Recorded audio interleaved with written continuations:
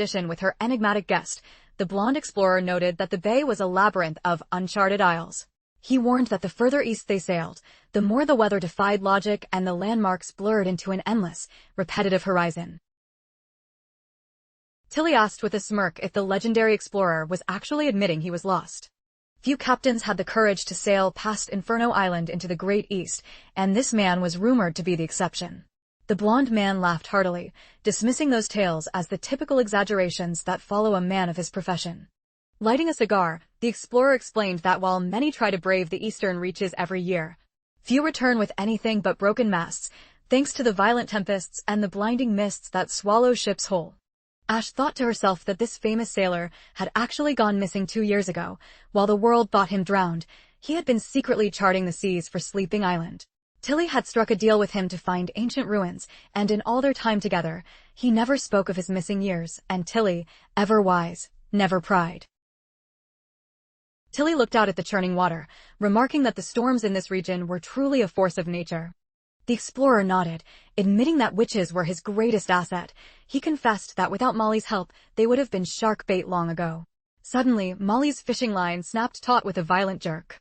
She let out a joyful shout, struggling to reel in what promised to be a massive catch. The explorer watched her with lingering awe, remembering how yesterday Molly had conjured a titanic barrier to shield the hull from the crashing waves.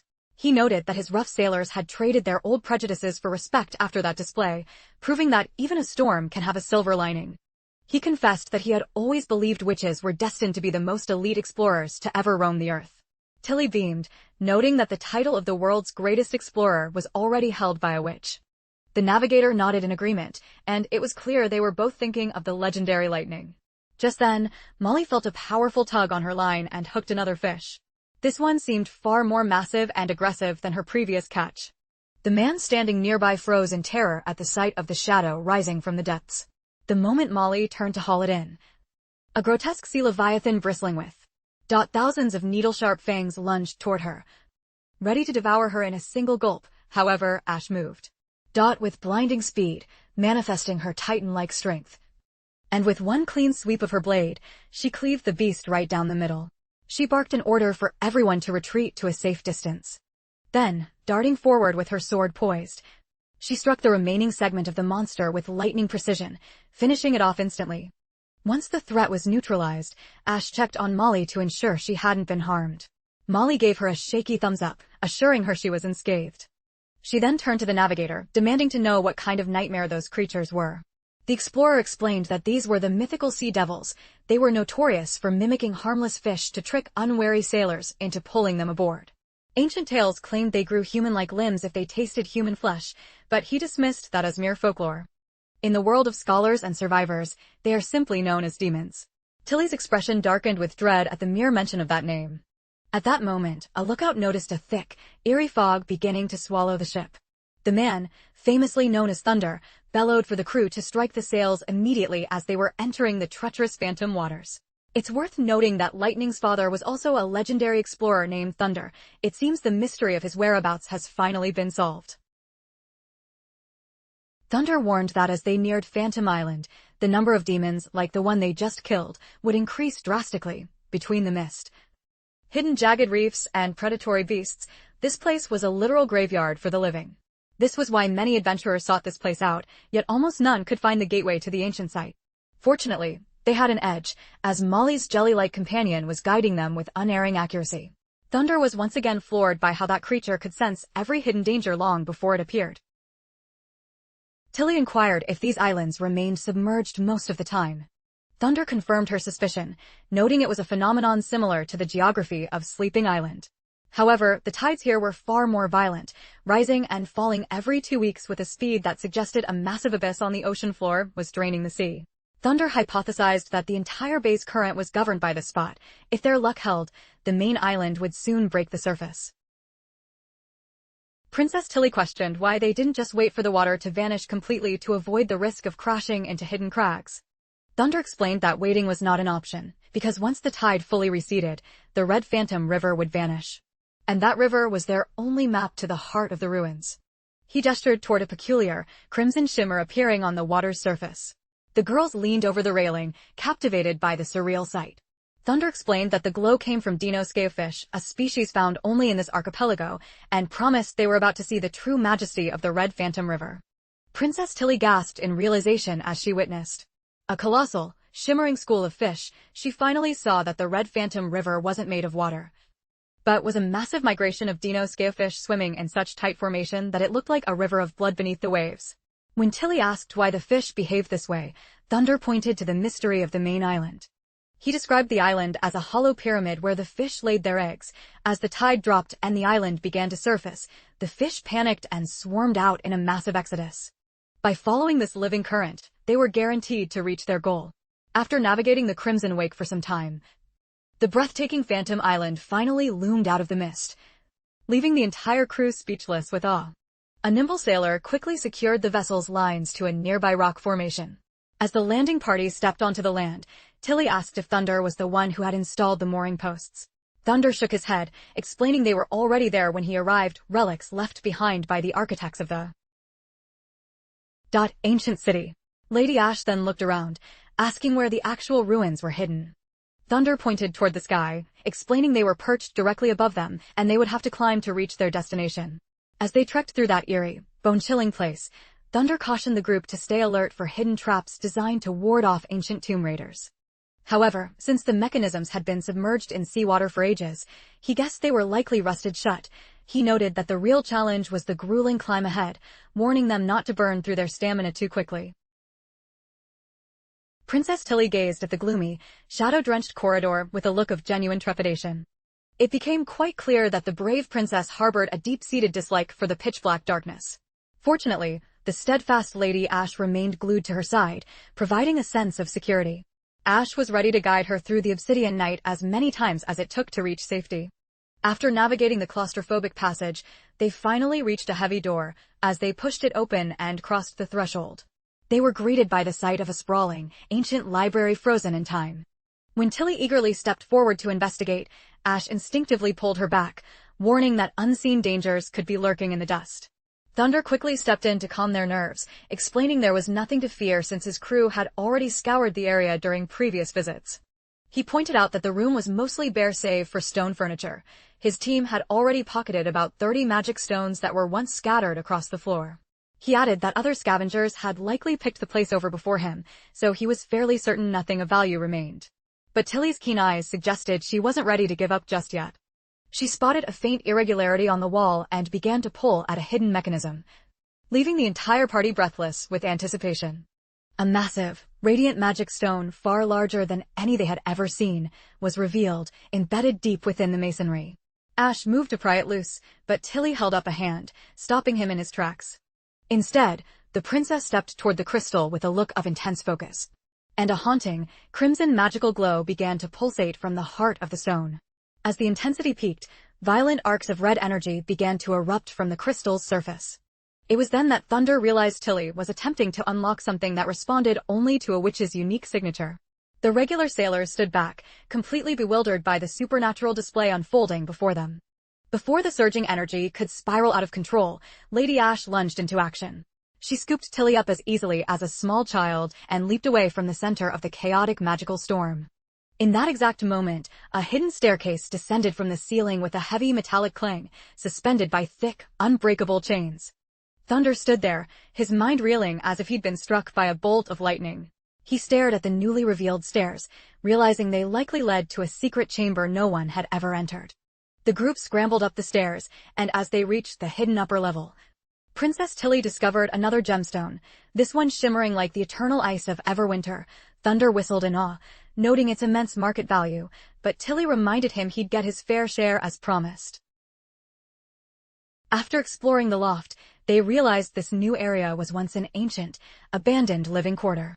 A few dusty volumes lay scattered about, but even for a scholar as sharp as Tilly, the archaic language made the text nearly impossible to decipher.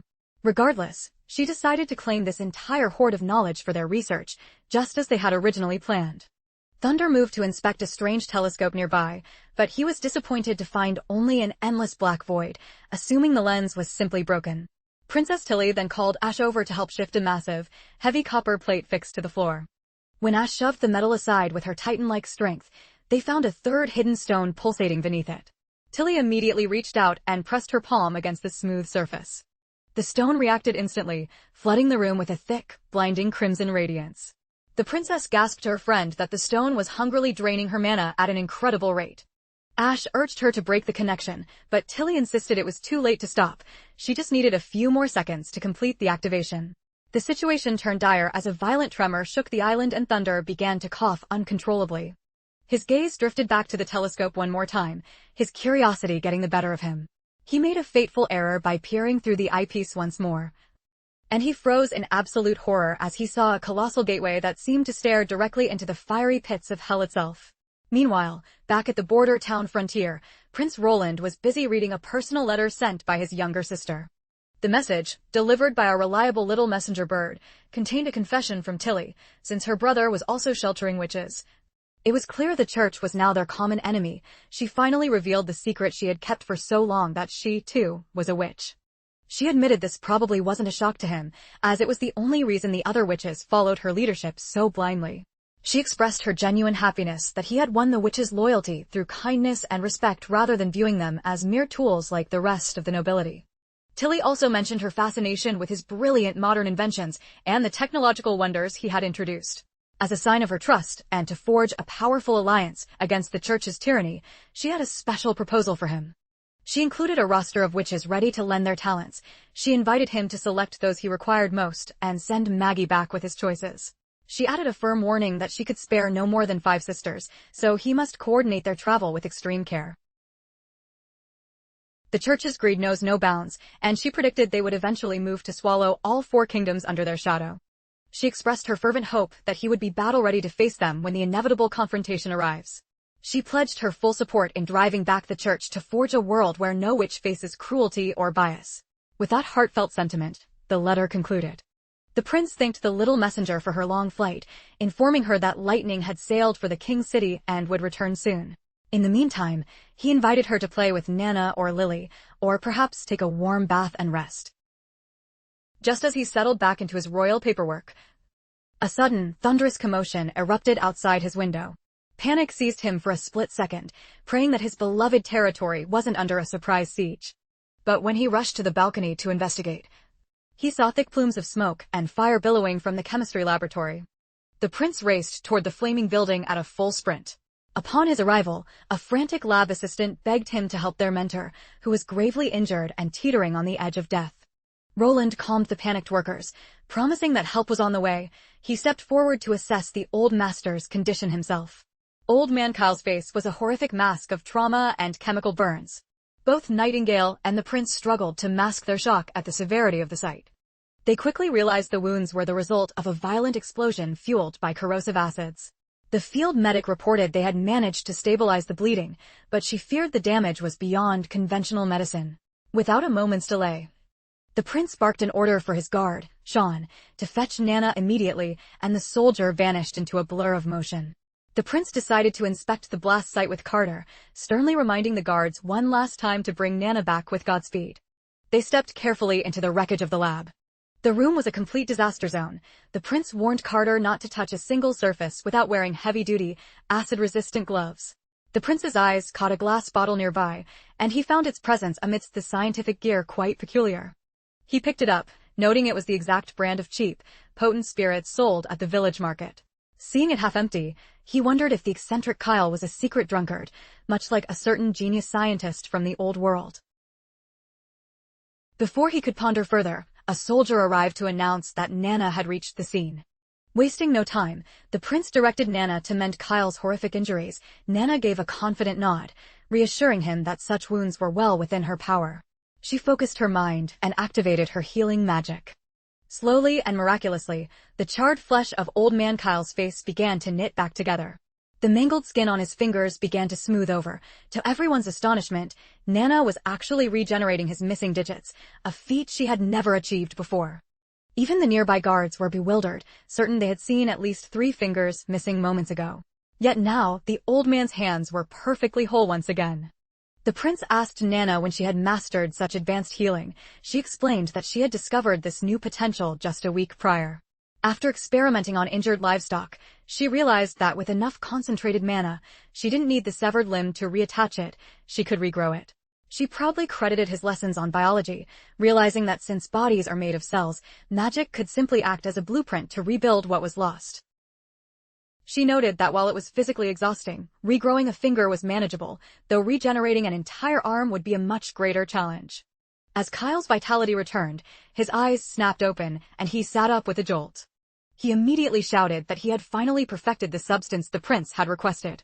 Intrigued and hopeful, Roland asked if he was referring to the elusive mercury fulminate. Kyle nodded vigorously, explaining that the missing ingredient turned out to be common alcohol. He had tested dozens of complex elements to no avail before this breakthrough. After a long streak of failures, he had purchased some spirits to drown his sorrows. In his drunken haze, he recalled a passage stating that alcohol is an organic compound and a vital catalyst for certain reactions. He extracted the pure spirit and ran a new series of tests. Remarkably, his 6th attempt was a success. He then began rambling about scientific variables that were far too technical for the moment. In short, while tinkering with the spirits, he accidentally triggered a detonation, not a small puff, but a truly violent and destructive blast. The prince was thrilled by the discovery, but gave Kyle a stern scolding for his recklessness. He reminded the old man that without Nana's magic, he would be a corpse right now. Kyle's eyes sparkled with a mad scientist's glee, asking if the witches could heal any injury sustained during his future research. Upon hearing the confirmation, he went into a state of pure academic ecstasy, realizing he could now push his experiments to the limit without the fear of a permanent death. Roland and Nana shared a look of utter confusion, unsure of how to handle the old man's sudden burst of manic energy. But soon, Roland's own mind began to race with the possibilities of this successful breakthrough. A wide, triumphant grin spread across his face. With mercury fulminate in his grasp, he finally had the key to creating reliable percussion caps for his ammunition. However, before he could dive into the thrill of weapons testing, the prince was pulled back by the tedious administrative duties of a ruler. He grumbled at the interruption, wishing for just a few moments of peace to focus on his inventions. Just then, a message arrived from the informant Hill Fox, bearing grim news. A plague was currently tearing through the heart of the fortress. He also had to manage his inspections with Anna and oversee the operations at the Smith family's workshop. After finally carving out a moment of peace, he sat down to pen a heartfelt reply to his younger sister. While he wrote, the fleet from the capital finally loomed on the horizon and docked safely at the harbor. In his letter, the prince expressed his profound joy regarding their new alliance and his unwavering resolve to crush the church at any cost. He vowed to expand his borders so all witches could live in freedom, eagerly anticipating the arrival of the new recruits next month. He had already charted a secure passage from the fjords to border town, ensuring a path that bypassed church patrols for a safe journey. Reassuring his sister, he promised to mentor the witches in modern sciences upon arrival, as every evolution of their power brought them closer to victory. He closed by listing his 5 chosen witches. His top picks were Lotus for earth manipulation, Honey for her beast-taming skills, Evelyn for her alcohol brewing, Candle for state preservation, and Cindy for her magical eyes. Once the letter was sealed, he urged Nightingale to get some rest, knowing she was emotionally drained after the mission to Hill Fox's territory. Sensing a lingering shadow in her eyes, the prince gently asked if she was still haunted by the witch she had been forced to kill in King City. Nightingale confessed that taking a sister's life was the last thing she wanted, but the girl's murderous intent was so overwhelming that lethal force was the only way to stop her. The prince comforted her, insisting it wasn't her fault. He explained that since the church had brainwashed that girl from childhood, she likely viewed everyone as a traitor, a mindset nearly impossible to break without years of healing. He then praised Nightingale for saving Wendy's life. Nightingale gave a slow nod, admitting that her primary goal has always been to protect her sisters at all costs. That mission was the one thing that truly gave her life meaning. Seeing her regain her resolve, the prince was deeply moved by her ability to face such trauma and keep moving forward. Nightingale paused, looking as if she wanted to ask one more thing, and the prince prompted her to speak freely. She looked him in the eye and asked if anything special had happened between him and Anna while the rest were away in King City. The question caught the prince completely off guard, making him stammer as he weakly asked what she could possibly be implying. He scrambled for an excuse, claiming he was far too occupied with the refugee crisis to have any private or intimate moments with Anna. He seemed to forget that Nightingale could literally see through lies, and she didn't hesitate to call out his blatant dishonesty. Then, without warning, she leaned in and captured his lips in a deep, passionate kiss. After the intense embrace, she whispered that if the prince wished to be with Anna, she was perfectly at peace with that choice. Her only true desire was simply to remain by his side, regardless of the circumstances. The prince's face turned a vivid shade of crimson as a shy, confused smile touched his lips. With those final, soft words, Nightingale began to fade away into her misty silhouette, leaving the prince standing alone in the quiet of his study. The scene then shifts to Anna, who was busy meticulously preparing a batch of fresh mushrooms.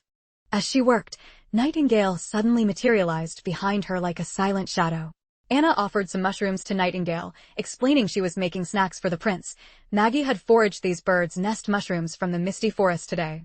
Knowing how exhausted the prince had been lately, she felt a tasty treat would be the perfect pick-me-up. She then invited Nightingale to taste the results once they were ready.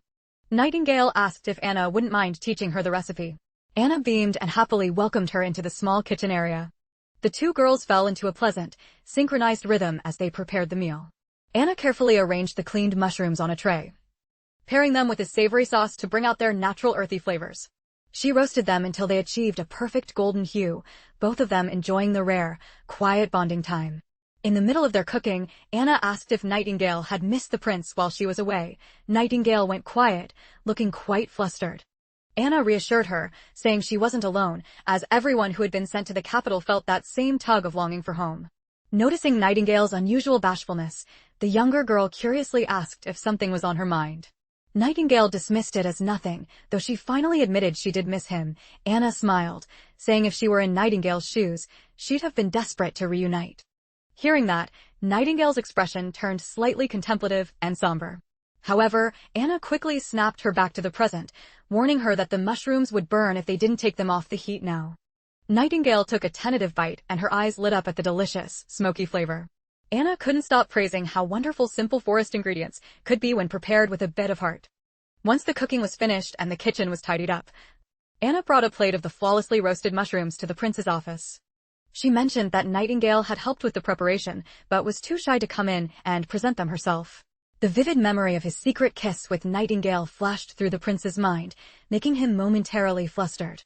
Fighting to maintain his composure, he gingerly lifted a mushroom. Yet his thoughts remained hopelessly entangled with that sudden kiss. He took a brave, meaningful bite. Instantly, a firework of flavor ignited on his palate. He looked as intensely moved as a protagonist in a high-stakes cooking anime. The mushrooms were seasoned to perfection, possessing a tender snap that took the dish to a whole new level of deliciousness. The prince inquired if there were any leftovers of this specific forest treat. Anna noted they could easily gather more since Maggie's single haul had filled a massive sack. He mentioned a desire for more greens to balance out his meat-heavy diet. He grabbed another piece, but the moment he bit down, his face turned ghost white. He was suddenly ambushed by a staggering, overwhelming wave of salt. His eyes actually began to water from the sheer salinity of the bite. Anna gracefully clarified that this particular batch was the handiwork of Nightingale, who had been incredibly meticulous with every single detail. The prince realized these particular mushrooms were indeed Nightingale's creation, unpolished and a bit clumsy, but undeniably charming. He mused on how his entire life had been consumed by cold engineering and blueprints, rarely pausing to savor simple, messy moments like these. It left him feeling slightly overwhelmed, unsure of how to properly return such heartfelt affection. He set the plate back down with a quiet clatter, and Anna asked if he'd like them on the menu again sometime. He promised her he absolutely would, insisting that despite the salt, they were truly special. A few days later, the morning of the border town recognition ceremony arrived, a day dedicated to honoring those who had shown extraordinary bravery. The prince looked back at their monumental milestones, surviving demonic encounters, liberating Longsong Stronghold, and countless other trials. He made it clear that these triumphs were not his alone, but the result of every soul who dared to dream. They weren't just highborn elites or master artisans, but everyday citizens who had achieved the impossible. As a token of his gratitude, each honoree would receive a grand prize, a custom medal forged by the prince, 100 gold royals, and 5 acres of prime land. A roar of excitement and disbelief swept through the crowd at the mention of such wealth. The prince officially opened the event by calling Iron Axe, the stoic commander of the First Army, to the podium. As Lady Echo's melodic voice drifted over the square to set a majestic tone, Iron Axe appeared uncharacteristically rattled by the thousands of eyes watching him. While the prince detailed Iron Axe's heroics, from the king's city evacuation to his battlefield courage, the commander stood as stiff as a board. But the moment the medal was pinned to his uniform, the townspeople erupted into a deafening wall of cheers and thunderous applause for their beloved leader. Struggling to manage his intense stage fright, Iron Axe managed one final, crisp salute. In his nervous haste, he knelt before the prince so forcefully that his forehead audibly struck the wooden stage. He stammered out his thanks, overwhelmed by a reward he felt far exceeded his humble service. As he stepped down, Carter and the old advisor saw a rare, beaming smile of pure joy on the commander's face. The next name called was Kyle Sichi, the brilliant yet volatile alchemist who had traveled all the way from Redwater City. The crowd whispered in surprise that such a famous figure had chosen Border Town over the prestigious Redwater Alchemy Center. Prince Roland explained that while Sichi didn't carry a sword, his breakthroughs in ballistics were the backbone of their defense. He used the moment to post a public notice for the chemistry department, seeking recruits who had mastered basic literacy and math. The old scientist looked grumpy about being torn away from his beakers, but the prince whispered that this was the key to building his dream team, Chemistry 201. The old man's face instantly brightened, and he offered a deep, grateful bow. Next was young Nana, recognized for her tireless work in the medical wards. As she walked onto the stage, the crowd began to chant her name in a rhythmic tide of adoration. Voices cried out from the throng, thanking her for saving their lives and limbs. Hearing their gratitude caused Nana's composure to crumble, her heart swelling with an incredible mix of emotions. She thought of all the blood, sweat, and long nights she had endured, and her eyes welled up with tears. She realized for the first time that her hard work was finally being seen and valued by everyone. The prince leaned in, gently telling her to take a breath and simply embrace the love of the people. She daintily wiped her eyes, stood tall before the cheering town, and thanked them for their overwhelming kindness. By the time the final medal had been handed out and the ceremony ended, the prince was completely drained, his voice hoarse from the long day of public speaking. Just as he was about to collapse into a much-needed nap, Nana slipped into the room. She pressed a gentle finger to his lips, signaling him to remain silent and still. It was impossible not to feel a jolt of surprise at this sudden gesture. The prince followed her back into the quiet of his office, only to find the entire assembly of witches waiting in the corridor. Lady Scroll stepped forward with a respectful bow, praising his visionary leadership. She struggled to find words grand enough to match her appreciation. The prince felt a wave of social anxiety wash over him. As the witches collectively declared they had finally discovered the holy mountain of their legends right here, they pledged to stay and work for him as long as they were welcome. The prince waved off the praise, insisting his success was built on their magic and hard work, so no one owed him anything.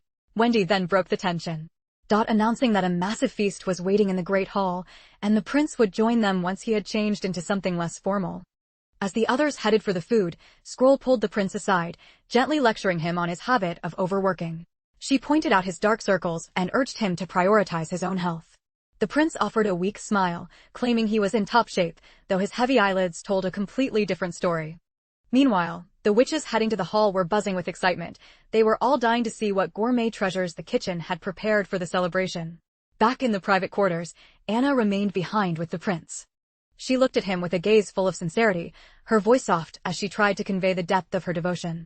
While the prince swapped his heavy robes for more relaxed clothing, he asked her why she was so set on staying in the modest town of Border Town. Anna, blushing slightly, confessed she didn't care for the location, she simply wanted to be wherever he was.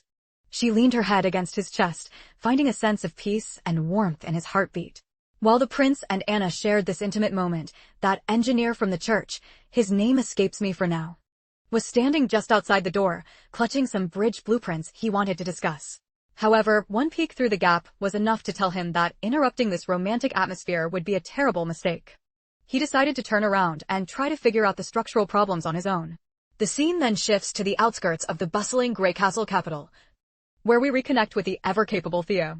Fox arrived with his circus troupe in tow, introducing his top contact, a magician who had been working deep undercover in Longsong's stronghold during the recent naval blockade. The magician reported that the stronghold was in shambles, most residents had either fled or perished, and the local leader, Thawnes, had been executed by the church's judgment army, leaving a chaotic power vacuum behind. The mention of the judgment army immediately set off alarm bells for Theo. He recognized this as the church's elite, fanatical strike force and noted it as a major threat. The magician confirmed his fears, explaining that Thawne's desperate attempt to reclaim the port had been a total disaster. After retreating to the eastern slums, they were slaughtered by the Bonefingers gang. Only 10 survivors remained. Thawne tried to beg the church for sanctuary, but his pleas fell on deaf ears. Witnesses reported that after a fierce argument with the bishop, Thawne was brutally executed by a Judgment Army soldier. Theo pieced the puzzle together.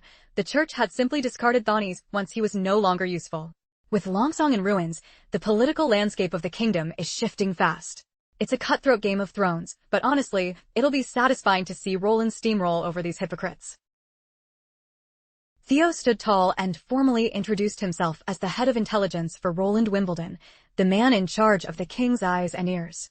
His voice carried a commanding weight as he asked the gathered performers if they were ready to serve the true prince. The circus troupe erupted with enthusiasm, vowing their loyalty as long as it meant seeing Timothy brought to justice for his crimes. Theo laid out the protocol. They would meet weekly at this secret spot, and if an emergency arose, they were to leave a pot of purple flowers by the door as a signal. The secret knock was 3 long beats followed by 2 short ones. Theo reminded them that a spy's greatest weapon is their anonymity. Their operations had to stay strictly off the record. He promised that if they worked together, they would bring Timothy's reign crashing down. He looked around the room, asking if anyone had any last-minute intel to share. Fox stepped forward, revealing that Timothy was already marching back from the eastern region. He heard from the Black Mallet underworld that Timothy was aggressively drafting rats from the gutters into his ranks, promising them full citizenship in exchange for service. Scouts from the Bonefingers confirmed this recruitment drive was already underway in the capital. Theo saw right through the scheme. Rats aren't soldiers, meaning Timothy intended to turn them into mindless berserkers using those church-supplied pills again. Theo ordered the group to track the rats' movements and report every detail. This would be their first true test as spies. Back in Border Town, the scene shows a long queue of refugees being processed. Clerks are diligently logging every name and skill to ensure everyone is assigned to a productive role. A rugged refugee approached the counter, claiming that while he couldn't read or write, he was a master carpenter. The young clerk started asking the standard questions about his experience and previous projects. The man answered with a confident tone, though he couldn't hide a slight flicker of unease in his eyes. The receptionist eventually handed over a registration form for him to sign. At that moment, the sharp-eyed old man Barav appeared from the shadows. With a gaze that could pierce through stone, he reprimanded the clerk for being so easily fooled. Barav turned to the supposed carpenter and commanded him to show his palms. The man hesitantly held out his hands. Barav scoffed, pointing out that a real woodworker would have calloused, rough skin and fingers stained black with charcoal and sap, not the soft, clean hands of a common liar. Furthermore, the man constantly darted his eyes away, a classic tell of a fabrication. Most people show that specific hesitation when trying to recall a memory they never actually lived. The fake carpenter began to sweat bullets the moment his bluff was called. Facing the grim prospect of hard labor in the mines or permanent exile from the western region, Barav gave him one final chance to come clean. The man's complexion drained of all color as the gravity of his lies finally sank in. He dropped to his knees and knocked his head against the stone floor, weeping that he had only learned the terminology by spying on his neighbor's workshop. The guards promptly hauled the fraudster away. The young clerk looked at Barav with newfound respect, marveling at how a high-ranking official knew so much about the nitty-gritty details of woodworking. Barav waved off the praise, noting that he had picked up those observational skills while vetting recruits during the long, harsh months of the demons. Barav mentored the receptionist, advising them to watch every applicant's body language. Only those who speak with unwavering precision should even be considered for the prince's final interview. He also stressed that the best way to keep people honest was to make the cost of lying painfully clear to everyone in line. Back at the castle, Barav presented the cold hard facts to the prince. Every refugee was a heavy investment, and if they didn't contribute to Border Town for at least 10 years, the crown would never break even on their transport. The prince laid out his logistics, noting it took 3 full days to sort through 6,000 souls. Since housing was at a premium, he decided to fast-track 1,500 expert craftsmen into the city first. Unskilled laborers would be stationed in temporary camps outside the walls for the next few months. The prince commanded Barav to prioritize these artisans, ensuring every single one, regardless of marital status, was given a private room. Barav inquired about the fate of any surplus housing once the experts were settled. The prince explained they would transition to a rental model, giving the newcomers a tangible goal to work toward and a reason to save their hard-earned wages. The prince then shifted focus to local morale, asking how many citizens had fled since the public introduction of the witches. The old advisor reported that while the townspeople stayed put, only 6 farmhands had packed their bags. It felt like a significant cultural win, proving that the prince's plan to use theater and public works had successfully softened their hearts. However, the advisor noted with a frown that 110 refugees had still fled out of pure superstition, despite many of them owing their very lives to the witches' healing powers. The old man grew heated, suggesting they should be hunted down and executed for their betrayal to ensure they didn't run back to the church with secrets. But the prince calmly dismissed the idea with a shake of his head. He pointed out that the most fanatical church loyalists were likely the ones who refused to leave the capital even during the plague. Those who fled now were simply too set in their ancient prejudices to change overnight. If all they wanted was to leave, he wasn't about to start a bloodbath over a difference in belief. The scene transitions to a curious crowd, where the prince unveils a bizarre new contraption. It was a bicycle. The inner circle of the castle stared at the spindly, two-wheeled device with a mix of confusion and wonder. Knight Carter cocked an eyebrow, skeptical that anyone could maintain their balance on such thin wheels. He couldn't fathom how this metal horse could ever compete with a real steed. In response, the prince nimbly mounted the bike and began to glide effortlessly around the courtyard. As he circled the group, he enthusiastically described his plan for mass production. He even tasked Sister Soraya with illustrating a manual on the proper riding technique. He was determined to make this the new standard for urban travel. He promised that for just a few gold royals, even the average worker could enjoy this newfound speed. His passion was infectious, and he clearly took joy in imagining his streets filled with cyclists. Unable to resist the challenge, Knight Carter decided to give the two-wheeler a spin himself. He was instantly hooked by the smooth ride and zoomed around with a grin, playfully asking Sister Soraya to capture his heroic form on paper. She gave him a knowing nod and went to work. Carter's jaw dropped when he saw the finished sketch, which made him look far more dashing and coordinated than he actually felt. As the courtyard filled with laughter, Prince Roland watched on, a sense of accomplishment warming his chest. Turning back to the business of progress, he pulled the alchemist Kyle aside. It was time to lay the groundwork for their most ambitious industrial project yet. The prince explained that their current lab setup was far too slow. They needed a massive, industrial-grade supply of acid to keep up with his plans. To fix this, he planned to engineer a continuous chemical processing system that would churn out acid on an unprecedented scale. Kyle was baffled, having never conceived of such a flow system. Roland explained it like a river. Basic materials go in one end, and a steady stream of finished product comes out the other. Kyle was fascinated by the concept. Though it was uncharted territory, he was eager to prove his worth and master the new science. Roland further outlined plans to construct 3 specialized laboratories along the Redwater River by next month, staffed by the best and brightest minds they could find. In the background, the elderly advisor took a clumsy tumble while trying to master the bicycle. He brushed the dirt from his robes with a sigh, muttering that some inventions were better left to the younger generation. Meanwhile, Roland's mind was already a mile ahead, calculating the next leap in military technology. With the discovery of fulminated mercury, he required vast quantities of fuming nitric acid. To truly stand a chance against the church's looming shadow, he knew he'd need a force far more terrifying than a few simple rifles. Lost in his strategic daydreams, he reached for a piece of dried fish, but before he could even take a bite, under the cover of night, Nightingale materialized beside him and playfully popped a piece of crispy fried fish into his mouth. The sudden, warm gesture broke his focus and brought a rare, genuine smile to his face. The scene shifts to a sunny courtyard, where the prince stands before a group of bright-eyed children. He congratulated them with a proud heart, for they had successfully navigated their basic studies to become the very first graduating class of Border Town. The children were absolutely electrified by the chance to speak face-to-face with the prince, and their excitement reached a fever pitch. He offered his warm praise to Old Man Von Best for his pivotal role in educating and shaping the minds of the youth. He then announced that everyone would receive a generous bounty based on their academic performance. This reward was guaranteed to them regardless of which career path they chose to pursue. The children erupted in cheers, celebrating the bright and promising future that finally felt within their reach. They began daydreaming about their future paychecks and the shiny new bicycles they would soon be riding through the streets. They eagerly discussed submitting their applications to City Hall, envisioning a life of dignity and comfort ahead of them. The prince began the graduation ceremony, inviting each student to step forward as their names were called. One little girl playfully nudged her friend to the front so he would be the very first to receive his honors. The boy stepped up with a bit of bashful hesitation.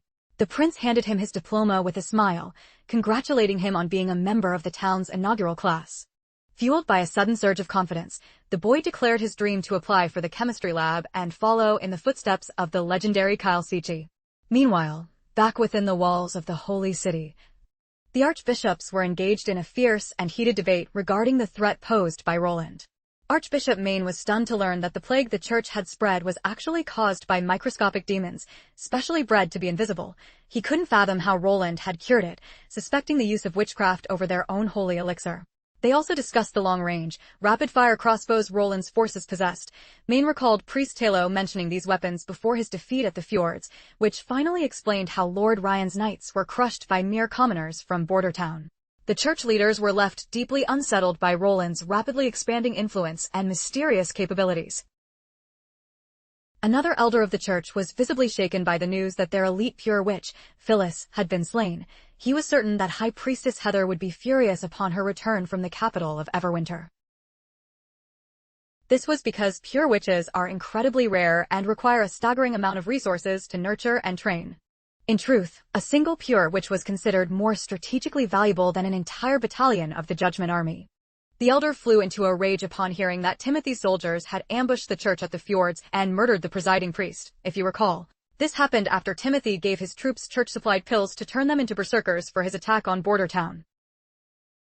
Maine quickly deduced that Timothy's primary motive was to loot the stockpile of pills kept in the cathedral, yet he was still appalled by the king's audacity in killing a high-ranking cleric. But the facts were clear. Timothy had stolen 2,000 pills to fuel his civilian army's assault on the border. After a moment of reflection, Maine realized that Prince Roland was actually using the refugee crisis as a clever way to acquire cheap, specialized labor. The prince was likely using his witches to heal the sick before integrating them into his growing western domain. The elder agreed, noting that if they weren't currently bogged down in a war with Wolfheart, the church would have moved to crush Roland immediately. He spat that the coven of witches in the west deserved to be completely eradicated. However, Maine urged his hot-headed colleague to read a new report before losing his temper entirely. The elder was stunned to find that a massive gathering of witches had appeared in the bay, systematically dismantling every church outpost in their path. The priests were unaware of Princess Tilly's involvement and were left wondering if witches from the Six Lands were migrating to the sea in a mass exodus. But Maine simply shrugged, stating that as long as they were far out at sea, they wouldn't interfere with the great plan. The church's priority remained seizing land and manpower to bolster the Judgment Army. It seemed these priests finally realized that the fourth prince, once dismissed as a fool, was now the greatest threat to their existence. Maine decided he would personally lead 100 judgment soldiers and a pure witch to wipe the western region off the map, leaving the sea witches for a later date. The elder was shocked that Maine would go himself, especially with the siege at Wolfheart ongoing and Heather still absent from Everwinter. But as if on cue, a messenger burst in with an emergency dispatch from Heather. It reported that a colossal fleet had arrived at Everwinter, launching a brutal assault on the capital. By the time the letter was sent, 2 city gates had already fallen. Heather was attempting a desperate defense, but they were being overwhelmed by sheer numbers. The enemy was using the church's own berserker pills with reckless abandon, and every ship flew the same ominous black flag, the Black Sail Fleet of Garcia Wimbledon. The scene shifts to the fallen palace of Everwinter, where Garcia has already seized control and taken Heather captive. Standing in the middle of the opulent throne room, Garcia told Heather to start praying to her god before the real work began. She intended to systematically dismember Heather, finger by finger, to make her feel the same agonizing helplessness that the people of Clearwater had suffered under the church's boot. Heather, however, remained remarkably poised, showing neither a flicker of fear nor a hint of anxiety. She defiantly asked Garcia if she was truly prepared to invite the full, unbridled wrath of the Holy See.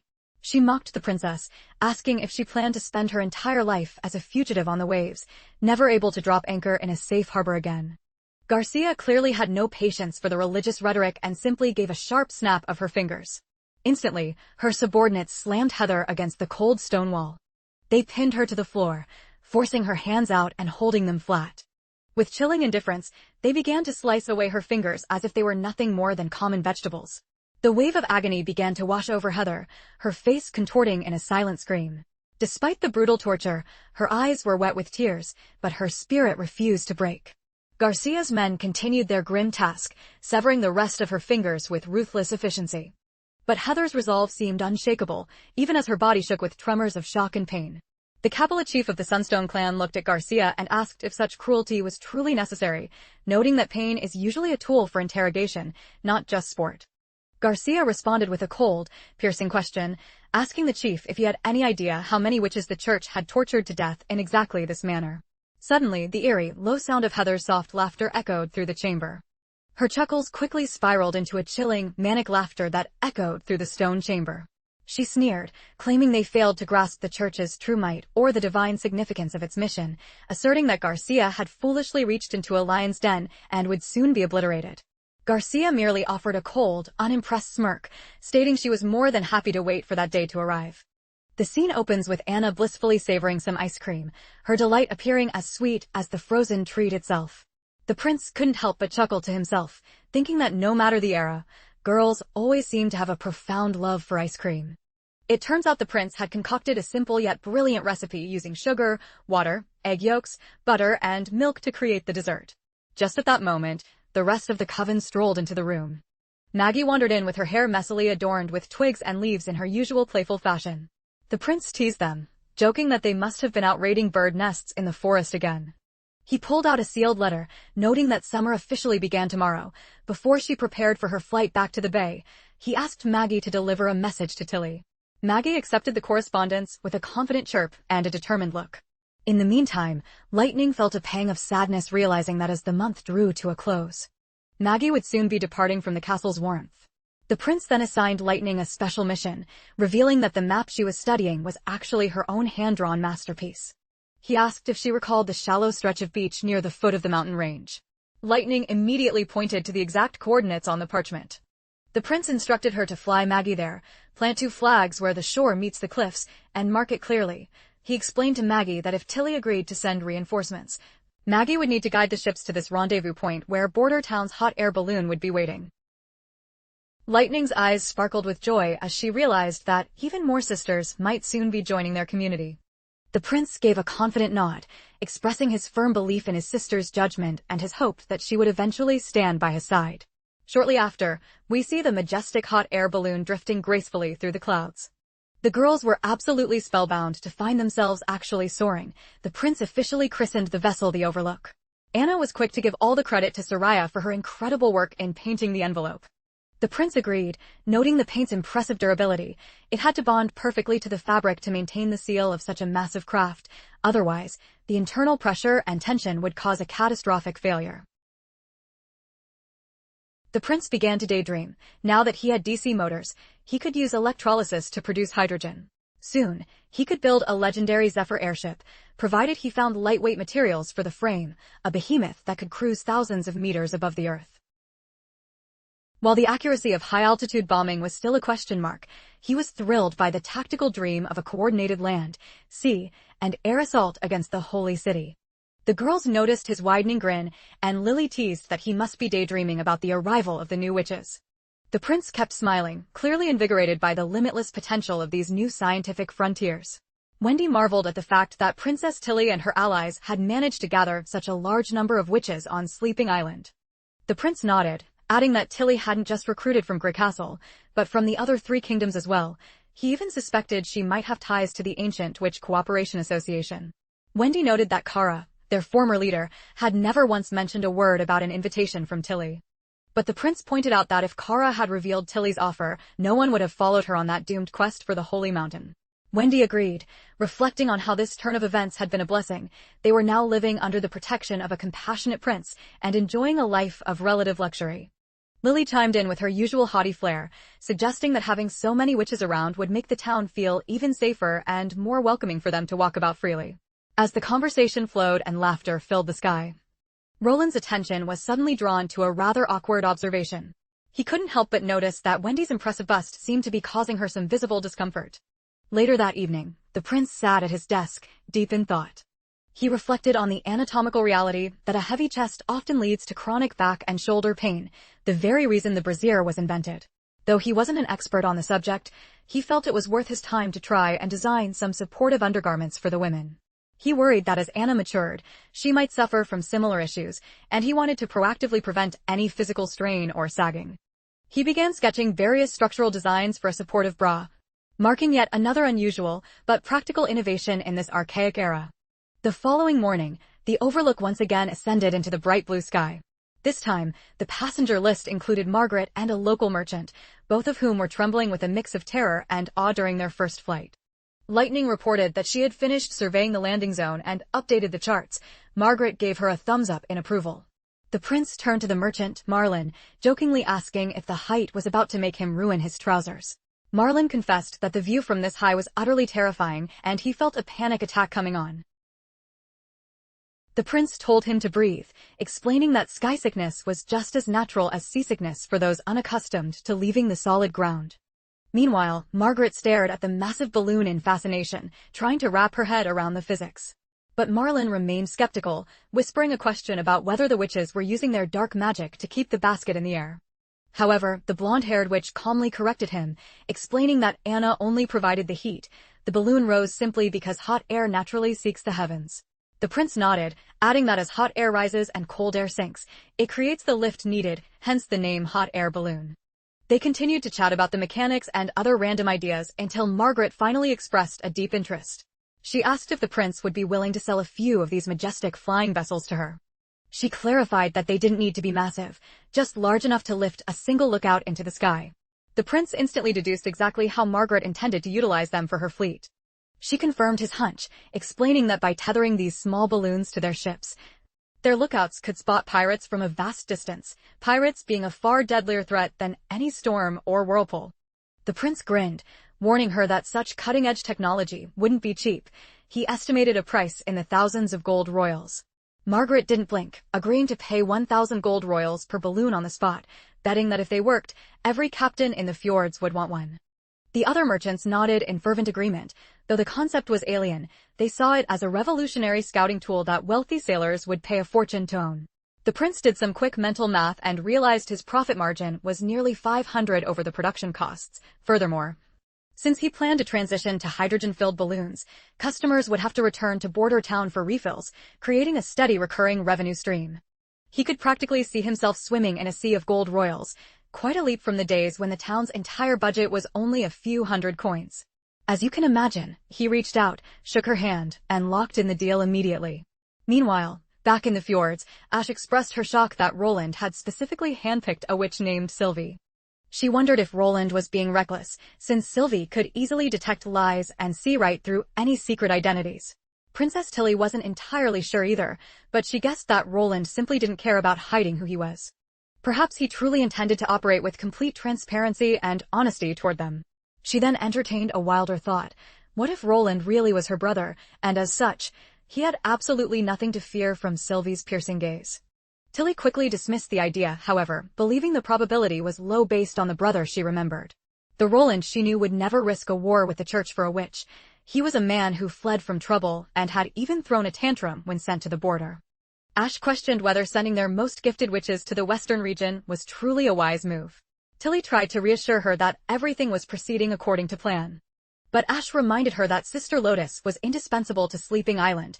Without her earth-shaping powers, building homes or modifying the island's terrain would be impossible. Sister Honey was equally vital, as her control over hawks ensured the community always had a steady supply of fresh seafood. Ash suggested they reject the specific list and substitute them with witches whose skills weren't as critical to the island's survival. That was the moment Princess Tilly's patience finally wore thin. She stood up with dramatic flair, telling Ash in a cold, firm tone that she was building an alliance, and she would not jeopardize it with petty substitutions. She reminded Ash that they were creating a sanctuary for all witches, and she refused to start labeling her sisters as useful or useless. Ash immediately dropped to one knee, apologizing for questioning the princess's higher vision.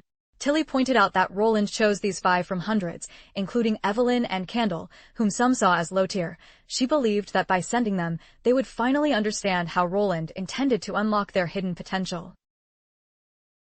Tilly firmly stated that witches were not mere tools and forbade Ash from speaking that way again. Ash humbly accepted the rebuke and agreed. Tilly was also anxious to have the ancient books they found in the ruins translated. She suspected a link between the Old Witch Cooperation Association in Silver City and the ruins in the Eastern Forest.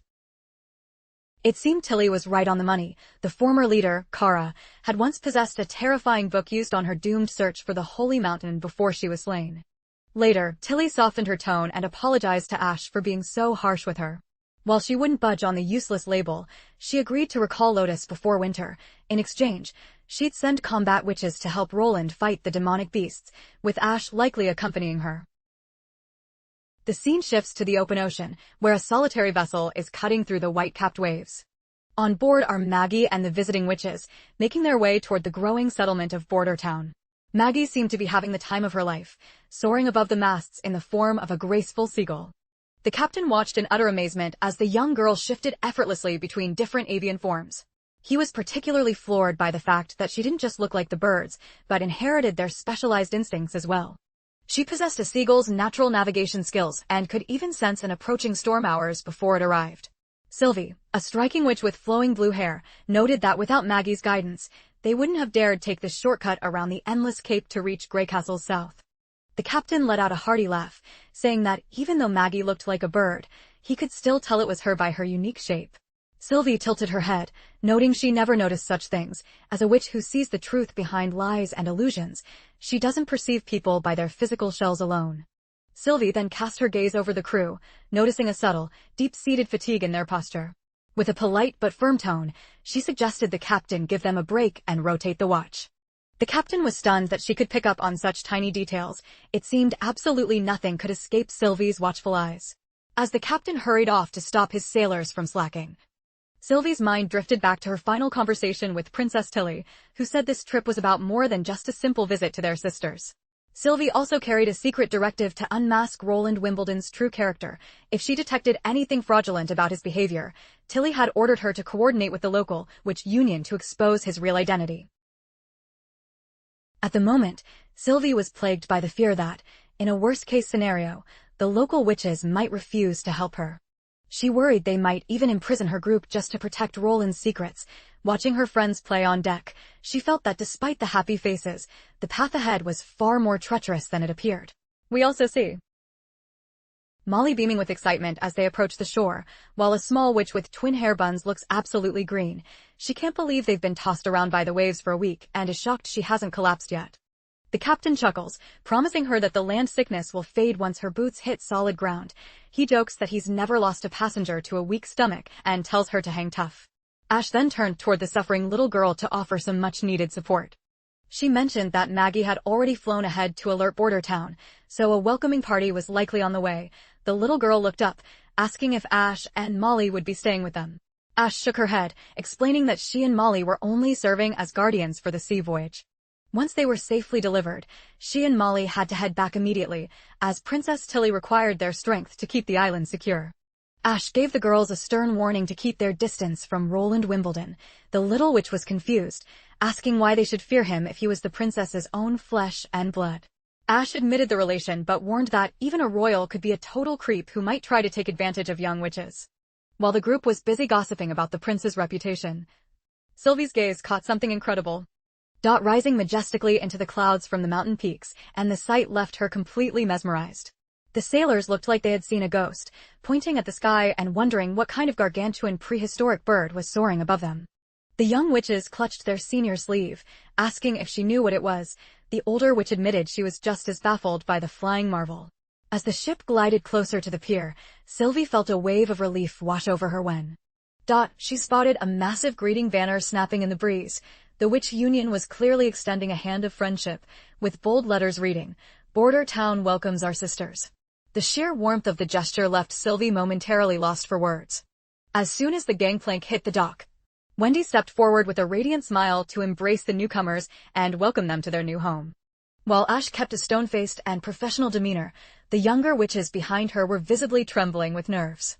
After Wendy and Ash finished their formal greetings, Anna stepped into view, instantly drawing Sylvie's supernatural focus. Sylvie watched in awe as the ambient magical energy in the air seemed to swirl and gravitate toward Anna like a moth to a flame. The sheer magnitude of the power pouring off Anna was enough to make Sylvie's head spin, forcing her to realize that our Anna is a force of nature. While some of the girls were preoccupied with hugs and introductions, the others were staring up at the massive, colorful hot air balloon with wide-eyed wonder. Wendy seized the moment to give them a detailed walkthrough of how the incredible flying machine actually worked. Wendy then asked Ash if she'd reconsider and visit the town. Noting the prince's interest, Ash laughed it off, saying the prince wouldn't want to see the woman who once tried to lure his witches away, and she felt comfortable leaving the kids in Wendy's capable hands. Wendy, the kind-hearted and notably well-curved mentor, gave a warm nod and promised Ash that the girls would be cherished and protected. Without further ado, Lightning ushered all the new recruits into the balloon's wicker basket. Even as Sylvie felt a lingering sense of apprehension, Anna gave a casual snap of her fingers, igniting a roar of black flames that sent them climbing high into the vast blue sky. Molly waved her hand frantically from the docks until they were just a speck. As the girls drifted toward the heart of the town they would soon call home. Once they were airborne, Lightning eagerly asked the new girls to show off their unique magical talents. Wendy noticed Sylvie looking a bit pale and asked if she was all right. Sylvie replied that she was fine, though she admitted to a throbbing headache. It was clear that the physical strain of the journey was finally catching up to her. She mentally scolded herself for her habit of leaving her magic eyes active without thinking. She hadn't prepared for the sensory overload of seeing so much vast landscape at once. The panoramic view from the sky had pushed her magic to its breaking point. Wendy encouraged her to take slow, deep breaths, noting that first-flight jitters were perfectly normal. Sylvie thanked her, feeling her pulse finally begin to steady. Meanwhile, the other girls were having the time of their lives as Lightning sang out stories of the prince's legendary deeds, innocently sharing all the wild and dangerous adventures they had experienced by his side. Sylvie finally felt her defenses start to crumble, realizing the vibe here was far more joyous than she'd expected. She whispered a silent prayer that this peace would last. As they finally drifted over the bustling streets of Border Town, the balloon began its slow descent toward the castle courtyard, where the girls were suddenly jolted by the bone-shaking, thunderous roar of heavy cannons. Lightning quickly calmed their fears, explaining that the prince had ordered the cannon fire as a spectacular grand salute to welcome them. Shortly after, the sisters from the local witch union arrived to give the newcomers a heartfelt reception. Sylvie felt a wave of awe. The magical auras radiating from these witches were far more diverse and vibrant than she had ever imagined. She couldn't help but notice how genuinely warm and sisterly the union members were, though she kept a tiny sliver of her guard up just in case. Upon entering the grand dining hall, they were greeted by the sight of a magnificent banquet stretching across the long tables. The prince offered a hospitable welcome to the group, introducing himself as the lord of the western region and encouraging them to relax and enjoy the comforts of his home. While the other girls were busy eyeing the delicious spread with wide-eyed hunger, Sylvie found herself completely frozen by what her magic eyes revealed. She noted that the prince wore no anti-magic stones and possessed not a drop of mana. This confirmed that the man standing there was truly Roland, not a magical puppet or a shapeshifter in disguise. After the long day of festivities had wound down, we find the prince back in his quarters, taking a few deep, relaxing gulps of wine. He let out a satisfied sigh as he settled into his bed. The thrill of the witch's arrival had his mind racing, so he used the spirits to help him drift off. He called out to ask if the newcomers were settled comfortably in their rooms. However, Nightingale gave him a sharp look when he referred to them so affectionately. She immediately cautioned him against being too trusting too soon. When the prince asked why she was being so protective, she revealed that Sylvie's words were carefully measured. While there was no hidden malice, the newcomer was clearly choosing every syllable with extreme caution. The prince nodded thoughtfully, surmising that Sylvie was likely playing detective to see if he was truly the person he claimed to be. He reminded Nightingale that if a close relative suddenly turned their entire life around, anyone would naturally suspect they were a different person or under some spell. This was Tilly's exact concern, given Roland's old reputation as a lazy and cowardly noble. This piqued Nightingale's curiosity about his true identity. The prince cryptically replied that he was indeed Roland, yet at the same time, he was someone else entirely. Nightingale, using her infallible ability to sense deception, saw that he was speaking a profound truth and asked how that was possible. The prince just smiled, saying that some things simply are what they are, and there was no reason to lie about it. Nightingale gave a casual shrug, stating that as long as he remained the man she had come to know, his past didn't matter to her. The prince offered a sincere nod, simply stating he had been nothing but himself from the moment they first met. The following morning, the newly arrived witches gathered in a neat line before the prince, offering him a chorus of polite yet clearly anxious morning greetings. The prince urged them to ease up, explaining that he wasn't a fan of stiff protocol and that they should feel free to address him as casually as they did Tilly. He announced that their first week would be strictly for leisure. He wanted them to acclimate to the town's vibe and wander through the streets as they pleased. He promised them that the days of being hunted or mistreated were over here. He reassured the hesitant girls that he had thoroughly purged the church's shadows from the western region. Thus, he declared this land to be a sanctuary of freedom, just like Sleeping Island, a place where everyone could breathe easy. Assuming they were already well-versed in the risks of magic, the prince transitioned to their education, explaining that evening classes in reading, math, and science were mandatory for growth. He set their wages at 1 gold royal per month, complete with weekends and paid vacation. He directed any further questions about the rules to Wendy.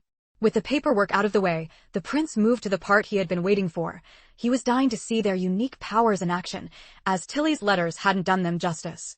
He led the group out into the fresh air to begin the demonstrations. Just as he stood to leave, Sylvie interjected, stating she had something important to share first. She pulled out several parchments, explaining that Princess Tilly had unearthed these cryptic ancient texts at a coastal ruin, accompanied by a personal letter. As the prince scanned the contents, his expression grew increasingly tense and concerned. The letter detailed some deeply unsettling discoveries Tilly had made while exploring those silent, ancient stones by the sea. As the prince finished reading the last line, Lady Scroll stepped closer to confirm the grim reality. The symbols in the letter were a perfect match for the forbidden tome Kara had recovered from the ruins in the eastern forest.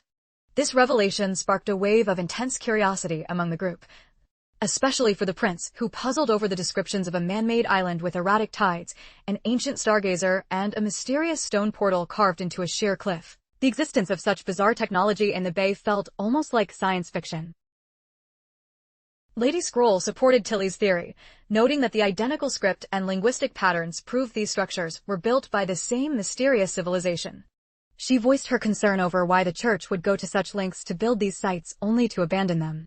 Wendy added that the mystery went deeper, as all records older than 450 years had been systematically erased.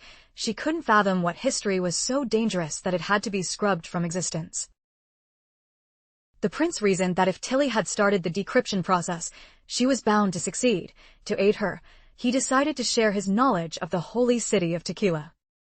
And provide her with Soraya's detailed illustrations of the demons, hoping the visual aids would unlock the meaning of the texts. He argued that hoarding this knowledge was pointless. It was far better to be informed and ready for whatever was coming. Understanding the past might even expose a fatal flaw in the church's armor. He noted that if the ruins weren't important, the church wouldn't have tried so hard to bury their memory. He also planned a return to the stone tower in the misty forest for more clues. He added that once the army's new arsenal was ready, they would sweep the woods to ensure no demons remained in hiding. But first, it was time for the prince to evaluate the tactical potential of his new guests. They moved to a spacious courtyard where Lotus, the first of the new sisters, stepped forward to showcase her incredible power. She effortlessly hoisted a gargantuan boulder straight out of the earth. The prince was genuinely struck by her power, observing that even though she was Nightingale's contemporary, Lotus possessed a remarkably youthful glow, as fresh as a garden-crisp vegetable. Her magical output was formidable. She could reshape any landscape within a 5-meter radius without breaking a sweat. However, when she attempted to manifest a pillar of mud taller than 7 or 8 meters, it would crumble due to a lack of structural integrity. She also found that loose soil required less energy to manipulate, but her magic was most effective on the solid terrain of Sleeping Island. The unstable mud structures she tried to build in Border Town tended to collapse. Lady Scroll provided a technical breakdown of her gift. It is a pure summoning type ability with no secondary effects, limited to a 5-meter range. While God's punishment stones can suppress her during the casting process, they have no power over the earth she has already reshaped. Next up was Honey, who had just reached maturity last winter. Her specialty is the mastery of animals. She can subjugate any creature, forcing it to execute her commands to the absolute limit of its physical capability. This psychic bond remains until the task is finished or she decides to sever the link. She also possesses a unique scout ability, using smaller animals to track down more powerful beasts for her to control. Her only constraints are the interference of God's punishment stones and the fact that larger, more complex animals drain significantly more of her mana. Then came Evelyn, a woman in her mid-20s. She has the uncanny talent of transforming raw, harsh whiskey into any variety of fine liquor, provided she has a memory of its flavor profile. She could be a massive asset in distilling pure ethanol, but the prince felt that day drinking was inappropriate for the ladies, so he postponed the sampling of her craft until the evening meal. Next was Sylvie, and the prince felt a distinct sense of vulnerability in her presence. She possesses a supernatural gaze that can penetrate anything within her. Immediate vicinity, granting her a full 360-degree view through solid walls and obstructions. Nothing can be hidden from her sight, which left him feeling a bit exposed. He even felt a twinge of envy, imagining the perks of being able to see through clothing at will. Sylvie also shares a secondary trait with Nightingale. Her eyes can track the flow of magical energy as it gathers and disperses. Next was Candle, who had transitioned into adulthood only months ago. Her once minor ability to affect candles had evolved. She can now freeze the physical state of an object for a duration. For instance, if she focuses on a block of ice, it will resist melting even under the blistering heat of the sun. Her power is an enchantment type that necessitates a hands-on connection with the object. The prince briefly toyed with the ambitious idea of using her to keep molten steel in a liquid state indefinitely. However, he quickly realized that was a tall order, as maintaining such extreme temperatures would be a massive drain on her magical reserves. The primary variable is the ratio of magic spent to the mass and duration of the effect. Nightingale noted that while Candle's technique was refined, her total mana pool was somewhat shallow. Nonetheless, her gift was a game-changer if she could stabilize a component. It would allow machines built from inferior metals to perform with the precision and longevity of high-grade steel. Once the evaluations were complete, Nightingale leaned in and asked if any of the new arrivals had caught the prince's eye. The prince remarked that he found every one of them to be exceptional. Nightingale was visibly taken aback, jokingly wondering if the prince planned to entertain all of them that very night. He gave her a playful nudge, clarifying that he wasn't looking for a harem, but was simply genuinely awestruck by the tactical value of their abilities. With the testing concluded, the prince decided it was time to retreat to the comfort of the castle. He mentioned to Nightingale that he had a special gift waiting for her after the dinner service. "I can't help but wonder what it is, perhaps a token of appreciation or some specialized equipment." It was clear that Nightingale was buzzing with anticipation for the surprise the prince had in store for her. When the dinner bell rang, the group gathered for yet another sumptuous feast. The highlight of the evening was the prince's latest culinary experiment, and Lightning and Maggie were on the edge of their seats to see if it was a new ice cream flavor or a unique delicacy. The prince teased them that they'd have to wait for the reveal, urging them to finish their main course first. Nightingale felt a slight prickle of disappointment, realizing the surprise was a group gift rather than a private gesture just for her. Meanwhile, the newcomers were fascinated by the simple elegance of using chopsticks. Lady Scroll explained that the prince is a constant fountain of innovation, from perfumes to specialized utensils, and often lets the witches trial these prototypes before they hit the market. The new witches reminisced about the luxurious soap they had used earlier, a comfort normally reserved only for high-ranking royalty. They found it surreal to be living in such opulence, enjoying amenities that even the most powerful kings could only dream of. As the atmosphere grew warm and the witches began to truly settle in, the meal drew to a close and the prince stood up to command the room's attention for the big reveal. Maids promptly arrived with bottles of spirits, and the prince introduced his latest creation, a refined white wine.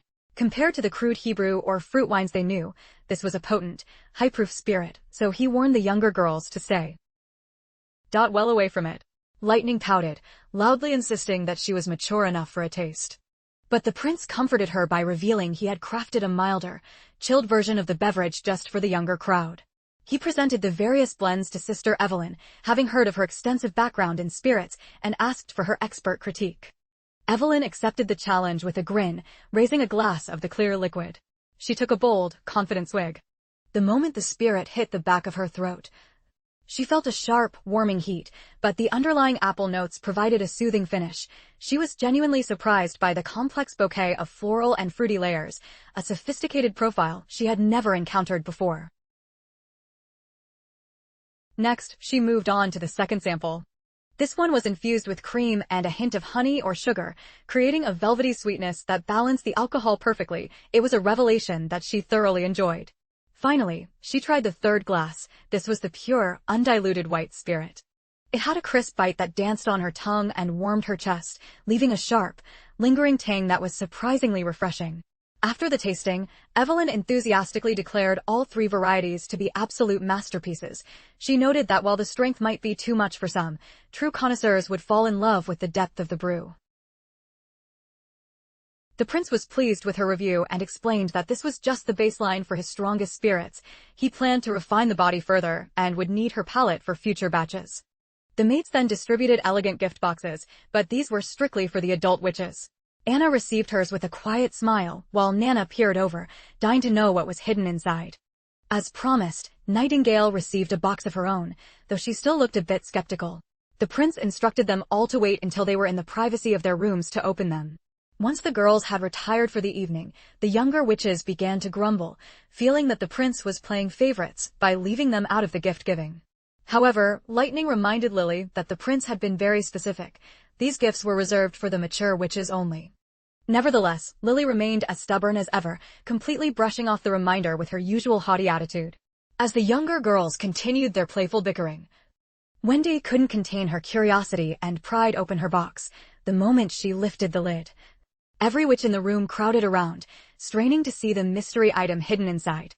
It turned out the prince wasn't joking about the adult nature of the gift. The boxes contained braziers, specifically engineered to provide support and relief for the more well-endowed ladies. The younger witches began fumbling with the garment, totally clueless about its purpose. Becky remarked that it looked like a giant pair of safety goggles, while Lightning wondered aloud how one was even supposed to wear such a thing. Just then, Wendy discovered a folded parchment tucked into a corner of the box. She opened the letter and began to read, her eyes narrowing as she absorbed the technical details. While Lady Moon was distracted by the incredibly silky texture of the fabric, Lightning and Maggie were still scratching their heads, trying to make sense of the situation. It seemed the older witches finally grasped the intended function of the bras, and a deep blush crept over their faces as they finished the letter. The note explained that the garment helped redistribute weight, improved circulation, and provided much-needed postural support. The younger girls collectively looked down at their own flat chests, then glanced over at Wendy, who happened to be the most physically blessed among them. Even the arrogant Lily finally understood why this was considered an adults-only accessory. Still trying to save face, she huffed that she didn't care for such things anyway. Clearly, she was just masking her embarrassment at being left out. Lightning teased Wendy, asking her to take it off so she could try it on for size. But Wendy looked absolutely mortified by the suggestion. She quickly began shooing all the youngsters out of her quarters, telling them to get to bed immediately and quit wasting time with their nonsense. She slammed the door shut, her heart fluttering with a mix of shock and intrigue, wondering what on earth possessed the prince to give them something so incredibly personal. Nightingale was initially puzzled, wondering why the prince hadn't just given them a bulk order of standard garments. Then it hit her like a bolt of lightning. He had given them individual boxes because each one was custom-sized, meaning he had actually been paying very close attention to their specific figures. Stunned by this realization, Nightingale bolted from her room and hurried down the hall, stopping abruptly in front of Anna's door. Once inside, she tentatively asked Anna about her thoughts on the new gift.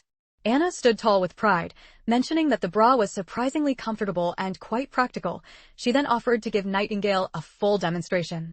Nightingale immediately averted her eyes, stammering that a visual aid was definitely not necessary. Instead, she asked if Anna didn't find it a bit scandalous for a prince to be gifting undergarments. Anna pointed out that the prince intended to mass-produce these for the general public eventually, so he was simply using the witches as his primary testing group for the prototype. The conversation then delved into the specifics of the fit and the soft feel of the material. Since the details get a bit intimate there, we'll just move right along. In the next scene, we see a vessel slicing through the river's current. On board, the prince is coordinating with Sister Lotus, asking her to dredge the earth from the riverbanks to establish the bridge's foundation. They went back and forth on complex engineering and physics talk until the prince finally asked if she could lift a column of earth over 10 meters high, depending on the river's depth. Lotus gave a confident nod, assuring him that she could handle the heavy lifting without any trouble. Meanwhile, Wendy was using her mastery of the wind to guide the boat. Noticing with a smile that her usual shoulder tension was gone thanks to the new bra, she felt a surge of gratitude for the prince's thoughtfulness. When they reached the designated coordinates, the prince signaled Wendy to drop anchor. He then instructed his engineers to dig a perimeter around the soil Lotus was about to raise, which would then be filled with fresh concrete. The prince specified that the hole should be exactly 5 meters wide and 1 meter deep. As they repeated this layering process with the witch's help, they would build a solid concrete pier all the way to the riverbed. Lotus focused her magic on the earth below, commanding a massive block of silt to rise. The moment she unleashed her power, a huge mound of river mud surged upward, piling up with incredible speed. The prince was pleasantly surprised to see that dredging wet mud was actually much more efficient than moving dry sand. However, the foul, rotten stench that rose with the mud was almost unbearable. He quickly deduced the mess was a mix of decomposing plants, animal remains, and the town's raw sewage. He immediately ordered his men to clear the stinking heap away. They will need to clear the debris and add material layer by layer to sculpt the foundation perfectly. The prince lamented that if logistics weren't such a headache, he would have repurposed this rotting muck as high-grade fertilizer. Speaking of growth, the scene transitions to vast, shimmering golden fields of wheat. The stalks are heavy with grain, and we meet a man in a sturdy cap named Sirius. He is admiring the spectacular harvest. The seed count has doubled and the grains are plumper than ever, all thanks to the magical touch of a witch. Sirius reflected on how much has changed since the prince's ceremony where Nana debuted. Witches no longer have to live in the shadows, and it's clear only their magic could move earth from a riverbed. Suddenly, 2 workers come rushing over to Sirius. He looks slightly annoyed to see them, knowing exactly what kind of repetitive questions they are about to fire off. They ask with wide eyes if it's true that they can finally earn their status as free citizens. They want to know if they can truly own homes, attend school, and keep everything but 30 of their harvest. They pepper him with questions about their new rights. Sirius simply gestures toward a massive banner that reads, "Labor creates wealth, and hard work transforms destiny." He smiles and explains that this means if they put in the effort, they will become free men just as the prince promised. He reassures them that the prince's word is iron. When asked about the remaining 30 of the crop, Sirius explains they can sell it back to the crown or save it for planting. He warns them sternly that border town forbids private grain sales. Selling outside official channels is a crime that results in the loss of the harvest and severe punishment. However, one peasant bites his lip, worried that the prince might be setting a trap for them. Sirius calms him, explaining that the prince follows fair market rates to prevent chaos. The public market managed by City Hall is the only authorized buyer, ensuring stability. With that, Sirius ends the chat and tells them to get back to the soil. Another worker speaks up, asking if Sirius knows where Miss May and Miss Irene have gone. He's worried they are sick since there haven't been any plays lately. Sirius chuckles, saying they'll be back in the fall. Performing in this sweltering heat is impossible even for stars, or perhaps they're just taking a well-earned break. As the laborers return to their rhythmic work in the fields, Sirius takes a quiet moment to ponder his own strange journey. He was once a knight who tried to flee his father's lands, only to be stripped of his title, yet somehow he ended up in Border Town, where his pay is rising, promotions are plenty, and he actually finds himself looking forward to the harvest. In the next scene, the farmers have finished bringing in the final bundles of wheat. They have even begun the traditional clearing of the fields by burning the remaining straw. A short while later, the prince's balding advisor rushes in, absolutely beaming as he reports that the year's yield is astronomical. He explains that according to City Hall's figures, exports have quadrupled, with the best fields yielding 6 times the usual amount, more than enough to feed every mouth in the region. The prince grins at the news, relieved that the granaries will finally be bursting at the seams. The advisor adds that with the current influx of workers, they could easily sustain a population of 50,000 to 60,000 people. The old man is giddy with excitement, dreaming of the day the town grows into a sprawling metropolis that dominates the continent. In this world, the size of a city has always been choked by its food supply. A massive hub like the King City, with 20,000 residents, requires a vast network of surrounding villages just to survive. But with the prince's new machinery, one worker can theoretically feed 10,000. Thanks to Sister Leaf's enhanced seeds and the use of metal tools, the prince has successfully slashed the number of farmers needed while boosting output.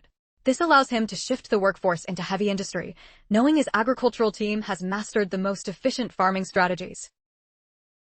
In the following scene, the prince steps onto the podium to address a roaring crowd. Knowing they are hungry for good news, he announces that City Hall will begin processing the transition for everyone to become free citizens. People can choose to remain on the farms or seek new trades in town. As the harvest concludes, the full details of the citizenship upgrade will be posted. The crowd erupts into thunderous cheers for their leader. The prince continues, announcing that starting next year, anyone who meets their production quota will earn their freedom, making cutthroat competition a thing of the past. Essentially, hard work is the ticket out of indentured servitude. As he said, labor changes fate. He hopes for a future where Border Town has no more bondservants, only free citizens. The entire assembly explodes in a frenzy of joy, chanting the prince's name. The scene shifts abruptly to a dark, unfamiliar study. We find Timothy, the man obsessed with the crown, after a long absence from the screen. He is lounging in his office, leaning back and oddly leaning down to sniff the surface of his wooden desk. He is trying to identify the origin of the scent. Timothy realizes the desk is crafted from azure wood and scoffs that his sister still prefers materials from the frigid storm peaks, noting she lacks any sense of feminine grace. A chilling, predatory smile spreads across his face. That smile breaks into a manic laugh as he boasts about finally outmaneuvering his sister, Garcia. Timothy reveals that in just 2 weeks, he has quietly absorbed the Sand Nation mercenaries she left behind at Clearwater Port. He is certain she has lost her grip on the southern region and is relishing his victory, gloating that the Queen of Clearwater is now a ghost of the past and the South is back under his thumb. Just as Timothy is basking in his glory, one of his knights bursts into the room with an update. Timothy informs him that he will return to the King's City tomorrow morning. The knight will stay behind to manage the remaining forces, except for Timothy's personal guard. He gives his orders to the knight, the Duke of Sword Host, telling him to keep the South secure and prevent the Sand Nation from encroaching on Greycastle soil. Sword Host asks if he is being left behind, and Timothy nods, saying there is still much cleanup to do, including hunting down traitors and rounding up refugees. He assures the Duke not to worry, he won't be stuck there forever.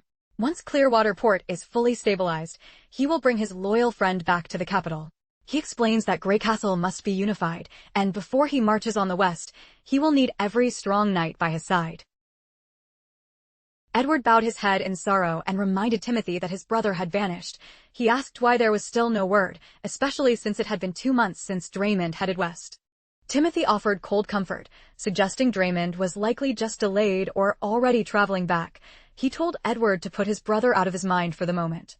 He insisted that the top priority was to reduce Garcia's former stronghold to a pile of smoldering ash.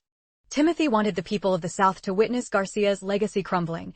Even if she attempted a return, she would find nothing but a desolate wasteland waiting for her.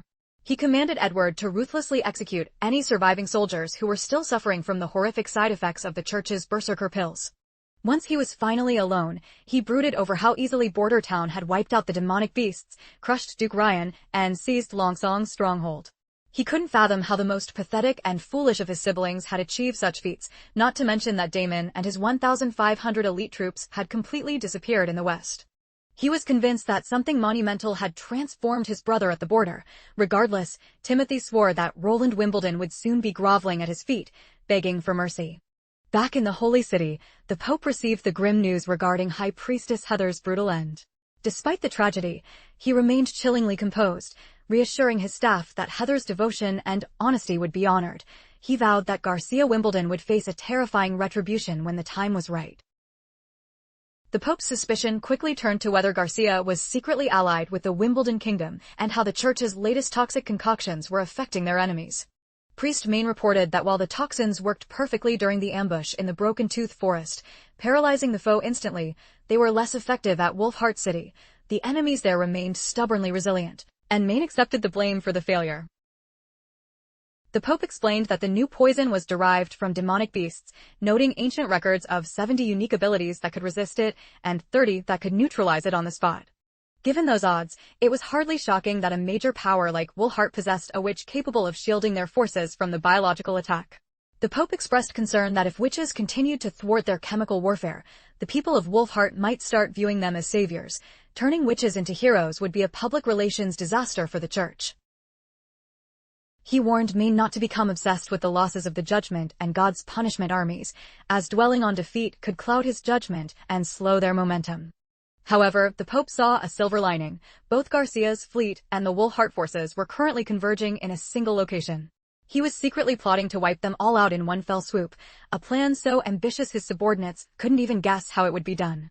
With a mysterious air, the Pope simply gestured for his followers to accompany him into the depths of the cathedral. As they descended through the flickering shadows of the subterranean tunnels, A sudden flare of torchlight illuminated a hidden, massive chamber. The Pope decided to reveal their ultimate trump card, a weapon originally engineered to combat the most powerful demons of the abyss. He declared that the time had come to unleash this ancient terror upon the mortal world. He introduced the City Crusher, a monstrous engine powered by pure magic that required a team of 3 or 4 witches to operate. The Pope explained that this beast had a range far exceeding any conventional catapult or ballista, and its massive steel bolts were virtually unstoppable. He boasted that it could tear through wooden hulls like a hot knife through silk, convinced it would make short work of the Woolheart Walls and the Black Sail Fleet. Maine asked if the secret temple had developed this marvel, but the Pope dropped a bombshell. The design actually originated from their sworn enemies, the demons of the deep. Because of its dark origins, it was kept hidden in the deepest caves. He cautioned Maine to use it sparingly and strategically, as the common folk must never lay eyes on such a demonic contraption. The Pope promised to send 2 of his elite pure witches to ensure that neither Garcia nor the Woolheart leaders would survive the coming onslaught. At this, Maine's face lit up like a child in a candy shop. The Pope's pure witches were legendary for their terrifying power and awe-inspiring abilities. Before Maine departed, the Pope commanded him to soak the earth in the blood of heretics to avenge Heather. Maine gave a sharp, loyal salute and accepted the mission. Back at the bustling border town, Sirius informed the prince that their current manual labor couldn't keep up with the grain processing. He proposed building a steam-powered mill along the Redwater River. The prince approved, telling him to submit the blueprints and budget to City Hall. Sirius also noted that 516 workers had earned their freedom, and their names had been passed to Old Barav for processing. With those final details, Sirius concluded his comprehensive report. The prince was highly impressed with Sirius's efficiency, believing the man's polished demeanor would make him a perfect diplomat for recruiting knights and nobles from the stronghold. Next up was Lady Scroll, representing the Department of Education. She reported that the first wave of graduates had moved into their specialized fields, though only 5 had chosen to enter the chemistry lab. Prince Roland seemed a bit let down by the small number. He worried his brand new laboratories would be sitting empty for a while. Even Kyle Sichi, the head of the chemistry department, looked stressed about the lack of fresh talent joining his ranks. The prince then asked Kyle for an update on his department's recent progress. The chemist, clearly annoyed by the bureaucratic meeting, suggested they find someone else to handle these reports if they were going to be a regular occurrence. He noted he desperately needed more hands. The new assistants were quick learners, but the department was still stretched thin. He added that if the prince granted him access to Chemistry 201 materials, he could finally crack the code for mass-producing sulfuric acid. Next, a man in spectacles provided an update on the town's booming infrastructure, covering everything from the new sewage systems and housing to the reinforced city walls. Finally, Iron Axe reported that the Second Army had completed its basic training. They were fully equipped with the new revolving rifles and were ready to march on Longsong's stronghold at a moment's notice. With the final military report, the administrative meeting drew to a close. The prince thanked his team for their hard work and announced a well-deserved salary increase across the board. Starting today, all department heads would receive 2 gold royals per month. Furthermore, he instructed them to raise the wages of their staff to ensure the entire town felt the benefits of their success. To wrap things up, the prince unveiled his most ambitious project yet, the blueprint to transform Border Town into a legendary, world-class city. He is envisioning a monumental transformation that will stretch the city westward into the wilds, eastward to Longsong's stronghold, and southward to the sea. The surrounding mountain ranges will serve as a natural fortification, creating a metropolis larger than the King's City or any capital in the 4 kingdoms. He stressed that with tireless effort and preparation, they can turn Border Town into an urban marvel that eclipses all others. Once the meeting adjourned, Old Barav voiced a pressing concern. Despite the bountiful harvest, the national treasury was running dangerously low. After settling debts with Margaret's Merchant Guild, their remaining 2,000 gold royals left them in a precarious financial position. Prince Roland reassured Barav, noting that a massive influx of gold was expected soon, as Margaret's guild planned to purchase more steam engines. Additionally, once the chemistry department perfects high-pressure tanks and hydrogen production, they'll sell airships and fuel. Charging 50 gold royals per refill will create a gold mine of steady income. Regarding the chemistry department, Barav remarked that Kalsichi desperately needs to work on his bedside manner, as he is often quite abrasive. The prince wasn't bothered by Kyle's lack of social graces. After all, legendary scientists aren't exactly known for their outgoing personalities. As the blanket of night settled over the town, Kyle Sichi, true to his obsessive nature, remained buried in his research, grappling with complex periodic tables and chemical equations. While the technical jargon is dizzying, it's clear Kyle is working himself to the bone to master acid production and fully equip his labs. His ultimate prize is unlocking Chemistry 201 from the prince. Though its contents remain a mystery, Kyle is betting everything on reaching that milestone. The scene then shifts to the damp darkness of a mysterious cavern where a group of witches is on a reconnaissance mission. They come to a sudden halt, and Nightingale asks Sylvie if this is the spot where the tunnels diverge. Lightning chimes in with precise directions, pointing out that they should start their search at the second door. Sylvie adds her own insights to ensure the group stays on the correct path.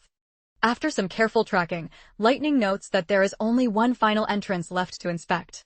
Eager to proceed, Nightingale flickers out of sight and reappears further ahead, beckoning the others to follow her deeper into the gloom.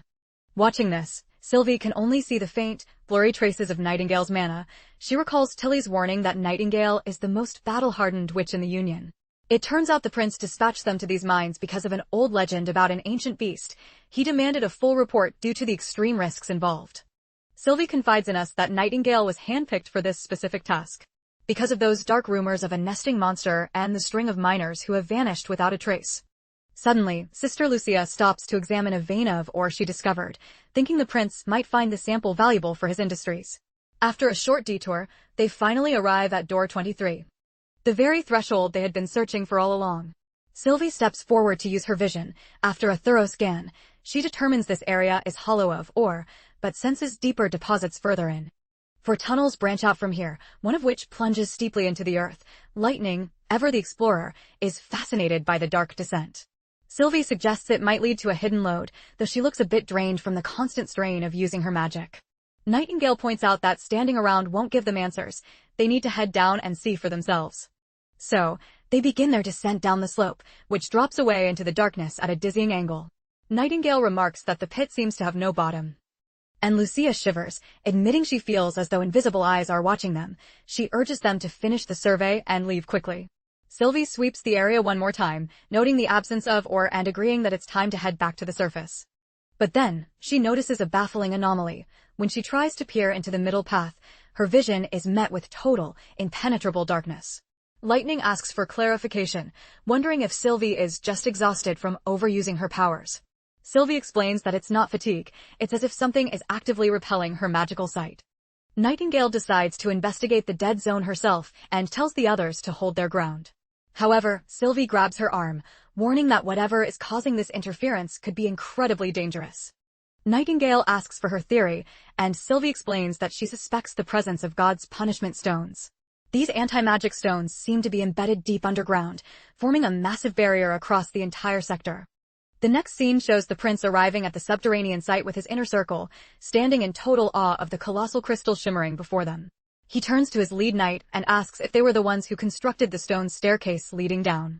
Sir Carter replies that they found it exactly like this. He believes the structure has been here for decades, if not centuries. Lightning agrees, noting that since Border Town was only founded 75 years ago, it's unlikely the locals or the current kingdom built something this ancient. Carter adds that Grey Castle itself is barely a century old, making it impossible for their ancestors to be the builders.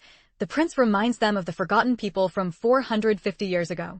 As the prince draws closer to the pulsating crystal, he pondered that luminescent rocks were typically radioactive or fluorescent, yet this god's punishment stone fit neither category. If it were radioactive, his first army soldiers would have perished within minutes. It couldn't be fluorescence since the cave was pitch black, and despite the prisms acting like lenses, they lacked traditional crystal lattices, leaving him completely baffled as to how they formed here. Sir Carter pointed out in disbelief that a single thumb-sized stone was worth a fortune, so this massive monolith could literally bankrupt all 4 kingdoms combined. Nightingale didn't appreciate Carter's train of thought. She glared at him and asked if he was seriously planning to hand it over to the elites so they could use it to torture more witches. Meanwhile, Lightning was mesmerized by the vibrant gems, noting they were the first colored stones of their kind she'd ever seen. She joked that if they brought home just one shard, they'd be set for life. But Nightingale reminded the group that despite their enchanting beauty, these crystals were nothing more than cold, magic nullifying shackles to their kind. Still, Lightning begged to take a tiny fragment as a souvenir of their expedition. The prince granted her request, though he warned her not to get her hopes up. With permission granted, Lightning attempted to shatter a corner of the crystal using a heavy rock. To her shock, the surface didn't show even the slightest scratch. Even Sir Carter was stunned, as his military training taught him that God's punishment stones were notoriously brittle and easy to break. Refusing to quit, Lightning began hammering at the crystal from every possible angle. The result remained unchanged: no chips, no cracks, and absolutely no impact on the shimmering surface. That's when the prince asked Nightingale to step up. She took aim and fired a lead bullet directly into the heart of the crystal. The smoke cleared, but the stone remained defiant. It stood as polished and pristine as it had been for centuries. The prince's curiosity was piqued, fascinated that even his modern revolvers couldn't leave a mark on the mysterious mineral. Carter puzzled over how the church managed to process and sell these stones if they were truly this indestructible. Nightingale reiterated that normally, these stones should crumble under the slightest bit of pressure. Anna interjected with a vital observation, asking the prince if he recalled the old treasure map. She explained that one of those maps actually pinpointed this exact location rather than the northern mines. The prince was floored by this revelation, realizing this cavern was a massive, untapped reservoir of power and wealth, making it the crown jewel of the hidden treasure. Later, back in the safety of his office, the prince pored over the documents alongside Lady Scroll. He noted that the coordinates aligned perfectly with his memory, confirming the southernmost point was indeed a match for the northern mineral veins. Lady Scroll added that if Anna was correct, the map was likely a church record from a previous search for a new lode. She wondered why they abandoned such a rich site after building the stairs. The prince pointed out that given the astronomical value of God's punishment stones, the church wouldn't have just walked away from this cave without a very dark reason. Since reaching the city of Tequila was currently impossible, he wondered if the truth lay hidden within the mysterious stone towers. He wasn't sure what they'd find, but he hoped to piece the puzzle together as they ventured further. As night draped its velvet curtain over Border Town, the newest witches chatted in the classroom. Evelyn asked Sister Candle if the prince had assigned her any specific duties yet. Candle nodded, confirming she had a task. She explained that he wanted her to use her enchantment on metal blocks to keep them solid at room temperature, though his ultimate goal was still a mystery to her. She then asked what Evelyn's job was. Evelyn revealed that the prince hadn't given her a hard assignment yet, essentially giving her a study hall to learn whatever she wished. Occasionally, he'd ask her to taste test his new alcoholic creations, where she would suggest adding water or fruit juices to balance the flavors. However, the prince seemed hyper-focused on brewing the most potent, high-proof spirit possible. The young witch mused that the prince surely had a master plan behind his odd requests. Before she could say more, their teacher arrived. Lady Scroll entered the room and announced that there would be no new lessons for the day. Lightning's face lit up with excitement, immediately asking if they were going on a field trip or trying a new dessert. Lady Scroll merely smirked and shook her head. She crushed their spirits by announcing a comprehensive exam covering everything they had studied. The room fell silent as the witches processed the terrifying concept of a test. Lady Scroll explained that after 3 months of schooling, the prince felt it was time to gauge their academic progress. They were to tackle 3 subjects: language, mathematics, and natural science. She emphasized that they must work in total silence and without any outside help. The girls looked absolutely devastated, but Lady Scroll wasn't done. She announced that only those who scored above 50 would get to enjoy ice cream during weekend afternoons. Worse yet, anyone who failed to reach the halfway mark would lose their dessert privileges entirely. This last part sent Nightingale into a state of pure panic.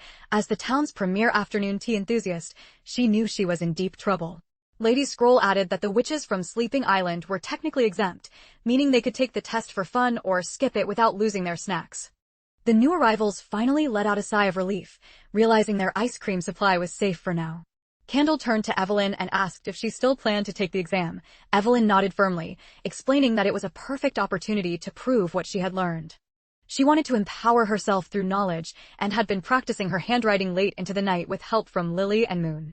She believed that putting in the effort now was the only way to ensure she wouldn't be left behind in this fast-changing town. Inspired by her friend's dedication, the younger witch decided to join the fray and take the test as well. Shortly after, the pens began scratching against the parchment as the exam commenced. Once finished, every single answer sheet was collected and delivered directly to the prince's desk. The prince extended his gratitude to Lady Scroll for her invaluable support. As he flipped through the answer sheets, he was genuinely amused to discover that Nightingale had passed. A part of him felt a playful sense of disappointment. He had secretly hoped she'd fail so he could ban her from eating any more sweets during their afternoon tea. Nightingale instantly read his mind and pinched his shoulder, a silent warning for him not to even dream of such a cruel punishment. Joking aside, the prince was truly delighted to see that every single witch had performed brilliantly. What was even more intriguing was that two of the newcomers had volunteered for the test. Evelyn scored 5 points, while Candle racked up 36. The prince was particularly struck by Candle's performance. Despite only being in class for 2 weeks, she managed to secure a solid 60%. It was further proof that witches were superior to commoners, both in physical prowess and intellectual capacity. In the next scene, we see Lucia deep in concentration, practicing her abilities with the various materials in her satchel. Her focus was broken when her younger sister skipped into the room, asking why she was still working so late into the night. Startled and a bit annoyed, Lucia told her to stop pestering her and focus on her own books. The little girl pouted, admitting she struggled with most of the words and wished she could read as fluently as her big sister. Lucia softened, explaining that's exactly why she had to study harder. She coached her sister on how words share root structures to help her guess meanings. Reluctantly, the little girl went back to her reading. Right at that moment, Nightingale stepped out of the shadows, having overheard the sisters bickering. The little girl's face lit up with a huge grin as she ran to Nightingale, boasting that she was being a good student while her sister practiced magic. Nightingale laughed and offered a round of ice cream to both of them. As they greedily licked the delicious treats, Lucia noted that these were usually only served during tea time, wondering how Nightingale had managed to score an extra stash. Nightingale boasted that she placed third in the exam, trailing only behind Leaf and Wendy. Since the prince bet against her passing, she decided to confiscate a few extra rewards from him. Lucia curiously asked Nightingale how she had fared on her own exam. Nightingale revealed that Lucia had earned a respectable 68 points. Lucia's expression dimmed. Since the total score was 120, she felt that barely passing was a failure. As her mood soured, her ice cream began to melt and a sticky drop fell onto her hand. Nightingale gently took Lucia's hand and licked the stray drop away. She looked her in the eye and reassured her that she had actually done an amazing job. She reminded her that she hadn't been studying with the group for very long. Missing a few complex questions in math and science was perfectly normal for someone so new to the curriculum. The girls continued their cozy chat, until the mischievous younger sister blurted out a question, asking Nightingale if she had a crush on the prince. Lucia gasped, frantically telling her sister to stop being so shamelessly direct. Nightingale's cheeks turned a bright shade of crimson, but she softly admitted that she did indeed have feelings for him. The scene shifts to Roland's study, where Lucia was presenting the various ore samples she had painstakingly gathered from the northern mines. The prince thanked her for the hard work, and Lucia replied that simply being useful to him was reward enough. Meanwhile, she watched him examine the rocks. Lucia's mind drifted back to Nightingale's confession. She realized she didn't fully grasp the concept of romance yet, but the idea of a witch falling for a prince seemed like a fairy tale. She figured it was safer for witches to keep their hearts guarded and their feelings hidden. Interrupting her thoughts, the prince told her he would have Sichi run some tests. He encouraged her to keep training in the mines and to seek Anna's guidance if she hit a wall. Lucia felt a bit uneasy that even the prince couldn't identify the minerals on site. Suddenly, the prince spoke her name, snapping her back to attention. He congratulated her on passing the exam, revealing she had ranked 9th overall with her 68 points. He praised her for such an impressive showing after only a month of study and urged her to keep up the momentum. Lucia beamed at the compliment, nodding with a radiant smile. She felt a fresh surge of motivation and pride in her progress. A short time passed. The prince let out a frustrated sigh. Even after refining the samples, the true identity of the ore from the mines remained a mystery. He realized his geological knowledge had limits and considered handing the task to the alchemist's workshop, where lab tests beat guesswork. However, he had no time to dwell on it, as the months of demons were fast approaching. Abruptly, a messenger burst into the office, gasping for breath and clutching an urgent report. It was a clandestine letter from the King's City. When the prince asked for the sender, the messenger replied that it was completely unsigned. The prince opened the parchment, noting the lack of a seal and the intentionally unrecognizable handwriting. He quickly deduced that this secret warning must be from Theo, who was doing a masterful job of staying under the radar. As he squinted at the text, his heart sank. An army of 1,000 men had marched out of the capital and was currently bearing down on the western region. The scene opens to the thunderous applause and cheering of a packed audience. They were celebrating a magnificent theatrical performance, with the actors bowing behind the curtain. A nervous newcomer turned to Lady May, asking if her performance had truly lived up to the hype. Lady May acknowledged her significant growth, but another girl chimed in, hoping for a few encouraging words from her idol as well. However, Lady May crushed the newcomer's spirit by bluntly stating she was still far below the required standard and desperately needed to work on her emotional range. A stagehand pointed out that Lady May seemed a bit overly critical, especially considering how much the audience had adored the performance. The veteran actress reminded the staffer that many attendees were commoners seeing a play for the first time, making them easy to please. She added that if they were performing for the elite, such amateur mistakes could lead to a public disaster. Suddenly, another performer strutted in without missing a beat. She immediately began insulting Lady May and her troupe, labeling them third-rate hacks performing in a dump like Border Town. Lady May's students looked visibly irritated by the unprovoked attack. But the arrogant woman, known as Belladine, only doubled down on her mockery. She sneeringly asked if they even knew their place, asserting that none of them were high-class enough for a prestigious venue like Longsong's Stronghold. She emphasized that the Stronghold's theater had no room for mediocre, bottom-tier actors. She even curled her lip in disgust at the play Diary of a Witch, dismissing it as garbage that wasn't worth anyone's time. She continued her assault, blaming Lady May for a drop in theater revenue. She claimed no noble would pay for a show after the troupe performed for commoners for free, sneering that the peasants were nothing more than a bunch of monkeys. However, Lady May wasn't about to back down. She fired back, making it clear that Belladine was being both incredibly vain and narrow-minded. She pointed out that the theater management had a formal agreement with Prince Roland and Ambassador Petrov, the rulers of Longsong's Stronghold. She assured Belladine that any lost profits would be fully covered by Border Town, advising her to stop panicking like a headless chicken. Since this was a professional business deal, Lady May proudly stated that only second-rate actors feared for their reputation. When she performed in the capital, the elite never grew tired of her artistry. Finally, she dropped a bombshell. Diary of a Witch was personally penned by Prince Roland himself. By insulting the play, Belladine wasn't just criticizing a script, she was showing blatant contempt for the royal family, a crime punishable by law. But Belladine, blinded by her own ego, continued her shrieking tirade.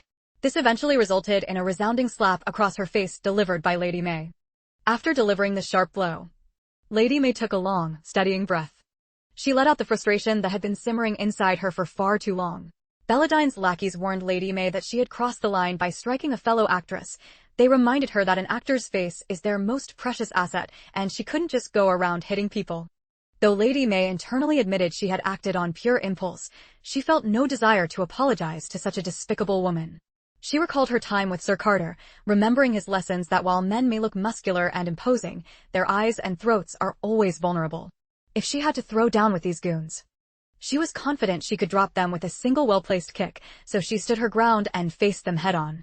Right then, Sir Carter appeared, declaring that he was there to arrest anyone insulting Prince Roland or sabotaging his theatrical troupe. Belladine and her two henchmen were frozen in shock at the sight of the prince's knight. Belladine knew she was finished because she had been the one bad-mouthing the prince's work. When the scene shifts to later that evening, Sir Carter and Lady May are enjoying some quality time together. They shared a deep conversation and enjoyed each other's company, but we won't linger on their romantic interludes. Instead, let's jump ahead 2 days to the war room inside Border Town's castle. Representatives from the 5 major families have gathered from across the western region. Prince Roland revealed reliable intelligence showing that Timothy has dispatched a military force toward Longsong's stronghold. Their numbers are unknown, but they are definitely coming for Border Town. He explained Timothy's favorite tactic, kidnapping civilians to bolster his ranks and forcibly converting them into mindless puppets.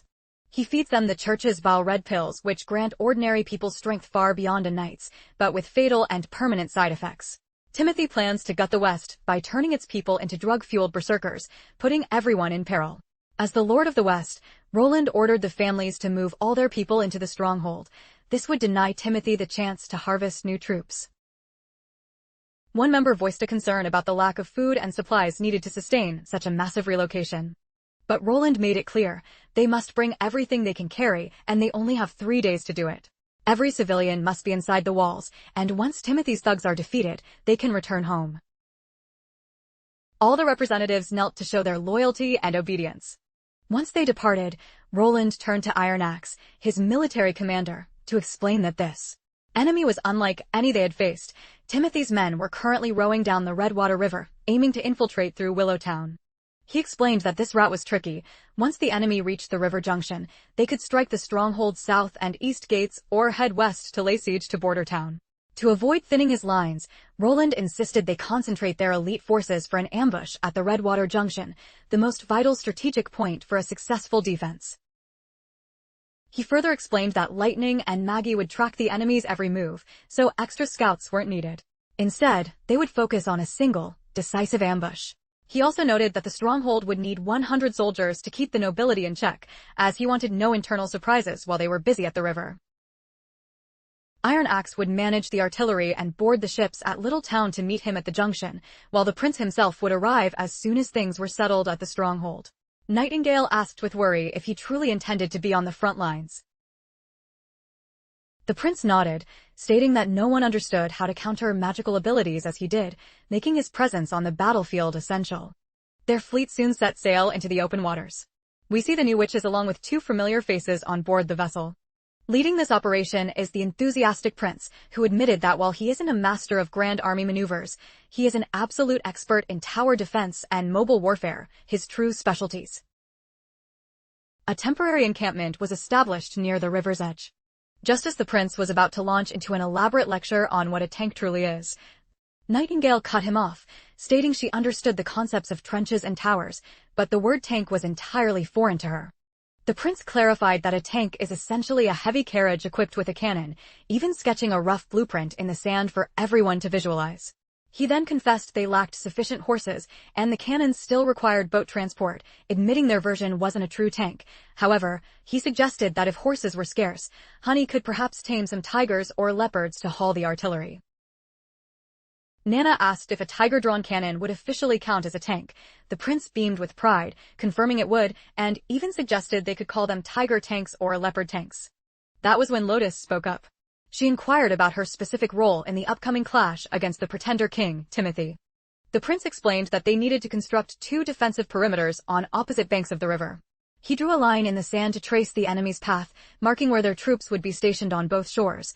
The plan was a surprise pincer movement, and to keep everyone hidden, they needed to build long, V-shaped mud bunkers with sturdy walls and 8 rooms, each featuring a small slit overlooking the water.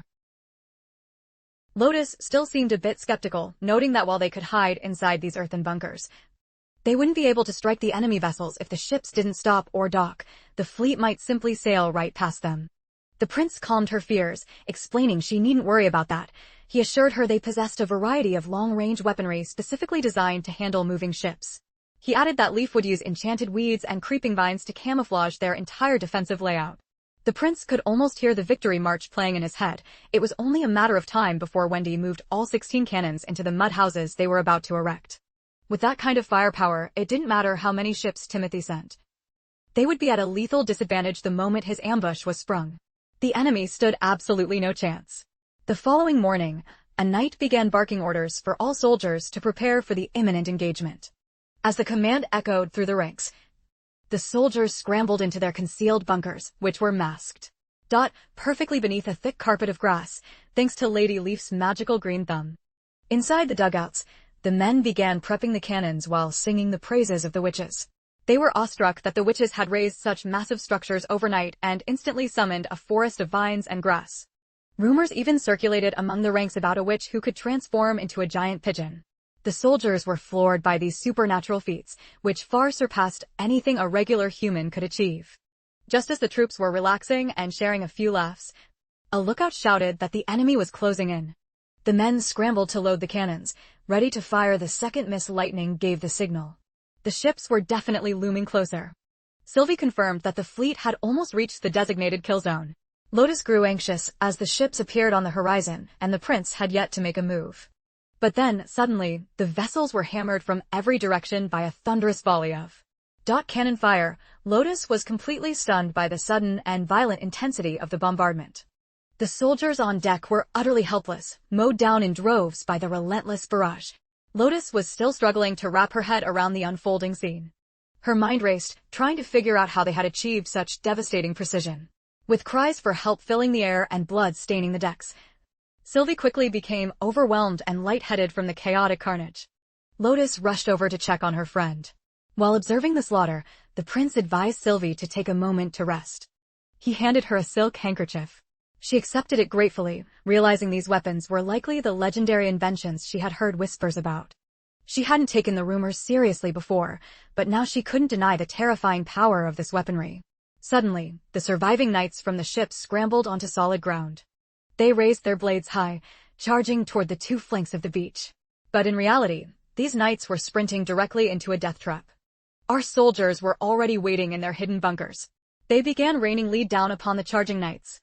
The enemy quickly realized they had walked into a slaughter and tried to retreat in a panic. The vessels began a frantic retreat from the shoreline. Meanwhile, the prince peered through his telescope, monitoring every detail of the skirmish. He turned to Iron Axe and declared that it was time to sweep up the remaining stragglers. Should any high-ranking knights still be drawing breath, the prince wanted them captured alive for questioning. He also instructed Sylvie to accompany Iron Axe to track the fleeing host, ensuring not a single enemy soul slipped away. The graceful witch, Sylvie, gave a firm nod, quickly obeying the prince's command. She now understood why the prince was so bold in protecting the witches. With such overwhelming military might, even the church's god's punishment army would struggle to suppress him. If Princess Tilly could harness such terrifying weaponry, she wouldn't have to live as a fugitive anymore, and no enemy would ever dream of a successful invasion. Iron Axe finally returned from the field to deliver his progress report. He had successfully apprehended 2 knights. The first introduced himself as Duke Snake and immediately begged for permission to send a ransom note to his family, promising a king's ransom for his freedom. The second prisoner identified as Edward Seal from the Northern Seal clan. He likewise insisted that his kin would pay handsomely for his safe return. In a cold, imposing tone, the prince asked if they were the masterminds behind this unprovoked assault. Duke Snake scrambled to explain that their captain, Duke Vincent, was the true commander, but he had perished in the fray. He pleaded with the prince to remove their shackles, demanding noble treatment while the gold was being gathered. However, the prince made it clear that he had zero interest in their gold. What he wanted was the truth behind Timothy's motives and his next move. If they talked, he would let them walk. The 2 knights apologized but stood firm, claiming they could reveal nothing. They had sworn a blood oath to Timothy and refused to turn traitor against their king. It was obvious that the prince was reaching the end of his patience with their stubbornness. Without another word, he simply turned on his heel and began to walk away. He told Iron Axe that the fate of these knights was now in his hands, making it clear he didn't care what methods were used as long as the intel was extracted. Iron Axe nodded grimly and ordered his soldiers to drag the 2 captives away. Before they were gone, the prince reminded the commander that once the interrogation was over, the 2 knights should be marked as casualties. After all, they brought this upon themselves by invading the West and dragging innocent lives into their power struggle. The following day back at Border Town, the prince learned that the soldiers they had just crushed were merely the opening act of Timothy's grand invasion.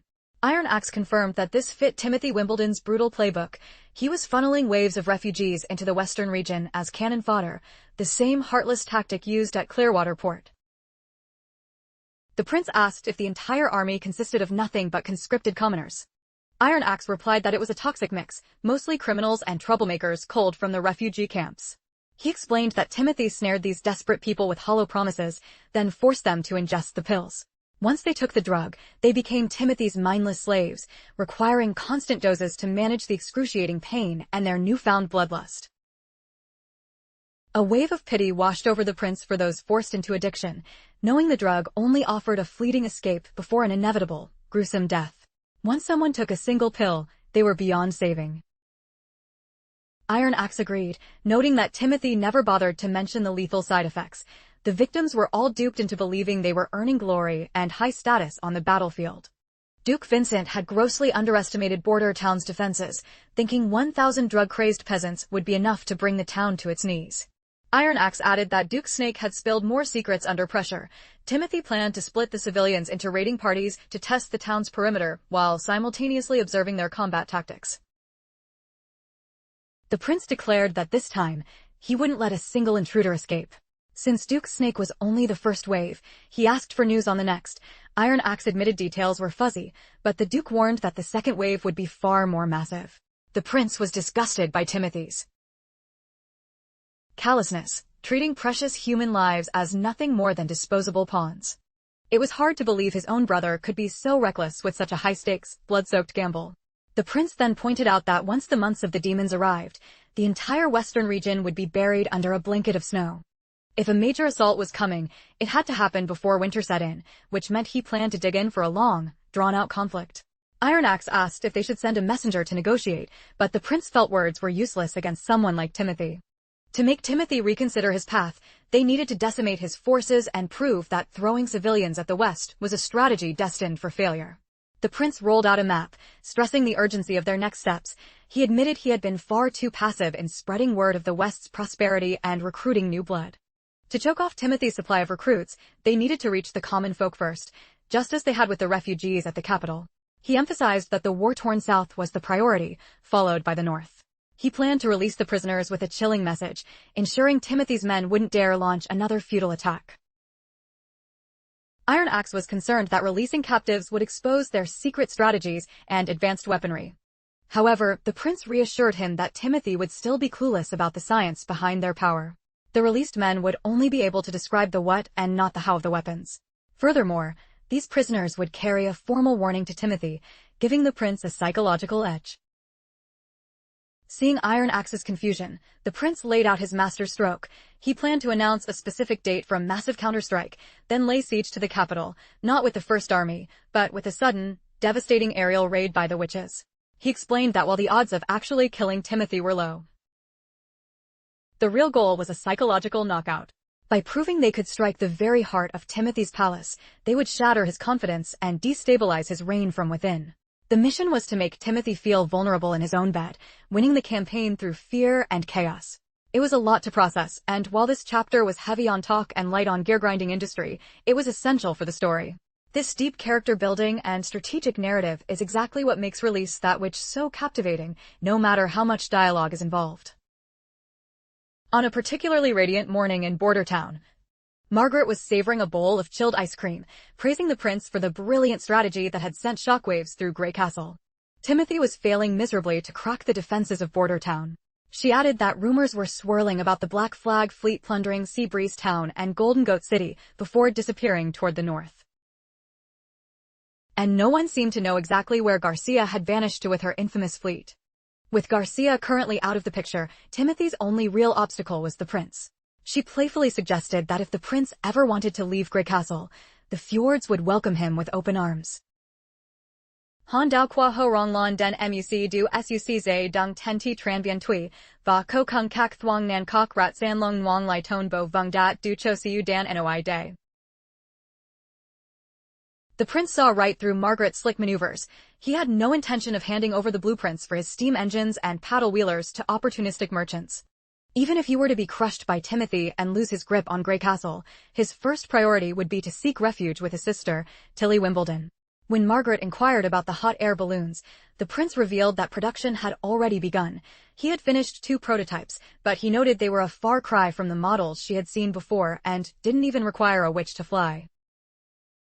Stepping outside, the prince showcased one of these aerial marvels. He pointed out a specialized intake valve at the base for gas inflation, which provides the lift. Filling it was child's play. Just attach a hose to the pressurized cylinder and twist the valve. He also highlighted that the balloon's skin was a marvel of engineering, resistant to rain, fireproof, and even tough enough to withstand pecking birds. Margaret was visibly impressed, though she couldn't help but ask how many canisters it took to get one airborne. The prince told her it required roughly 5 or 6. Margaret's merchant instincts kicked in as she asked if the gas was pricey. The prince played along, wearing a grave expression as he claimed the gas was a rare substance that was incredibly difficult to synthesize. Inwardly, Roland was practically doing a victory dance. Despite his claims, producing hydrogen was actually quite basic. It just meant reacting sulfuric acid with active metals in a flask. Since he lacked refined metal, he planned to have Sister Lucia extract high-purity samples for the reaction. Margaret, convinced by his act, remarked that the formula must have been born from the tireless toil of Border Town's brilliant alchemists. Without missing a beat, she decided to place an order for several cylinders. The prince added a modest warning that the canisters were good for 1 year and had to be handled with care, no burning, dropping, or tampering, unless she wanted a disaster. He promised that despite the cost, Border Town would provide loyalty rewards and discounts to their best clients. Lightning jumped into the sales pitch, proudly announcing that every balloon came with a free initial gas fill, a stealthy camouflage cover, and a full warranty. She even mentioned a VIP membership for even deeper savings. A bit later, Roland felt a surge of pride. The gold generated from Margaret's deals was substantial.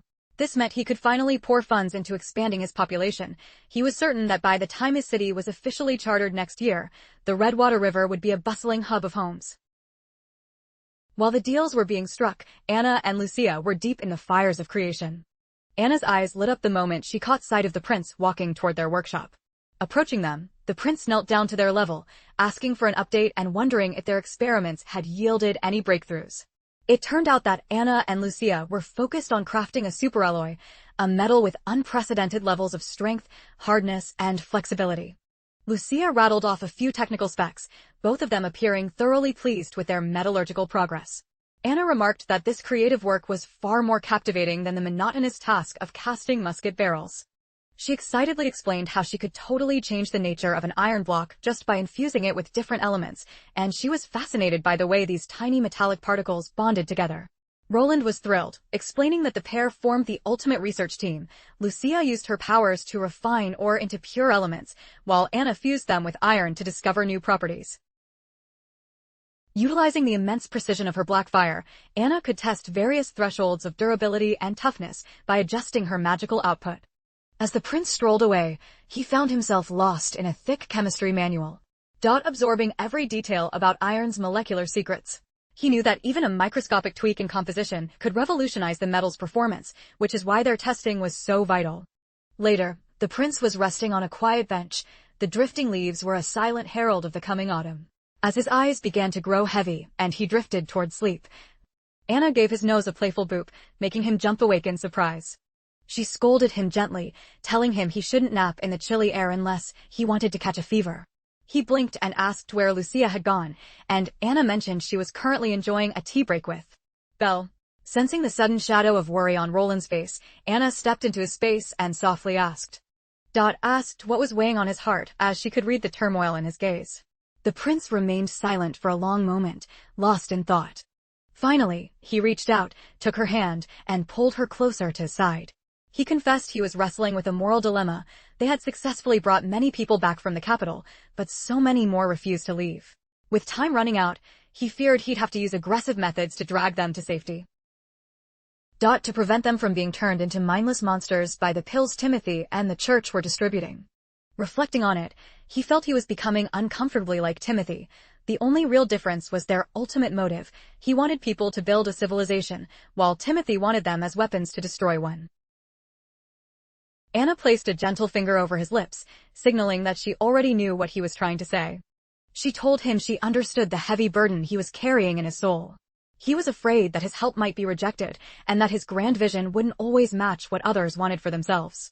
He feared that using iron-fisted tactics, even for a noble end, would still be seen as villainy. The prince was questioning whether a righteous goal truly justified unrighteous methods. Anna squeezed his hand, assuring him not to let those doubts haunt him, promising she would stand by him regardless of the path he took. The scene shifts to the coastal waters surrounding the sanctuary of Sleeping Island. An array of boats were moored at the docks, with vibrant street stalls displaying a colorful variety of goods. Molly and another cheerful witch were seen weaving through the marketplace, exploring the new sights. From a high vantage point, Princess Tilly watched the activity through her brass telescope. She realized that Sleeping Island had outgrown its status as a mere hideout for the original 300 refugees. Even though the settlers of New Bay lived separately from the witches' enclave, she was certain that this growth would eventually turn the island into a true city. As she mused to herself about these changes, Ash called up to her, warning her that the gusts were getting dangerous and urging her to climb down before she lost her footing. Tilly quickly activated the magic stone embedded in her hand, using its power to float effortlessly down from her high perch. She touched down on the ground with the grace of a feather. Ash gave Tilly a stern lecture for her daring behavior, suggesting she at least keep Molly close by whenever she decided to experiment with gravity-defying stunts. On the flip side, Tilly was practically glowing as she described her breakthrough. She explained that as long as she kept her mana flow steady, she could remain airborne, though steering was still a total nightmare. She nudged Ash to give it a go, insisting that the sensation of flight was magical and that the view from above Sleeping Island was simply out of this world. Ash wasn't buying it and gave a hard pass, reminding Tilly that she lacked the affinity to even spark the lightning stone and shouldn't be gambling with her life. Besides, with only one stone available, they couldn't exactly fly as a duo even if she were a natural. Tilly sighed in agreement, admitting she was already brainstorming ways to mass-produce these mysterious gems. Ash was taken aback, asking if these gems were actually handcrafted. Tilly confirmed her suspicions, noting that their perfect geometry and traits felt far too deliberate. She speculated that the ancient architects of the ruins possessed a godlike mastery of magic and felt a pang of regret that such brilliant creators had left no technical manuals behind. Out of nowhere, Maggie came barreling toward Princess Tilly, looking like she'd just been chased by a phantom. The moment Ash spotted the panicked bird diving toward them at terminal velocity, she reflexively lunged for Tilly and yanked her out of the crash zone just in time. Poor Maggie hit the dirt with a heavy thud and looked genuinely dazed for a second. Ash gently scooped her up. Gasping for air, Maggie chirped that she nearly fell out of the sky when she saw Tilly hovering. For a split second, she honestly thought Sister Lightning had made a surprise visit to the island. Once Maggie caught her breath, she mentioned she had flown straight in from Border Town. Tilly immediately pressed for news on the witches there. Maggie beamed, saying they were doing fantastic and had sent along a thick stack of personal letters. There was mail from Lotus, a note from Evelyn, and even a detailed report from Sylvie. She then triumphantly produced a final, sealed letter from Prince Roland himself. Ash rewarded the diligent messenger with a crisp cookie as a thank you for the long flight. Maggie chirped with delight, instantly poofing into her signature plump pigeon form. She waddled off with her prize and took flight. Tilly couldn't help but chuckle, noticing that Maggie seemed to get a little rounder with every trip to Border Town as they strolled back. Tilly remarked that Roland's correspondence felt surprisingly heavy this time, making her wonder what kind of secrets were tucked inside. Back in the privacy of her study, she sliced open the envelope and discovered a collection of breathtaking sketches. She was mesmerized by the incredible realism of the artwork, certain that no human hand could achieve such precision without the help of a witch's unique abilities. But the art wasn't even the most shocking part. As she scanned the text, Tilly's heart skipped a beat as she realized these weren't just drawings, they were actual visual records of demons. It appeared the illustrations captured the horrific encounters the Witch Association faced when they ventured into the barren lands searching for the Holy Mountain. The mention of it brought back the old folklore of the Holy Mountain, a fabled sanctuary where witches could finally live in harmony. However, Ash dismissed it as a pipe dream, arguing they already had everything they needed right here on Sleeping Island. The letter detailed how Kara, the former head of the association, was a true believer in the legend. She had unearthed a dusty tome in the eastern ruins that convinced her the mountain was hidden in the dead zones, leading her sisters through a grueling trek across the wilderness. Instead of paradise, they found nightmares. The letter described beasts with terrifying strength and speed, some even crackling with the same lightning magic as witches. Of the 40 sisters who set out, only 6 managed to crawl back to civilization and find a home in Border Town. Tilly looked at the lightning stone in her hand, realizing it was chillingly similar to the powers those demons wielded. Roland's letter also contained a cryptic postscript.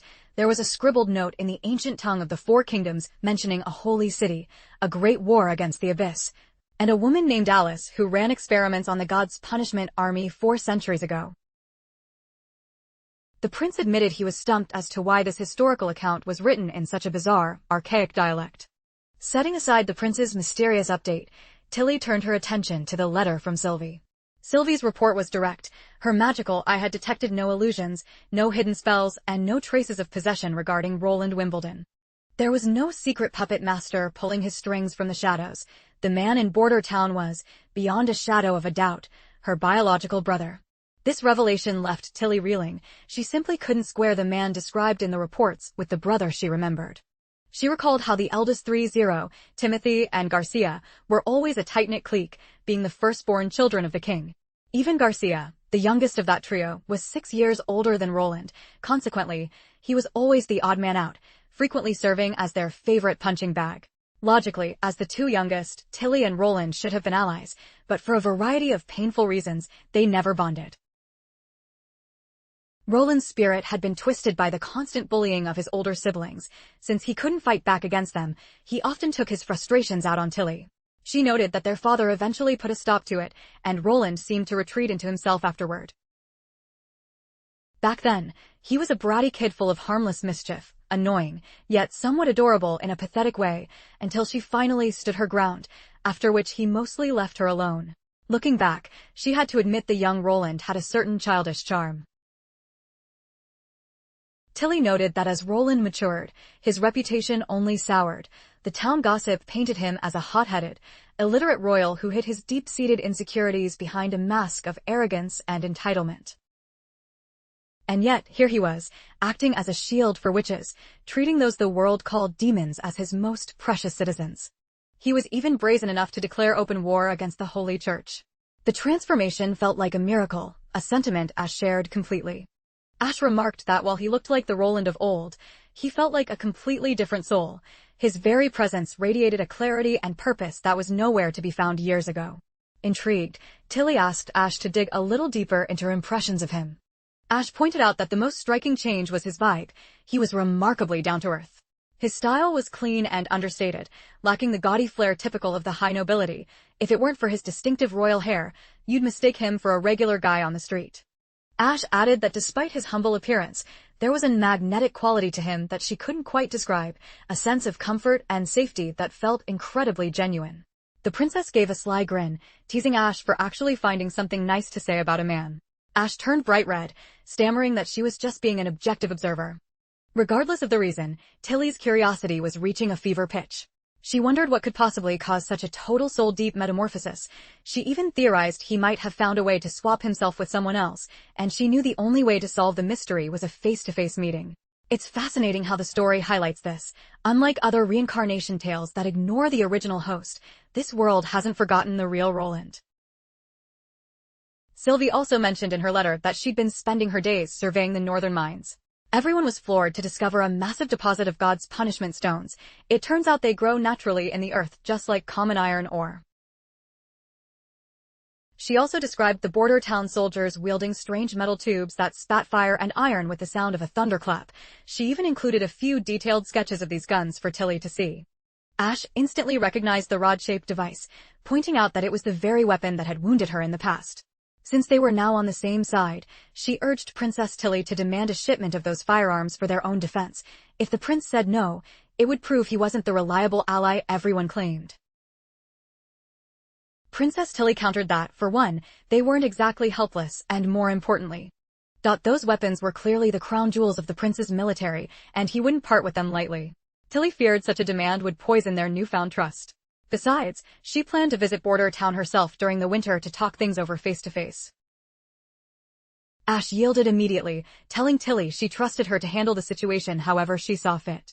Continuing through the letter, Tilly noted that Sylvie's keen eyes hadn't missed a single detail, even describing the personal gifts Roland had distributed among the witches. Tilly's face flushed with a mix of shock and embarrassment as she read that the prince had provided specialized undergarments to support the adult witches' chests. She found it scandalous, thinking such intimate apparel was a gift for lovers, and wondered what on earth Roland was thinking. She recalled him pull similar antics back in the capital and realized that, in some ways, he really did resemble the old Roland she used to know. Ash nodded, noting that Roland had always been a bit of an oddball, but she still cautioned Tilly against making the trek to Border Town in the dead of winter. Meanwhile, back in Border Town, the chemist, Kyle Sichi, was bursting with excitement to share a breakthrough with the prince. He had designed a viable way to mass-produce acid, but it required significant amounts of lead and a master smith to build the vats. Having heard whispers of a witch who could slice through metal with surgical precision, he requested her expertise for the project. Hong tu dong, wai nan su ho tiaro qua fu tuyen hung nak no rang tuk chat on goihan den de kong fi vici and axit. But Sichi was far too deep in his current experiments to think about anything else. The prince assured him the new task would be a breeze, requiring only a few of Sichi's junior apprentices rather than his top experts. Sichi, finally piqued with curiosity, asked what this mystery project actually was. The prince revealed his plan to manufacture a versatile miracle soap for the general public. It would be affordable yet as effective as luxury brands for bathing and scrubbing. Sichi's eyes widened as he asked if the prince was referring to the saponification reaction, the process from chemistry 101 that converts fats and lye into glycerin and soap. The prince nodded, looking quite impressed that Sichi had mastered the formal chemical terminology so quickly. Even so, the eccentric scientist suggested shelving the soap project, arguing that commoners rarely bathed and usually just scrubbed their rags and pots in the river.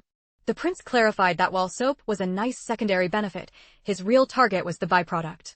Sichi immediately guessed he meant glycerin, and the prince confirmed that glycerin production was now their absolute top priority.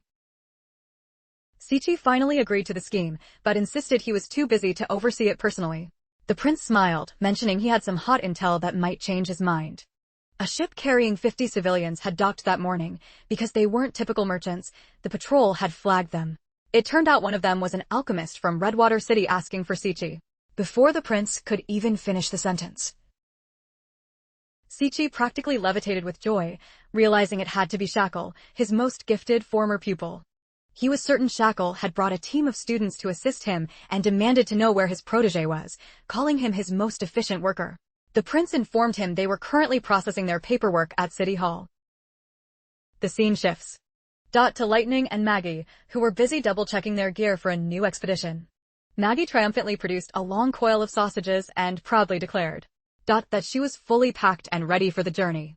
Lightning gave her a skeptical look, pointing out that snacks wouldn't help against the perils of the wild and that she needed real gear, but the little pigeon insisted that if they met any god's punishment goons, she'd just peck holes right through their armor. Realizing there was no winning an argument with Maggie, Lightning simply snapped her goggles into place. And with that, they took to the skies, heading for the furthest reaches of the misty forest to map its unknown borders. As they soared, Lightning felt a wave of relief having Maggie by her side. The misty forest gave her the creeps, especially after her last brush with the demon there. She kept her nerves hidden, terrified that if Maggie sensed her fear, she'd never hear the end of it. She leaned on the wisdom of her father, the legendary explorer, who taught her to face every obstacle with courage and a sharp eye, reminding her that fear is often a trick of the mind. Chanting his words, she vowed not to let her father's legacy down. They pressed on, using the winding river as a natural guide to ensure they wouldn't lose their way. Suddenly, Maggie shrieked, pointing toward a gargantuan mountain looming at the forest's edge. The peak was so massive it looked like something ripped straight out of a legend. Spotting a gaping, dark cavern in the mountainside, the pair decided to swoop in and investigate. Inside the cave, Lightning noticed strange, pitch-black rocks littering the floor. Maggie fluttered down and gave one of the stones a curious poke.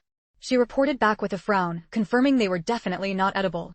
Lightning picked one up and examined it closely, realizing it was some type of mineral ore. Unsure of its properties, they decided to bag a few samples to bring back for the prince to identify.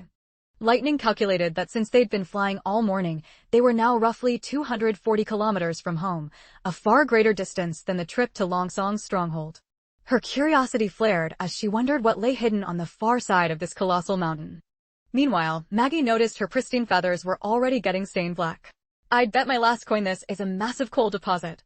Eager to see over the peak, Lightning told Maggie to stay put and wait for her return. She blasted out of the tunnel, banking into a steep, diagonal climb. Speeding toward the coast to catch a glimpse of the horizon beyond the mountain. When she finally cleared the summit and looked down at the landscape below, she was utterly paralyzed by the shock of what lay before her eyes. The scene shifts back to Border Town, where the prince is hunched over a map of the Grey Castle Royal Palace, meticulously drafting his siege strategy. Suddenly, a frantic thumping at the glass breaks his concentration. It's Maggie and Lightning hovering outside the window, with Lightning looking visibly shaken and pale. The prince immediately gestures for Nightingale to throw open the casement. The moment they scramble inside, Lightning lunges forward and throws her arms around the prince. He responds with a gentle, calming pat on her head, urging her to take a breath and explain what happened. Maggie flutters her wings anxiously, blabbing about black rocks and jagged, snow-capped peaks. But scenery wasn't the source of Lightning's distress. The true terror was the demon she spotted lurking there, and her voice trembled as she tried to find the words. The prince held her shoulders, telling her to find her center and steady her spirit before continuing. The little explorer finally composed herself and revealed that while finishing the survey of the misty forest, she had followed the Redwater River west until she hit a titan of a mountain. Behind it, a blood-red mist choked the entire range, a thick, crimson fog that looked exactly like the ominous drawing Sora had made. She was absolutely certain that the red haze was the very atmosphere the demons need to survive. A short while later, Lady Scroll and the other witches gathered in the prince's study. It seemed Roland had called an emergency briefing regarding this demonic discovery. Given the stakes, Lady Scroll proposed an immediate reconnaissance mission into the Red Mist Zone. She noted that since Lightning only saw it from a distance, they couldn't confirm the demons' numbers or if they could actually cross the mountains into the kingdom. Wendy backed the idea, arguing that while they knew the demons were formidable, they lacked specific intel to build a proper defense. The prince nodded in agreement, asking if anyone had objections before greenlighting the expedition. However, the prince was still wrestling with how to conduct such a dangerous scout safely. That's when Anna suggested using a hot air balloon. She explained they could camouflage the envelope to match the sky and hide among the clouds, flying over the sea as a safety buffer. Lightning then suggested bringing Sylvie along. Since her magical vision was unparalleled, she was the perfect choice for high-altitude spotting. The prince approved the roster and dropped a bombshell. He intended to lead the expedition himself. Nightingale immediately protested, her voice sharp with worry as she insisted the prince shouldn't gamble with his life. The other witches quickly joined in, forming a united front against him joining the flight. The prince stayed calm, explaining the risk was lower than they feared. He argued that if these monsters could easily fly or scale mountains, they would have overrun the Four Kingdoms centuries ago. The fact they were still confined to the far west suggested they had limitations. Furthermore, Roland believed his unique perspective on advanced civilizations would allow him to gauge the demons' technological level at a glance. Seeing their cities firsthand would be a strategic goldmine for designing the town's defenses. He told everyone to relax, promising they would observe from a safe, extreme distance. He added that if the mission were truly a suicide run, he never would have suggested it in the first place. Nightingale finally relented, though she looked a bit sheepish for her earlier outburst, but she made him promise not to leave the safety of the group for even a second. The prince agreed, finalizing the team. Anna, Wendy, Soraya, Sylvie, Nightingale, Lightning, and Maggie would all be on board. He set the departure for 1 week out, ordering everyone to pack their revolvers and iron rations. He also insisted on target practice, so even the non-combat witches could hold their own if things went south. With the planning done, the prince turned his attention to the mineral samples Lightning had brought back. The young explorer reported that the area near the mountain was littered with these stones. In fact, the deposit looked to be 10 times the size of Border Town itself. The prince noted the rock was lighter than typical ore, ruling out common metals. Since it was pitch black and found in surface seams, he suspected it was coal. He asked Anna to apply a little heat to the sample. As her emerald black fire licked the stone, the rock caught fire, burning with a steady, blue-tinted flame. It didn't take long for the prince to realize this was high-grade anthracite, a premium coal that burns with almost no smoke. Lightning was shocked it was coal, as she expected it to be crumbly and filthy like charcoal. The prince explained that this was a concentrated, fossilized fuel. While basic coal is messy, anthracite is hard, dense, and has a metallic luster. He added that while coal wasn't a total mystery in Grey Castle, it was mostly used for home heating. This high-quality find could replace charcoal in smithing, making it much more green by saving their local forests from being leveled. He mused that, even in a world of gas and electricity, coal remains a versatile backbone for power. It could be used for coal gas, hydrogen, tar, and eventually, generating massive amounts of electricity. Establishing a surface mine would be a game-changer compared to expensive imports. They'd just need more steamships and a processing plant in the far west to ferry the black gold back to town. The scene shifts to the capital's palace, where a lead alchemist is presenting a breakthrough to the court, a volatile explosive powder concocted by the Alchemist Association. When the demonstration went off, a heavy metal plate was blasted high into the air. Timothy sat on his throne, looking completely mesmerized by the display. The old alchemist boasted that if compressed in large quantities, this snow powder was powerful enough to shred plate armor and bone alike.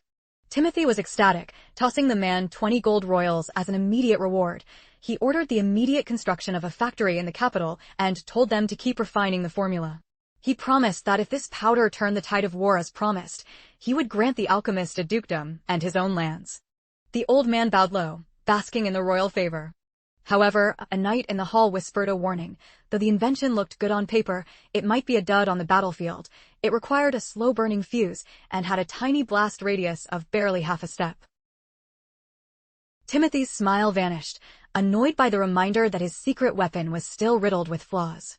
He thought bitterly that if Garcia hadn't kidnapped the best alchemists, he would already have conquered Grey Castle. Still, He felt relieved his remaining scholars were smart enough to reverse engineer the basics. Suddenly, a soldier burst through the heavy doors, frantic and covered in grime. He collapsed to his knees, delivering the grim news. The entire force sent to the western region had been utterly annihilated. They limped back to the capital in total defeat, each survivor clutching a personal dispatch from Roland Wimbledon. Timothy tore open his copy only to find that Roland was clearly unimpressed and deeply disappointed by his brother's amateurish tactics. Roland labeled the invasion of the West a catastrophic blunder and gave a chilling warning. He would personally ensure Timothy paid the ultimate price for his recklessness. He boldly declared his intention to storm the capital by the second month of autumn, making it crystal clear that Timothy's grip on the throne was far more fragile than he imagined. Timothy was consumed by a blinding white rage the moment he finished reading the letter. As his fury reached a boiling point, the scene shifts back to the witches. The group was fully kitted out with revolvers, ready for their first formal target practice session.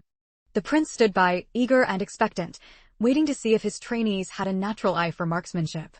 However, as the girls began to fire, his optimism vanished. Bullets whizzed in every conceivable direction, missing the targets by a mile. Roland's excitement plummeted into a sense of utter despair as he watched their clumsy handling of the firearms. Fortunately, the session wasn't a total disaster, as Anna stood out from the rest, slamming bullets into the bullseye with an uncanny, almost supernatural precision. The other witches watched in awe, completely mesmerized by her perfect form. Even the prince was floored by her spectacular performance. He marveled at her steady breathing and rock-solid stance, wondering if Anna possessed a raw talent that transcended mere training. Despite the heavy kick of the revolver, her arm didn't budge an inch, leaving him deeply intrigued by her latent potential. Anna, meanwhile, basked in the quiet satisfaction of her perfect score. But the prince's keen eyes caught a subtle anomaly, a faint shimmer of magical energy swirling around her trigger finger. With a suspicious squint, he leaned toward Anna and gave her a stern but gentle reprimand. He reminded her that using magic during marksmanship drills was strictly forbidden. Anna tilted her head, innocently asking why it mattered. The prince explained that if an enemy ever used a god's punishment stone, her magic would vanish instantly. He needed everyone to be combat-ready for situations where their powers might be neutralized. He then stepped behind her, gently cupping his hands over her ears, and encouraged her to try one more time. He reassured her with a soft voice, telling her that the loud noise wouldn't startle her this time. Seeing this, Lightning quickly grabbed Maggie and told the bird to cover her ears as well. It was quite a sight, the younger witches handling deadly firearms as if they were just harmless toys. With her ears protected, Anna let loose a rapid-fire volley. Every single lead slug tore straight through the center of the target. Inspired by her success, Wendy and Nightingale decided to take their turn at the firing line. Before long, the air was filled with the scent of gunpowder and the excited cheers of the witches as they grew more comfortable with their new tools. Later, we see their hot air balloon drifting silently through the clouds, its camouflage blending perfectly with the sky. The prince announced they were moving on to aerial bombardment drills, preparing for the autumn siege on the capital. Wendy was breathless from the view at such a high altitude, noting that the vast western region now looked like it could fit in the palm of her hand. However, the prince reminded her that their territory was actually quite small, gesturing toward the mysterious northern barren lands where their future path lay. Lightning peered over the edge, noting they were so high up that the ground below had become a blur. The prince checked his instruments and confirmed they had reached the optimal height. Inside the wicker basket sat a massive explosive that looked like a miniature nuclear device. He explained they would practice dropping this dummy bomb just as they had practiced on land. He noted that for this test, the payload was smaller than a real bomb, roughly the weight of 4 nightingales. Despite the size, he insisted they treat the exercise with total seriousness. Anna perked up at the mention of the weight, curiously asking the prince when exactly Nightingale had become an official unit of measurement. The prince let out a loud, dramatic cough to hide his embarrassment and told her to stop asking difficult questions. He quickly gave the order for the drill to begin. They released the first payload into the abyss below, and they swiftly latched the floor hatch shut. The prince smiled, pleased to see that their rigorous ground training had made the mid-air process feel like second nature. Wendy looked out at the vast drop and wondered aloud if a bomb could truly hit a specific target from such a dizzying height. Roland admitted that 1,000 meters seemed impossible for a standard drop, but he explained that this bomb possessed a unique guidance system. He elaborated that the extreme altitude actually gave the bomb more time to stabilize, ensuring pinpoint accuracy. And all of this was possible thanks to the tireless scouting of their little explorer. returning to the halls of Border Town's castle. When the prince announced his departure for the Misty Forest, Sir Carter, Iron Axe, and Barav were all struck with disbelief. The knight insisted on coming along to fulfill his duty as the first knight, while Iron Axe wanted to mobilize a full company of 100 men for security. Barav simply complained about the mountain of paperwork that would pile up. The prince remained immovable, declaring it a direct order. They were to stay behind and govern the town with an iron grip during his absence. It was clear Barav didn't quite grasp the threat of the demons or the red mist, as he asked what could possibly be so important that the lord had to risk his own neck. The prince kept the terrifying details close to his chest, simply stating that the fate of the entire western region hung in the balance. And it could even signal the end for all of Grey Castle. He insisted that he was the only one capable of assessing the threat firsthand, and that he absolutely had to go. Sir Carter asked if the prince could share the specific motive for this journey, but the prince replied that he couldn't reveal it just yet, though he promised an explanation later. He made it clear that this was a top-secret mission, and everyone must remain tight-lipped as the room buzzed with anxiety over his sudden announcement. In his mind, he calculated that the demon territory was a mere 60 miles from the west, and these monsters had once crushed the holy city of Tequila, driving survivors to the very edge of the continent. It sounded like a tall tale, but the prince was grateful he had binge-watched so many post-apocalyptic movies in his past life. However, he knew that the common folk wouldn't easily swallow such a terrifying truth. If news leaked and panic set in, people might flee the western region in droves, and he couldn't allow that to happen after working so hard to build this place. So, the prince finally set off with the witches in the hot air balloon, waving a final goodbye to his loyal companions. His friends watched him depart with tears in their eyes. Honestly, I'm just as hyped to see what nightmares are waiting for them in that crimson fog. Meanwhile, as they drifted high above the clouds, Sylvie asked if the church had truly fought the demons 400 years ago, wondering if that actually made them the good guys. The prince argued that the church was still the villain, and Nightingale chimed in, noting that if they were truly good, they wouldn't have executed innocent witches without cause. She explained that it would be a different story if witches were actually evil, but they have zero connection to the demons, plus, there's evidence to prove it. The prince agreed, stating that first, they needed to verify if the church's crusade against the demons was even a historical fact. If it were true, why hide it? They could have gathered countless followers by publicly celebrating such a heroic victory. The prince reassured Sylvie that he would never side with the church just because they happened to fight the same enemy in the past. He was fully prepared to take on the demons himself if the situation called for it. And he felt no fear, knowing he had his powerful witches standing right beside him. Nightingale leaned in with a smirk, reminding Sylvie that the church was just a bunch of losers who failed to finish the job, so the prince would never join forces with them. A short while later, lightning announced that they were closing in, and the mountain range was finally coming into view. As the group peered over the edge of the basket, they were awestruck by the sheer scale of the peaks. Wendy remarked that these mountains looked as if they had erupted from the earth only yesterday.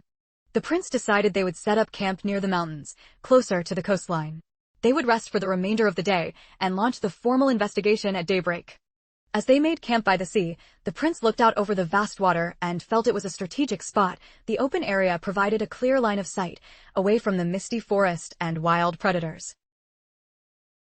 The girls approached him and suggested that he take the comfort of the tent for the night. That was when Roland remembered a previous incident involving a shared tent that kept him awake and flustered all night. To avoid a repeat, he opted to sleep under the stars to keep his mind sharp for tomorrow. Meanwhile, Maggie was thrilled with the idea and happily decided to sleep outdoors as well. As the girls retreated into the tent, Wendy mentioned she would take the first watch. As the campfire crackled and the prince sat alone with his thoughts, Anna quietly approached him from behind. The prince asked if she was heading to bed with the others. She shook her head, saying she just wanted to sit and share the moment with him. She took a seat by his side, mentioning that Sylvie really should have thanked him properly for comforting her earlier. Then, almost out of the blue, Anna whispered that she was incredibly happy with the path she had chosen. The prince was puzzled and curious, asking which choice she meant, but instead of an answer, Anna leaned in and gave him a soft, fleeting kiss on the cheek. She didn't say another word after that. She simply wished him a peaceful night's sleep. Then she turned and headed off to bed. While he was still reeling from that sudden surge of affection, the prince was caught even more off guard when Nightingale suddenly materialized and gave him a light kiss on the other cheek. She thanked him for everything he had done for the witches. Then, she vanished back into thin air, leaving the prince sitting there with a dazed but happy smile on his face. The next morning, the entire group was back on board the hot air balloon, and they resumed their steady journey toward the mysterious red mist. Inside the basket, the prince could be seen letting out a wide yawn, feeling a bit stiff after a night on the hard ground. He began to miss the luxuries of his castle, especially the convenience of indoor plumbing. The witches, however, were beaming with energy and high spirits. The prince couldn't help but wonder if their radiant looks were a side effect of their magic. Suddenly, lightning alerted them that the blood-red fog was finally visible on the horizon. She quickly extended her arm, pointing directly toward the horizon. Looking down, they were greeted by a chilling sight. The entire landscape was swallowed by an eerie, crimson fog. Sylvie wasted no time and immediately engaged her specialized vision. She reported back with a frown, stating they were still too distant for a clear read, as her powers couldn't penetrate the haze from this range. The prince ordered a descent to a lower altitude and commanded Soraya to meticulously illustrate every detail from this point forward. Peering through his brass binoculars toward the shoreline, he observed a total lack of piers or docks. It seemed that, even if demons were present, they hadn't yet mastered shipbuilding to invade Grey Castle by sea. Suddenly, Sylvie spoke up, noting that about 10 miles inland within the red mist, several black stone monoliths were visible, triangular structures that seemed to pierce the sky. Wendy chimed in, remarking that these descriptions perfectly matched the haunting illusions they had witnessed in the barren lands, confirming this was indeed demon territory. However, Soraya, recalling the demonic architecture from those illusions, pointed out a discrepancy in scale. The towers she remembered were so colossal they should tower over the mist and even the mountains. The prince theorized that what she saw before was likely a demon metropolis, whereas this was merely a small outpost, all while Wendy and Anna grew increasingly anxious in the background. Maintaining his composure, the prince asked for a status report on what lay inside those obsidian towers. Sylvie reported that most appeared hollow, though a few were filled with a mysterious, shimmering liquid. Suddenly, she gasped as a pair of terrifying red eyes seemed to stare directly back at her through her vision. The prince snapped her out of her trance, urgently demanding to know what had happened. Sylvie didn't hesitate for a second, telling the prince they needed to retreat immediately because the demons had spotted them. It wasn't just a sighting, the enemy was already mobilized. She explained they had been camouflaged underground with only breathing tubes exposed. The situation was turning critical, and they needed to withdraw before the trap closed in. Sylvie then dropped a bombshell. Several of the demons were actually airborne. The revelation sent a shockwave of fear through the entire group. The prince immediately commanded Wendy to push the hot air balloon to its absolute speed limit. Our resident wind caller channeled her magic, propelling the balloon forward with a powerful gust.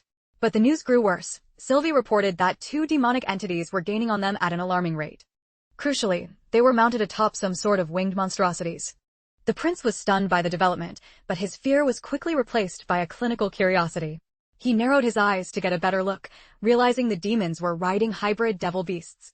He made a split-second executive decision, shouting for the team to dump air and land the balloon immediately.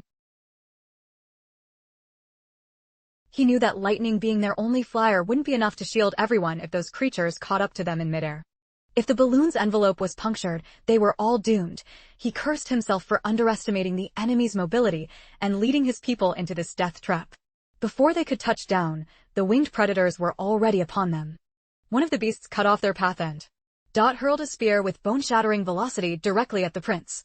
He braced himself, closing his eyes for the impact he was sure was coming. But at the very last microsecond, Anna conjured a shimmering barrier that caught the spear just inches from his chest. However, the effort clearly drained her. She had poured every ounce of her mana into that single shield. She looked nearly faint as the spear clattered harmlessly away. The demons, however, showed no signs of slowing down. They dove at the balloon again, flanking the basket from both sides like hungry wolves. Incredibly, Anna found a second wind and Dot manifested another shield to repel the incoming predators.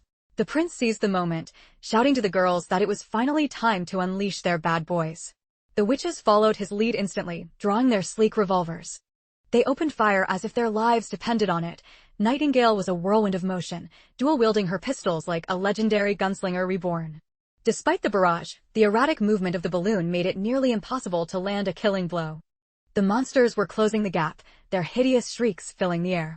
Nightingale called out that the balloon was swaying too violently for them to maintain a steady aim.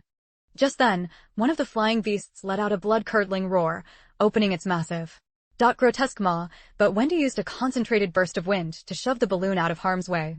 The sudden jolt sent the basket spinning, causing everyone inside to lose their footing and tumble. In the chaos, Anna saw another monster looming directly in front of her. The demon pulled a jagged spear from its back and launched it straight at her heart, but Prince Roland, acting on pure hero instinct, threw himself in front of her.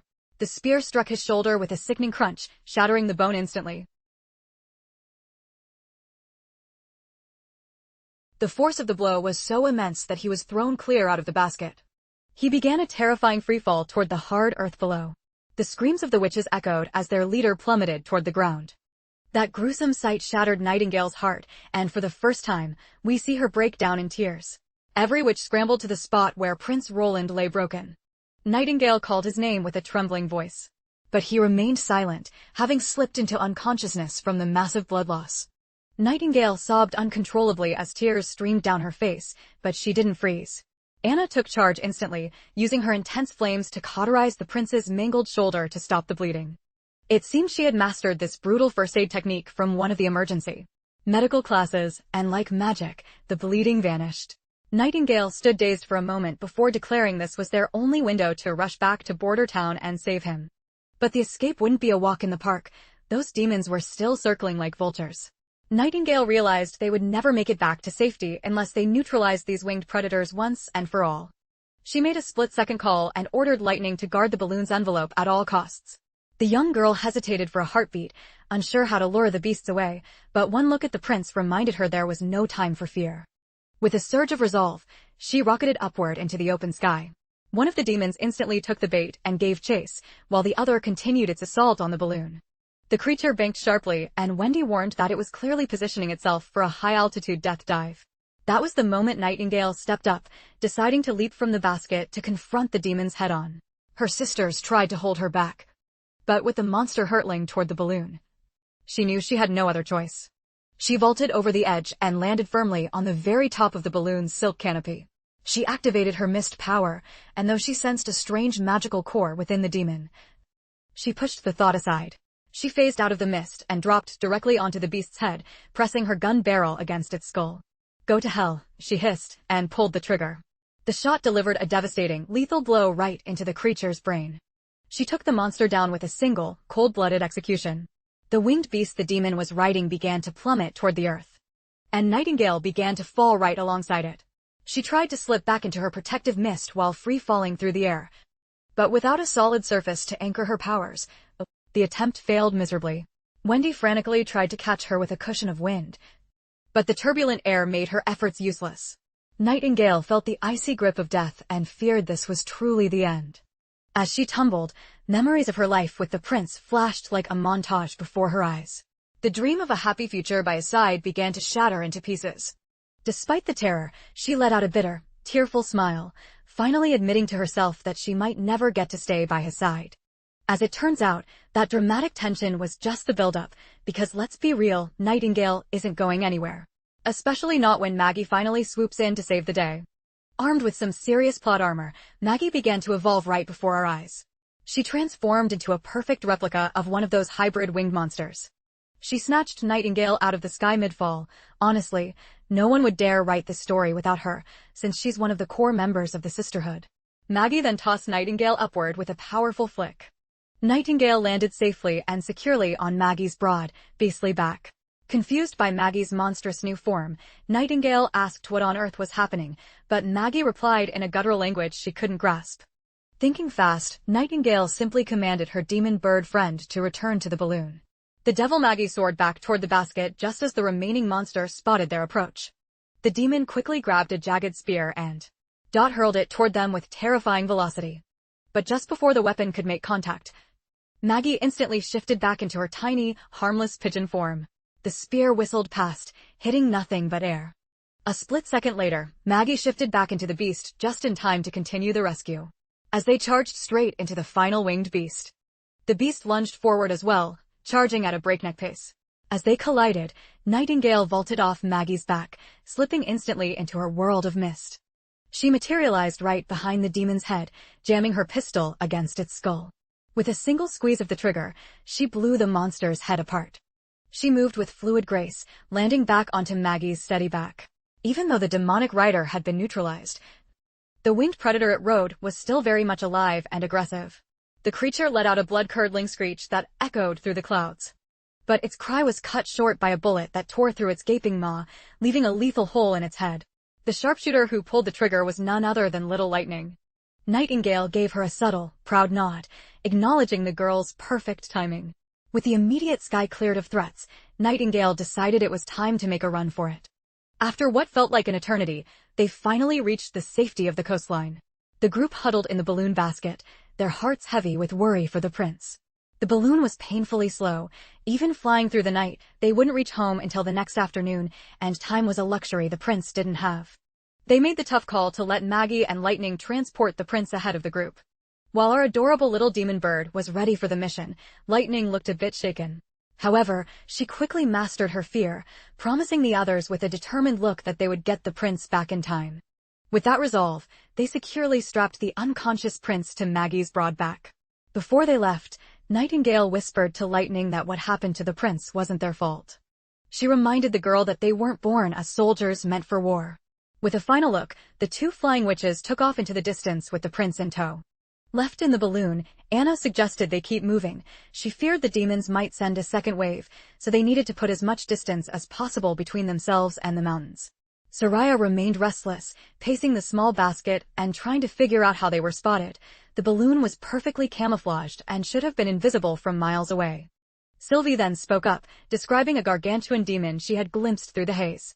It looked like a massive, living obsidian tower with a head far larger than its body and a terrifying number of eyes. Every single one of those eyes had been locked onto her. She explained that hundreds of demons had surged from the earth the moment they were detected. Anna added that the mounts the demons rode were unlike anything they had ever seen.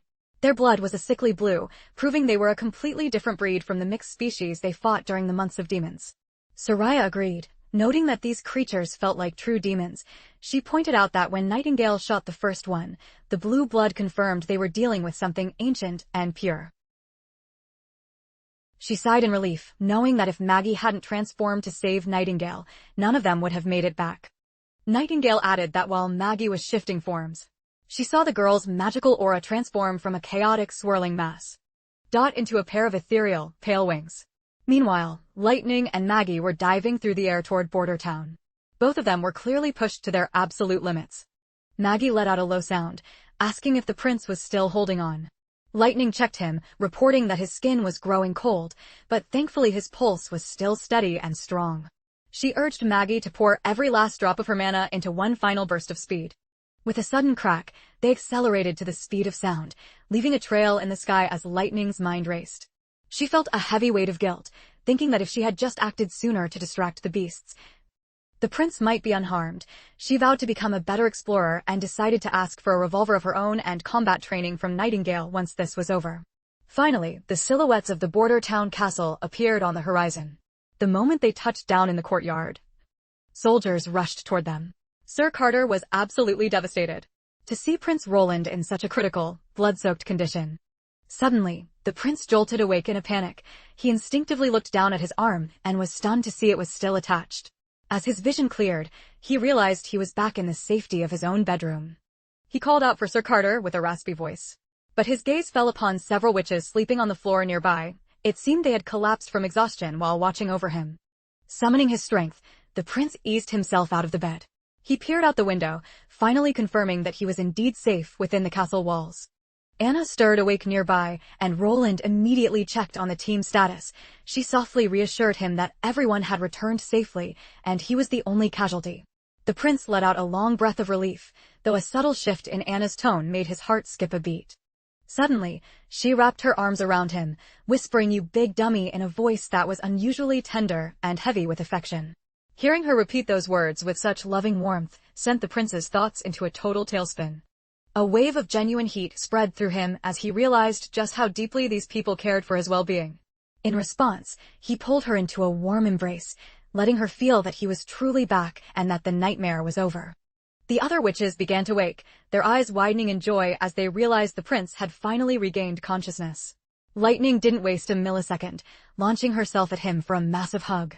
One by one, the other young witches swarmed in as well. They formed a giant, cozy huddle around him, radiating warmth and relief. Nightingale's tension finally snapped as she saw he was out of danger. She practically pounced on him with the exuberant joy of a child. The room was instantly transformed, filled with a radiant energy of love and shared relief. That evening, the prince remained in his chambers, joined by his companion. Sitting alone, he reflected on how dangerously he had underestimated the demons during their flight. He never imagined they could spot the balloon from such a distance. Despite the brush with death, the intel was priceless. The demons weren't just mindless monsters, but a structured civilization with their own culture. Roland began recording these revelations in a letter, likely intended for his sister, Princess Tilly. He noted that the demons possessed a form of magic, as Nightingale had sensed, but they utilized external artifacts rather than internal power like witches. Unfortunately, since the demon corpses vanished into the sea, detailed autopsies were impossible. Sylvie's observations suggested the Black Towers stored red liquid, and the mist was likely its gaseous form. Its limited range seemed to be the only thing keeping them contained. For now, Border Town appeared safe from an immediate invasion. Anna entered the room, and Roland felt a jolt of surprise as she quietly turned the key in the lock behind her. Curious, he asked what brought her here, reminding her that his wounds were already healed and she needn't worry anymore. Anna reached out and rested her hand on his, causing the prince to blush like an embarrassed schoolboy. She then guided his hand to her chest, making it clear she didn't want to waste another moment and wanted to cherish their time together before the next crisis struck. She drew closer, her eyes reflecting a mix of vulnerability and raw determination. The prince met her halfway, pulling her into a deep, passionate kiss. After sharing that tender, breathless moment, he gently lowered her onto the bed and moved to be beside her. In the heat of the moment, the prince's mind raced, wondering what the proper next step should be. He thought about trying some smooth foreplay, but quickly realized he had zero real-world experience to draw from. Having only his memories of old magazines, he decided to pivot to sweet talk or playful teasing to set the mood. However, before he could find the right words, Anna took the lead. She gently pinned him to the mattress and sat atop him, taking full control. As his hands rested on her, she recalled the terrifying moment he pushed her aside to take a spear for her, asking if he had completely forgotten about his own life. The prince simply replied that it was pure instinct. His body moved before he could think. Anna reminded him that he was the future sovereign of Grey Castle and the sole beacon of hope for all witches. She implied her life was secondary, but the prince cut her off, insisting this wasn't a calculation of status or worth. He told her he simply couldn't bear to lose her, and if given the choice again, he wouldn't hesitate to trade his life for hers. As they lay tangled together, Anna asked him to share stories of his true past. She wanted to know the soul behind the title, every detail of who he really was. The prince began to pull back the curtain on his old life. He described living in a sprawling, high-tech metropolis that made Border Town look like a tiny village. He confessed that while he wasn't a genius, he was bright enough. He was a diligent student who earned his teacher's praise. But he chuckled as he admitted his secret. He was the one who used to leave graffiti all over the school walls. Anna laughed, asking if he ever got caught. He explained that it usually ended with his parents getting a stern phone call from the principal. He recounted how he drifted through various teachers as he grew up, eventually finishing his education with perfectly average marks. He was always just a step behind the top-tier overachievers, never quite the best, but always solid. As Roland continued his stroll down memory lane, he realized that Anna had drifted off into a deep, peaceful slumber. He saw that she was far too exhausted for anything more to happen that night. It made sense. She had been on high alert throughout the entire mission, guarding against demons, and then stayed by his bedside until he woke. The poor girl was utterly spent. Roland felt a tiny pang of disappointment, but mostly just a profound sense of relief.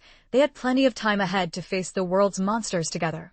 The following morning brought a fresh start for everyone. The first thing we see is Sylvie, letting out a massive, satisfied stretch after a long and well-deserved sleep. She greeted Wendy with a cheerful morning salute and couldn't help but ask why Wendy was up at such an ungodly hour.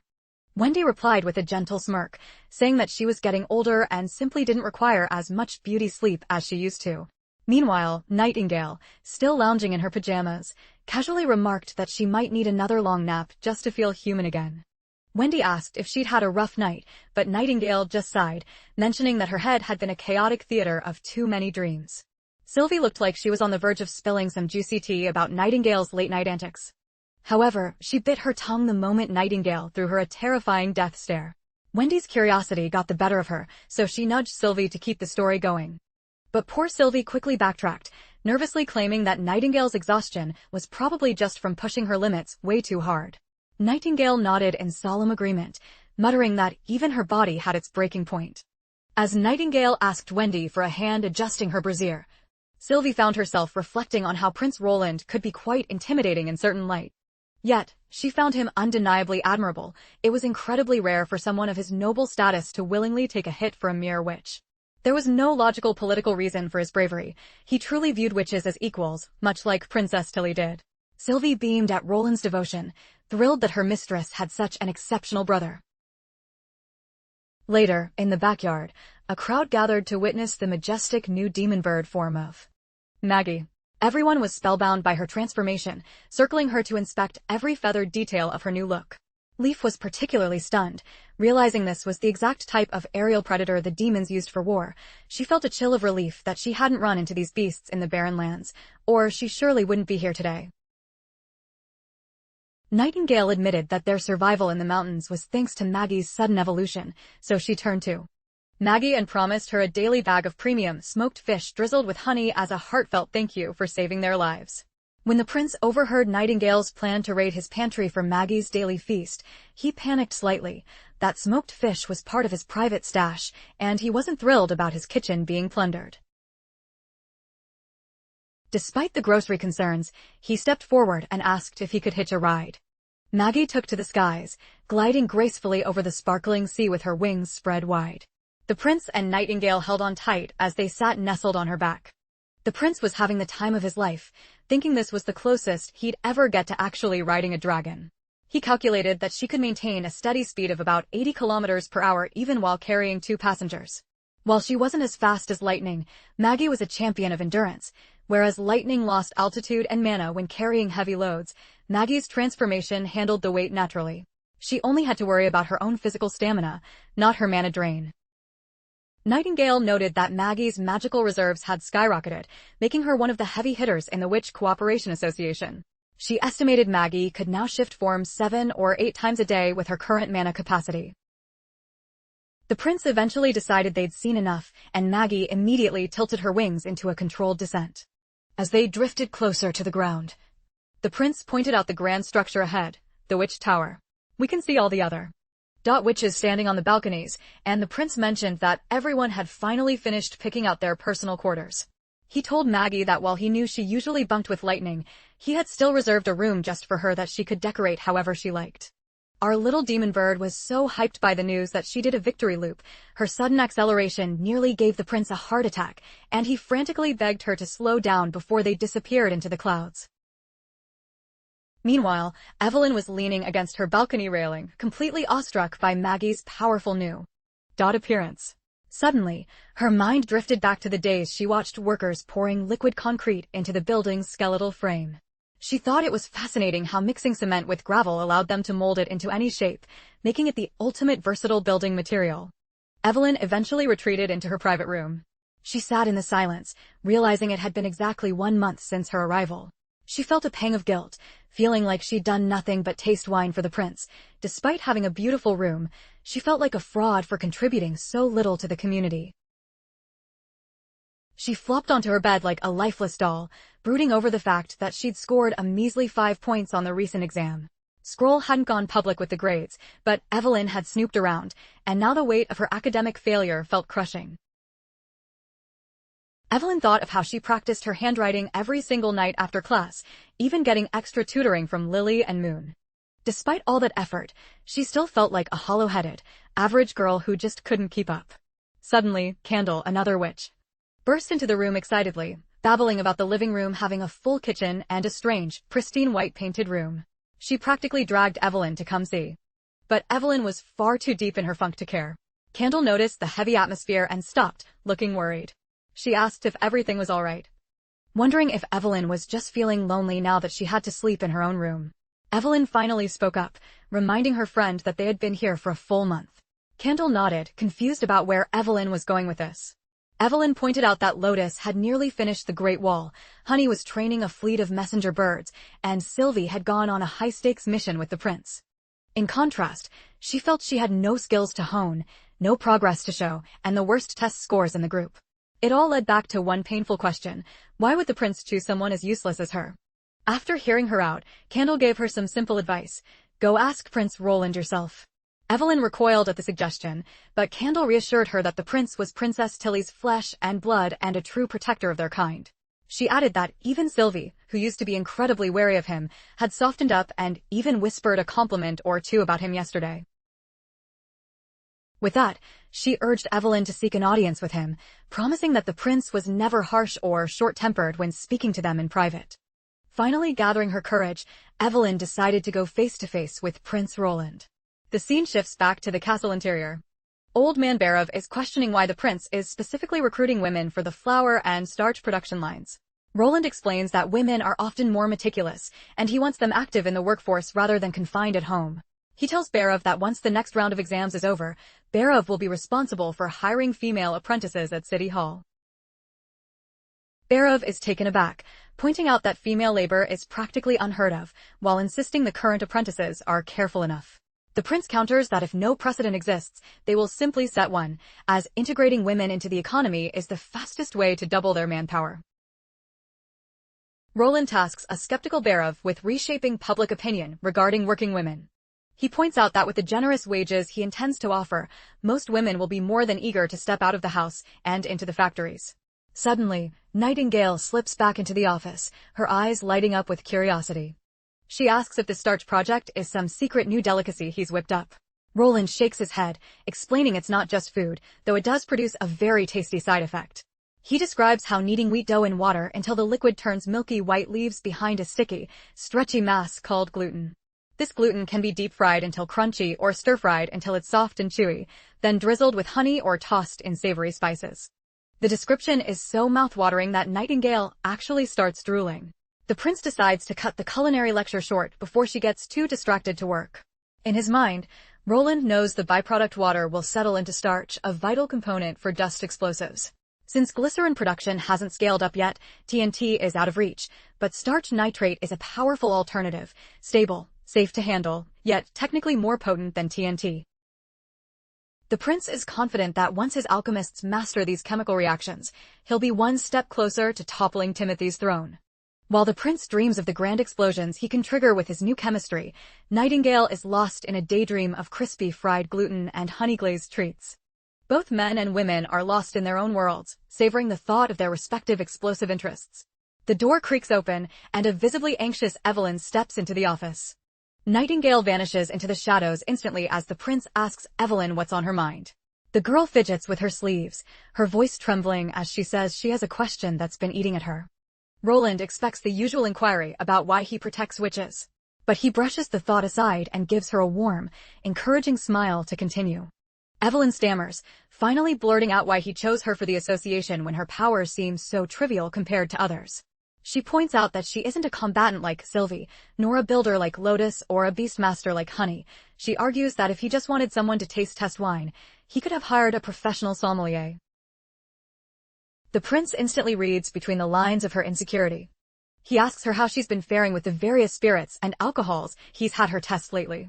Evelyn is a bit confused, but admits that while the high-proof drinks were a shock at first, she's grown accustomed to the burn. The prince rummages through a shelf and pulls out a standard bottle of spirits. Evelyn notes that while the fancy cocktails with ice, juice, and sugar are delicious, her family's tavern only ever served cheap rotgut and muddy ale, so she feels out of her depth regarding what the wealthy actually enjoy. After pouring a glass of common ale, the prince asks her if she can use her magic to refine it into pure vodka. Evelyn nods and focuses her power on the amber liquid in the glass. As expected, the color begins to shift and clarify under her touch. The prince takes a sip, confirms the high alcohol content, and tells her that this incredible refining ability is exactly why she is indispensable. He explains his plan to build an ethanol plant, then corrects himself to say he's opening a world-class distillery where Evelyn will be the head vintner. Evelyn remains silent, still processing the fact that her useless power is actually a cornerstone of his new industry. Meanwhile, in the domain of Garcia Wimbledon, a nobleman enters her chambers, pleading for justice. He explains that his lands haven't been fully overrun by rebels yet. However, his son was killed by insurgents while defending the former queen's honor. The rebels are now hiding in the mountains, and he begs Garcia for alchemical weapons capable of breaching fortified gates, so he can have his revenge. He promises that if she grants him this power, he will pledge his absolute loyalty to her. Furthermore, he vows that the entire Silver Heron clan will follow her banner. Garcia hides a calculating smile. Duke Willow is influential, and if she makes him prime minister, the rest of the nobility will fall in line, making it easier to brand her brothers as traitors. She agrees to the deal, though she notes she can't hand over the weapons immediately. She promises to send her alchemists to support him soon. The Duke bows, satisfied with her generosity, and departs in high spirits. Shortly after, Garcia's personal knight enters, offering her a glass of ale. He remarks that with all the elite families now in her pocket, she could rule the kingdom even without the help of those mysterious foreigners. Garcia nods in agreement, but their celebration is interrupted. The knight presents a letter from the king's city. She tears it open immediately, and noticing her shifting expression, the knight asks if the news is as bad as it looks. Garcia scanned the parchment, her face hardening as she revealed that the church had mobilized reinforcements. They were surging toward King City and had already shattered multiple defensive lines. The knight gasped, baffled as to why the Holy See would launch an offensive with the months of demons so close. Garcia was equally unsettled by the news, admitting she never anticipated the church would strike with such terrifying speed. Had they waited until spring, she would have been prepared. Now, they were refusing to give her even a moment to regroup. She knew that if she ignored the cries for help from the Southern Territory, the church would crush them, leaving her isolated and vulnerable. Yet, Garcia saw a silver lining. If the church's elite forces were bled dry at the capital just as the demonic tide hit the holy city, it could spell the total collapse of the papacy. She commanded her knight to rally the Black Flag Battalion immediately. This year, they would be spending their winter entrenched in King City. Back in Border Town, a massive silhouette drifted across the sky. On the ground, Sir Carter stood frozen, processing the prince's wild plan to carpet bomb the capital from a staggering height of 2,000 meters. Peering through his telescope at the floating vessel, the prince noted that with a steady eye, hitting the target was well within their reach. He mentioned a report from Theo stating Timothy was forcibly conscripting civilians, likely using that same mind-altering berserk pill strategy. Iron Axe nodded grimly, suggesting that if they could just drop enough ordnance to erase Timothy from existence, the entire regime would crumble instantly. The prince shared that sentiment, noting they had spent a full week fine-tuning the explosives, and he was counting on everything to function flawlessly. Meanwhile, Carter was practically in tears, muttering about how traditional fortifications were useless against an aerial threat and how centuries of military doctrine would vanish once tons of explosives started raining from the heavens. As the final test bomb plummeted and made impact, it transformed the target zone into a roaring sea of fire that lit up the horizon. The prince and his inner circle were nearly dancing with joy, ecstatic to see the experimental payload perform so perfectly.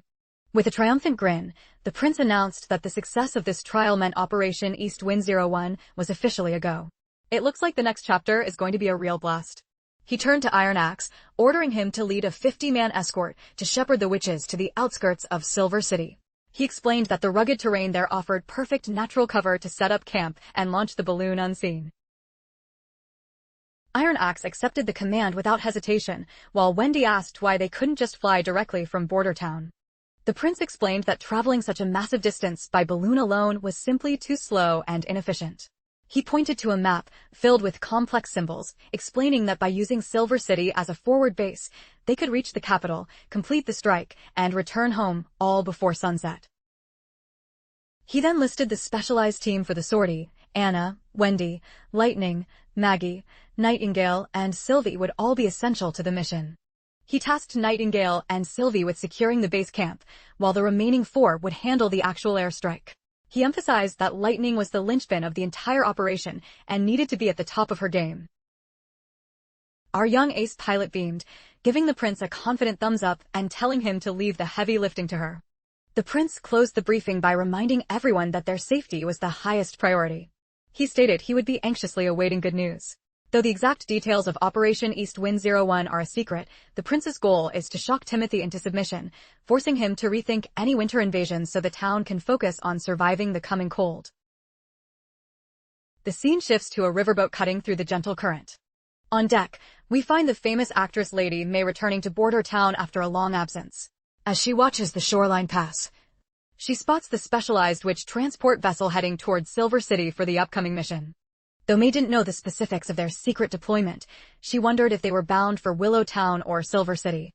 As she pondered, a group of excited young girls suddenly swarmed her, eager for a chance to chat with the legendary Miss May. Just then, Miss Irene stepped in with an apologetic smile, explaining she couldn't keep up with the children's endless questions and had directed them toward May for help. May looked a bit overwhelmed by the tiny fans, but their enthusiasm was infectious. They were dying to know if Prince Roland had really written his latest play specifically for her. Swallowing her annoyance, May smiled and clarified that while the prince provided the vision, it was actually Lady Scroll, the town's Minister of Education, who penned the script for the sisterhood. A young girl then asked why the actress Bella got in such trouble for mocking the play if the prince wasn't the author. May explained that since the prince had personally commissioned and approved the performance, Bella's insults weren't just directed at a script, they were a direct act of disrespect toward the sovereign himself. The girls then began gossiping about the prince, mentioning rumors of his striking royal gray hair and handsome features. Some even teased that he was a bit of a heartbreaker who loved being surrounded by beautiful witches. Miss Irene, clearly uncomfortable with the direction of the conversation, quickly hushed the children. She reminded them that Border Town was just around the bend and told them it was time to get their belongings together. As the kids scattered, Irene thanked May for helping escort them to their new home, even though their acting lessons were far from finished. May told her it was no trouble at all. However, Irene looked worried, noting that the children were still very raw. She feared that, even if the prince wasn't expecting perfection, they were far too young for the stage. May reassured her friend, explaining that she didn't intend to put them in the spotlight immediately. She noted that, even if they never performed, being able to read a script was a life-changing literacy skill. The prince, she noted, always favored those who could read and write. He didn't use theater for mere entertainment, he used it as a powerful tool to reshape public opinion and dismantle old prejudices. It's common knowledge that the prince uses these plays to shatter the stigma surrounding witches and to modernize the mindsets of his subjects. Irene was filled with admiration, hugging her friend and marveling at May's deep understanding of the prince's grand design. As the boat docked at the pier, they saw a massive crowd gathered to welcome them. Standing among the townspeople was Irene's husband, Ferlin Eltek. The moment the gangplank touched the dock, Irene sprinted into Ferlin's arms, holding him as if she'd never let go. The young girls nearby couldn't help but whisper about how dashing the former knight looked. However, Lady May's own love interest, Sir Carter, was nowhere to be found. Ferlin turned to May and offered his sincere thanks for looking after Irene during that messy business with Miss Bella, who had caused such a stir by insulting the crown. May simply waved off the gratitude, telling Ferlin there was no need for thanks. Then he playfully teased his wife, saying she probably would have been in floods of tears if May hadn't stepped in to stop Bella, so he was relieved nothing worse had happened. The couple was clearly a perfect match, radiating joy as they interacted so happily.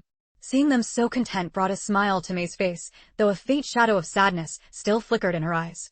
Later, May returned home, her mind completely occupied by thoughts of Carter. She wondered why he wasn't there, especially after his letter promised a surprise for her return. She felt a slight pang of disappointment that he hadn't come to help with her heavy bags, let alone throw her a welcome party. She assumed he was stuck on night duty for the prince.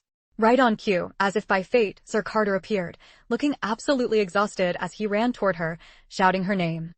Recognizing his voice, May turned around, looking both slightly annoyed and deeply curious. Carter quickly panted out an explanation. He had just heard the ship from the Forest Long River had docked and sprinted all the way from the barracks. He also tried to explain, like a typical husband, that he had no idea she'd be back so early. Seeing her heavy luggage, he panicked a little, realizing she must be worn out from hauling it all by herself. But when he looked at her, May's face lit up with a genuine, beaming smile. Clearly, all her fatigue vanished the moment she saw him, and she invited him for a drink. However, he declined, explaining that he was still technically on duty. He then began to blush furiously as he pulled out a small velvet box, explaining he had come to give her a little token. Naturally, May was intrigued, wondering if it was a new product from the laboratory. She expected an eye mask or a potion, but to her shock, a sparkling diamond ring sat inside. Carter dropped to one knee, took her hand in his, and asked her if she would do him the honor of becoming his wife. May was completely floored. The unexpected proposal left her dizzy with pure happiness. The following morning, Carter was back in Roland's office, and he was so visibly radiant with joy that he was actually starting to get on the prince's nerves. Nevertheless, the prince returned to his paperwork, diving back into the latest administrative reports. He noted that with the help of the witches from Slumber Island, the town's construction projects were moving at lightning speed. The steel bridge over the Redwater River was finished and aligned perfectly with the new wall. All thanks to the brilliant coordination of Sister Lotus and Carl, the construction chief. After working with Lotus, Carl was genuinely eager for her to officially join his department.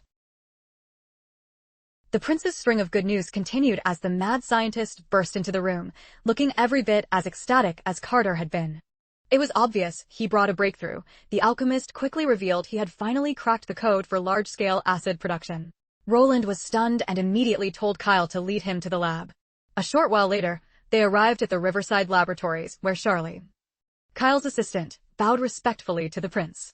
It didn't take long for Roland to recognize Charlie as the talented student Kyle had praised so highly. After the introductions, the prince eyed the massive tanks lined up behind them and asked Charlie exactly how these contraptions were supposed to manufacture acid. Kyle explained that the entire process was built on the chemical equations they had studied in Chemistry 101. He described how acid was separated, burned in a furnace, and the resulting gas was heated and stored in a lead chamber. The prince was fascinated and asked if all the tanks were truly made of lead. The alchemist nodded, explaining that lead was the only material that could survive the acid's bite.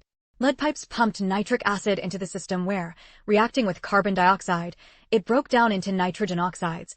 These gases mixed with water to form the final acid. He noted the reaction was brilliant because the nitrogen oxides acted as an oxygen carrier without being consumed, meaning they only needed a small amount of nitric acid to keep the cycle going. The prince then inquired about their total production capacity. Charlie explained that this system could produce a week's worth of acid in just a single day. This was only the prototype, but a larger version could produce vastly more. Roland was thrilled, stating that once Anna returned from Silver City, they would build even bigger systems. He added that if lead ran low, they could use other metals since Soraya's specialized coating could also resist corrosion. At that moment, Kull finally summoned the courage to make a long-awaited request. He asked if he could finally be granted Chemistry 201. After all, he had fulfilled his promise, and all 5 of his labs were now overflowing with eager apprentices thanks to this success. Sometime later, the prince was hunched over his desk in the office, while Lady Scroll was busy organizing the library. Roland was trying to dredge up his old physics and chemistry knowledge from memory, but he was clearly struggling to recall the details. Lady Scroll heard him muttering and, though she wanted to help, she could only record what he dictated. She admitted that these concepts were far more complex than the arithmetic and natural sciences she was used to, so it was no wonder he found it difficult. She eventually walked over and suggested that he take a well-deserved break. Naturally, the prince admitted he was envious of her perfect photographic memory. He joked that if he had her brain, he wouldn't have stressed over exams and would have landed the best schools and the highest-paying jobs. Lady Scroll didn't quite catch his meaning, assuming he was referring to royal palace examinations. Roland quickly played along, not wanting to blow his cover as a transmigrator. She then explained that remembering everything isn't always a blessing. Sometimes it's better to forget, but she was burdened with keeping every painful memory alive even when she wished they would fade. The prince reflected on this, feeling a deep sense of sympathy for her.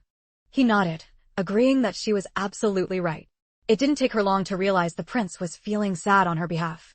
She gently reassured him that she was fine and that all those hardships were firmly in the past. She then found herself thinking how Roland Wimbledon was unlike any noble she had ever met.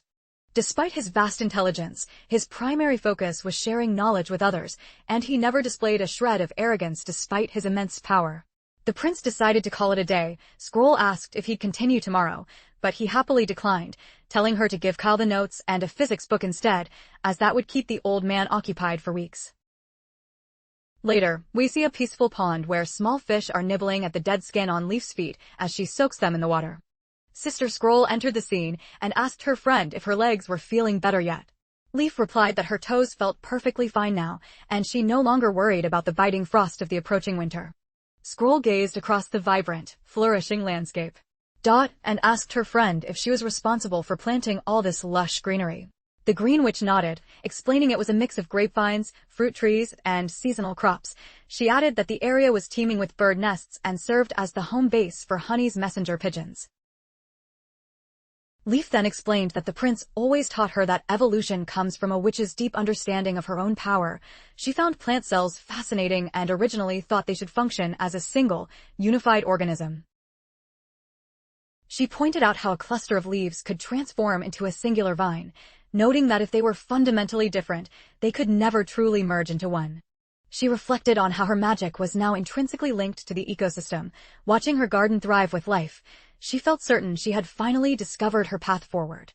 The scene shifts to the outskirts of Silver City, where the witches had established a hidden camp near the mountain range. The team was already aboard the hot air balloon, checking their gear for the next phase of the high-stakes mission. As they drifted through the sky, Anna suggested Lightning step inside the basket to rest since no enemies were in sight, but Lightning eagerly insisted she could fly for as long as needed. Wendy turned to her and gently asked if she was feeling any pre-mission jitters. Lightning shook her head, confidently stating she was ready to guide the nuke to its target, especially since she had practiced the maneuver countless times and the Silver City castle was too massive to miss. However, Wendy advised her not to be reckless. She reminded the girl that safety was the absolute priority and reassured her that the recent skirmish with the demons wasn't her fault, so she shouldn't carry that burden. Lightning quickly brushed off the concern. Though Wendy noticed she had been unusually somber since the demon encounter, Wendy reassured her again, saying she wasn't bad at combat, just a bit green in terms of experience. Anna chimed in, noting that very few witches could match Nightingale's seasoned combat instincts. They both emphasized that no one blamed her, so she needed to stop being so hard on herself and let go of the guilt.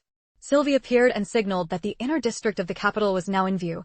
As the group looked down at the majestic scenery, they were stunned by the clarity of the world from such a height.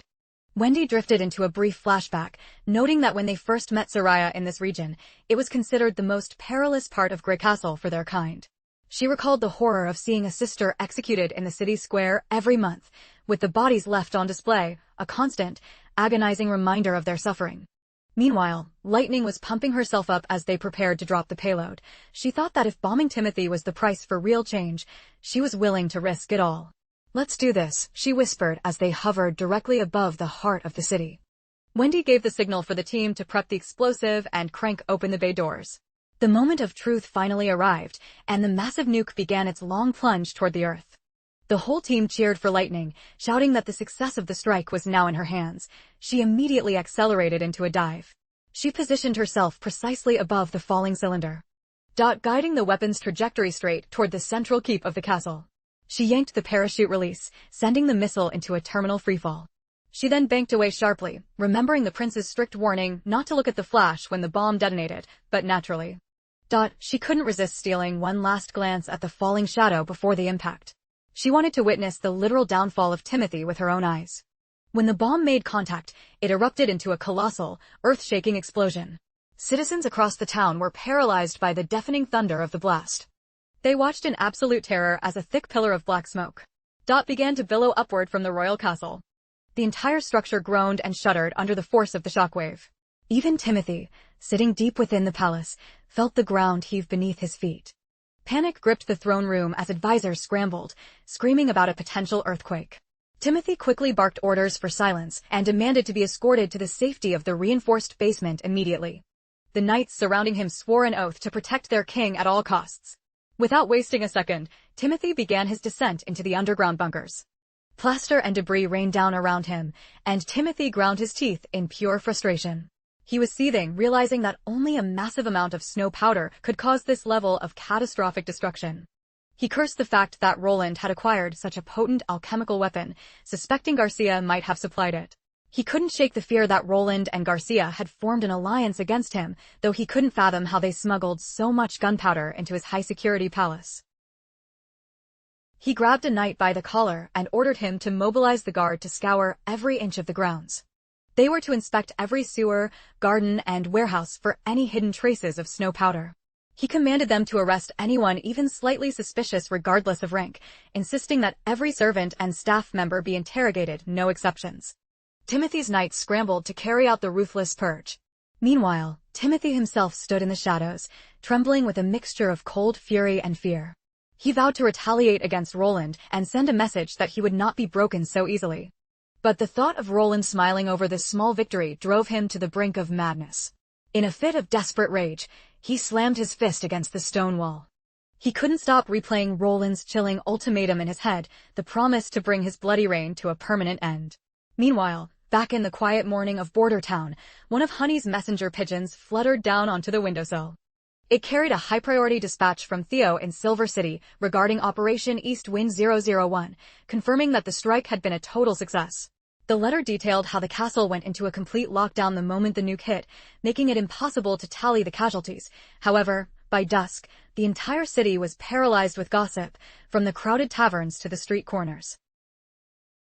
Rumors are flying that Timothy was vaporized in the blast, and the public is already pointing the finger at Roland, especially given the prince's recent threats.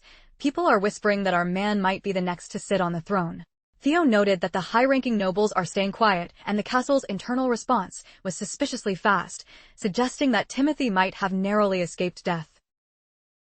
There are also wild stories about the attack coming from the heavens, with witnesses claiming they saw a white streak screaming toward the capital at breakneck speed. If the narrative shifts to this being Roland's divine punishment for Timothy's cruelty, the masses will swallow it whole. Reports of Timothy's tyrannical decrees are being leaked everywhere. Weaving these into a cohesive argument for revolution will be incredibly powerful.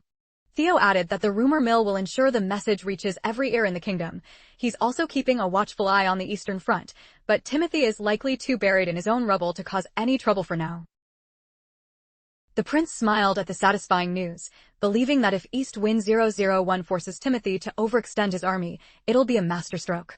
Now, he just faces the long wait for the witches to return.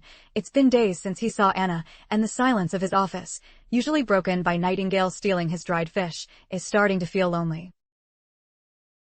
Suddenly, the heavy door creaked on its hinges and Sir Carter burst in, breathless, reporting that 2 massive merchant fleets had just pulled into the docks, bearing Margaret's banners. He added that the recruitment team sent south had returned with nearly 500 refugees. City Hall is already executing the mandatory health screenings and virus checks before anyone sets foot in the town proper. The scene shifts to the laboratories where Charlie, glancing out the window, noted that the harbor looked like a disturbed anthill today. Behind him, his mentor was buried in a mountain of scrolls. Charlie suggested he catch some sleep, but the old alchemist waved him off, claiming he was wide awake. He confessed that after reading just a few chapters of the prince's latest notes, he realized his previous understanding of the world was practically zero. He used to think alchemy was just about mixing random elements, and he had viewed simple observations like the sunrise as a waste of time for a serious scientist. Charlie tilted his head, asking wasn't that the standard? After all, stars were for astronomers, while plants were the business of farmers and healers. The superior shook his head, emphasizing that such narrow thinking was their downfall. According to the prince's teachings, every piece of the universe has been interconnected since the dawn of time. The books explain that marble, lightning, and fire are all built from the same fundamental building blocks and obey the same universal laws. Alchemy is just one tiny window into this grand design. Having digested Chemistry 201, he finally grasped how they could predict a substance's behavior and reactions even without seeing them with their own eyes. He admitted this new perspective had shattered the walls of his old craft. Charlie nodded, looking at the 2 volumes with a mix of awe and the hope that he might one day master their secrets. The view shifts to the kingdom of Woolhart, currently under a brutal siege led by Archbishop Maine. His commanders reported that the heavy battering rams were in position. Maine checked if the specialized witches were ready, and his aide confirmed they were concealed and waiting. Satisfied, Maine dismissed them to their posts. Before they left, Maine inquired about the location of Zero and Isabella. The subordinate reported they were busy interrogating captives in the eastern camp and offered to summon them, but Maine declined, deciding to witness their methods himself. As he approached, he couldn't help but notice how different they were from the broken, fearful witches the church used to produce. Even in the middle of a war zone, they acted like they were on a summer holiday. If they were under his direct command, Maine would have punished their insolence instantly. However, he was forced to endure their antics because their rank was equal to his own. Maine ordered the nearby judgment soldiers and prison guards to clear the area immediately. The 2 girls pouted, asking why he was killing the vibe just when they were starting to play with the prisoners. Maine snapped that torturing these low-level scouts wouldn't help them take Woolhart City. He pointed out they were just random grunts with no strategic intel, and told the girls to get to the front lines where the real action was. Isabella assured him she wouldn't let any big fish slip through the net. However, she warned him that she couldn't control Zero, who had a disturbing habit of delivering divine judgment personally. A wounded enemy soldier suddenly scrambled to his feet, a look of pure desperation in his eyes as he faced Zero. He loosed an arrow at point-blank range. dropped his crossbow, and drew a jagged steel blade, lunging at her with everything he had, but Zero flickered out of existence, leaving his sword to bite into nothing but dirt. He struck air. The soldier froze in shock, only to see Zero standing a few feet away, casually catching his arrow in her teeth. She spat the projectile out and mocked him, asking how he could possibly miss when she was standing right under his nose. The soldier spun around, but he was far too slow. Zero leaped with supernatural agility, clamped her hands onto his helmet, and snapped his neck with a sickening crunch. The knight crumpled, his life fading as blood pooled in his mouth. Zero glanced at the other prisoners, casually remarking that it was time for the next round. You might notice their pointed ears, a hint that elves exist in this world, though they remain a mystery for now. Hopefully, we'll learn more about their origin soon. The remaining captives, now paralyzed by pure terror, broke into a frantic run for the woods. But Zero was faster, blurring into motion, snatching one man and surrounding him with a dark, suffocating aura that crushed the breath from his lungs. The moment he went limp, the shadow energy bounced off his corpse like a living thing, and she turned her cold gaze toward another prisoner who was screaming in psychological collapse.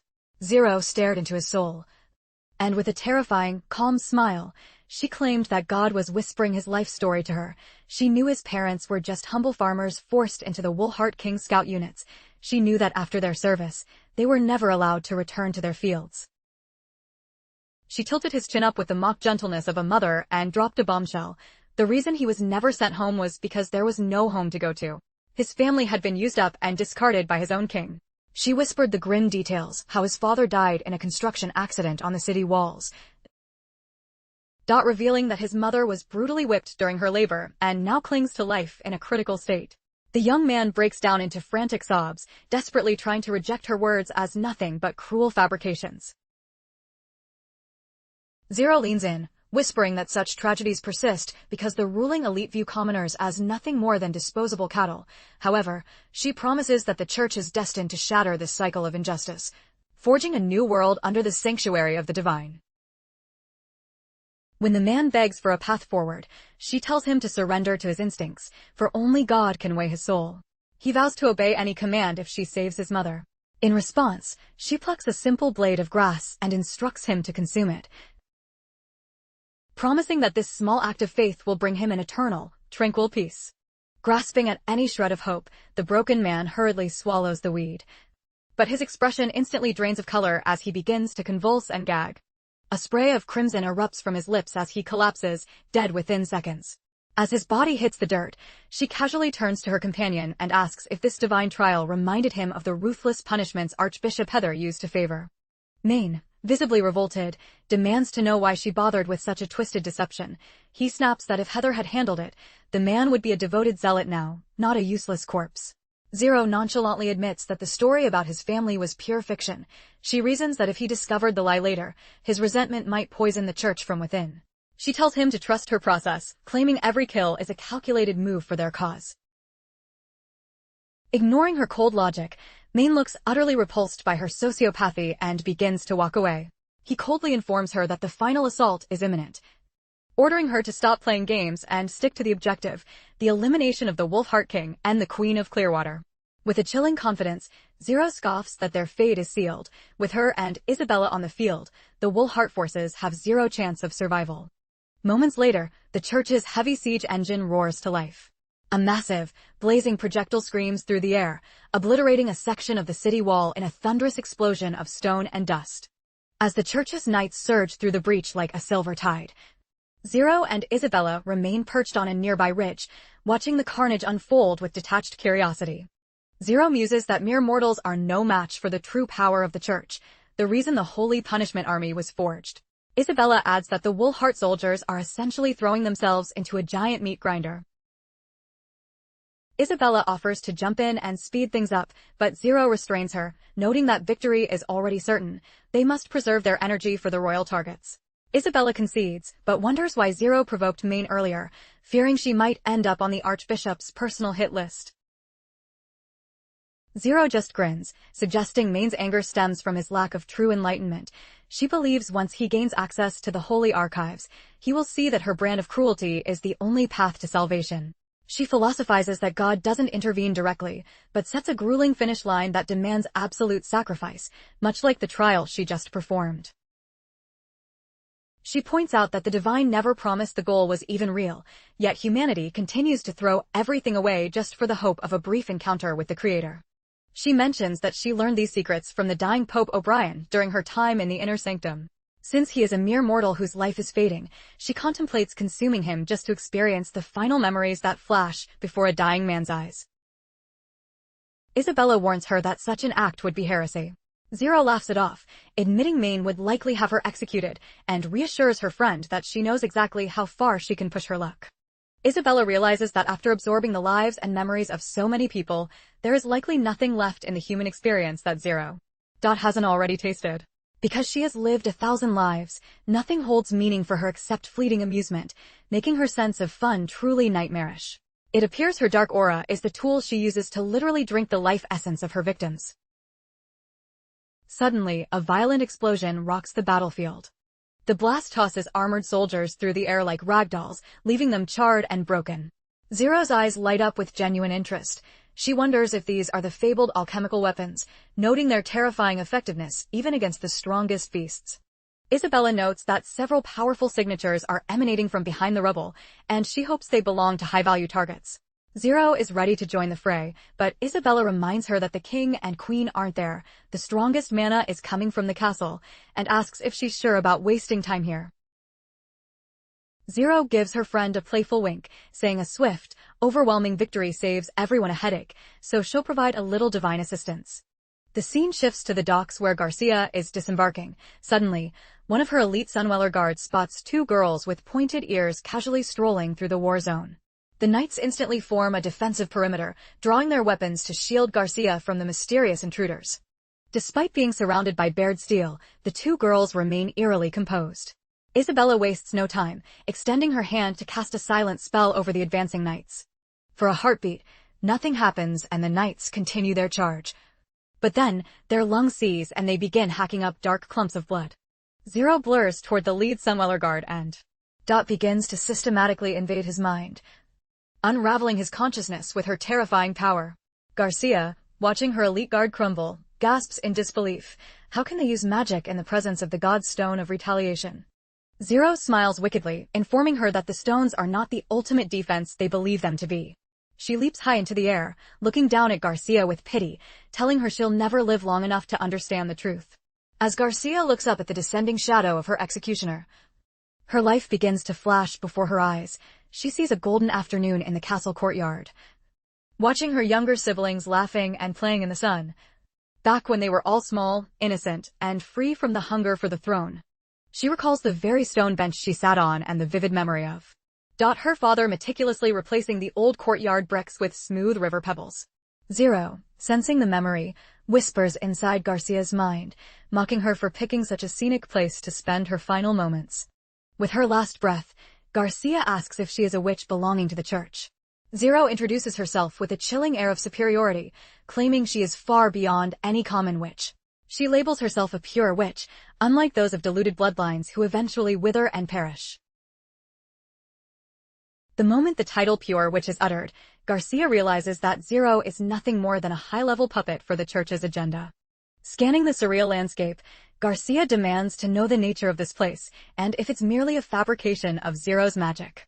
Convinced she is trapped in a mere hallucination, Garcia refuses to be rattled. She grips her godstones so tightly that the jagged edges draw blood from her palms. Zero reveals the truth. They are deep within her mental sanctuary, a realm she calls the battlefield of souls. Here, they will engage in a psychic duel where the victor claims the essence of the defeated, as foretold in the holy texts. The revelation of being in the battlefield of souls strikes Garcia like a physical blow, leaving her momentarily paralyzed. While Garcia is lost in her frantic thoughts, Zero moves with predatory speed, plunging a blade deep into her. A spray of crimson paints the air as the weapon finds its mark. Yet, despite what should have been a fatal hemorrhage, Garcia remains standing in this mental world, physically intact. Only the dark, wet stains on her clothes serve as a reminder of the death she just endured. Zero explains the sadistic rules of their engagement. Garcia's consciousness is finite, and every death will inflict genuine, agonizing pain. This cycle will slowly erode her sanity and physical will until she slips into an eternal slumber. Each time she falls, she will simply reset to her original state to suffer again. She taunts Garcia, noting that while most break after 3 or 4 deaths, a rare few have survived 7 or 8. Zero mockingly suggests that surrendering now would be a mercy, as fleeing from a predetermined fate isn't cowardice, it's just common sense. Without warning, Zero unsheathes a massive, towering greatsword. Garcia is baffled. Her opponent is wearing nothing but a thin cloak, making it impossible to conceal such a heavy weapon. She eventually realizes that Zero is manifesting the steel directly from her imagination. Zero swings the colossal blade downward in a crushing arc. Instinctively, Garcia conjures a massive iron shield out of thin air to block the blow, ducking behind the heavy protection. She manifests a bow in her grip, while Zero is suddenly and inexplicably pinned to a wooden cross like a discarded ragdoll. Garcia draws the string and releases a flurry of arrows, burying them deep into Zero's chest. Garcia sneers, declaring that if this is a realm of thought, then she is the master of her own reality and can bend it to her will. Visualizing a sharp spear, she stalks toward the pinned witch, debating exactly where to start carving her up. Zero remains eerily calm, telling her she's welcome to try as many times as she likes. But as Garcia prepares to deliver the killing thrust, the world flips. Suddenly, Garcia is the one bound to the cross, staring down the edge of Zero's sword. In the blink of an eye, the pirate queen is decapitated. Once again, she resets, whole and healthy, but her mind is reeling with confusion over how the rules keep shifting. Zero explains that the duel is pointless if Garcia doesn't grasp the mechanics of this world.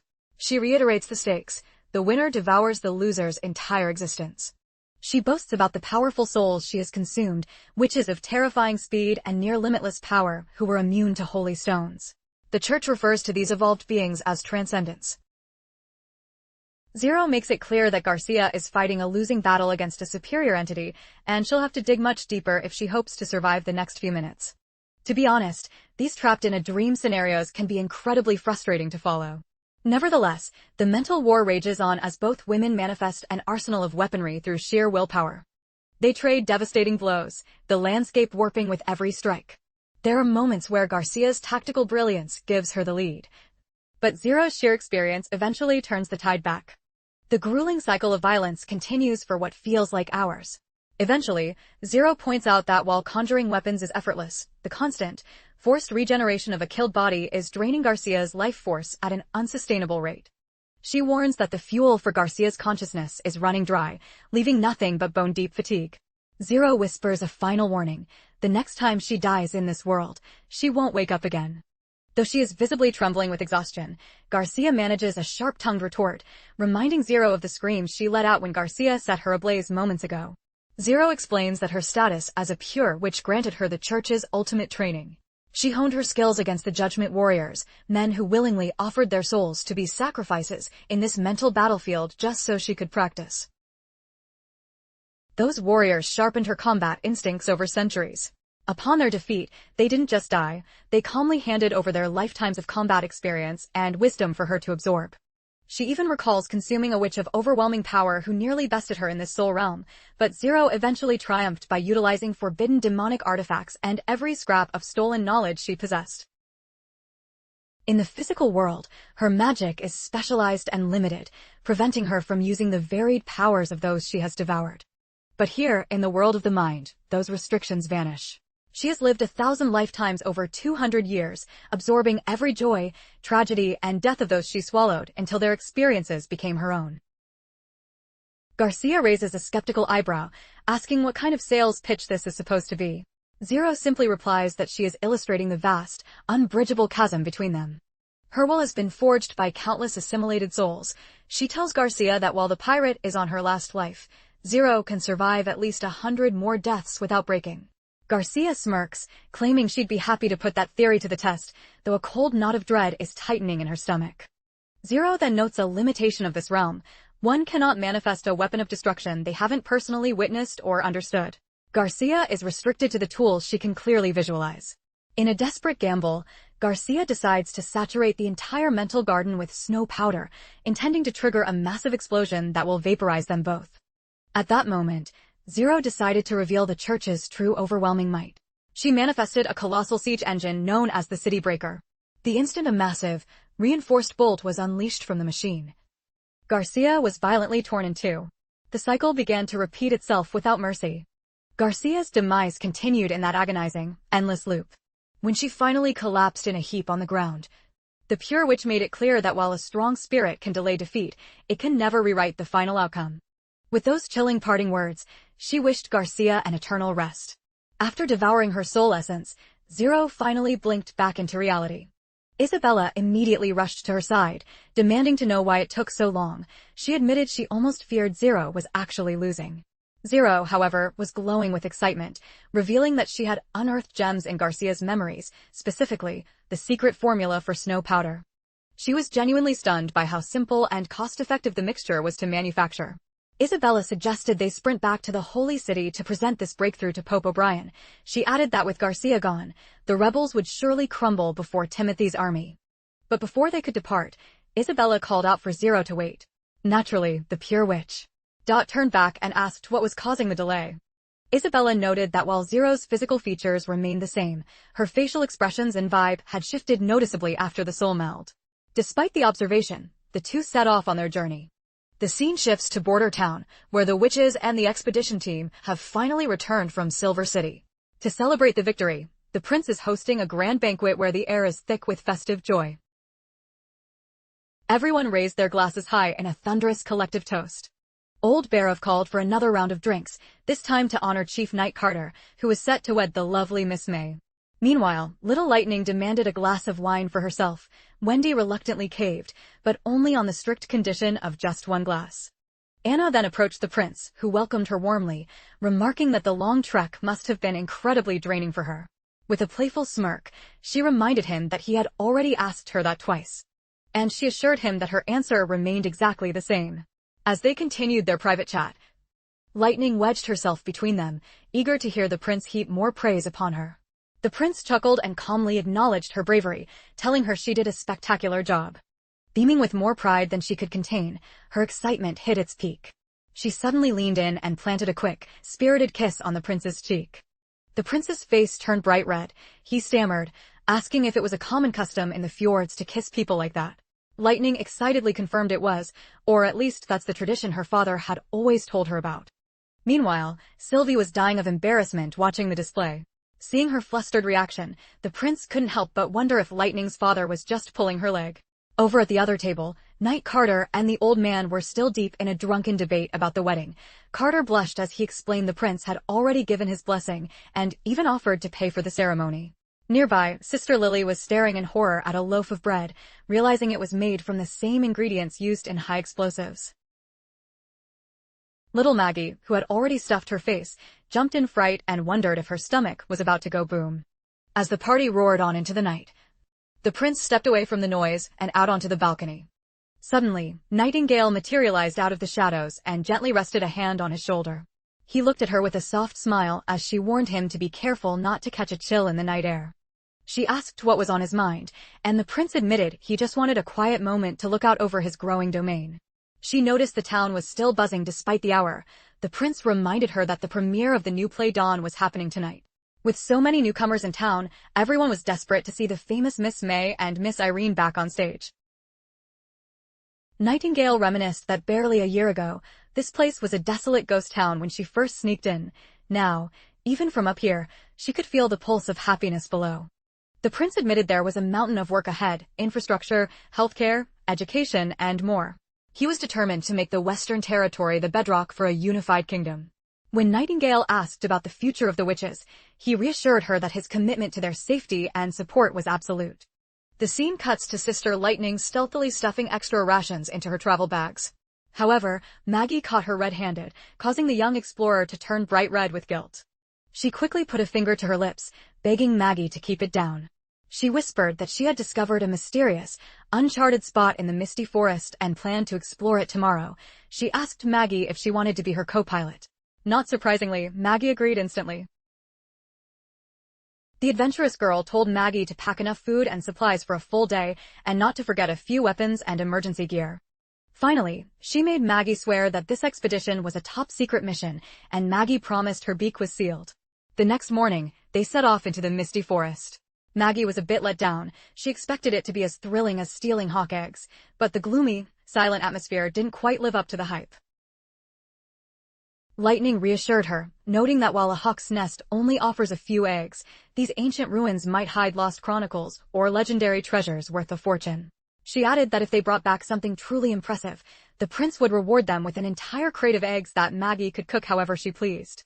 At the thought of such a feast, Maggie's eyes sparkled with greed, and she frantically urged Lightning to find those books immediately.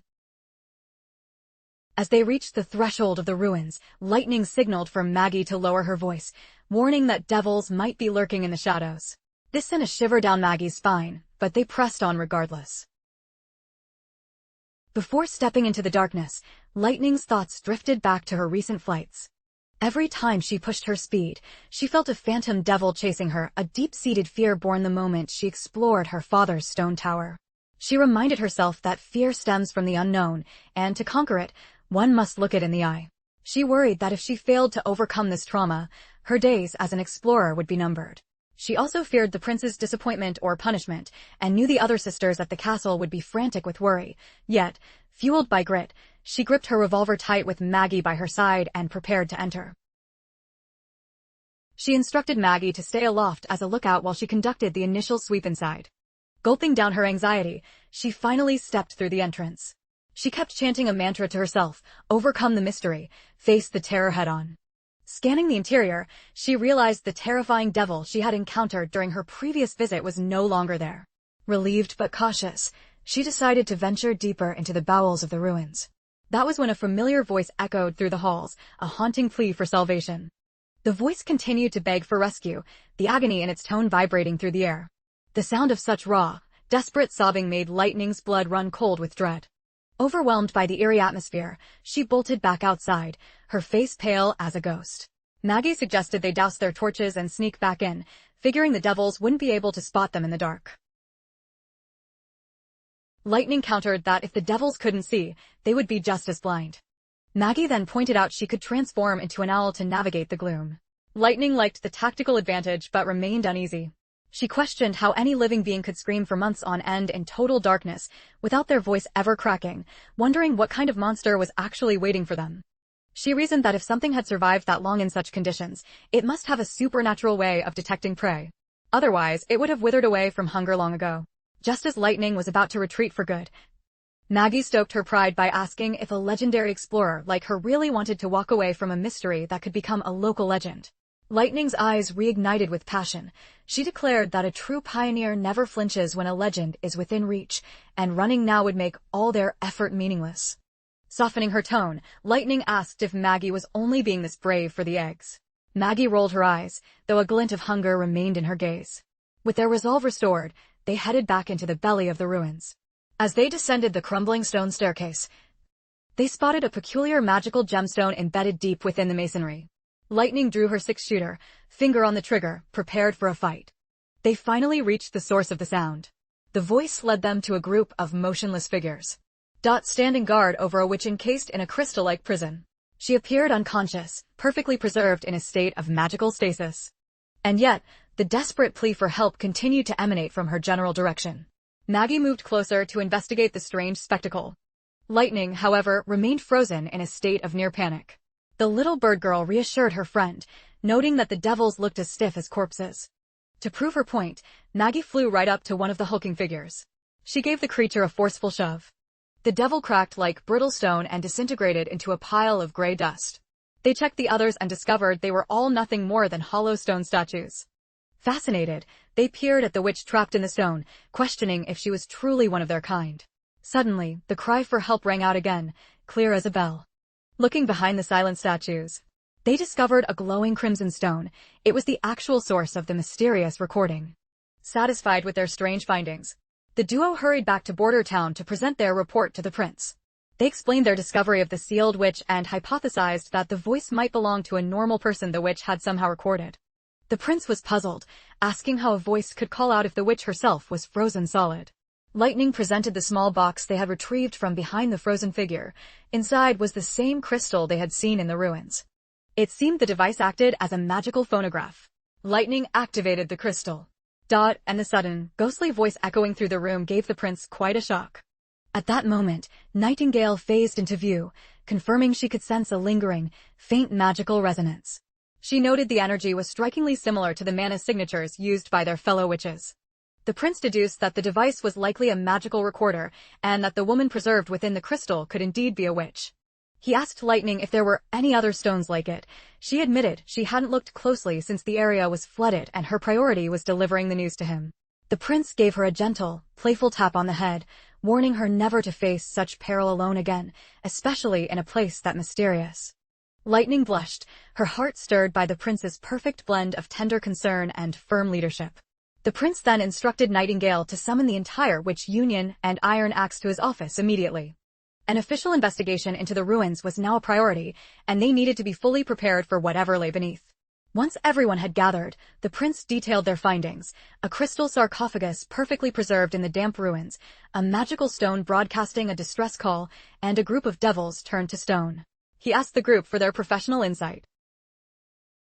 Anna asked if he truly believed the person inside was a witch. The prince nodded, noting that if she were alive, she could be a living bridge to history from hundreds of years ago. However, Scroll and Leaf voiced their unease, pointing out that even if she were a witch, there was no guarantee she would be an ally. The prince shared their caution, noting the ruins belonged to the church, meaning she could very well be one of their ancient operatives. Her appearance suggested someone of high status. If she turned out to be a hostile high-ranking witch, things could get incredibly complicated. Lily chimed in, calling them all a bit delusional for assuming a stranger would just join their cause. She questioned how anyone could survive 400 years and speculated that the person inside might simply crumble to dust the moment the crystal cracked.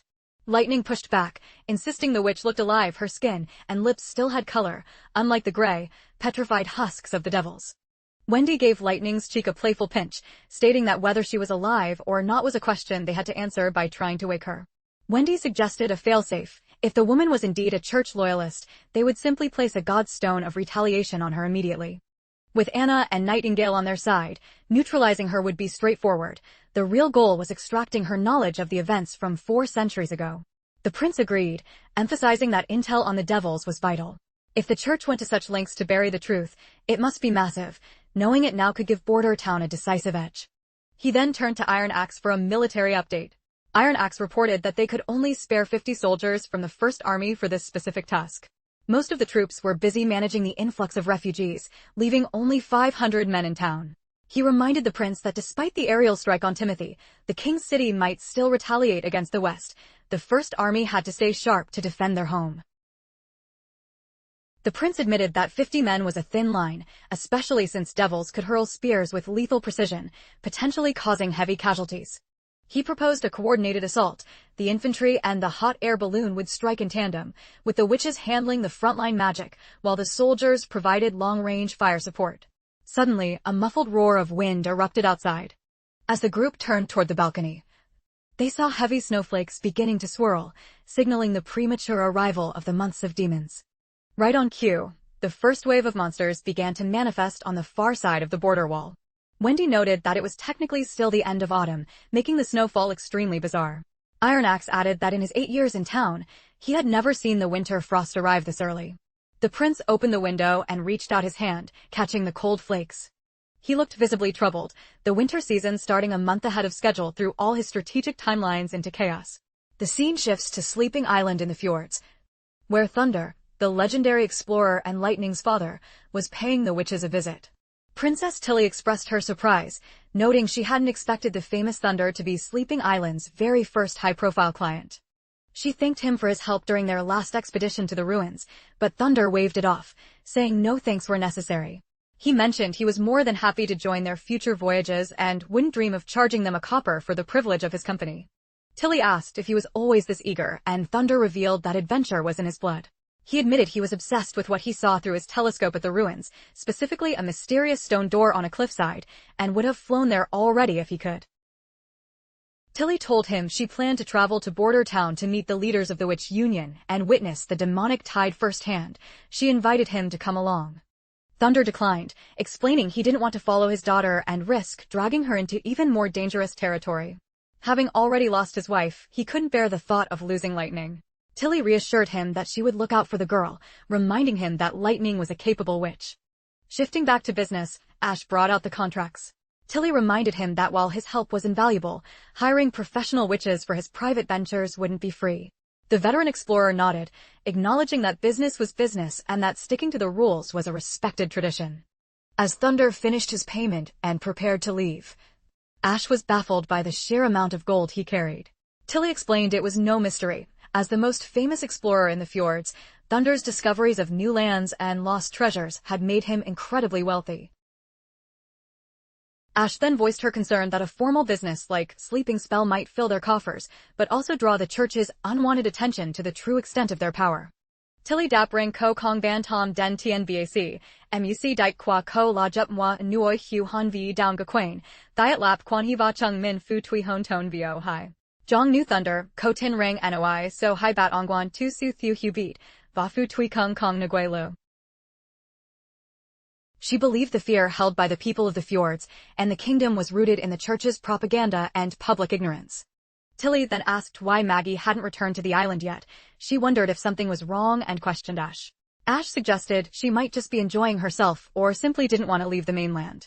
Compared to the rugged fjords, the lifestyle in Border Town was a luxury, which might explain Maggie's reluctance. Ash reminded Tilly that this was exactly why she had been against sending witches there, fearing Lotus and Honey might also choose to stay behind.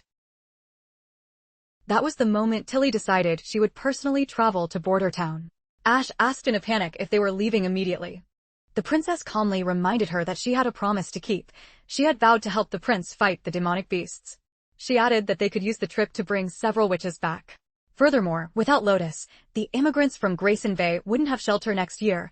They desperately needed her architectural magic on Sleeping Island. Ash then noted they still had 1 month before the true winter began. The princess countered that the voyage to Border Town would be a long one. Besides, if trouble was brewing, arriving early to provide backup was the smart move. Plus, she was curious to see how her troublesome brother had been faring lately. The focus shifts to the massive defensive wall shielding Border Town. Winter has officially taken hold, and the garrison is locked in combat with the encroaching beasts. The prince demanded a situational update on the front lines. Sir Carter quickly reported that the vast majority of the First Army had become sharpshooters with their new rifles. A single 100-meter section of the wall requires only 10 guards to hold back the tide. The wolves can barely get close anymore. The monsters have essentially become live target practice for the troops. As long as the powerful hybrids stay away, the common beasts don't stand a prayer. Roland was pleased with the briefing and urged the soldiers to maintain their iron discipline. The prince felt a surge of pride seeing his men perform so flawlessly. Their morale and precision were a world away from the disorganized militia he had inherited a year ago. Suddenly, the prince caught the sound of a heated commotion nearby. Carter explained that a conflict had broken out in the Western District, the primary settlement for the new arrivals.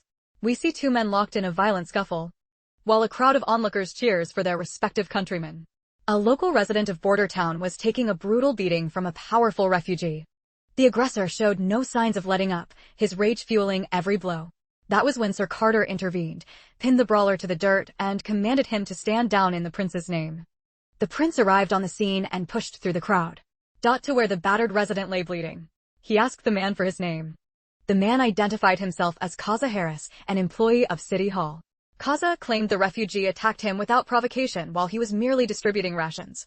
He described the man as lunging at him like a rabid dog. However, the refugee spoke up, insisting there was much more to the story. He alleged that someone was corrupting the system, demanding illegal payments for food that was explicitly promised for free. Hearing this, the prince grew pensive. The refugees from the western region were supposed to be vetted, with only skilled artisans or the literate allowed entry, while the unskilled were left behind. Yet, this man's articulate speech and defiant posture suggested he was far more than a simple laborer. The prince turned to the crowd and stated firmly that the rations were, in fact, free of charge. He reminded everyone that before they moved to Border Town, the promise of free food and shelter was absolute, and that vow remained unbroken. The gathered masses erupted in cheers, hailing the prince for his integrity and honor. However, the prince made it clear that vigilante justice was a crime, especially when it involved striking a member of the administration. He ordered his guards to detain everyone involved, declaring he would preside over the trial himself. He then turned to Kaza, summoning him to the castle for a deeper interrogation. Both participants were brought before the prince. He confronted Kaza with the evidence of his extortion scheme. Faced with the prince's gaze, Kaza reluctantly confessed to pocketing money from the starving refugees. Old Barov noted that, historically, crimes by the nobility resulted only in minor fines, while commoners could be whipped or executed for the same act. Roland pointed out that Kaza was no noble, having lost his knighthood years ago. Barov agreed, noting that in the old days, justice was merely the whim of the lord. The prince questioned why there was no standardized legal code and wondered if there were punishments beyond physical mutilation or public flogging, specifically, long-term imprisonment. Barov explained that the concept of a prison sentence was non-existent. Dungeons were just holding cells. Feeding a criminal for months would be seen as a luxury reward rather than a deterrent. Reflecting on this, Roland realized the justice system of his old world needed to be adapted for this harsh reality. He decided to draft a sentence that balanced reform with a stern warning. The prince delivered the final judgment. Kaza Harris was guilty of corruption and extortion. He was banished from the city and sentenced to 10 years of hard labor in the mines, along with a fine triple his illegal earnings. The refugee, Wade, received 10 lashes for assaulting an official. The other brawlers were given a choice: 2 silver coins or 5 lashes. He reaffirmed that rations remained free and all stolen funds would be refunded. To ensure transparency, the sentences were carried out in public. Wade actually celebrated. He'd take 10 more lashes if it meant his family never went hungry again. Meanwhile, Roland considered the growing pains of his administration as City Hall expanded to keep pace with the population explosion. Maintaining internal order and rooting out corruption was becoming a logistical nightmare. He was hesitant to create a traditional prosecutor's office, as he wanted to keep the ultimate legislative and judicial authority in his own hands. He sought a lean, efficient system that didn't require an army of bureaucrats to keep the peace. Nightingale suddenly appeared by his side, sensing his heavy thoughts. The prince revealed his plan to establish a new oversight body to monitor City Hall and safeguard the Western Territory. This agency would operate independently of the military and the civil government. He dubbed it the Western Security Agency and asked her to be its first director. He believed her ability to detect lies made her the only person fit for the job. To sweeten the deal, he jokingly promised her endless ice cream and her favorite delicacies as a Secret Service bonus. She gave his arm a playful pinch, telling him that bribes weren't necessary. She would follow his lead and support his vision, no matter what he asked of her. Wade finally finished enduring his 10 lashes. An elderly man in the group looked at the young man's back, which was crisscrossed with dark, dried streaks of blood. The old man suggested applying ash to the wounds, but Wade refused, noting the blood had already clotted and the guard promised it would heal within days. The elder remained skeptical, warning that infections and ulcers were the real killers. But Wade said something that left him speechless. He claimed the wounds didn't even burn. They felt strangely cool and itchy, a sensation he took as a sign of rapid recovery. He explained that after the flogging, they doused his back with a bucket of water. He braced for the sting, but it never came. The guard told him the water was treated to kill invisible monsters like viruses. The old man could only scratch his head in total confusion. Both men began to suspect that the miracle of the rapid healing was the work of witches. The elder sighed and told Wade that he should have kept his head down instead of picking a fight. Wade fired back, arguing that if he hadn't exposed those corrupt ration takers, they'd still be bleeding everyone's pockets dry. He reminded the old man that the prince is often seen patrolling the western walls. Since the Lord promised free bread, he wouldn't stand for anyone dragging his good name through the mud. Starting a brawl was simply the loudest way to make sure the prince actually took notice of the scam. Wade added that from what he'd seen, everyone, from the local townies to the field workers, speaks of the prince like he's a saint for his generosity. Wade then promised that once his back felt better, he'd return to hauling those heavy, strange weapons to earn a proper wage for both of them. The old man noted that Wade could have stayed in the cozy inner city with the other craftsmen, but Wade had refused to leave his side. He explained that when Golden Gorse City fell, the old man was the only reason he survived the chaos, and he wasn't about to forget that debt now. Wade then leaned in and whispered that the prince is looking for recruits for a new security force, and he plans to be first in line when the gates open. The scene cuts to a vessel cutting through the choppy sea. It's ferrying a group of witches toward their new life in Border Town. Below deck, the girls are feasting on a hearty meal, bursting with flavor thanks to a generous dusting of salt and pepper. A blonde witch savored a bite and teased Ash, suggesting she'd probably forgotten what real food tasted like after roughing it in Border Town. As usual, Ash took the bait instantly, and the two launched into a spirited argument. Ash stood up for the quality of Border Town's kitchen, while the blonde kept firing off sarcastic barbs. Their bickering was cut short by a sudden, frantic commotion on the upper deck. A lookout screamed that a swarm of monsters was closing in on the ship. Princess Tilly's expression grew grave. She asked if they were facing the dreaded demons of legend.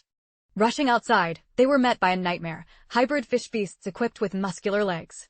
En hung Eden van thap tom kong yen vi leo kong he thong tau duong xao ku vuk nai. De toi di tim kai. Duok thoi, bei chung ta se doi o de ne. She threw down a challenge to Ash. Whoever bagged the most monsters would be crowned the superior warrior. Ash didn't even look her way, completely brushing off the childish competition. Despite the friction, both shifted into a lethal combat stance. Tilly activated her magic stones, which allowed her to defy gravity and soar, giving her a bird's-eye view of the carnage. She realized these aquatic terrors were far more aggressive than anything they'd seen before. One of the fish monsters lunged, snapping its jaws at a terrified sailor. Ash blurred into motion, intercepting the beast and obliterating it with a single, thunderous sweep of her great sword. The rescued man stood paralyzed, awestruck by her overwhelming power. Another scaly horror lunged at Ash from her blind spot. The blonde witch's voice turned sharp and serious as she shouted a warning. Ash didn't even flinch, spinning her blade to bisect the creature midair with effortless precision. She told her rival to save the breath. She was more than capable of watching her own back. The other witch snapped back, telling her to focus on the slaughter instead of talking. Ash then accelerated into a whirlwind of steel, carving through the monsters so fast that the eye could barely track her movements. High above, Tilly felt the ship shudder. These small fish beasts weren't heavy enough for that. She realized with dread that something massive was ramming the hull from the depths. If the hull took another direct hit, the vessel would be splintered into toothpicks. Suddenly, the entire ship lurched violently to one side. The deck tilted dangerously, sending everyone scrambling for something to hold onto. Tilly shouted that a leviathan was lurked beneath them, clearly intent on capsizing the boat. The witch with the ponytail sprang into action. Seeing the beast hugging the hull, she prepared to conjure a magical barrier to absorb the impact. The captain roared a warning over the crashing waves, saying that normal steel wouldn't scratch a beast that size. He was terrified they had no way to repel such a massive titan. That's when the blonde, Andrea, stepped to the railing and told everyone to calm down. She boasted that no target was too big for her legendary aim. Time ran out as the Leviathan surged upward for a devastating strike from the rear. The ponytail which leaped high into the salt spray, channeling her mana into a desperate move to shield the entire vessel from the colossal impact. The force of the collision sent a shockwave through the deck, throwing everyone off balance once again. She quickly dropped to her knees, her strength failing her. Ash reacted instantly, hauling her back to the safety of the deck using the lifeline secured to her waist. In that heartbeat of chaos, Andrea vaulted into the air, finding her focus amidst the spray. Manifesting a radiant golden bow, she loosed a shimmering arrow. The projectile struck true, felling the behemoth with a single, spectacular shot. A rare spark of admiration flickered in Ash's eyes at the display. But that pride turned to panic when Andrea plummeted into the waves and began to vanish beneath the surface. Despite their constant bickering, Ash didn't hesitate to dive into the frigid depths to rescue her rival. The rest of the witches let out a collective sigh of relief, glad they wouldn't have to swim the rest of the way to Border Town. Tilly breathed easier knowing her companions had made it through the ordeal unharmed. However, her heart sank as the first few flakes of snow began to drift down from the gray sky. An early frost was a dark omen she couldn't ignore. The old scholars of Grey Castle used to warn that when winter arrives ahead of schedule, the demons are never far behind. This was the unofficial start of the months of demons. It was still technically autumn, and she couldn't help but worry if Border Town was already under siege. As the shoreline drew closer, the royal siblings finally caught sight of one another from across the distance. The princess asked if this was the same spot where the sisters had landed previously. The captain confirmed it, recalling the sight of a massive hot air balloon used for transport. Tilly was baffled by the mention of a flying balloon and was soon given a brief lesson on how heated air creates lift, an invention attributed entirely to Roland's strange new expertise. Tilly realized then that their royal tutors had never mentioned such concepts. She was at a loss as to where Roland had unearthed this hidden knowledge. Regardless, she decided to save her questions for their reunion and signaled for everyone to head toward the docks. Tilly turned to the captain, requesting he remain anchored for a few days. She intended to bring Lotus and several others back to the island with her. The captain gave a firm nod, admitting he wouldn't dream of braving those monster-infested waters without a witch on board. At long last, their boots hit solid ground. Tilly looked to Sylvie, the witch with the ponytail, to organize the group. She asked Sylvie to utilize her barrier magic to construct floating walkways to move everyone efficiently. Meanwhile, Tilly took to the sky herself, propelled by the power of her magic stones. Back within the walls of Border Town, the laborers were fighting a losing battle against a ferocious blizzard, which made every task a grueling struggle. Tilly and her entourage arrived at the outskirts and began to cross the monumental bridge constructed by the prince. They stared in awe at the massive structure, marveling at the sheer tonnage of iron required to forge such a titan. Ash scoffed, calling the bridge an expensive overcomplication. She argued a simple floating pier would have sufficed, questioning if there was even any trade worth the effort upstream. Andrea let out a mocking laugh, calling Ash's vision short-sighted. She noted that, even as an outsider, she could see the potential for expansion into the surrounding wilds. A temporary bridge would never handle that future, making this iron giant a brilliant long-term play. Andrea noted that the prince appeared far more clever than they gave him credit for. Ash quickly reminded her that she was the one insulting him just an hour ago. As they neared the gates, the sentries intercepted them, demanding to know why travelers were arriving from the southern paths. One of the guards squinted, realizing he was standing before a group of witches. He stood tall, confirming their identity with a sense of pride. The soldier beamed, telling them to wait a moment while he hurried to the castle to report that more sisters had come to join the union. Ash began to introduce Tilly properly, but the princess cut her off with a subtle gesture, choosing to wait. Ash, Dot whispered, asking why they were hiding their royal status. Tilly admitted she wanted to see how her brother would treat a group of nameless witches arriving out of the blue. In that instant, Nightingale flickered into view from the shadows. She greeted them with a playful smirk, noting that while she expected newcomers, she hadn't anticipated seeing so many familiar faces. Ash and Nightingale immediately fell into a friendly, rhythmic banter. Tilly, however, watched Nightingale with keen interest, recognizing the unmistakable aura of a battle-hardened witch. She could tell instinctively that Nightingale possessed an extraordinary level of power. Nightingale then turned her attention to the royal guest. She offered a deep, respectful bow, a gesture that caught Tilly completely off guard. Upon entering the castle halls, Sylvie couldn't contain her joy at seeing Princess Tilly again. She pulled the princess into a tight embrace, wondering why she had arrived so early in the season. Tilly pointed out the falling snow, noting that winter was already knocking at the door. The princess inquired about the rest of her friends, and Sylvie gave a quick status report. Lotus was currently busy raising foundations for refugee housing. Evelyn and Candle were likely tied up in the industrial district, while Honey was in the gardens training her messenger birds. The prince had already sent word for them all to gather at the castle. At that precise moment, Prince Roland entered the room and informed Tilly that the other sisters were already en route to the palace, having been alerted to her arrival. He extended a welcoming hand, formally inviting his younger sibling into the heart of Border Town. Moments later, the pair settled into a comfortable silence as they shared a pot of tea. Tilly remarked that an entire year had passed since they last crossed paths, noting that they had a mountain of topics to catch up on. Her brother nodded in agreement, acknowledging that he had a vast amount of information to share. However, he spoke with a calm patience, noting that the impending winter would provide them with ample time. Tilly scrutinized him with an intense, unwavering focus. Under her sharp interrogation of his character, he began to feel a prickle of unease. He signaled for Nightingale, who materialized from the shadows without a second's delay. He told her there was no need for stealth in front of his kin, before politely requesting that she give them some privacy.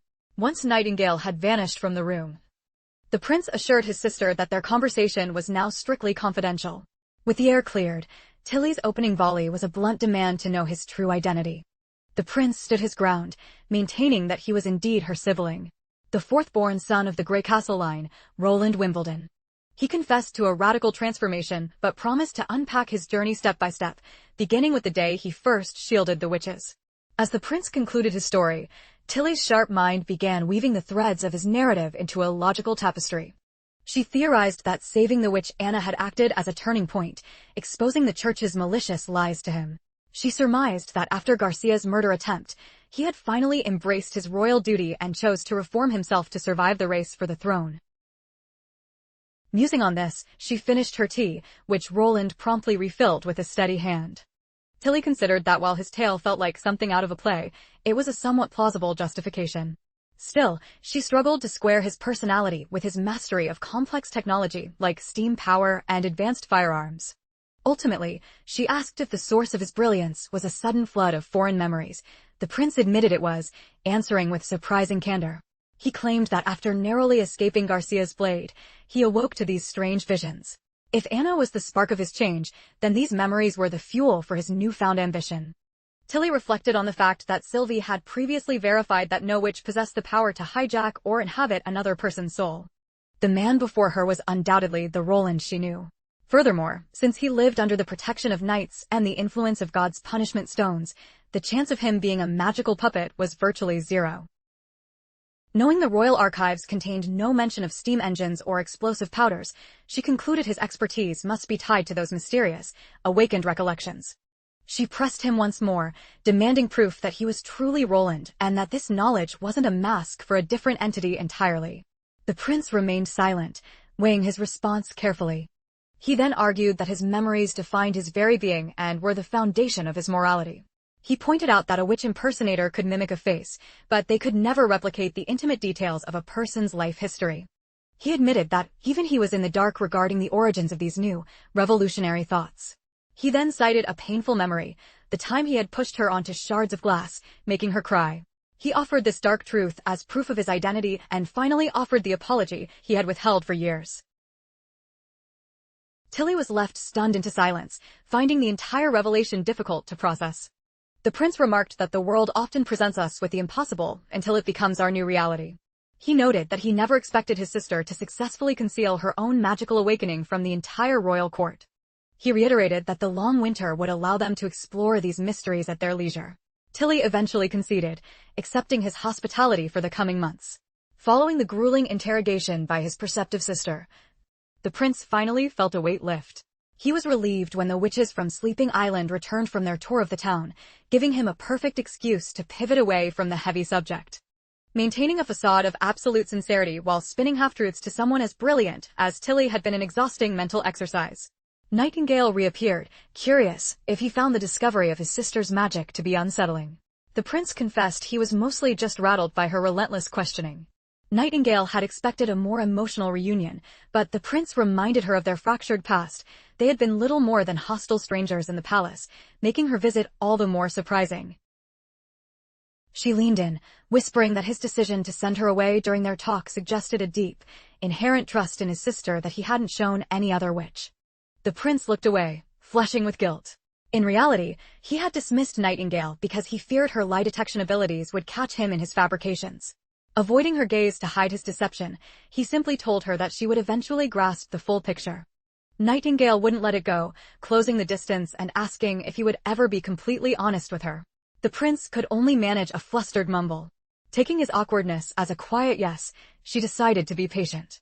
Nearby, the voices of Lightning and Maggie rang out, calling the household to the banquet hall.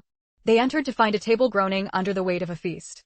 The witches assembled, with Wendy escorting Princess Tilly to the head of the table. The newcomers were wide-eyed at the opulence of the meal, which surpassed anything they had expected. Even Ash felt a surge of smug satisfaction, proud of the high-standard border town set for its guests. She shot a triumphant look at her blonde companion, who had been so vocal in her skepticism of the prince. Wendy took charge of the room, guiding everyone to their designated places at the feast. A short while later, the feast had drawn to a close and everyone was satisfied. The prince inquired if the meal had been to their liking, and Ash gave a simple, positive nod of approval. Meanwhile, Tilly dabbed her lips with a silk handkerchief, reminding her brother that while she was here to help defend the town, she also needed to escort her sisters home. She explained that a wave of refugees from Silver Bay would reach Sleeping Island by spring, and she required the expertise of Lotus and Honey to secure food and build shelters. Roland considered the situation. While his first army could likely repel the demonic beasts without magical support, he was loath to lose his best builders. The cliffside pier remained unfinished and the new harbor was only a skeletal frame. Without their help, the housing crisis would only worsen. The prince asked if they could delay their departure by just a fortnight. Tilly admitted that normally she would agree, but a bizarre breed of aquatic monsters had infested the southern seas. She feared these predators were linked to the unnerving, early arrival of the winter cycle. As the cold deepens, the monsters will only grow more feral and powerful, so she insisted on an early departure to ensure a safe crossing. She planned for Sister Bree to act as an escort, as her specific talents were perfect for neutralizing low-intelligence sea threats. The prince then suggested that while Lotus and Honey must go, perhaps the other 3 witches could stay. He argued that their training was only halfway complete and leaving now would be a wasted opportunity. Tilly was touched by her brother's genuine concern for the girl's development, and she grew curious about his specific plans for the talents of Candle and Evelyn. The prince detailed his vision. He needed them for precision metalworking and large-scale refining. Candle could revolutionize machine efficiency, while Evelyn's high-grade spirits were essential for various industrial and medical uses far beyond simple drinking. His sister shared that many witches often felt their powers were niche or burdensome, so it was heartening to hear him speak of them with such high regard. She was impressed that the prince viewed their magic as indispensable tools of progress, echoing her own belief that no gift was ever truly worthless. She then turned to the girls themselves, asking if they felt ready to leave or preferred to stay. The youngest member replied that she was happy to be wherever her sisters were.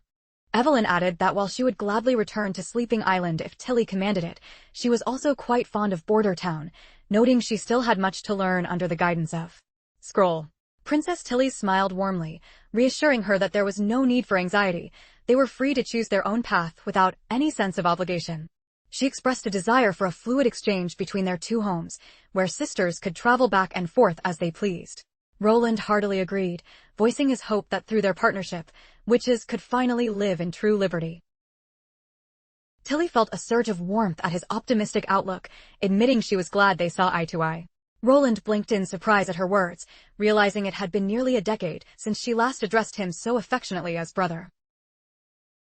Shaking off his shock, he regained his focus and vowed that the day of harmony would indeed arrive. He then shifted the conversation to a more somber tone, reporting on the mysterious ruins and the stone towers near the snow-capped peaks. He explained that a rescue mission involving the First Army and the Witch Union had been planned for the Misty Forest, but the freak blizzard had halted everything.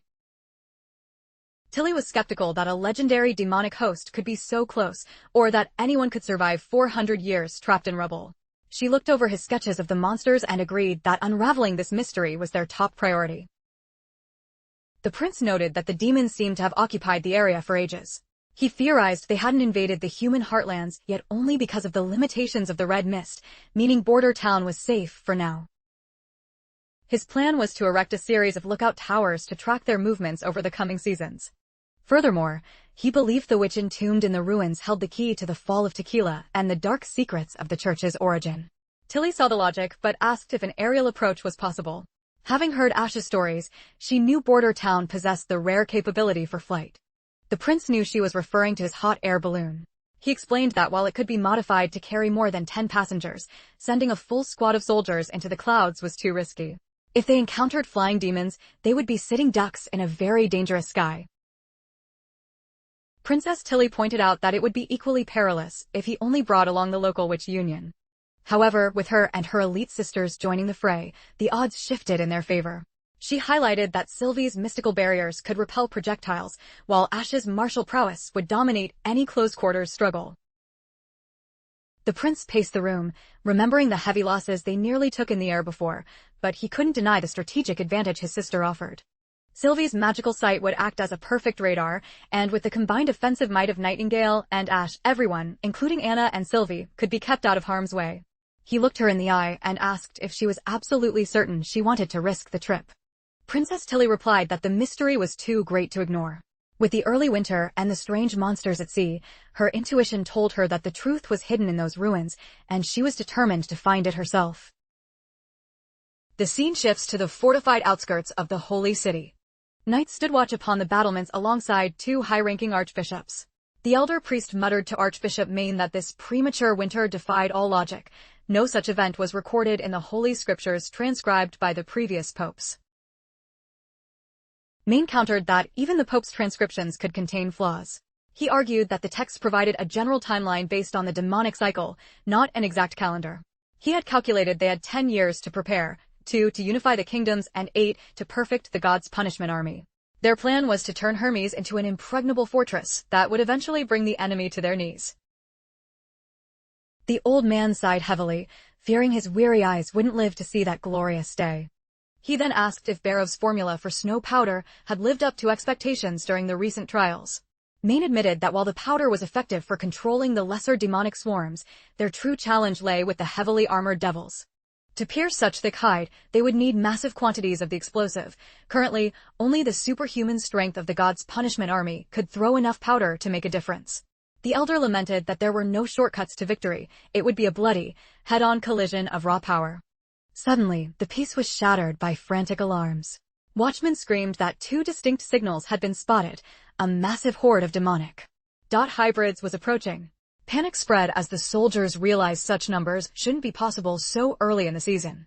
Maine grabbed his binoculars to scan the horizon, just as a soldier cried out that a third, even more massive signal had appeared. The situation was spiraling out of control. Maine's face strained of color as he focused the lenses. The terrifying descriptions from the Holy Scripture, the Grim Reapers, the Nightmare Beasts, and the Fanged Devils, all came rushing back to him. What shook him to his core was that these elite monsters, prophesied to appear only 5 years before the Great Calamity, were already at the gates of Hermes today. Back in Border Town, Honey and Lotus were packing their bags for the journey to Sleeping Island. They expressed their deep gratitude to the prince for his kindness during their stay. The prince presented them with carefully wrapped boxes, calling them small tokens of his appreciation for their hard work in transforming the town. The girls' faces lit up with joy. Honey moved to tear hers open immediately, but Lotus chided her, reminding her it was polite to wait. When Honey finally revealed her gift, she held up a soft scarf, jokingly pouting that she had been hoping for one of those fancy new bras instead. The prince laughed and explained that the scarf was a specialized design to ward off the biting winter winds. If wrapped correctly, it would keep her ears perfectly warm during the voyage. Honey quickly looped the fabric around her neck, and even Lotus could feel the cozy, radiating warmth it provided. Honey then spotted a secondary bulge in the wrapping and wondered if there was a hidden surprise. The prince gave her an encouraging nod to investigate. Reaching inside, she pulled out a polished, shimmering object that revealed itself to be a handheld mirror. She let out a small gasp of delight, mesmerized by how vividly her own reflection stared back at her. Princess Tilly couldn't help but marvel at the estate, noting the luxury of running water and modern comforts. It was nearly impossible to believe her brother had transformed this rugged frontier into such a cozy sanctuary. The prince teased her, asking if she felt a twinge of regret for bringing the sisters here, especially since they all seemed to prefer this town over Sleeping Island. Tilly smiled, replying that she had zero regrets if it meant her sisters could enjoy a higher quality of life. She reminded him that she, too, was a witch. The prince then double-checked if she was truly set on the Misty Forest expedition. He noted that while she was a transcendent, her innate power wasn't meant for the front lines. Tilly gave him a confident look, assuring him she could handle any trouble. To back up her claim, she produced a mysterious crimson stone. She demonstrated its power by manifesting a crackling bolt of lightning right from her fingertips. She proudly revealed it was an ancient relic recovered from the ruins. The prince was stunned, asking if this meant she could dual-wield 2 different magical abilities. She shook her head, explaining that the stones only permit one active power at a time. Trying to channel 2 simultaneously results in a total fizzle. She admitted she had planned to keep this secret, but after their deep talk last night, she felt she'd been too cynical. She was simply relieved he was being transparent about the ruins. The prince dismissed her apology with a wave, saying he harbored no hard feelings. Tilly then curiously pivoted, asking what Honey had meant by a bra. Roland's face flushed with awkwardness, and he quickly suggested she ask Sylvie or Evelyn for the details. Tilly tilted her head, suspicious that her brother was still keeping some innovations close to his chest. As the sisters marveled at their first flight in the hot air balloon, the royal siblings delved into the deep-seated friction between the church and the ancient ruins. They debated why the church worked so feverishly to erase all traces of these structures from history. They realized that church chronicles abruptly stopped 4 centuries ago and remained strangely silent regarding the true origin of God. There were no grand myths or epics, just a generic description of his absolute power. The lore was far thinner than the vibrant tales of the 3 gods of the fjords. Tilly remarked that it felt as though the church had simply materialized out of thin air within the kingdom. Later, while sitting alone in his study, the prince's mind continued to swirl with these theological inconsistencies. He drew parallels between the church and the historical religions of his former world. Back home, it was a given that deities were the architects of the universe. Every faith boasted a creation myth, a lineage of karma, or a detailed genesis. Here, those foundational pillars were missing. Suddenly, Kalsichi burst into the room, breathlessly announcing he had made a breakthrough in acid production. Energized by the news, the prince immediately demanded to know the specifics of the refinement process. The eccentric chemist beamed, giving all the credit to Charlene's sharp insights. Charlene began to dive into the technicalities, but since we aren't here for a chemistry seminar, let's skip the jargon. Suffice it to say, the acid they produced was incredibly potent and fuming, the exact high-grade stuff described in advanced chemistry textbooks. The trio continued to hash out the engineering hurdles. The prince noted they were utilizing a classic, age-old method. The historical bottleneck was the storage of sulfuric acid, as no vessel could survive its bite, leading the process to be abandoned by his ancestors. But for Roland, that was a hurdle easily cleared. They had been brewing sulfuric acid slowly using nitric acid, and Soraya's magical, corrosion-resistant coatings solved the storage issue instantly. The prince lauded their success, admitting he was shocked they stumbled upon such a sophisticated method. Kalsichi chuckled, boasting that luck had always been his shadow, even back in Redwater. He recalled achieving similar feats at 20, leaving the older scholars green with envy. Roland nodded and promised to assign a team of witches to help assemble the heavy machinery.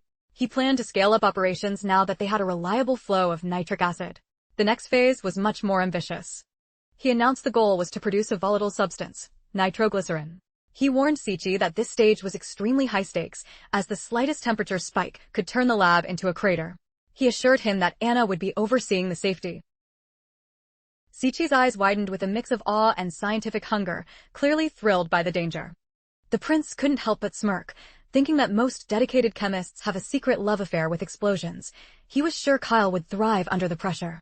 He knew that stabilizing nitroglycerin with nitrocellulose would create smokeless powder, while combining it with nitrostarch would produce a devastatingly powerful explosive. The blueprint for a revolutionary leap in firepower was finally within his grasp. Later on, we see the sisters relaxing while keeping an eye on the town. Andrea voiced her confusion as to why the townsfolk were laboring outside in the biting cold. She wondered what magic Roland had used to make them brave. The elements. Sylvie reminded her it was technically still late autumn, but Andrea snorted, arguing that the frost on the ground said otherwise. As the typical playful bickering between the two girls sparked up again, Sylvie stepped in as the voice of reason to settle the debate. She explained that while most commoners hibernate in winter to save energy, Border Town offered a unique deal: cheap grain, endless firewood, and Sister Lily's medical care. For a fair daily wage, the people were more than happy to work. Andrea understood the heat, but the food prices baffled her. Coming from a family in the food trade, she knew bad harvests usually meant skyrocketing prices. Sylvie explained that the prince maintained a single, unwavering price for grain, subsidizing the cost to keep it affordable for everyone. Ash argued that it sounded like a forced market, wondering why others didn't just drive the prices higher. Tilly joined the conversation, explaining that the costs of processing and long-term storage naturally inflate the value of a crop, making high prices usually unavoidable. Sylvie agreed, adding that the prince utilized the town's surplus treasury to cover labor costs and fuel further production. Ash held her ground, insisting that a free market was the natural order. Sylvie admitted she wasn't an economist, but she knew that nobody in Border Town went hungry, and a stable price gave the people a sense of security they'd never had. Furthermore, farmers were often the biggest victims of a free market, forced to surrender their harvest for pennies. A fixed, fair price provided more incentive to produce, which ultimately meant more money in everyone's pockets. Sylvie reminded them that here, a farmer wasn't stuck in the dirt forever. The prince promised that once they hit specific production goals, they could ascend to full citizenship. She explained that citizens only owed 20 of their yield, and with the fixed price, they could actually build real wealth. Tilly finally grasped why the town was humming with such energy. She was fascinated by how the law and the reward system were perfectly tuned to inspire the people. Suddenly, a piercing siren wailed through the air, and a ripple of panic washed through the streets. It was the demon alarm, and several townspeople immediately dropped their tools to rush toward the walls to offer their help. Andrea's companions felt a surge of adrenaline at the news. They had traveled all this way specifically to prove that witches were the true masters of the battlefield. The moment they stepped onto the stone battlements, Sir Carter marveled at the fact that these demons never seemed to tire. They launched their frantic assaults year after year with no logical gain. On the other hand, the fresh recruits were buzzing with excitement, viewing the chaos as a perfect live-fire exercise, far more exhilarating than shooting at stationary wooden targets. Speaking of practice, Carter mentioned some intriguing whispers from the artillery camp. Word was that the best marksmen were being handpicked for a prestigious new mission. The soldiers erupted in cheers at the thought of an elite unit, though some joked that the story was probably just a rumor born of boredom during the long shifts. However, Iron Axe confirmed the prince's ambitious plan. He was designing a revolutionary type of naval cannon for warships to strike enemies from afar. Only the most elite shots would be trusted with these weapons, and those interested were told to register with Alex. A squad leader felt his heart race at the announcement. To him, this was a golden ticket for a promotion within the ranks. According to Iron Axe, the new warships might even be named after soldiers who performed legendary feats. Having a ship bear his name would be the ultimate honor for his legacy. Iron Axe hoped these young men would seize the chance to make history, but he noted they were currently too reckless and needed to find their inner calm. After all, it would be quite embarrassing if a majestic warship were named Broom or Pomelo. Suddenly, he barked a command at the younger soldiers to cease their chatter and lock their eyes on the horizon. As the horde swarmed closer, he ordered them to perform their duties and prove to the other units that they were the finest in the army. The rookies let loose a barrage of fire, but their nerves got the better of them. Bullet after bullet whistled harmlessly past the targets. Watching the display, Andrea remarked that these famous firearms were supposed to be world-changing, but they were quite useless if the lead never found its mark. Sylvie defended them, reminding Andrea that these men were just simple miners, farmers, and hunters who had only held these weapons for a few months. The princess curiously asked Sylvie if she understood the mechanics of these firearms. The girl replied that she'd studied them briefly. They functioned like a crossbow of sorts, but the projectile was tiny, lacking both shaft and fletching. More interestingly, they didn't rely on the tension of a string to fire. Instead, they harnessed the violent energy of a black powder explosion to propel the slug at incredible speeds, a marvel of alchemy, though the exact recipe remained a mystery to her. Andrea interjected, noting that such devices must be a massive drain on the treasury, as alchemy was never a cheap endeavor. Yet, observing the sheer volume of fire, it was obvious the prince wasn't concerned about the cost of the ammunition.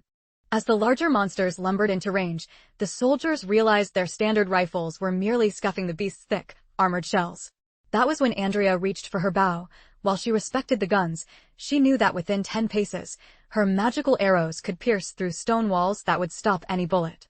But before she could let an arrow fly, the heavy artillery batteries roared to life. The massive iron cannonballs screamed through the air and slammed into the lead monster, utterly pulverizing its thick shell in an explosion of debris. The sheer, raw destructive power of the cannons left both Ash and Andrea staring in stunned silence.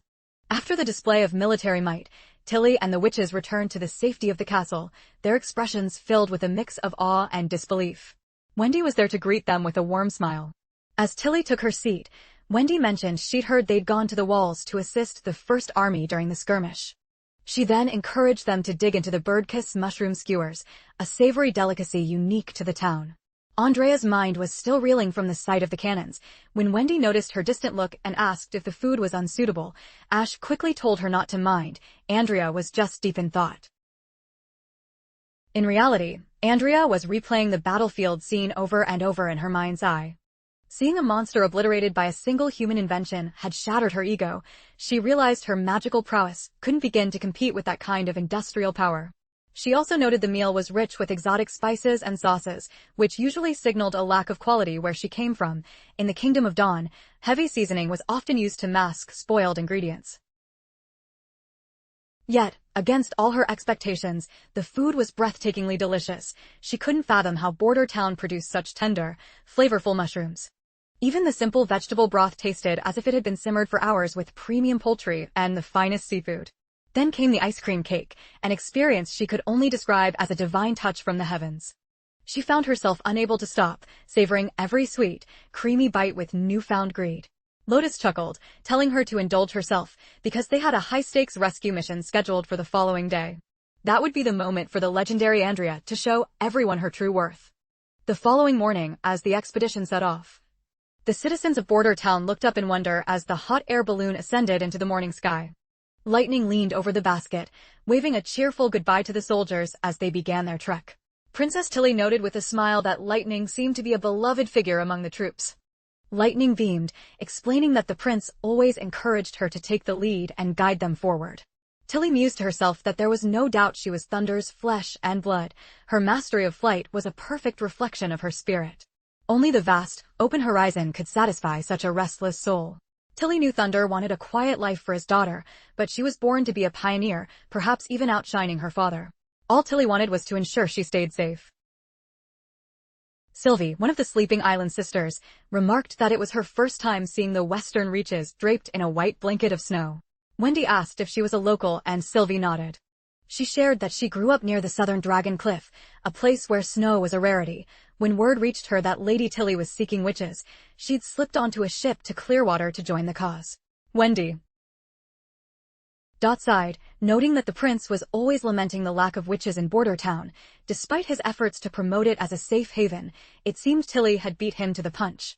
Sylvie thought it was wonderful that both leaders were creating refuges. Ash agreed, recalling how one of the prince's agents, a man named Theo, had recruited her and placed her on the registry. She giggled at the memory, describing him as a bit plain but remarkably kind. She admitted she'd eaten better on that journey than she had in years thanks to his generosity. Andrea couldn't resist a jab at Ash, suggesting that if Lady Tilly hadn't recruited her first, Ash would have jumped at the chance to join Border Town long ago. The remark immediately struck a nerve, and our resident powerhouse began to fume. Tilly intervened before sparks could fly, calmly reminding the pair that whether they served Sleeping Island or Border Town was irrelevant. She emphasized that all witches are sisters in arms, and that their energy was better spent on cooperation than bickering. The two fiery-tempered girls reluctantly bit their tongues and dropped the subject. Watching from the side, Anna and Nightingale exchanged a satisfied glance, impressed by Tilly's diplomatic and mature leadership.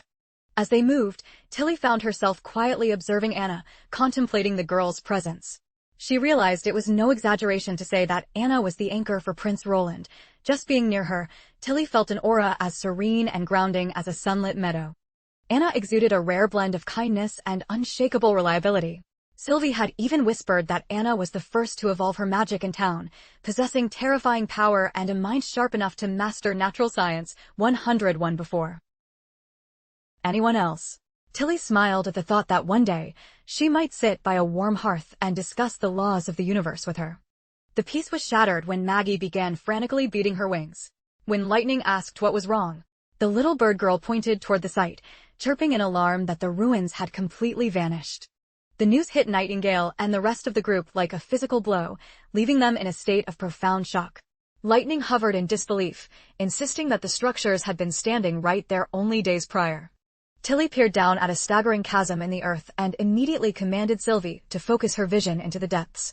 Sylvie's eyes glowed as she scanned the darkness, detecting a colossal, worm-like behemoth tunneling toward the northwest.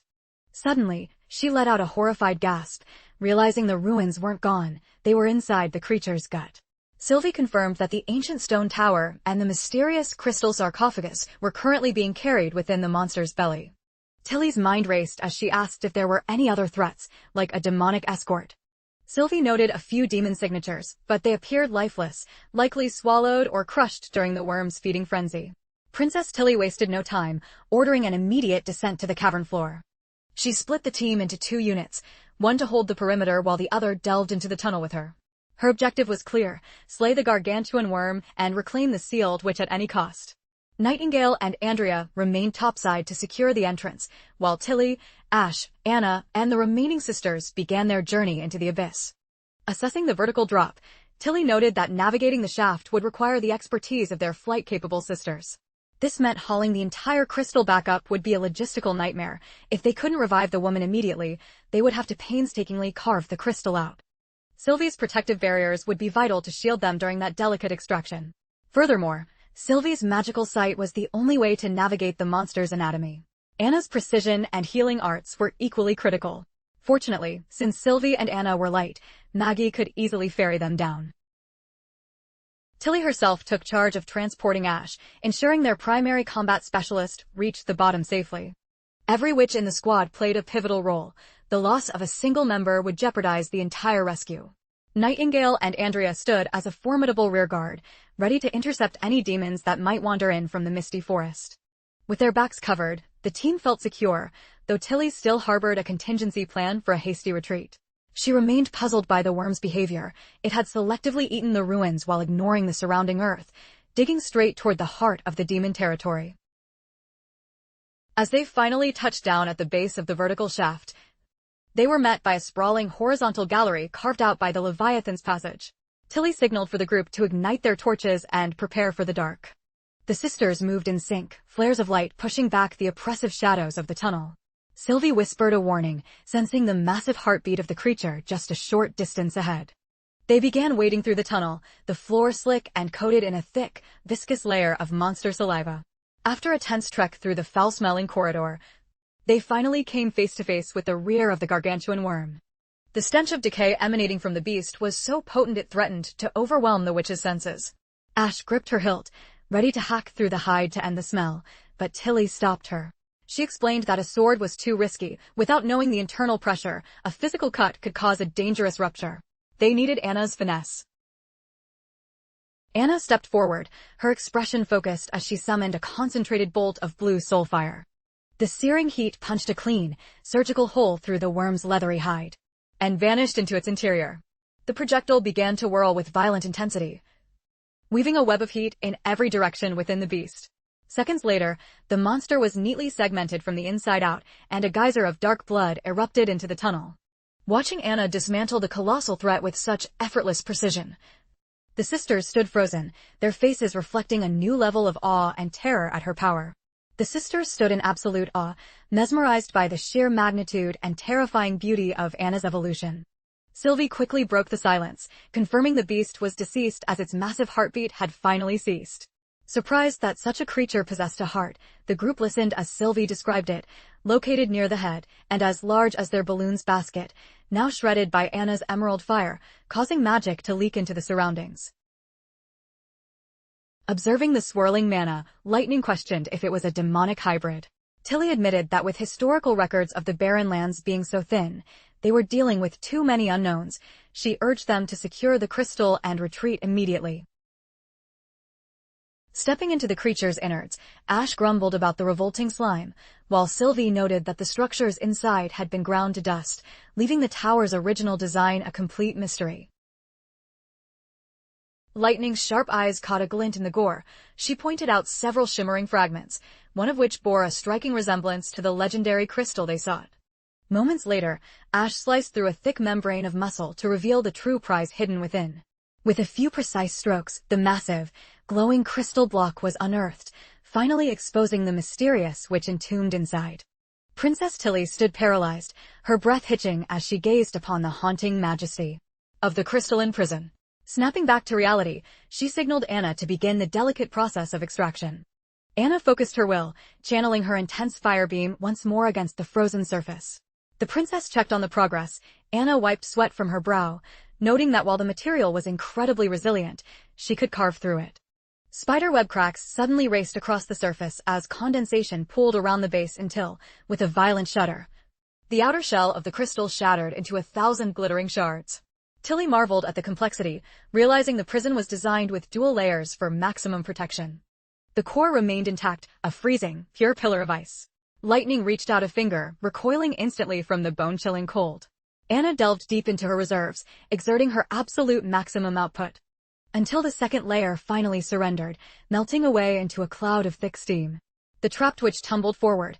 Ash caught her in a firm grip as Tilly rushed over to check for signs of life. The warrior witch confirmed a faint, thrumming pulse. The woman was incredibly frail, clinging to existence by the thinnest of threads. Tilly was haunted by the impossibility of surviving such a frozen slumber. The stranger's name, her era, and the tragedy of her imprisonment were secrets the princess burned to uncover once they reached the safety of the castle. Meanwhile, back at the mouth of the dark tunnel, the two formidable blondes maintained their vigil. Andrea shifted restlessly, her boredom manifesting as a growing concern for Tilly's safety. She considered striking up a conversation with Nightingale, but as a highborn lady of the Kingdom of Dawn, she felt a certain regal poise was expected of her, making her hesitate, especially since she viewed Nightingale as a rival in skill. Yet, She eventually decided that acknowledging a peer was only proper etiquette. However, before she could utter a word, Nightingale vanished into thin air, leaving Andrea blinking in startle. In that same heartbeat, a crushing weight of killing intent washed over her. She whirled around, but the snowy landscape appeared empty. She suspected a prank by Nightingale, but the rising sense of dread felt far more sinister. She summoned her golden weapon, sensing a transparent predator closing in. Just as she prepared to strike the empty air, the deafening crack of a gunshot exploded right next to her left ear. A spray of neon-colored blood splattered across the snow. The creature, struck by the lead, flickered into view. As the life faded from it, the monster's camouflage failed, leaving Andrea horrified to see a giant, predatory praying mantis inches from her face. Nightingale had saved her life. Andrea knew that without that intervention, she would have been gutted where she stood. Nightingale didn't stop there, calmly pivoting to blow the heads off 2 more cloaked mantises. Wendy hurried over, her face pale as she stared at the carcasses. Nightingale remarked that these things bore a sickening resemblance to the descriptions of devils, if not high-tier demons. The foul odor and the nature of their blood suggested a corruption far deeper than any beast. Andrea, still shaken, asked how long she had known they were being hunted from the shadows. Nightingale simply replied that she had tracked them from the moment they arrived. In her mist world, their magical signatures burned like beacons in the dark, making stealth impossible. Just then, lightnings had popped out of the tunnel, signaling their success. Wendy's face lit up with a look of pure relief, seeing the entire expedition returning in one piece. Soon, they were all safely aboard the hot air balloon, ascending toward the clouds. The group huddled around the unconscious, ancient witch resting in the basket. Wendy was moved to tears, imagining the loneliness of being buried in the dark for centuries. The mystery weighed heavy on her heart. She felt an overwhelming urge to understand the tragedy that led to this. Princess Tilly stared back at the receding hole in the ground, her intuition screaming that they had escaped just in time. She asked the sentries if anything unusual had transpired while they were underground. Nightingale casually mentioned the cloaked hybrids, noting they were dealt with before they could cause any real trouble. Suddenly, Sylvie peered over the edge and let out a blood-curdling shriek, pointing at the ground below. Andrea leaned over the side, squinting to see if more demons were gathering for an assault. Tilly initially saw only the remains of the mantis creatures, but as Sylvie urged her to focus, she realized with horror that the corpses were being torn apart and consumed by something unseen. Nightingale looked down and saw a terrifying sight through her mist, a swarming mass of transparent scavengers, moving like a single, hungry shadow. They were unmistakably demonic monstrosities, roughly 100 of them, all swarming toward the pit. She surmised they were likely scavenging for the remains of the deceased giant worm. However, she brushed the thought aside, deciding it was no longer their concern as they retreated. Still, Tilly looked back, her expression clouded with uncertainty about leaving them behind. The scene shifts to the military district, where we are introduced to a fresh unit called the police force. Sir Carter explains to the assembled men that this department is a vital branch of public security. They will serve as the peacekeepers of Prince Roland's domain, tasked with apprehending criminals, uncovering illicit activities, and upholding civil order.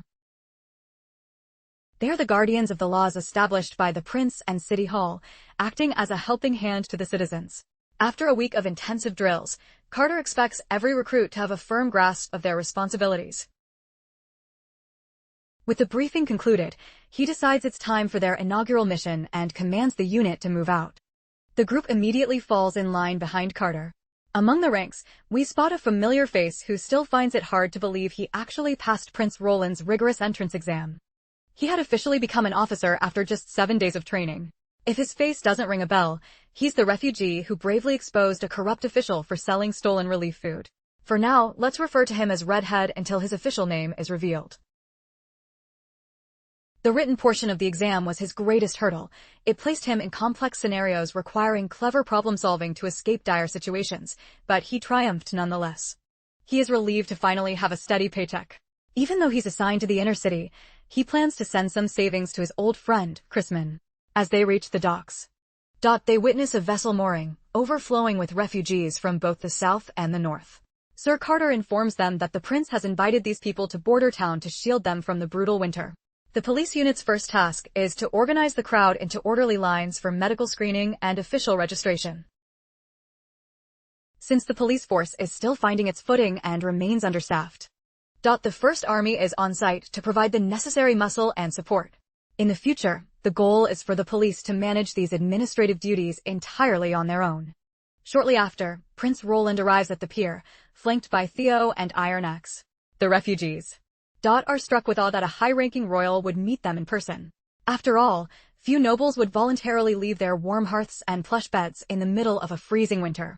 Hidden within the throng, a suspicious-looking individual stands in the registration queue, tracking the prince with a wary, calculating gaze. When he reaches the front, he spins a web of lies, claiming his name is Furzona and posing as an illiterate farmhand from the northern reaches. The clerk at the desk is ready to wave him through. But right then, Redhead steps in, peppering the farmer with rapid-fire questions about the correct month for sowing winter wheat. The desk clerk tries to brush Redhead off, reminding him that their job is simply to process the crowd and they lack the time for deep background checks. Redhead refuses to let the man slip away, exposing his deception by noting that while he claims to be a northerner, his accent is clearly from the central heartlands. He demands to know exactly which northern town the man supposedly calls home. Having spent significant time in the north himself, Redhead points out the man's attire is a dead giveaway. No true northerner would be caught without gloves in temperatures that regularly drop below freezing. Cornered, the shady man pulls a glowing red church pill from his pocket.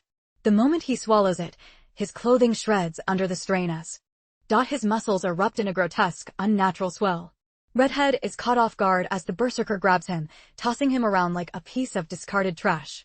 He is slammed into the frozen ground with such violence that he begins coughing up blood. Fueled by the alchemical stimulant, the madman charges like a bull toward the prince. Meanwhile, a battered Redhead struggles to find his footing. Suddenly, two more hidden assassins spring from the crowd, launching a synchronized strike at the prince. But before they can close the distance or lay a finger on him, a single, precise bullet tears through the lead assassin's skull. Thanks to the prince's vigilant and deadly allies, all three attackers are neutralized in seconds. A wave of panic ripples through the refugees as they scramble to escape the perceived danger. However, the prince remains unfazed, his steady voice cutting through the chaos as he calls for calm. He identifies himself as the Lord of the Western region, reassuring them that there is no cause for alarm under his protection. He explains that Border Town offers more than just safety from the storm. It offers a life of abundance and opportunity. He promises them sturdy, draft-free homes and beds warmed by efficient kills, comforts as inviting as a sun-drenched field. He assures them that behind closed windows, they will remain cozy even in light clothing. He then paints a vivid picture of the meals awaiting them. Hearty porridge topped with savory dried meat, where every spoonful is rich and substantial. Just one bowl, he promises, is enough to satisfy the deepest hunger. The crowd is deeply moved by his words. They expected a lecture on civic duties and dry legalities, but instead, he spoke to their most basic human needs and comforts. The prince adds that his ultimate vision is a day when no citizen has to worry about where they will sleep, what they will wear, or how they will eat. He points out that their enemies want the exact opposite, and it is clear these monsters were sent to disrupt their hope. He reveals that the enemy's goal is total destruction, but he vows to tighten security. He promises to ensure no more threats hide among them, protecting the community's safety above all else. As his speech concludes, the crowd erupts into cheers, praising the prince for his vision and the genuine care he shows for their well-being. Redhead, finally standing upright, notes with admiration how the prince quelled a potential riot with nothing but a few powerful sentences. At that moment, Carter approaches, commending him for his sharp instincts as the first person to identify the threat. Shortly after, Redhead is summoned to the prince's private office. There, the prince addresses him as Mr. Wade, finally giving us a name. The prince praises his keen powers of observation and wonders aloud if he truly was just an ordinary citizen before all of this. He revealed his past as a member of the Golden Wheat City Patrol, a post he held for 6 years until pirates overran the harbor. The prince noted that his records appeared ordinary and that, per Carter's report, he was currently living in the makeshift shelters. Roland realized Wade had downplayed his true expertise during registration and asked for the truth behind the secrecy. Wade explained that his survival in Border Town was thanks to an old prisoner he'd met in Golden Wheat named Chrisman. The old man had saved him during the dark times, but because Chrisman was branded a criminal, he couldn't register as a citizen. Wade refused to abandon his elderly friend in the Western District, especially since Chrisman could no longer fend for himself. The prince asked if his desire to join the police was a way to earn a living while keeping a protective eye on his mentor. Wade hesitated, but the prince told him to relax, noting that thoughts alone are no crime. He then inquired if Wade had any surviving kin. Wade lowered his gaze and explained that his entire family had perished during the fall of golden wheat. Roland then asked about Chrisman. Wade clarified that the man was a loner who had been framed by the local rats and unjustly imprisoned. The prince reminded him that anyone with specialized skills could rent a home in the city and enjoy full citizenship benefits for their entire household. He asked if Wade grasped the significance of this offer. Wade caught the hint instantly and nearly jumped for joy, realizing he could finally bring Chrisman into the fold. The prince told him to bring the old man in for registration and promised they would handle the rest. Overwhelmed with gratitude, Wade began bowing so fervently that his forehead repeatedly struck the floor in a frantic show of loyalty. The prince's tone then turned sharp, warning Wade not to let his excitement cloud his judgment. He stressed that Wade must maintain the same vigilance he showed today. If he failed the upcoming evaluations, he'd find himself back in the shelters. Wade gave an immediate, enthusiastic salute, ready for whatever tests lay ahead. Wade then sheepishly recalled the written exam, admitting he didn't know many of the answers and had simply written whatever came to mind. He curiously asked why he was even chosen for the force. The prince smiled and explained that there were no right or wrong answers. The test was actually a literacy check. As long as Wade understood the questions and could articulate a logical response, he had passed. A short while later, Sir Carter stepped forward to report that they had extracted information from the captured assassins. The prince signaled for him to continue. Carter explained that Barov's apprentice, Salon, was responsible for gathering the northern refugees. When they ran out of transport ships, Salon contacted associates in the capital to hire western-bound merchant vessels. This leak allowed Timothy's spies to track the refugees to Silver City, just half a day from the capital.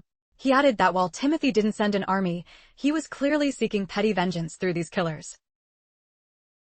The prince mulled over the situation, feeling a wave of relief that the assassins were armed with pills rather than explosives. Had they detonated in the crowd, the 2 months of hard-won labor recruitment would have been for nothing.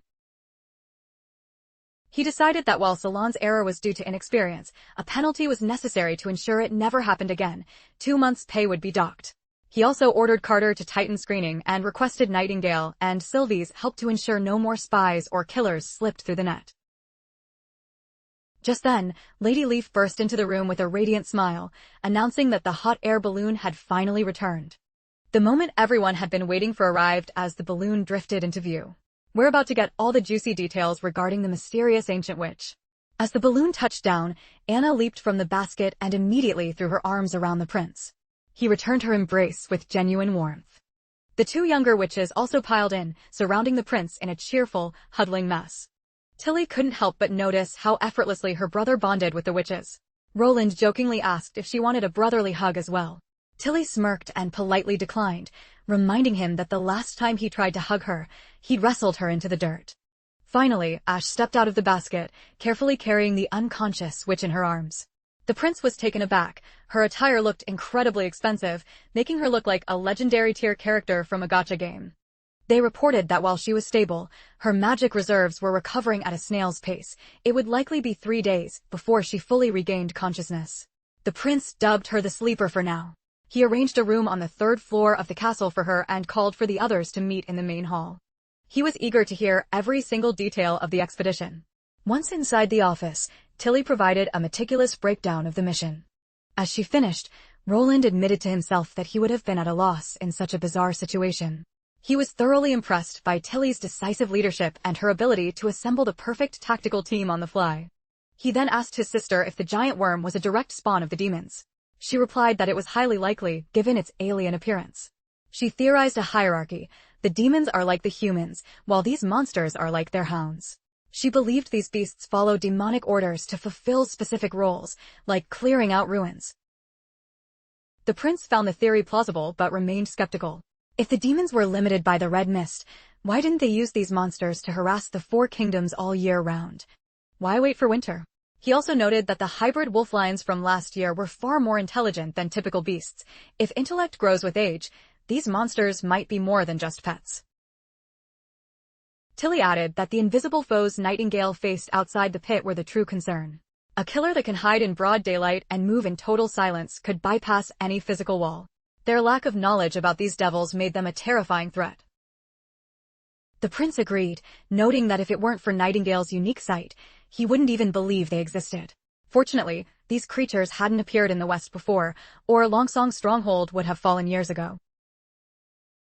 Tilly reminded him that as the months of demons progress, the enemies only get stronger. The fact that snow fell in autumn was a dark sign that this year's host would be exceptionally powerful. Roland was caught off guard, realizing that Tilly had truly adopted his struggle as her own. The realization brought a genuine smile to his face. He assigned Nightingale to patrol the perimeter, while Sylvie would remain in the castle, where her vision could sweep across the entire length of the defensive walls. She was to sound the alarm the instant she spotted anything out of the ordinary. Later, the prince walked with Lady Scroll through the corridors. Scroll expressed her concerns about the newcomer, noting that until her identity was verified, they couldn't be certain she wasn't a threat. Roland agreed, mentioning he'd placed a god's punishment stone near her as a precaution. When they entered the guest room, they found Anna already keeping watch. Anna explained that both Nana and Lily had tried to use their healing powers on the woman, but neither had any effect. For now, they could only wait for nature to take its course. Despite being sealed for centuries, her body was completely unblemished, which was a miracle in itself. Anna mused that just as she was immune to fire, perhaps the newcomer's magic was fundamentally tied to the ice that preserved her. Roland gently rested his hand on the head of his most cherished girl, praising her incredible effort in meticulously slicing open the ancient sarcophagus. Anna humbly shared the credit, explaining that the mystery which was brilliant for devising such a self-sealing mechanism. She revealed the woman had flash-frozen her entire biological system with absolute zero ice, then used a standard ice shell as a buffer to prevent any premature thawing. The moment the outer layer was pierced, the casing shattered instantly. This led Anna to believe the sleeper had intentionally left structural weak points. It was clear to her that this woman had been patiently awaiting this exact day, and Anna felt certain her recovery was imminent. The scene shifts into the witch's memories, where a desperate knight is seen pleading with her. He warns that the defensive walls have been breached and their allies can't hold out much longer, but she refuses to budge, insisting she can still fight. Suddenly, a gargantuan beast appears, crushing every human in its path. The creature is so massive that it carries 3 high-ranking demons upon its back. Nearby, other demonic forces are busy laying waste to everything on the ground. Despite the surrounding carnage, the Ice Witch remains stubborn while the soldier continues his frantic attempt to convince her to escape. She declares that as a proud member of the Holy City of Witches, her life belongs on the battlefield until the very end. However, her defiance wavers when she spots something breathtaking descending from the heavens. It is another witch, plummeting from the sky while wielding a massive, heavy broadsword. She is clearly the legendary divine warrior of the Union, an extraordinary transcendent beyond compare. This woman carries the fire of 1,000 souls within her spirit. The moment she touches down, she obliterates a swarm of demons as if they were nothing more than bags of refuse. Her landing is so powerful it shatters the earth beneath her feet. She then commands everyone to flee immediately. She assures them she can hold the line alone and urges them to leave while a window of escape still exists. The soldiers despair, arguing they have nothing left to protect since this was the final holy city, yet even then, they couldn't halt the demonic advance. The Ice Witch finally begins to weep, realizing they have truly lost tens of thousands of lives. They played every card in their hand and still ended up on the losing side. But the heroic warrior with the sword tells them not to abandon hope, for a spark of survival still remains. Raising her blade to rally their spirits, she orders them to cross the frozen peaks into the wild barrens. She tells them they can rebuild their civilization, and that their survival is the ultimate victory. As the masses begin their retreat, the Ice Witch still harbors doubts about whether they can truly restore order from the ashes. She feels a crushing sense of hopelessness. If their most prosperous holy city, built on the richest soil, could fall like a child's sandcastle in an instant, what hope was there for the future? She wonders if simply running away is enough to truly escape the reach of the demons. But then, Alice's words echo in her mind, and she starts to believe that as long as they draw breath, a path forward exists. One day, they will find their way to triumph. She surmises that the legendary woman with the giant sword must have been Alice herself. Regardless, she believes the magic stones and research data she stored at the Misty Forest facility are vital to their cause. She grits her teeth and pushes forward. Passing this knowledge to the next generation is the only way humanity stands a chance at surviving. She reflects on the common belief in the holy city that witches are the chosen ones of God, while mortals, unable to wield magic, were viewed merely as stepping stones for their greatness. However, she saw that the ordinary soldiers, with their shields and unyielding courage, possessed a grit and endurance that many witches lacked. Witnessing the sacrifice of these mortal men, she becomes even more determined to survive. She knows she must safeguard the experimental data and her findings at all costs. She traverses frozen mountains and icy rivers while the demonic hunters stay hot on her trail. When she finally stumbles into the misty forest laboratory, she finds the familiar magic stone she was looking for. She grips it tightly, deciding to record a final, vital message for the future. But just as she prepares the stone, the demons smash through the lab doors. One of the monsters hurls a spear with divine, lethal speed toward her. In a flash of instinct, she summons her glacial powers, to encase herself in a protective, impenetrable layer of ice. Trapped in the frozen silence, she drifts into a state where life and death become indistinguishable. Suddenly, a brilliant, radiant light begins to pierce through the darkness. The long night finally ends as she opens her eyes back in the waking world. Wendy and Anna spring to their feet at the sight, calling out to the prince that the guest has finally awakened. The Ice Witch hears them and wonders why they are using such an ancient, formal title to address someone. It seems this woman might hail from a far more sophisticated era, but only time will tell. They quickly gather around her bedside, and the prince gently asks how she is feeling. But the woman's first question, whispered in a daze, is to ask where on earth she is. The prince explains she is in Border Town, within the western reach of Grey Castle, and introduces himself as the fourth prince, Roland Wimbledon. He then gestures to the others, introducing them as members of the Witch Union, before asking if she recalls anything of her past. The woman felt a tidal wave of confusion washing over her. It was the absolute last thing she had envisioned, a bizarre location, a displaced era, and faces she didn't recognize. She had never heard of this witch union, but a small part of her felt a sense of security knowing she was surrounded by her own kind. The title of prince left her baffled. To her ears, it sounded like a dusty relic from the chronicles of the First Divine War. Her mind began to race with the dizzying possibility that she had somehow been thrust back to a time before the great conflict ever began. She wondered if the heavens had granted her a miracle to rewrite history and protect the holy city, but the thought felt too surreal to grasp. Anna could see her mental distress, and the prince noticed it too. Suddenly, the Ice Witch sat bolt upright, hounding them with frantic inquiries. Had they rescued her? Were the demons finally defeated? Who won the war, and what had become of the great city of Tequila? Roland took a deep breath to steady himself, having been momentarily stunned by her barrage of urgent questions. He then spoke clearly, informing her that they had discovered her buried in the subterranean depths of an ancient stone tower. Agatha immediately brushed off Wendy's comforting hand, even though the girl was only trying to offer her a bit of solace. A flicker of pride rose within her. While she didn't usually obsess over rank, she felt insulted being interrogated by someone she viewed as a commoner.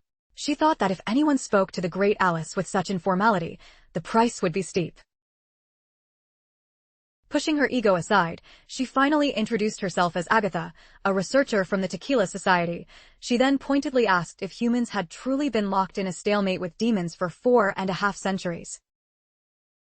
The prince explained that her slumber had spanned ages, and the world was likely unrecognizable to her. He offered to bring her up to speed gradually if she felt strong enough. Agatha agreed to listen, and so.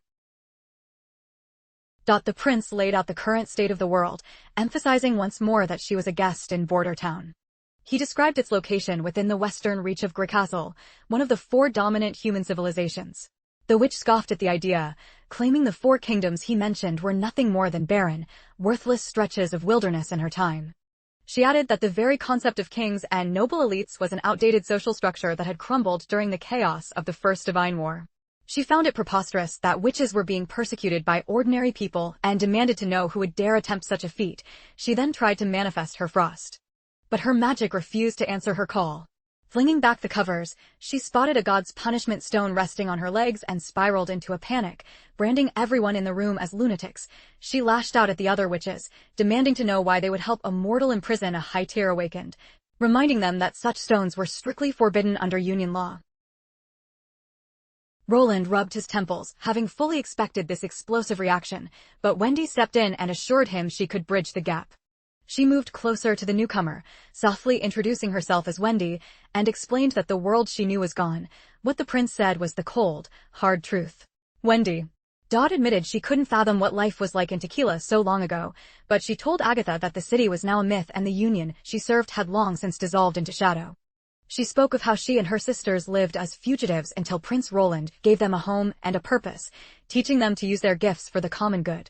Wendy described a world poisoned by hatred for witches, where punishment stones were common tools of oppression and witches were stripped of their dignity. In response, Agatha shared the history of her era. She described the Union as a colossal superpower forged by the rulers of various witch realms. It was home to legendary masters and transcendent beings who commanded a massive army, governed vast holy cities, and maintained global peace while training the next generation of magic users. She was heartbroken that such a titan had vanished. She agonized over the fate of Master Alice and the survivors who were meant to carry the torch of civilization, desperate for any clue to their whereabouts. During the heavy silence, Wendy offered her a warm cup of tea, and to everyone's surprise, Agatha took it without a word of protest. Secretly, she was strategizing. She knew she needed to earn their trust if she ever wanted that dampening stone removed from her presence. Despite their claims, she resolved to witness this new world for herself before accepting it as fact. Agatha reiterated that she was a scholar of Tequila, and that when the city fell in the 5th year of the war, she had risked her life returning to the misty forest to save her research. The prince asked if she had actually stood on the front lines against the demons. She nodded firmly, adding with a touch of annoyance, who else but a witch could hope to stand against them, since ordinary men were practically helpless? Roland asked if she was a witch of the church, but Agatha looked blank, never having heard of such an organization.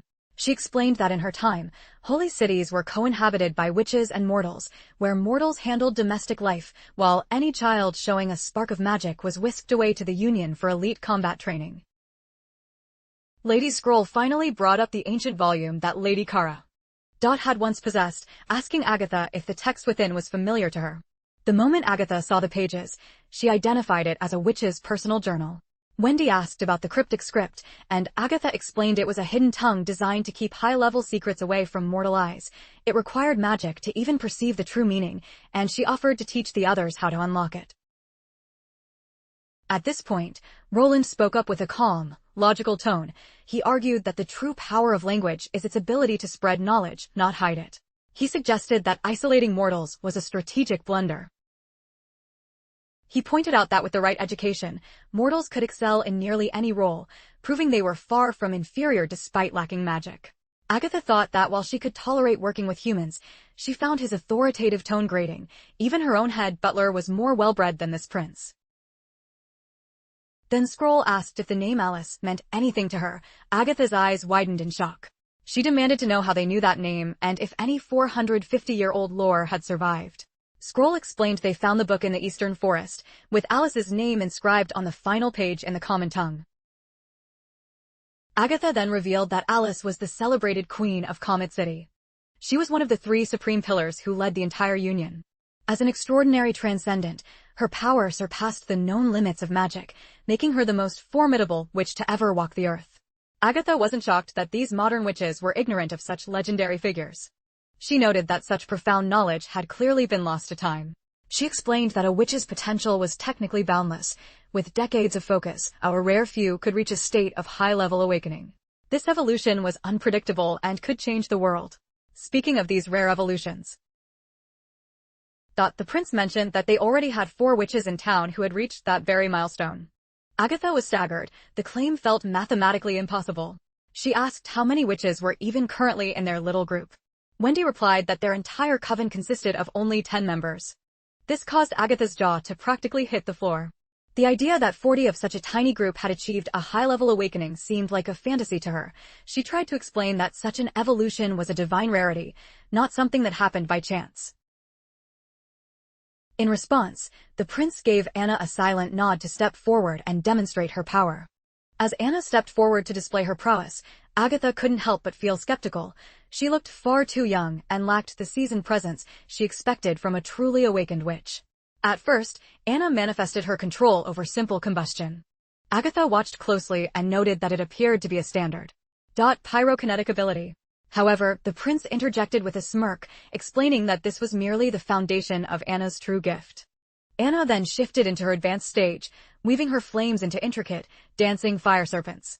The moment she condensed the fire into a solid, perfect geometric cube, Agatha's composure completely shattered, leaving her in utter disbelief.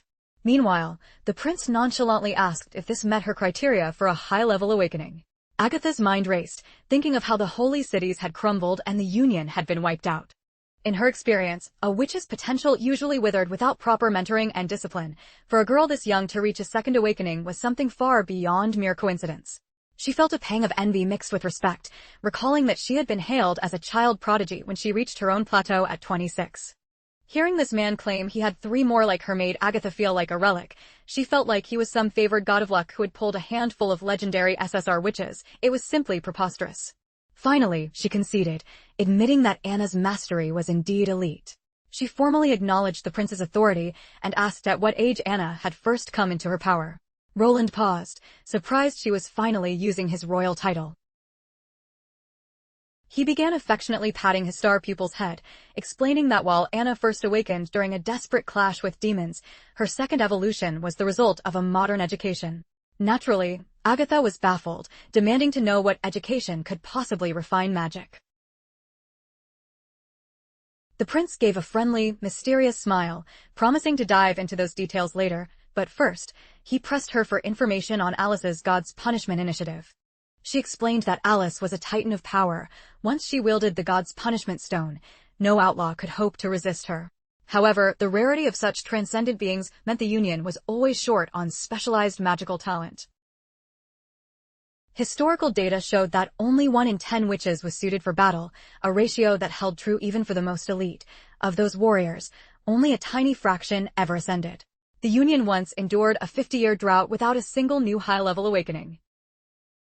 This made their military strength dangerously volatile. The prince quickly summarized, not every human becomes a witch, not every witch is a soldier, and, even among soldiers, few are legends. Agatha nodded in somber agreement. She revealed that while the Union formed immortal infantry, even when those men were armed with the power-dampening stones, they were mere insects compared to the terrifying demon hordes. In those dark days, Alice ordered the scholars to find a way to push human warriors beyond their natural limits. Agatha believed Alice made a grim breakthrough, leaving the bloody details hidden in her journal. When asked why she didn't help, Agatha explained she went rogue after that order, building her own lab in the misty forest. Alice had discovered a way to fuse mortal and witch power using the stones, but it required the literal sacrifice of a witch's soul, a price Agatha found repulsive. She believed they should have studied the stone's secrets rather than treating sisters as disposable fuel for the war machine. The gravity of this ritualistic sacrifice left both Roland and Tilly visibly shaken. Agatha sighed, noting that Alice likely felt her back was against the wall as Tequila faced its doom. She assumed the technique died with the Union, but the prince dropped a bombshell. The God's Punishment army was alive and active in the present day. Roland elaborated, explaining that the church, an entity Agatha never knew, had built 2 massive holy cities on the mountain peaks and was the primary architect of the modern witch hunts. They took in orphans to brainwash them in monasteries. Wendy herself was a survivor of their cruelty. The church commands its own sovereign land and an army of God's Punishment warriors, mindless juggernauts with strength rivaling the legends of old. He even suspected they had their own enslaved witch unit. This was why they had kept the stone on her, he admitted. They had to be certain she wasn't a high-level agent of the church. He noted that without her story, they would have assumed the church built Tequila and that the ruins were their handiwork. Agatha was sickened to learn that a group of mortals had stolen Alice's forbidden research to hunt witches for their own gain. Wendy urged her to rest and pushed the dark thoughts away for the night. She promised that they would unravel the mysteries of the past together, bit by bit. With that, the group prepared to let the guests sleep. But before leaving, the prince turned back with a final thought for Agatha. He told her she was mistaken about one fundamental truth: ordinary men can indeed kill demons. And the conviction in his voice made it clear he wasn't just boasting. Later that night, while the prince was buried in paperwork, he checked in with Nightingale regarding their guest. The dried fish-loving girl reported that Agatha was out cold, having finished a bowl of soup earlier. Her physical health seemed fine, and Sylvie was maintaining the watch. He informed her that he'd officially removed the dampening stone from Agatha's room, trusting Nightingale to confirm the witch's story further once she woke. Nightingale asked if he truly trusted the stranger. Roland nodded, pointing out that Agatha's dialect and script matched their own, implying a shared ancestry despite the centuries of separation.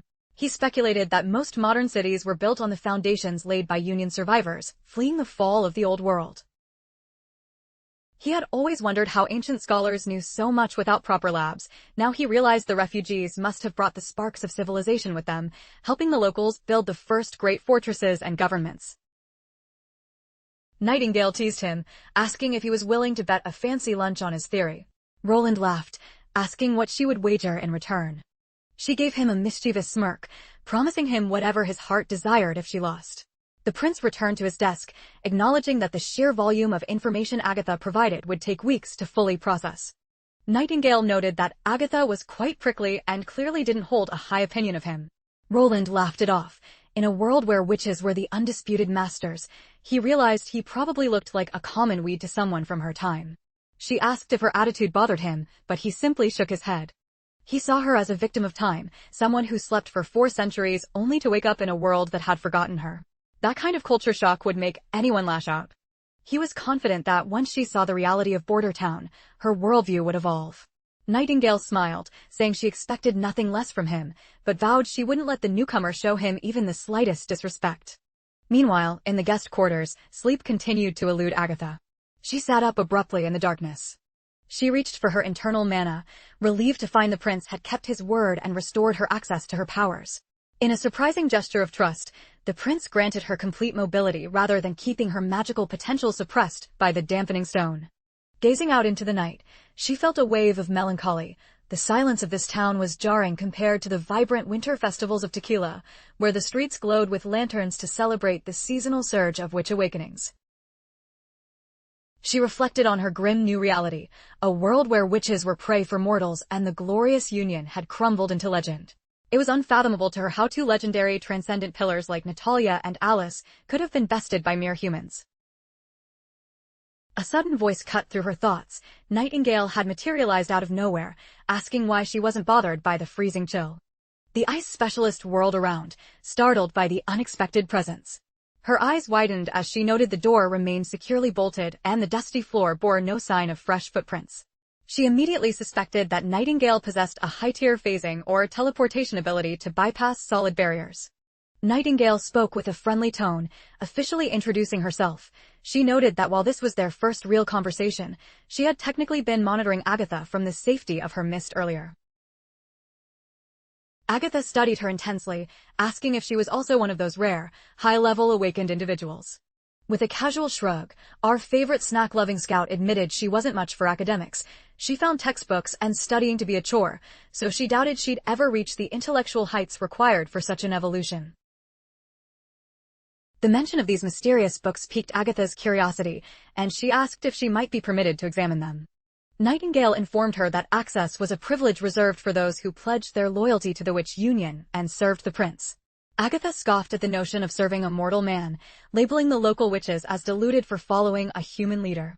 Nightingale arched an eyebrow, asking why she held such a deep-seated disdain for humanity.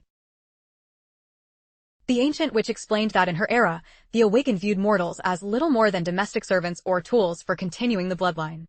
While she believed mortals lacked superior intellect, she grudgingly admitted they could be competent workers if given strict and proper instruction. Nevertheless, the concept of a witch bowing to a mortal's whim struck her as utterly preposterous. Nightingale countered by explaining that Roland didn't treat them as tools. He rescued them from the church's pyres, unlocked their hidden potential, and integrated them into society. She insisted they were all united by a single purpose, the downfall of the church and the ultimate defeat of the demons. Agatha sighed, remarking that victory over the demon host was a fantasy debunked by history. She recalled how 8 centuries ago, humanity flourished across the world, only to be stripped of everything by the invaders, leaving behind nothing but scorched earth and ruins. She warned that according to ancient records, the Third Divine War was looming, and she doubted anyone in this era truly understood the horror of the demons. She insisted their only hope was to resurrect the Union, gather every witch, and force new evolutions. To create more transcendent warriors. Nightingale looked at her with pity, asking why she was so anchored in gloom. She reminded the ancient witch that 4 centuries of progress had surely changed the odds. Nightingale pointed out that Roland had already proven that even ordinary men could strike down demons. The prince's vision wasn't just about magic, it was about uniting every soul across the 6 continents. She argued that true power came from a unified nation, not just individual magic, and emphasized that there was still a window of time before the Great War truly ignited. She urged Agatha to step out of her ivory tower and witness firsthand how the prince turned impossible dreams into tangible reality. Agatha was taken aback by the girl's unwavering conviction. Sensing a coldness in the air, she asked Nightingale why she seemed to dislike her so much. Nightingale didn't sugarcoat it, stating that if Agatha could just drop the ego and see the prince as a person rather than an inferior, they might actually get along. The prince simply wanted Agatha to bridge the gap between her past and the present, hoping she wouldn't allow herself to be left behind by the march of time. The scene shifts to the heart of the Holy City where we find High Lord Maine bowing low before the Pope. He reported that the northern tundra was currently quiet, as the unseasonable snows had begun to pull back.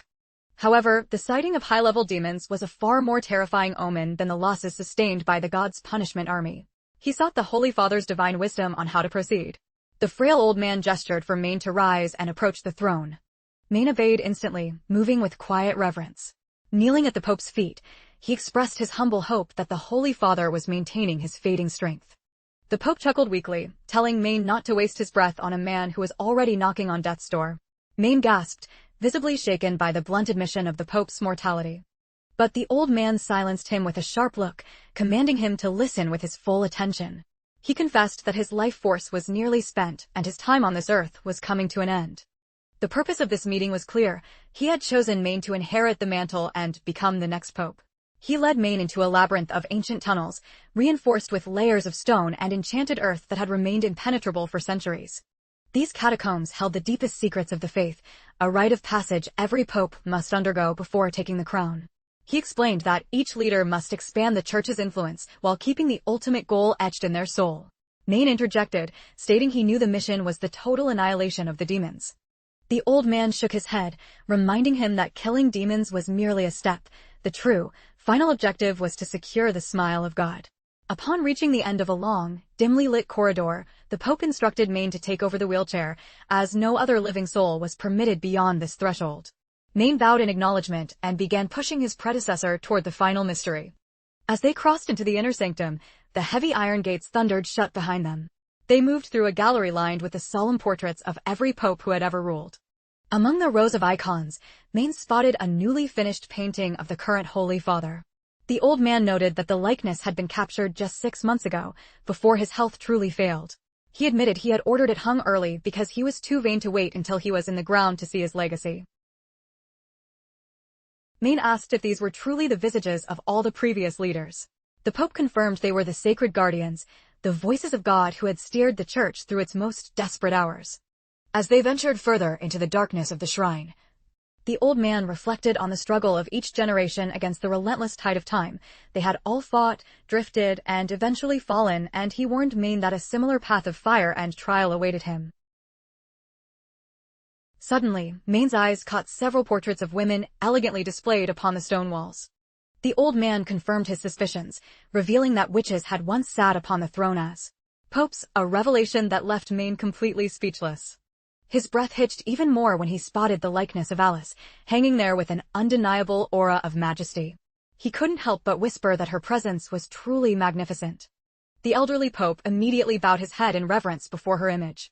He disclosed to Maine that she was the very first pope and the legendary extraordinary transcendent known as Alice. He added that she also reigned as the witch queen. Maine rushed to support the old man as he stumbled, bewildered as to why a witch would found the church. The old man sharply commanded him to get on his knees. Maine instantly prostrated himself, showing his absolute respect for the ancient witch. At that moment, the Pope summoned Zero, who materialized from the shadows in an instant. The Pope ordered her to pull Maine into her mental illusion. The girl obeyed, and Maine was stunned to find a pure witch hidden in such a sanctified place. Though raised by the Pope after their awakening, they remained witches at heart. The girl began weaving a complex web of arcane energy. Under the influence of her magic, Alice's portrait slid smoothly to one side, revealing a concealed doorway hidden behind the frame. The witch then requested to remove the dampening collar from the old man's neck. He nodded, and she stepped through the newly opened portal. The Pope turned to Maine, explaining that the crystal she held would soon be his, a key with the power to unlock every vault, including the secret library and research labs. The witch gestured for Maine to follow her lead. The two of them stepped into the gateway, leaving the frail old man behind in the corridor. As they moved through the void, Maine asked how her low status allowed her entry. She coolly replied that someone must trigger the illusion stone, especially since it required active mana.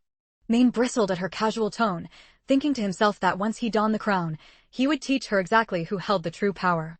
He sat down irritably and told her to begin the ritual. She agreed, but noted she needed a moment to prepare, as this was her first time ever activating this specific vision.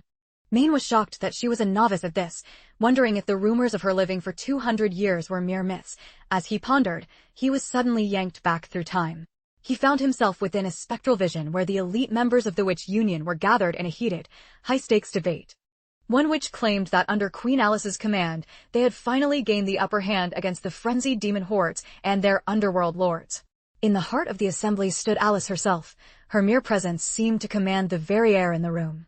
A dissenter argued that the ritual required the sacrifice of their own kind and had a dismal success rate, but another countered that these flaws could be refined through further study. The witches continued to clash over the value of their sisters' lives, and the chamber split into two opposing factions. Alice finally commanded them to cease their bickering, and the room fell into a deathly silence at the sound of her voice. She reminded them that mortals alone could never defeat demons. They could either do nothing and perish as history's footnotes when the invasion arrived. Or they could wage one final war by placing their faith in the gods' punishment warriors. Alice stated that as the Queen of Comet City, the choice belonged to them: die in a silent whimper or avenge their fallen sisters with fire.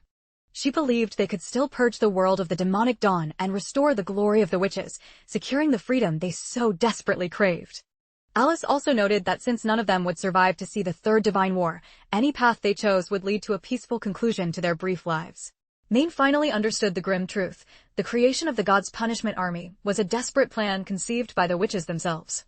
In the vision, Alice challenged anyone who opposed her radical proposal to stand up and be counted. Maine watched with bated breath, eager to see who would dare defy her ruthless solution.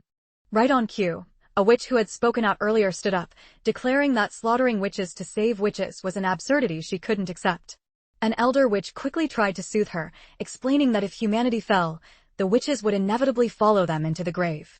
Another voice joined in, arguing that as long as the human race survived, new witches would always be born. Mortals were the soil from which their kind grew, making their numbers replenishable. The elder then asked the million-dollar question: could these gods' punishment warriors truly bring the demons to their knees? Alice admitted she didn't know. Without a leap of faith, they would never find the answer, as their previous defeats had exposed their many weaknesses. The primary issue was that the demons possessed a raw power that eclipsed their own, held back only by the limitations of the red mist stone. This meant that even with a massive army of enhanced warriors, victory was far from a guaranteed outcome. Another witch chimed in, stating that even a sliver of hope was worth their absolute best effort. She cast her vote in favor of Alice's plan, and one by one, the other witches began to voice their grim agreement. They clung to the desperate hope that Alice's vision would manifest into a reality. With the consensus reached, Alice delivered her final decree and prepared to take the plan to the rest of the Union. The elder witch warned that the others might rebel. If the project was to succeed, the witches could no longer remain as an untouchable ruling class above the mortals. Alice declared that if the Union stood in the way, it would be dissolved. She would try to convince them, but if they refused, Comet City would forge a new order alone. As the vision faded, Maine finally grasped the dark, sacrificial origin of the Church's ultimate weapon. He stood there, paralyzed by a silence that no words could pierce. At that precise moment, Zero grabbed his arm and yanked him back, forcefully pulling his consciousness out of the spectral vision. He was left gasping for air, and she softly inquired if he required assistance to leave the chamber. He insisted he could walk on his own and commanded her to unseal the doors. As they stepped back into the corridor, he attempted to address the Pope. But the sheer weight of the forbidden history he had just absorbed was crushing his mind. A wave of intense vertigo washed over him, and he finally collapsed, his knees hitting the cold stone floor. The old man gently stroked Maine's head, reassuring his son that the memory imprinting process of the magic stone often causes physical nausea. He confessed he had suffered the same way and promised that rest would bring full recovery. Zero curiously asked why she felt no such ill effects. The Pope reminded her that as a witch, her physiology was naturally attuned to mana, possessing physical resilience and immunity far superior to any mortal. Maine asked if this truly was the secret origin of the church, and the Pope nodded solemnly. He explained that Alice led 3 great cities to victory, rewriting the laws of the land by spreading the doctrine that witches weren't chosen by God, but were cursed by demonic temptation. This century-long propaganda war became known as the Battle of Faith. Maine asked if Alice had lived through it all, but the Pope shook his head. He explained that Alice perished in a duel with another transcendent named Natalia. They both fell by each other's hands. The second Pope carried on her legacy, fighting until the other cities were forced into submission. Tragically, the war left the 3 cities in ruins, and their control slipped away. Mortals who wanted no part in the endless bloodshed migrated to the narrow reaches of the 6 continents, building civilizations with the natives that eventually became the 4 great kingdoms. The church had to crush various rebellions, but the world's current borders were set. They ultimately failed to unify the continents, largely due to the premature death of their queen. He noted that not only did Natalia reject the plan, but she even attempted to assassinate Alice during a summit, an act documented in the hidden scriptures. He mused that if Alice had survived, the Battle of Faith would have concluded 55 years sooner.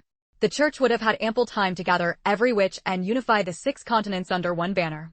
Maine was still struggling to process the shift in power, asking why the papacy was handed to mortals when it was originally a witch's throne. Before revealing the final, darkest secret, the old man gestured for Zero to leave them. The girl obeyed instantly, exiting the room without a word. The old man sighed deeply, explaining that the shift was born from the inherent fear and frailty of the human heart. Maine was visibly shaken by the admission. And the old man repeated the sentiment for emphasis. He explained that Alice intended for the Pope to always be a transcendent witch to maintain their glory after the demons were gone. However, such powerful witches were rare, and eventually, the title fell to talented but ordinary witches. But fear is like a venomous serpent. Once it sinks its fangs into the mind, there is no cure. He revealed that a mortal archbishop, terrified of being oppressed or deceived by witches, hatched a plan. He seized the throne for himself, ensuring that every successor from that day forward would be a mortal man. He bitterly called himself and his predecessors cowards who had stolen the fruits of the witches' sacrifices. He asserted that the church would take this secret to the grave, and the truth of the divine war would remain buried in the sanctuary.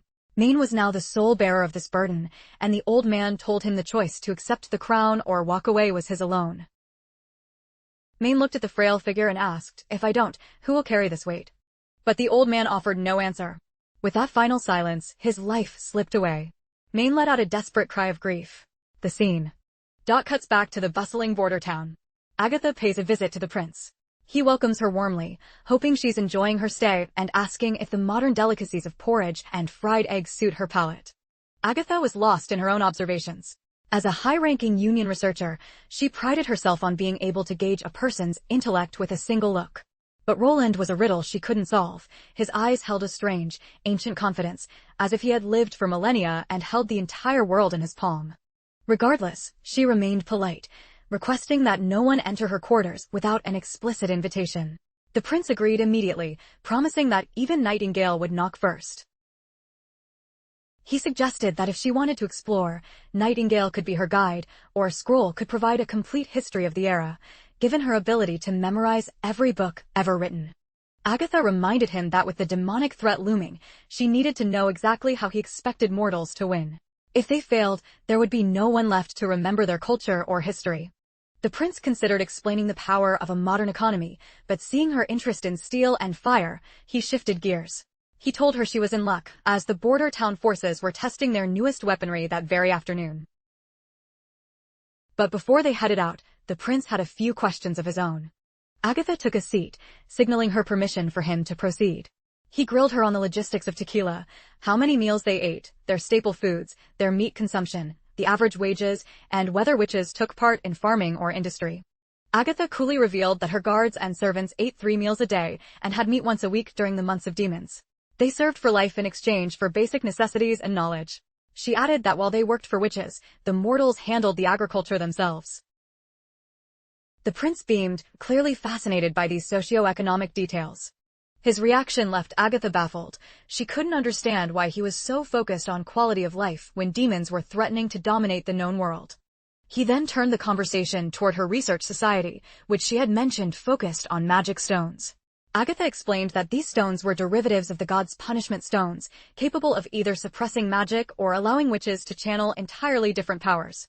Tilly asked about the process, and Agatha described the decades of sacrifice and labor the society had endured to unlock those secrets. She offered to share more, but only if the prince revealed his secret for educating witches into their second awakening.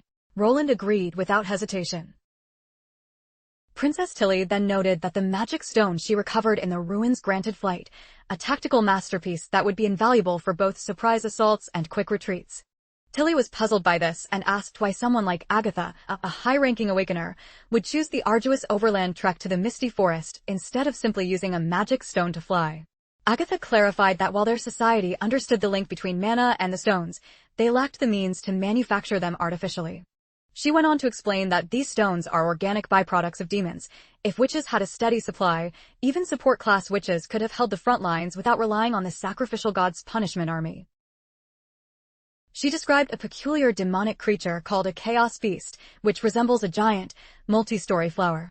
It moves using thick vines, and when fed a god's punishment stone, it can refine it into various magic stones at different speeds depending on the grade.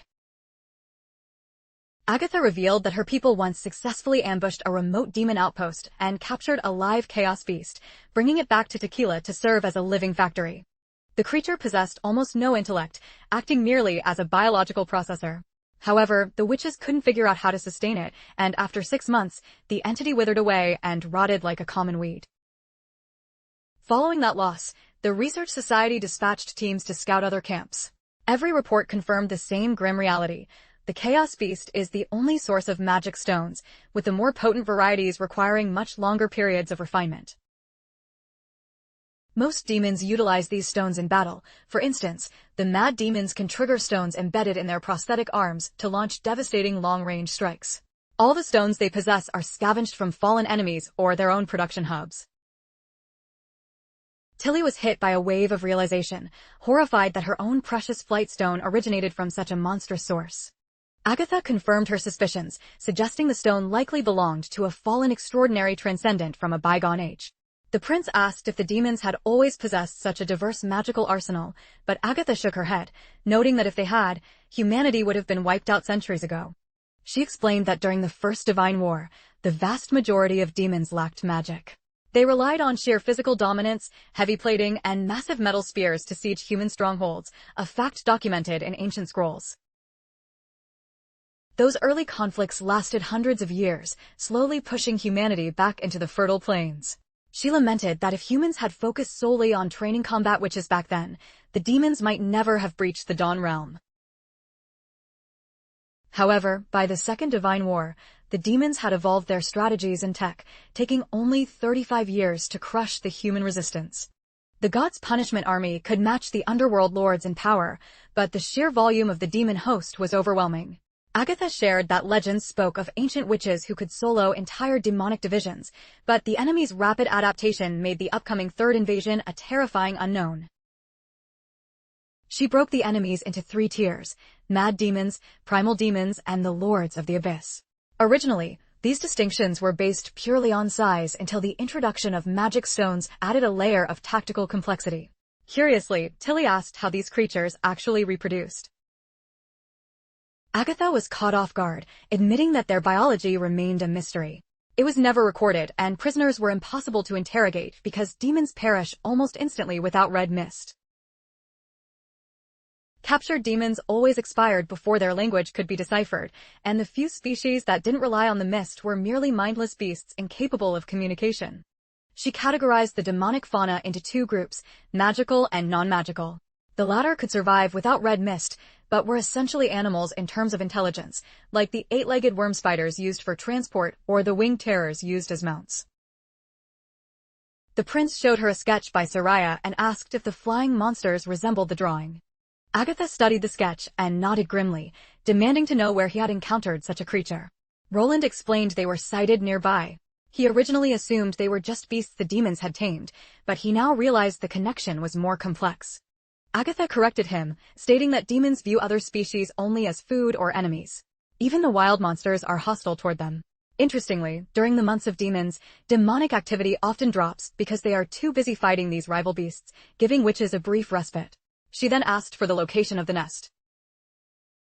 Tilly described its location in the western woods, tucked behind a massive snow-capped peak and perpetually shrouded in a thick, unnatural fog. The prince added that a giant demon perched atop the stone watchtower had spotted them the moment they tried to draw near.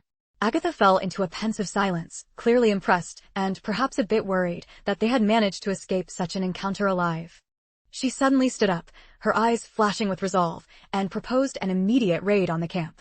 She explained that those stone towers are vital for diffusing red mist, meaning the demons are forced to stay near their supply or conserve their energy by burrowing. Wendy and the others felt a jolt of anxiety at the mere suggestion of a proactive strike against such a terrifying foe. Agatha pressed on, arguing that if there's a mist tower, there's likely a chaos beast nearby.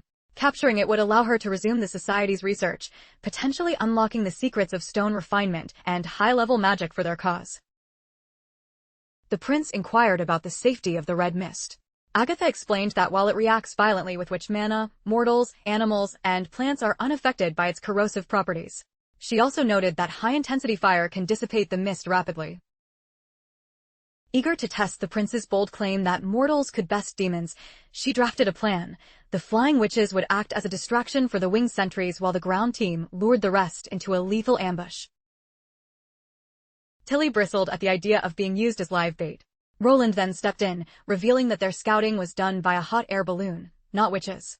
He clarified that the craft could only carry 10 people, making it unsuitable for transporting a full battalion. He dismissed her plan as reckless, pointing out they had no intel on enemy numbers. He was unwilling to risk high casualties in a brutal melee, and he flatly refused to put his people in the path of winged demons for the sake of a trap. Agatha argued that fighting demons always meant accepting heavy losses. In Tequila, every soldier went into battle prepared for a funeral. She began to view the prince as naive, believing he didn't grasp the cold, hard mathematics of war if he was this concerned over individual lives. Her frustration boiled over, and Wendy tried to play peacemaker, suggesting they might find a better strategy after seeing the new weapons later that day. Agatha remained unconvinced, certain that no mortal invention could rival demonic might. The prince then asked why the conflict was even called a divine war when it was clearly a desperate defense against an invading force. Agatha admitted that the origins of the name were lost to history, though she agreed that defense was a much more accurate description of their struggle. She explained that the demons emerge from a hellgate during every red moon cycle.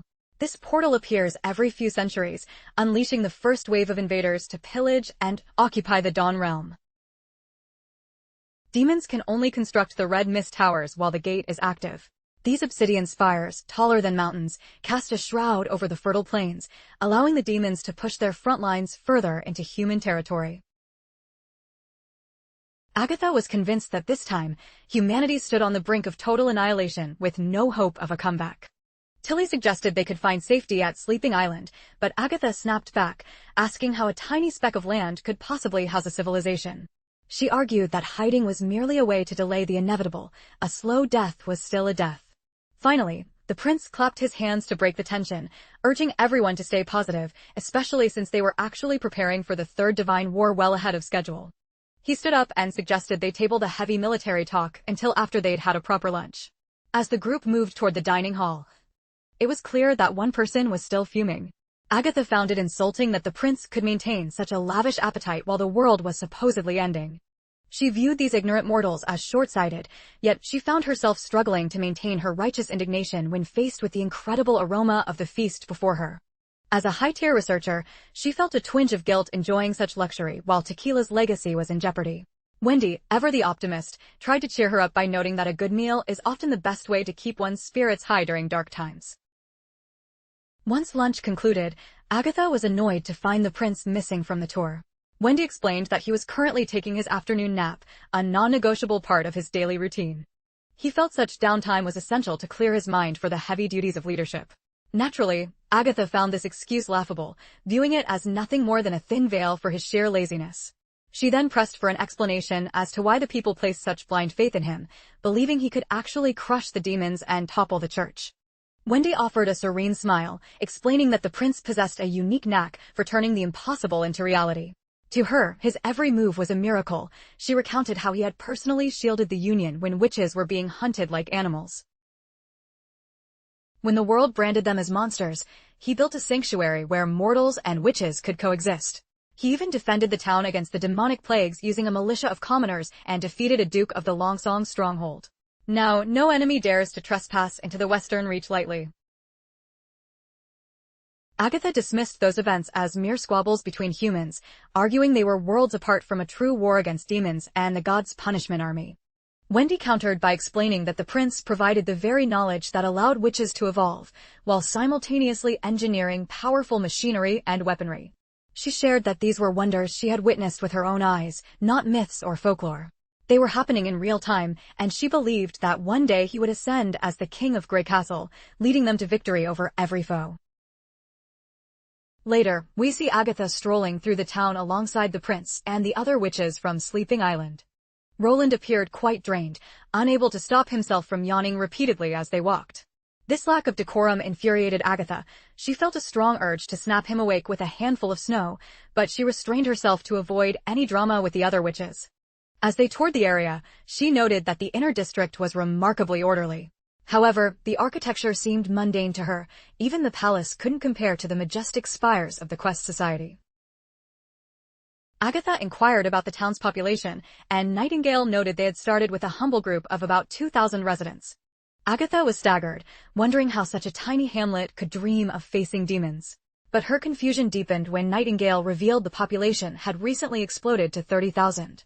Agatha found this hard to swallow, wondering if they were inflating the numbers with nearby rural villages. She knew from experience that cities faced immense logistical strain when they grew too fast. She understood that such a surge usually triggered food and water shortages, turned slums into death traps, and left the entire infrastructure vulnerable to collapse. Having seen the rise and fall of civilizations, she was convinced that Nightingale simply didn't grasp the administrative nightmare that such rapid expansion entailed. As the group approached the outer defensive wall, the sentries immediately snapped to attention to salute the prince. Roland quickly signaled for his men to prepare for the live fire demonstration. Agatha, on the other hand, let out a derisive snort.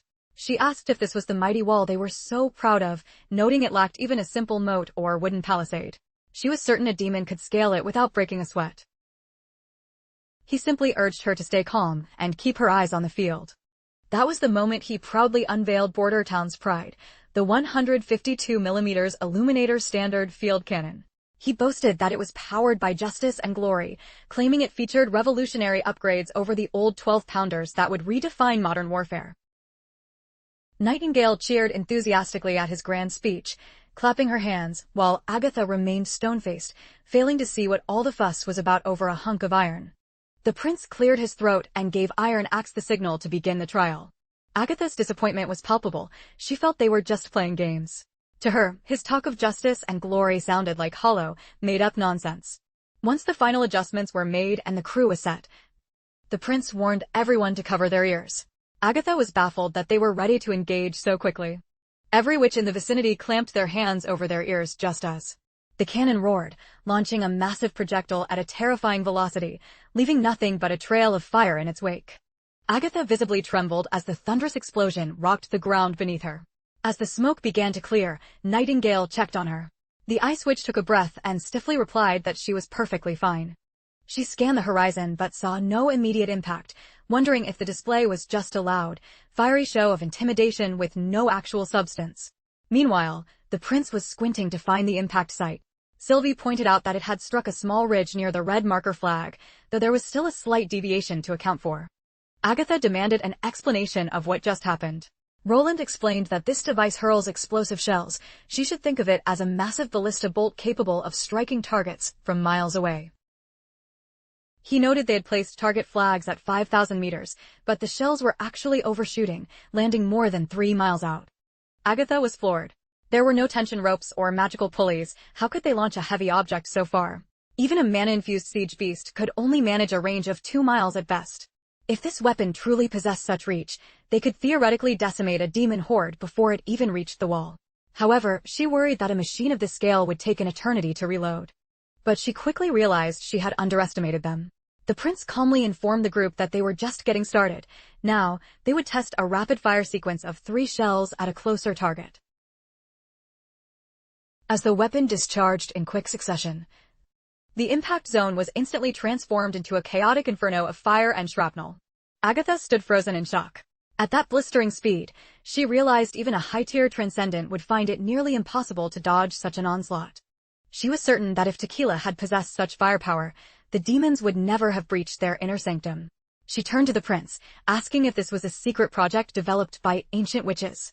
He replied that, in a sense, it was a joint masterpiece created by the synergy of witches and ordinary men.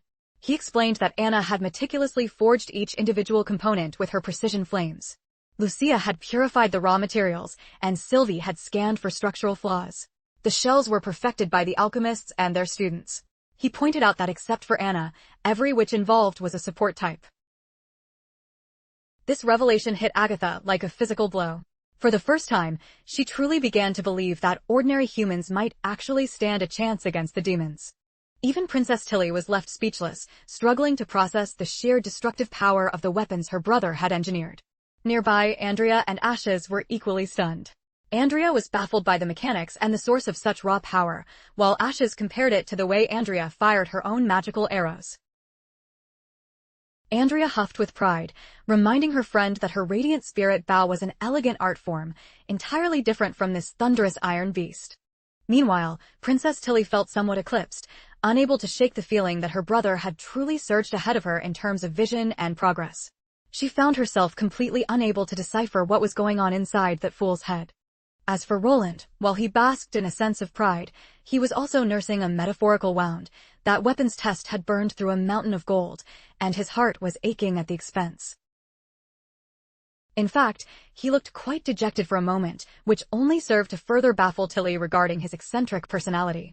Later that evening, once they had retreated to the safety of the castle walls, the prince invited his sister for a private conversation. He spoke at length about his strategy for the Third Divine War and their collective future. He opened by reminding her of Agatha's revelation that the Four Kingdoms were merely a tiny corner of the Dawn realm. Even the current wildlands were once lush territories, and humanity had been forced into this corner after 2 crushing defeats. Now, the gates were set to swing wide once more. With the Third Divine War looming, he looked her in the eye and asked his sister to remain here by his side. Tilly remained silent for a long heartbeat. Finally, she offered a playful smile, admitting she hadn't expected him to make such a direct request. The prince argued that the demons' power was an enigma and they needed to unify every scrap of strength to survive. Even if Agatha claimed the First War was a joint effort, he suspected witches and mortals were only shallow allies, much like in the Second War. He reminded her that his new blueprint for survival centered on weapons that could actually kill demons, and today's test was proof. Once he scaled these ideas, ordinary people would possess unprecedented power. He believed the most efficient path was to put mortals on the front lines while tasking witches with the vital role of high-tech production. He argued that every extra worker strengthened their position before the storm hit. Tilly then asked what would become of her sisters on Sleeping Island if she stayed. Sensing a breakthrough, Roland beamed, thrilled that she was seriously considering his offer. He quickly assured her that everyone from the island was welcome in Border Town. He promised them a vast tract of land and guaranteed they would be treated as equals to the local union. They could even remain an independent group under her sole leadership. The princess questioned if he'd mind that most of her followers weren't combat-oriented. He replied that it didn't bother him in the slightest. In fact, he argued that support witches were far more valuable than warriors. They didn't just enhance themselves, they empowered thousands of others through their work. He claimed the natural world was brimming with untapped potential, and by harnessing it, support witches would become the indispensable backbone of civilization. His sister smirked, asking if this grand recruitment had been his true endgame all along, catching him slightly off guard. Regardless, she admitted the terms were tempting. There was no logical reason to refuse a chance to fight the demonic invasion head-on, and she was genuinely curious to master his strange new knowledge. However, she couldn't give him a yes just yet. When he asked why, she explained that as the elected leader of Sleeping Island, she couldn't let personal whim dictate their future. Moving to the west meant losing their sovereignty, and she reminded him that if they ever had a falling out, there was no guarantee he wouldn't exile her people into the cold. Roland stammered, momentarily speechless, while Tilly made it clear that a kingdom's future couldn't be built solely on the shaky foundation of a sibling's promise. She asked him point-blank if he would gamble everything on a mere word if their positions were reversed.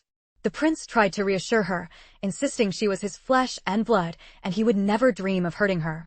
But Princess Tilly remained skeptical, stating that trust was hard to build so quickly. For now, she chose to maintain their status as close allies rather than subjects. She pledged her full support to his expansion and promised to provide witches for his projects whenever possible.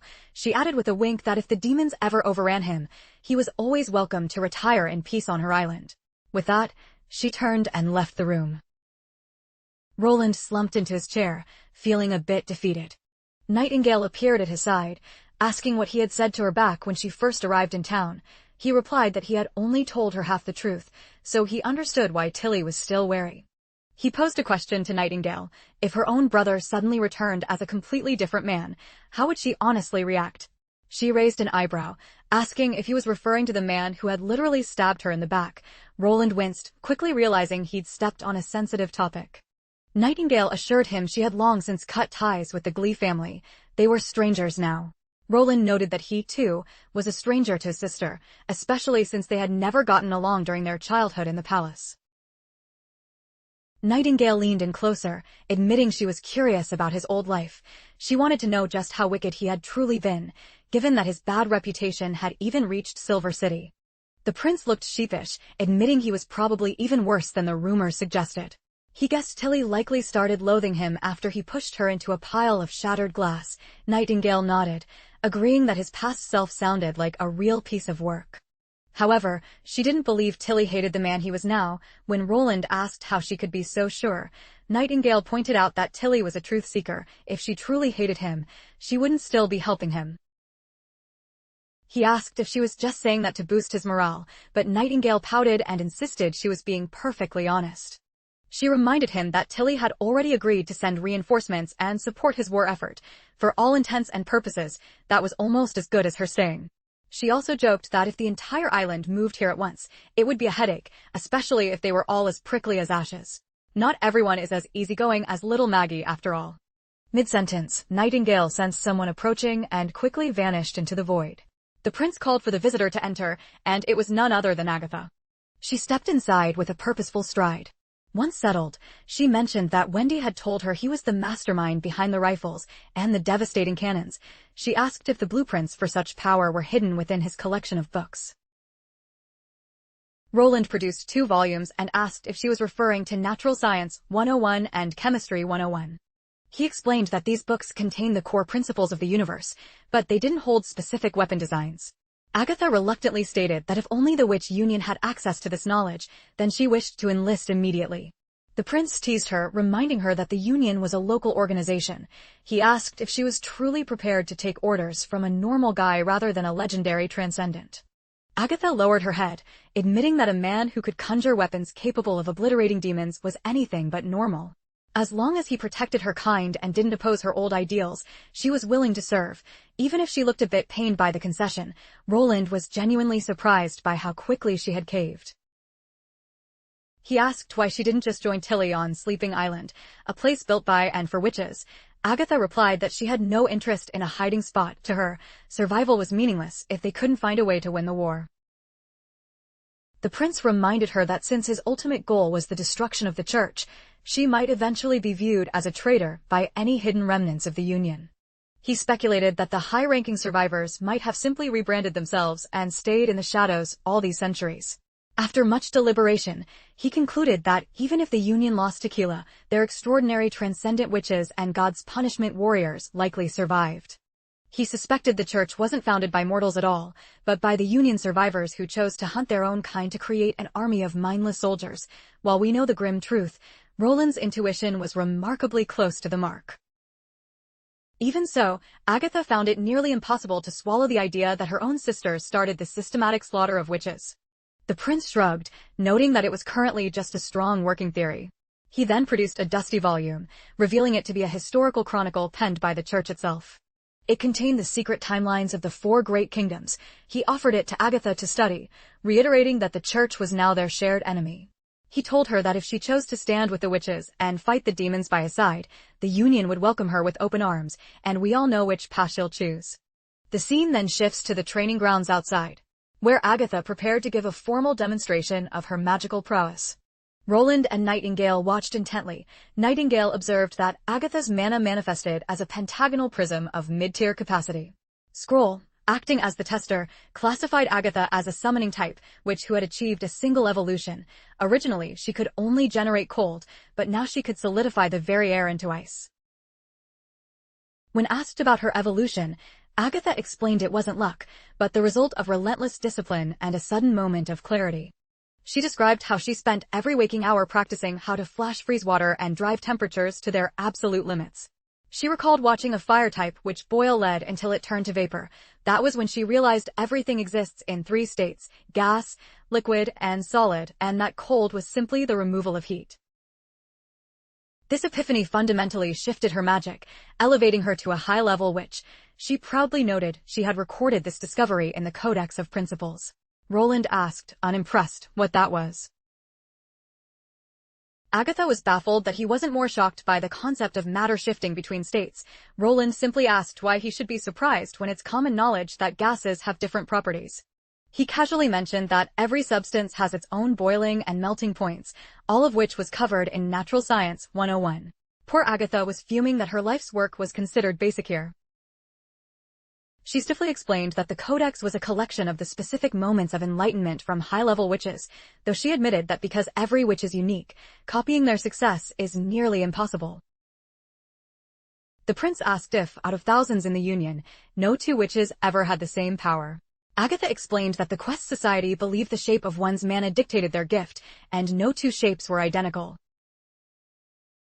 She revealed that their classifications were broad. Any ability that emitted light or heat was simply tossed into the fire-type category for convenience. She explained that as magic matures, similar roots can branch into vastly different powers. A basic flame could evolve into precision temperature control, massive infernos, or even explosive projectiles. The Quest Society used formal categories similar to his own. Scroll asked if they also recognized the 3 primary types of witches. Agatha corrected her, stating there were actually 4, with the summoning branch split into 2, conjurers and creators. Roland noted that Anna was a conjurer because her fire vanished when she stopped, while Soraya was a creator because her magical ink existed independently. Agatha admitted she wasn't familiar with Soraya's specific gift, but agreed the logic held up. She added that her own ice functioned similarly to a creator's work.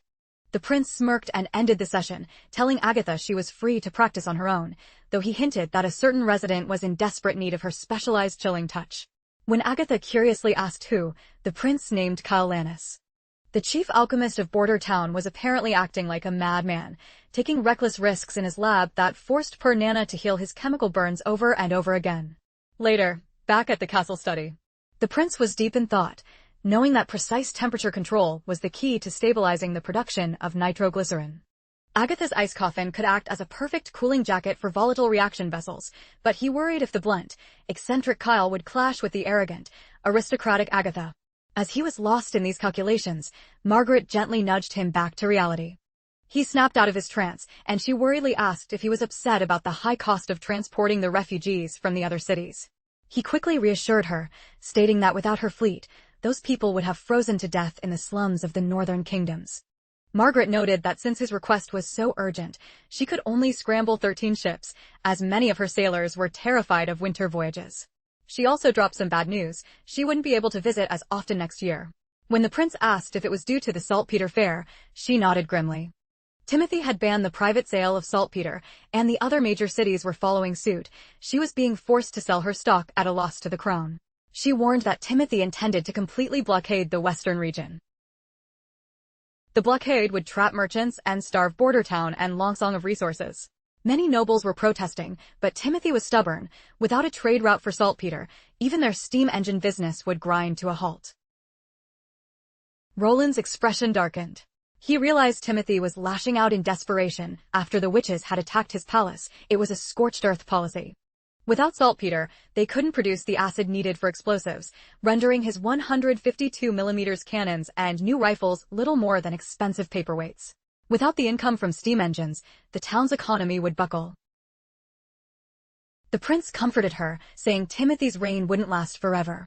He promised that when she returned, she wouldn't recognize the place. He then unveiled a bold plan to establish a direct maritime trade route that bypassed Timothy's controlled ports entirely. Instead of sailing through inland rivers, his ships would head straight from the western region to the fjords. He asked for her partnership, but Margaret was skeptical, noting that the region didn't actually have a deep water port facing the ocean. The prince gave a confident grin and simply said, "Not yet, but I'm going to build one." He revealed a stretch of coastline south of town with the perfect depth and geography for a major harbor. With a few magical modifications to the surrounding cliffs, they could export goods globally. He proposed a partnership. She would manage the fleet and sails, while the West would provide the high-demand trade goods. He then signaled his steward to show Margaret their latest top-shelf prototypes. Steward Barav brought out a collection of elegant bottles, and the prince invited a curious Margaret to unseal one and take a whiff. The moment she uncapped it, a look of pure astonishment washed over her face. She couldn't believe he had actually successfully distilled high-end perfume. The prince simply smirked, asking if her refined nose found it superior to the concoctions made by the capital's Alchemist Association. Margaret confessed that this scent was far more potent and captivating. The only word she could find to describe it was exquisite. She wondered if his local alchemists were geniuses. The prince offered her the samples as a gift, which she happily accepted before asking about his annual production capacity. She noted that fjord merchants are obsessed with masking the smell of brine, and the capital's supply never meets the demand. Maintaining a cool composure, the prince claimed he could outproduce the association tenfold given enough raw materials. Internally, he knew that with Leaf and Evelyn working together, the sky was the limit. He was confident sales would skyrocket, but he planned to market it as a luxury, not a common commodity. The prince expressed his hope that Margaret would act as his primary brand ambassador to spread the word among the elite. She flashed a knowing smile, remarking that such a golden opportunity was rare even for a seasoned trader, and promised to maximize its potential. The scene shifts to a short while later as the day begins to fade. Agatha finally closed the final volume of the books she had been assigned. She was in a state of disbelief that a mere mortal could document such profound logic. It revealed a world governed by hidden laws that applied to everyone. She mused that if he had lived in Tequila, the Union would have hailed him as a high-level sage, treating him like an elite witch. She questioned the source of his wisdom, having always viewed mortals as technologically stunted. Tilly sighed, admitting she was just as baffled. She recalled her brother used to be a cowardly, arrogant, and altogether useless person. She painted a grim picture of his past. He was illiterate, possessed a foul temper, and was generally considered a waste of space rather than a dignified royal. Agatha remarked that such behavior sounded like a typical commoner, but Tilly insisted he was substandard even by those low benchmarks. She explained that he used to be secretive and paranoid, yet expected total loyalty, a combination that made him impossible to follow. Tilly abruptly cut herself off, realizing she was perhaps being a bit too candid about her brother's embarrassing past. Anna gave her a supportive look, noting that this was the first time Tilly had ever opened up about these family matters. Still, Tilly felt a twinge of guilt. As an ally of the Witch Union, she felt it was somewhat disrespectful to gossip about their host behind his back. Anna reassured her with a gentle smile, stating that the prince wasn't the type to be offended by the truth of his past. She believed he was far more concerned with solving the problems of the present than worrying about his old reputation. Tilly added that he used to be just another loudmouth noble, but after the rumors of him wanting to marry a witch surfaced, Timothy and Zero began a campaign of bullying in the name of righteousness, which only made him more bitter. Agatha found it bizarre that wanting to marry a witch was a point of ridicule. In Tequila, such a match was an honorable dream, though few mortals ever achieved it and most witches preferred their independence. Tilly noted that times have changed. A royal marrying a witch meant a dead end for the bloodline. She assumed that since a year had passed, Roland had likely abandoned such a controversial fantasy. At that point, Anna spoke up, firmly stating that the prince's desire to wed a witch remained unchanged. The news left Tilly completely dumbfounded. Anna added, with a hint of a smile, that he had explicitly expressed those very intentions to her. The scene transitions to Longsong's stronghold, where we finally reunite with Ambassador Petrov after his long absence. As he climbed out of bed, his companion asked if he could stay a while longer since dawn had barely broken. He declined, explaining that the prince had summoned him, and he had to head to border town immediately. She questioned why he would brave such a brutal winter storm. Petrov explained that the summons likely carried great weight. He planned to depart by afternoon and told her to head home, promising to visit her upon his return. The girl urged him to reconsider, pointing out that even if the prince had seized the stronghold, Petrov was still its administrator. She argued that not even a king's decree should demand such haste in this weather. Petrov gently patted her head, reminding her that while the western region might be beyond the king's reach, it was very much under another's thumb. He explained that Roland didn't just rule a small town anymore, he was the de facto sovereign of the entire western territory. With that, Petrov set off with a small escort, beginning the snowy trek toward the town. He reflected on how quiet the stronghold had become since the months of demons began. His father had taken over the daily grind, and with his staff's help, the city would run fine while he visited the prince. He felt a sense of irony. Exactly a year ago, he had made this same journey through the snow to deliver Duke Ryan's threats. Now he was coming simply because the prince had sent a polite letter. Suddenly, the sound of a heated argument erupted from a nearby alleyway. Petrov sent his guards to investigate, telling them that if it was just a common street brawl, they should simply break it up and send everyone home. His men quickly moved in and apprehended the group responsible for the commotion. In the center of the crowd was an old woman, pointing a trembling finger at a red-haired girl and screaming for her death, claiming she was a demonic witch. However, a young boy stood protectively by the girl's side, arguing that she wasn't evil. He reasoned that just like in the stories they saw at the theater, there were good witches too, and there was no reason to hurt her. The poor girl was huddled on the ground, sobbing and shivering from a mix of cold and sheer terror. Petrov approached calmly, asking the old woman if she had any actual proof of her accusations. She shrieked that it was the truth, warning him not to be brainwashed by those progressive plays. She claimed she saw the girl use dark arts to melt the snow off her roof and feared a sinister plot was afoot. She lamented the loss of the local churches, but expressed confidence that the holy city would return to save them. Petrov's expression soured. He ordered his guards to detain the woman, declaring he wanted all such fanatics rounded up by the time he returned. As they dragged the shouting woman away, Petrov knelt down. He softly asked the girl to show him her gift if she truly was a witch. The boy beside her tensed up, warning Petrov to keep his distance. The girl trembled, looking around with wide, uncertain eyes, unsure if this was a trap. Petrov gave her a reassuring look, promising that if she proved her identity, he would personally ensure her safety and freedom. Summoning her courage, she focused her power, and the thick patches of ice on the cobblestones began to turn into puddles. Without hesitation, Petrov told her she was coming with him. The girl looked up, fearfully asking where he planned to take her. He gave a small, hopeful smile and told her he was taking her to a place where she finally belonged. Petrov's assistant scooped the young girl up as the boy she left behind screamed for them to let her go, desperately reminding them of their promise to leave her be. Their vessel began its smooth journey down the winding river. During the voyage, we learn the girl's name is Paper, no doubt an orphan, as only those with nothing possess such simple names. It's a relief that despite the source, they kept the English naming style. Otherwise, we'd be inventing random titles for every new witch, which might actually be a fun challenge. Regardless, Petrov quickly offered her some light snacks and asked why she wasn't using the blankets. He admitted they weren't the height of luxury, but they would certainly keep the chill away.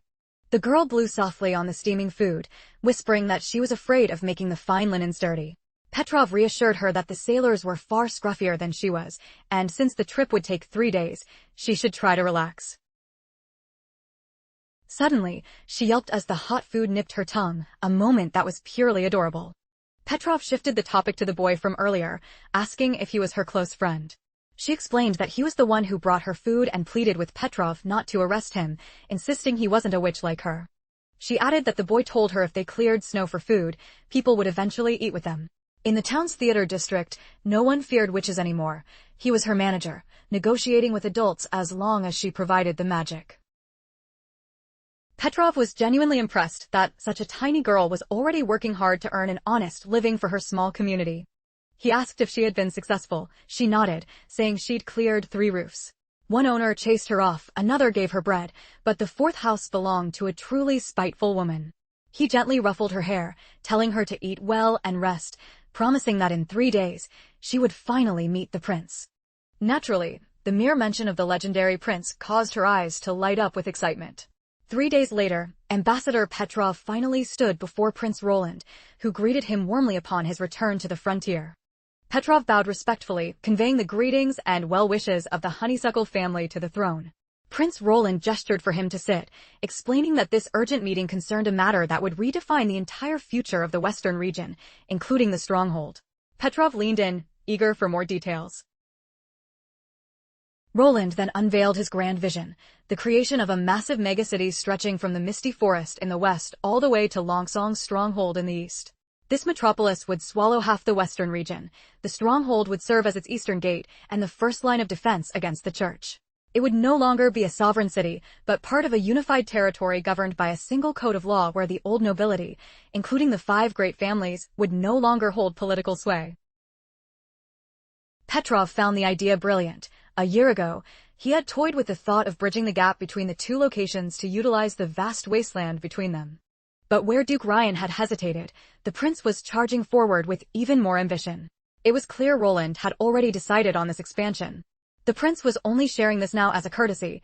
No one had the power to stop him, and Petrov realized the only logical move was to secure his family's interests within this new revolution. With that in mind, Petrov asked how the honeysuckle family could remain useful if the nobility was being stripped of its governing power. Prince Roland praised Petrov for his sharp wit and quick adjustment to the news. He noted that he had always been impressed by Petrov's perspective since he took over the administration of the stronghold. He valued Petrov's proactive attitude, admitting such intelligence was a rare find among the typical aristocratic class. The prince assured him that as long as the honeysuckles remained loyal, they would be tasked with managing the Longsong district.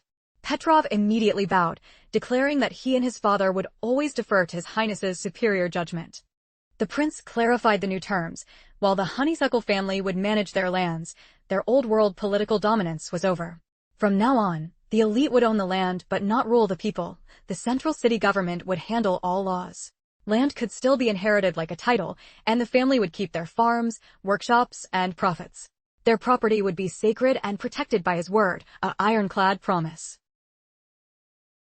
He reassured Petrov that their holdings wouldn't shrink. In fact, under his new laws, they would likely become even wealthier. He even offered Petrov the choice to go back to the old feudal ways if he preferred. Of course, the catch was that once the new constitution was finished, any land within the new city borders would be subject to the prince's rules, regardless of who owned it before. As the meeting concluded and Petrov stepped out, Nightingale emerged from the shadows, asking if the ambassador would truly accept such a radical deal. The prince admitted he wasn't sure. Petrov's word alone wasn't enough. He would still need to convince Duke Hull, and if the old duke insisted on clinging to feudal pride, things would get complicated. Nightingale asked if Petrov succeeded in swaying the duke, would he then become the administrator of the new capital? Roland began a complex lecture on political consequences and the domino effect of unifying Grey Castle, but the sheer complexity of it went straight over Nightingale's head. She cut him off, laughing that he should stop explaining since she couldn't follow it anyway. Instead, she mentioned a new witch had arrived and she was heading out to investigate. Roland asked if she was going alone. She replied that Wendy would be joining her, as Wendy had a much softer touch for these things than she did. The prince smiled and left it to them. Nightingale's protocol for new arrivals was strict. Every witch had to remove their god's punishment stone so her magical mist could verify their truthfulness. The prince insisted on vetting every newcomer. He couldn't be there personally for security reasons, so Scroll had prepared a list of 10 specific questions for Nightingale to ask, as Nightingale could sense the conviction behind every word spoken. The questions were designed to be direct and airtight. Even if a witch tried to lie once or twice, they couldn't maintain a facade through the entire interrogation. Suddenly, old Barov burst into the room, gasping for breath as he asked if the rumor was true. Was the prince really paying new witches 1 gold royal per month? Roland nodded, explaining that witches were the ultimate high-skill labor, so they deserved the best salaries in the kingdom. The old man suggested that if the prince wanted to find more witches, he should offer rewards to the public for finding them, similar to how they caught spies. He argued that the commoners have the sharpest eyes and love a good reward. Roland shut the idea down, noting that was exactly what the church did. He wanted witches to come of their own free will so they would use their powers with a clear heart. He feared putting a bounty on witches would turn them into commodities and create a culture of greed and fear around them. When Wendy returned, she confirmed the new witch's identity matched Petrov's description perfectly. The prince joked that his extreme caution might have been a bit much this time. But Wendy disagreed, insisting that his safety was their absolute top priority. The prince signaled for her to bring the newcomer in. The shy young girl was gently led into the room. Wendy whispered for her not to be afraid as she introduced her to Prince Roland. The moment the prince's eyes fell upon her, He could sense the inner turmoil she was likely masking. Being thrust into an entirely foreign environment meant that adjusting to her new life would be a long, delicate process. After all, she was just a young girl, lacking Agatha's profound wisdom or Anna's iron resolve. Even Mystery and Lily had each other for sisterly support. He told Wendy there was no need to test her magical gifts just yet, suggesting instead that she first find her footing in these strange surroundings. Wendy decided the little one deserved a proper, warm bath and arranged for her to stay at the Witch Union's temporary quarters. Next, we find ourselves in a sanctuary of rising steam and warmth, where Wendy was tenderly washing the grime away from the shy newcomer.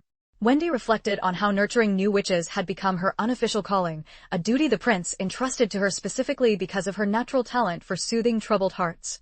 She had felt a bit lonely without a new soul to look after for a while, but now she was heartened to step back into the role of a protective older sister. It broke her heart to see how frail the girl had become, but she knew that with the right nutrition and care, a witch's natural resilience would see her restored in no time. Wendy dipped her hand in to ensure the water temperature was perfectly soothing. She helped the girl ease into the tub, and as the warmth enveloped her, a tiny shiver of relief traveled down the girl's spine. Soon, the tension melted away as she grew accustomed to the comforting embrace of the hot water. As Wendy began to scrub the girl's back, she softly asked Paper when her magical awakening had first occurred. The girl whispered that it happened 2 winters ago. Wendy smiled warmly, noting that many awakenings happen during the winter months, when mana is said to reach its peak intensity. The girl's eyes widened as she asked if that meant their power actually originated from the demons. Stepping into her role as a mentor, Wendy corrected her immediately, stating that such a thought was entirely false. Being a witch is as natural as any other part of life. The only thing that separates us from common folk is the wonderful gifts we've been granted. She explained that centuries ago, witches were revered as children of the heavens and reassured her that using mana should be as effortless as breathing. She promised the girl her powers would grow as she matured, though she warned that discipline was key to avoiding the physical agony of a magical backlash. She lamented how the church weaponized that pain to spread lies about demonic possession. The girl looked downcast. Wendy realized that since this was her second year as a witch, she had likely already endured the bite of a day of awakening. To comfort her, Wendy promised that everything would be different here in Border Town. She explained that with regular practice, this year's awakening would be a breeze because she would have a whole family backing her up. Suddenly, Lily burst into the steam-filled room. She was buzzing with excitement to meet the newcomer, claiming Mystery wanted to see her, even though Mystery teased that it was actually Lily who couldn't wait. The poor girl panicked at the sudden intrusion. She ducked deeper under the bubbles, but Wendy quickly calmed her, reminding her that these were her sisters, and there was nothing to fear. Lily, unable to contain her curiosity, asked the girl what her special talent was. The girl replied shyly that she had the ability to make snow vanish. Lily pressed further, asking if she could freeze water into solid ice. The girl shook her head, explaining that she could only make water fluctuate between hot and cold. Wendy's ears perked up at this. Melting snow implies adding heat, while cooling water implies removing it. However, the girl's specific description of the sensation didn't quite fit the usual elemental patterns. Lily placed a basin of steaming, hot water in front of her and encouraged her to give it a try. The moment the girl focused her intent, the water began to lose its heat and the rising steam vanished into thin air. The swirling bubbles went still and the ripples died down, leaving the surface as smooth as a mirror. The witches stood in awe, wondering what kind of fundamental force this strange power actually controlled. Meanwhile, the scene shifts to the prince's study where Petrov prepared to depart for Longsong's stronghold. He pledged the Honeysuckle family's total loyalty and assured Roland that his father would support the new order, as he was far more pragmatic than the other nobles. The prince was pleased by this news as Petrov continued his praise. He admitted that the rapid advancement of Border Town was breathtaking. If the prince's new megacity was half as impressive, the Honeysuckles would be honored to prosper under such a visionary leader. The prince stated that his ultimate mission was to transform every corner of Grey Castle into a sanctuary of comfort and dignity for all citizens. Petrov bowed deeply, promising to deliver the news to his father immediately. Roland reminded him not to overlook the other 4 families. Any house that accepted the new laws would be welcomed into the city's future. He tasked Petrov with convening a grand summit at the stronghold to make the official announcement. Petrov was taken aback by the weight of the task, but the prince reminded him that as his ambassador, he was the only one for the job. He also lauded Petrov for his success in finding new witches and informed him that their protection was no longer a secret operation. However, he issued a stern warning. Some still clung to the church's shadow, and he charged Petrov with the duty of purging those radical elements from the western region. He left the methods of this cleanup entirely to Petrov's discretion. Once the ambassador had taken his leave, the prince finally let out a long yawn and stretched his weary muscles, deciding a walk in the fresh air was exactly what he needed. His desk was finally clear and his office duties were complete for the day. As he stepped out into the garden, he stopped dead in his tracks, staring at the towering trees that now ringed the area. These giants hadn't been there a day ago. The entire garden felt like a singular, living entity that was slowly inhaling and exhaling. Venturing deeper into the lush, emerald heart of the courtyard, he spotted the orange glow of a campfire, where Wendy stood, warmly beckoning him to join them. As he crossed the threshold into the clearing, he noticed the other witches had already gathered in a tight circle. He took a seat beside his sister and whispered a question about the occasion. Tilly revealed that Sister Leaf's magic had undergone a profound evolution.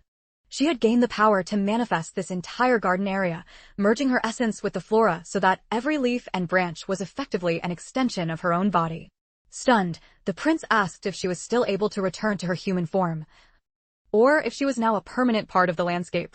Leaf's voice drifted through the rustling canopy, explaining that she could materialize as herself the moment she deactivated her power. The prince was floored, wondering how she could speak through rustling leaves. He then pondered if she could hear their private conversation. She clarified that her senses were now omnipresent within the garden. She could see, smell, and feel everything. She sensed every minute change, birds building nests, insects skittering over bark, describing the sensation as almost beyond human language. The very air in the garden seemed to vibrate with her presence as she delicately extended a vine to offer the prince a fresh blossom. Nearby, Andrea was busy roasting some delicious-smelling corn that had been sprouted directly by Leaf's new ability. Driven by curiosity, the prince asked how she had managed to achieve such an extraordinary breakthrough. Leaf admitted it was a bit of a mystery. She had spent her days trying to commune with the animals and plants, and one day, the forest simply answered. It felt like the culmination of her lifelong search to unify the living spirits of the woods. The prince mused about what would happen if she projected this power into the misty forest. He wondered if that entire ancient wilderness would become part of her mind. She confessed she wasn't sure, noting that even if it were possible, colonizing such a vast area would take an immense amount of time. She explained that while maintaining her current form was effortless, expanding her consciousness slowed her thoughts. She struggled to find the right words, but she was certain that trying to encompass the entire misty forest would likely shatter her sanity. When she first merged with the garden, she felt her mind straining to keep up, making it difficult to resurface. However, she found it much easier to merge with plant species she had already mastered, as those memories flowed like clockwork. The prince was captivated by her potential. While Lily's evolution was impressive on a microscopic level, Leaf's was a macro-level marvel. If she could watch over the forest, no enemy would ever be able to stage a sneak attack again. Wendy offered her warmest congratulations, expressing her joy that the Union had gained another evolved member. This meant half of their original group had now reached their higher potential. The prince chuckled, imagining that Agatha would be absolutely floored if she could see the state of modern witchcraft. He then inquired about Paper, noticing the timid girl trying to make herself invisible behind Wendy's cloak. Wendy told the prince that Paper's ability was particularly peculiar and required closer scientific investigation. With a playful snap of her fingers, Wendy caused 2 cabbages to drop from the overhead branches. She picked one up and told the prince she was currently training Paper on how to circulate her mana for steady output, much like he had taught her when they first met. She noted that while Paper's control was still unrefined, the girl was a fast learner. Wendy cleared a path through the thick, protective foliage to let in a gust of freezing winter air, causing the cabbage she was holding to become instantly frosted and bone-chillingly cold. She then instructed the girl to focus her gift on the vegetable. As Paper concentrated, the layer of frost began to liquefy and vanish. One of the witches wondered aloud if the girl was simply making time move faster for the object. However, the prince remarked that time is merely a human construct for measurement and doesn't exist as a physical substance, so he doubted that was the core mechanism. Andrea tied a small stone to a string and let it dangle from a branch like a pendulum. When Paper focused her power on the swinging weight, the stone began to vibrate with intense, chaotic energy. Wendy observed that if paper were truly manipulating time, the stone's swing should have slowed down or sped up smoothly, rather than shaking. That's when the realization hit the prince. The girl wasn't touching time at all. Instead, she was influencing the vibration of atoms. Her manhwa could accelerate or decelerate molecular motion, causing substances to heat up or freeze. Paper didn't understand the physics, of course. She just felt it. She believed it only worked on water because chemical changes, like rust, usually took much longer to manifest. The prince realized her magic was essentially a biological catalyst, capable of jump-starting or accelerating complex reactions. Later, as he retreated to his office, he plotted how paper's refined control could revolutionize their chemical manufacturing. They were already synthesizing vital acids, but her ability could stabilize their high-yield explosives. With a more reliable supply of munitions, Border Town could soon field an entire army equipped with the latest firearms. Suddenly, the prince nearly spilled his tea when a thunderous explosion rattled the windows. Nightingale bolted toward the door, convinced that a demon had breached the perimeter. The prince shouted for her to be cautious as she rushed out. She threw a reassuring look over her shoulder, noting that as long as she stayed within her mist, nothing in this world could lay a finger on her. The prince understood why she was so eager to see some action. The witches had been cooped up all winter, and the freezing weather had everyone feeling a bit restless. The combat-ready witches Tilly had brought were especially itching for a fight.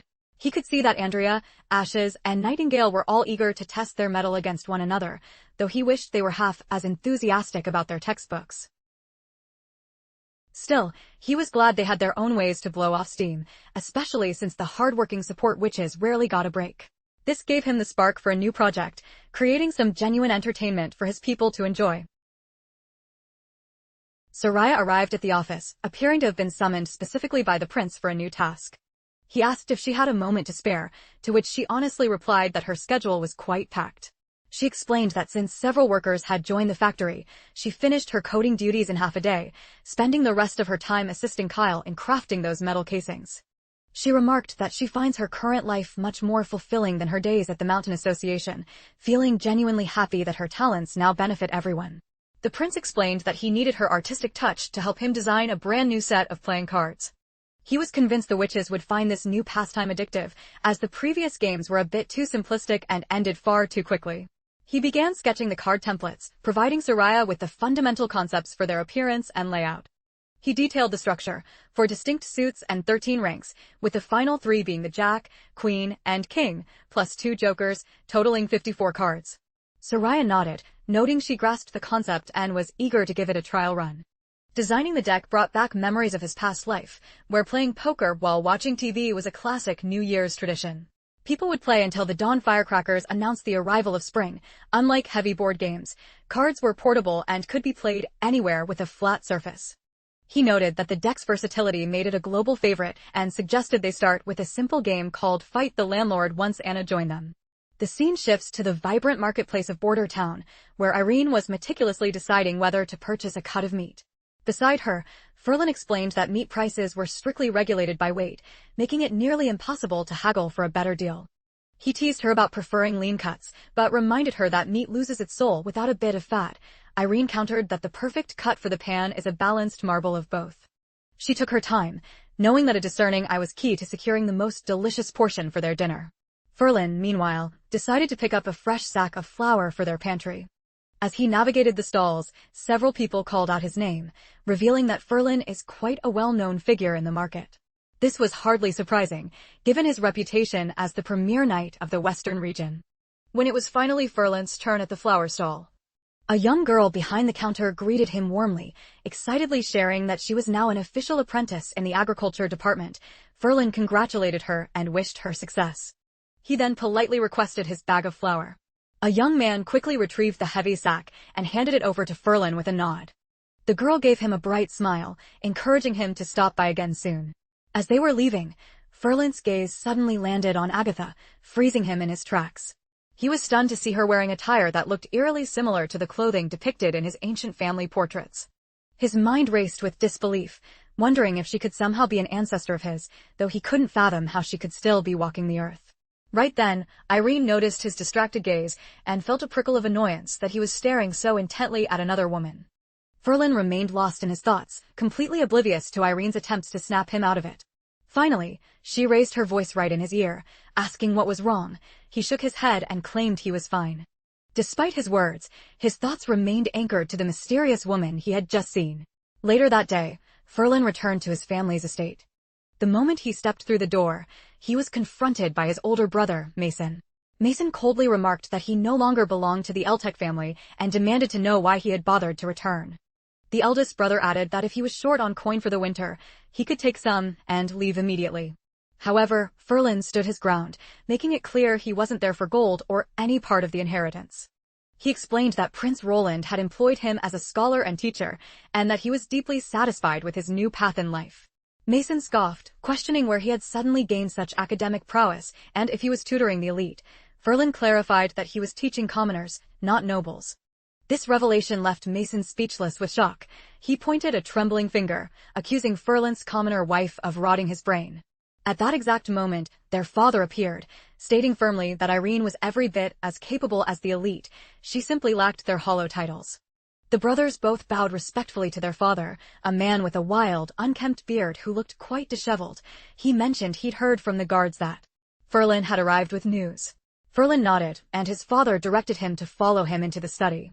As they walked, his father noted he had seen Irene at the theater in the fall, remarking that she looked radiant and that her performance rivaled the famous Miss May.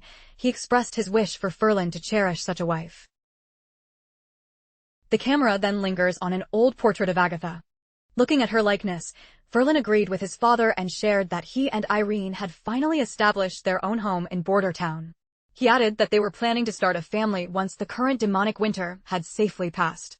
The old man sighed, acknowledging that the trek from the frontier must have been an exhausting journey. Once they were finally settled in the study, Ferlin told his father he had encountered a woman in town who was the living image of their family's ancestral painting. This news sent the old man's mind into a whirlwind of confusion and wonder. Ferlin elaborated that the woman possessed beautiful blue hair and exquisite features. He swore he had seen her with his own eyes and wondered if she was a long-lost relative. The old man dismissed the idea, claiming it was an absolute impossibility. Ferlin sighed, admitting that perhaps he had simply mistaken a stranger for a ghost from the past. His father nodded, suggesting that while she couldn't be a descendant, she might actually be the woman from the portrait herself. That thought struck Ferlin as even more far-fetched.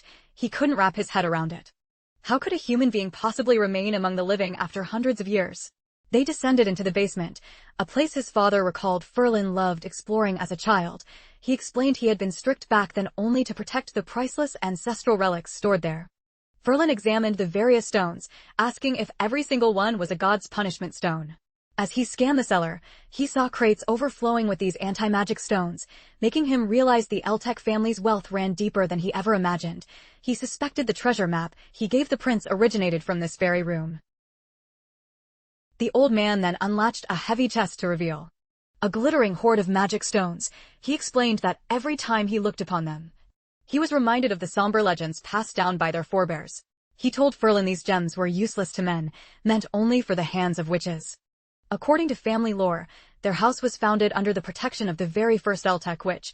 She hadn't come from the west, but from the untamed wildlands where witches once ruled a vast empire before being hunted by hellish demons. As the empire fell, survivors scattered. A witch named Agatha led a team to a stone tower in the misty forest to rescue her research, while the rest fled toward what would become Grey Castle. He revealed that their ancestor was Agatha's own head butler. He was supposed to follow her into the forest, but hesitated, offering to guard the supplies instead. Though she agreed, the butler viewed his hesitation as a betrayal of his duty to die by his master's side, carrying that heavy regret to the western region. The witch never returned, and the butler severed all ties with the Union, taking a few servants to settle in this remote area to hide from other survivors. Ferlin asked if this meant his father had known about the church's cruelty from the very beginning.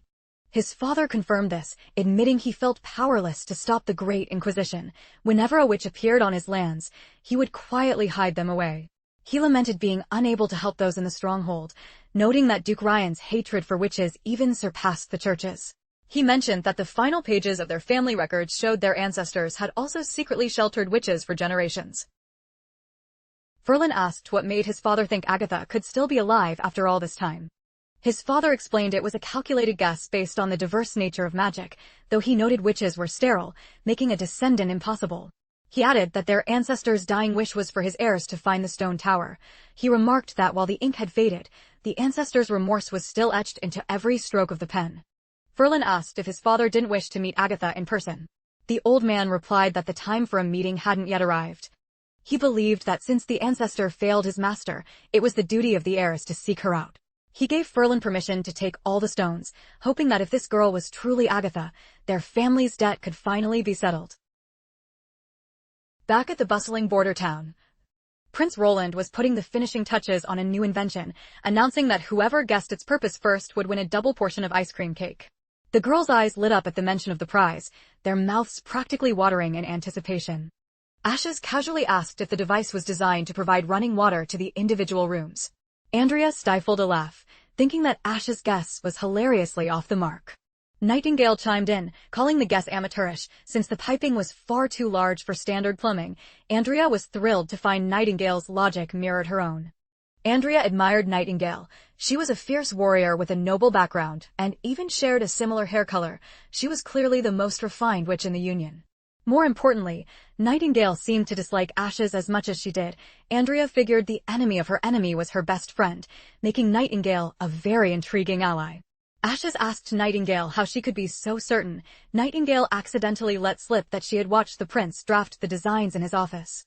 The other witches immediately protested, calling it an unfair advantage. The prince laughed and disqualified Nightingale from the prize. He offered a hint instead. These pipes were just one component of a larger machine, encouraging them to inspect the other rooms for clues. Lightning and Maggie immediately zoomed off to explore the rest of the castle. Meanwhile, Andrea leaned toward Nightingale, offering to split the cake if she shared what she knew. Nightingale sighed, admitting she barely understood the technical jargon Roland used, as it all sounded like gibberish to her. She noted that Anna was likely the only one who could decode the prince's blueprints at a glance, and that the answer was surely in her head. Andrea seemed a bit shy about approaching the intimidatingly focused Anna, so she decided to investigate the hardware herself. She noted the copper pipes were meticulously installed and wrapped in thick metal sheathing. She assumed it was for insulation, joking that only someone as clumsy as Ashes would manage to break them. Then, she glanced out the window. She saw the massive boiler station where all the lines originated, but it only confused her more. Why would they only need hot water delivered everywhere?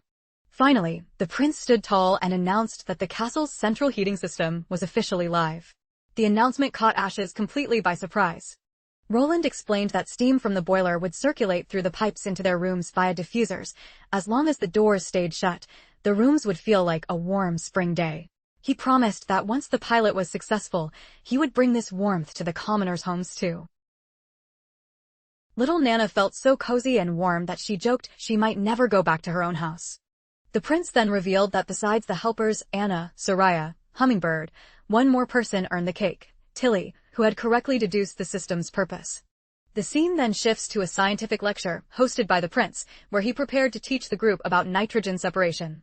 He began the lesson, careful not to drown them in too many technical details.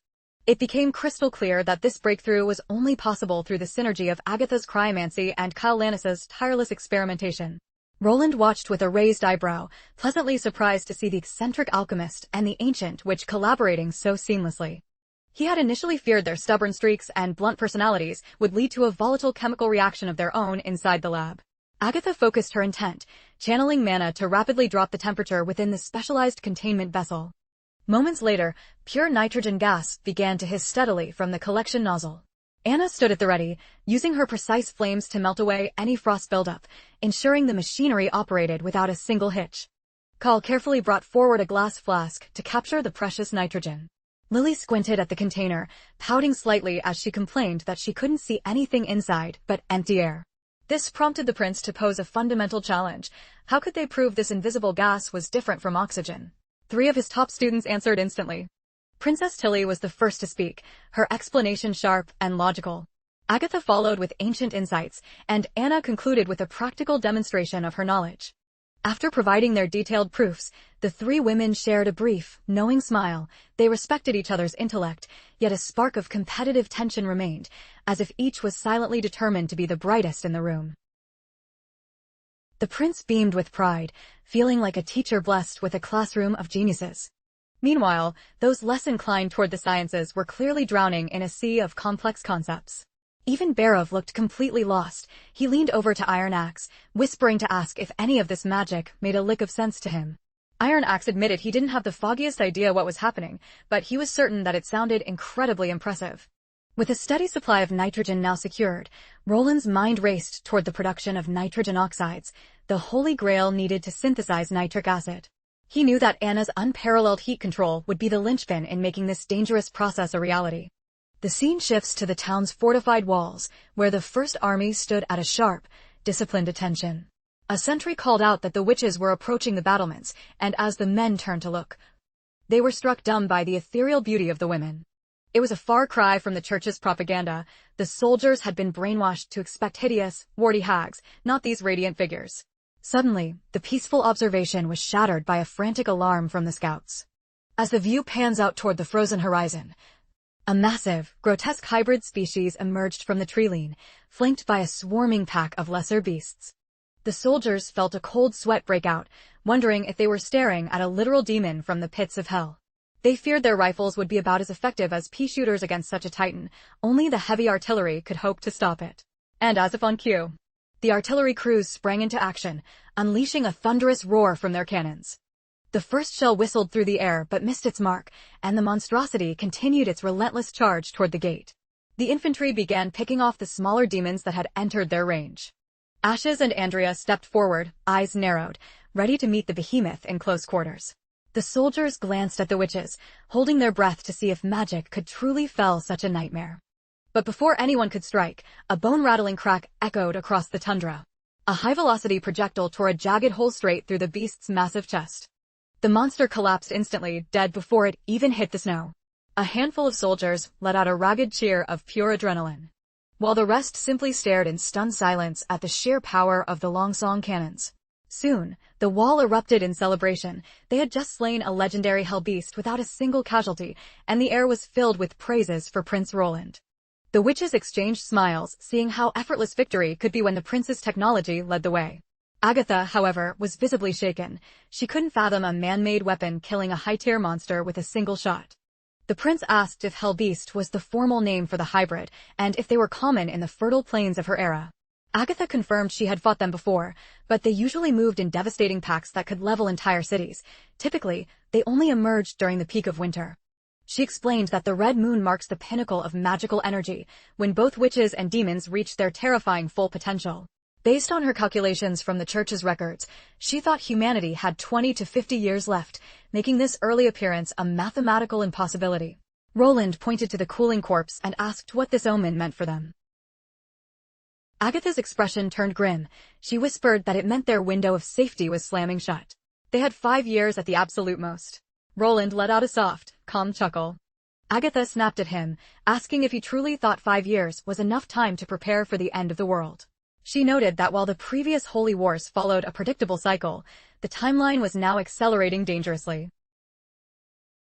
He explained his laughter. He had actually braced himself for the red moon to arrive this very winter.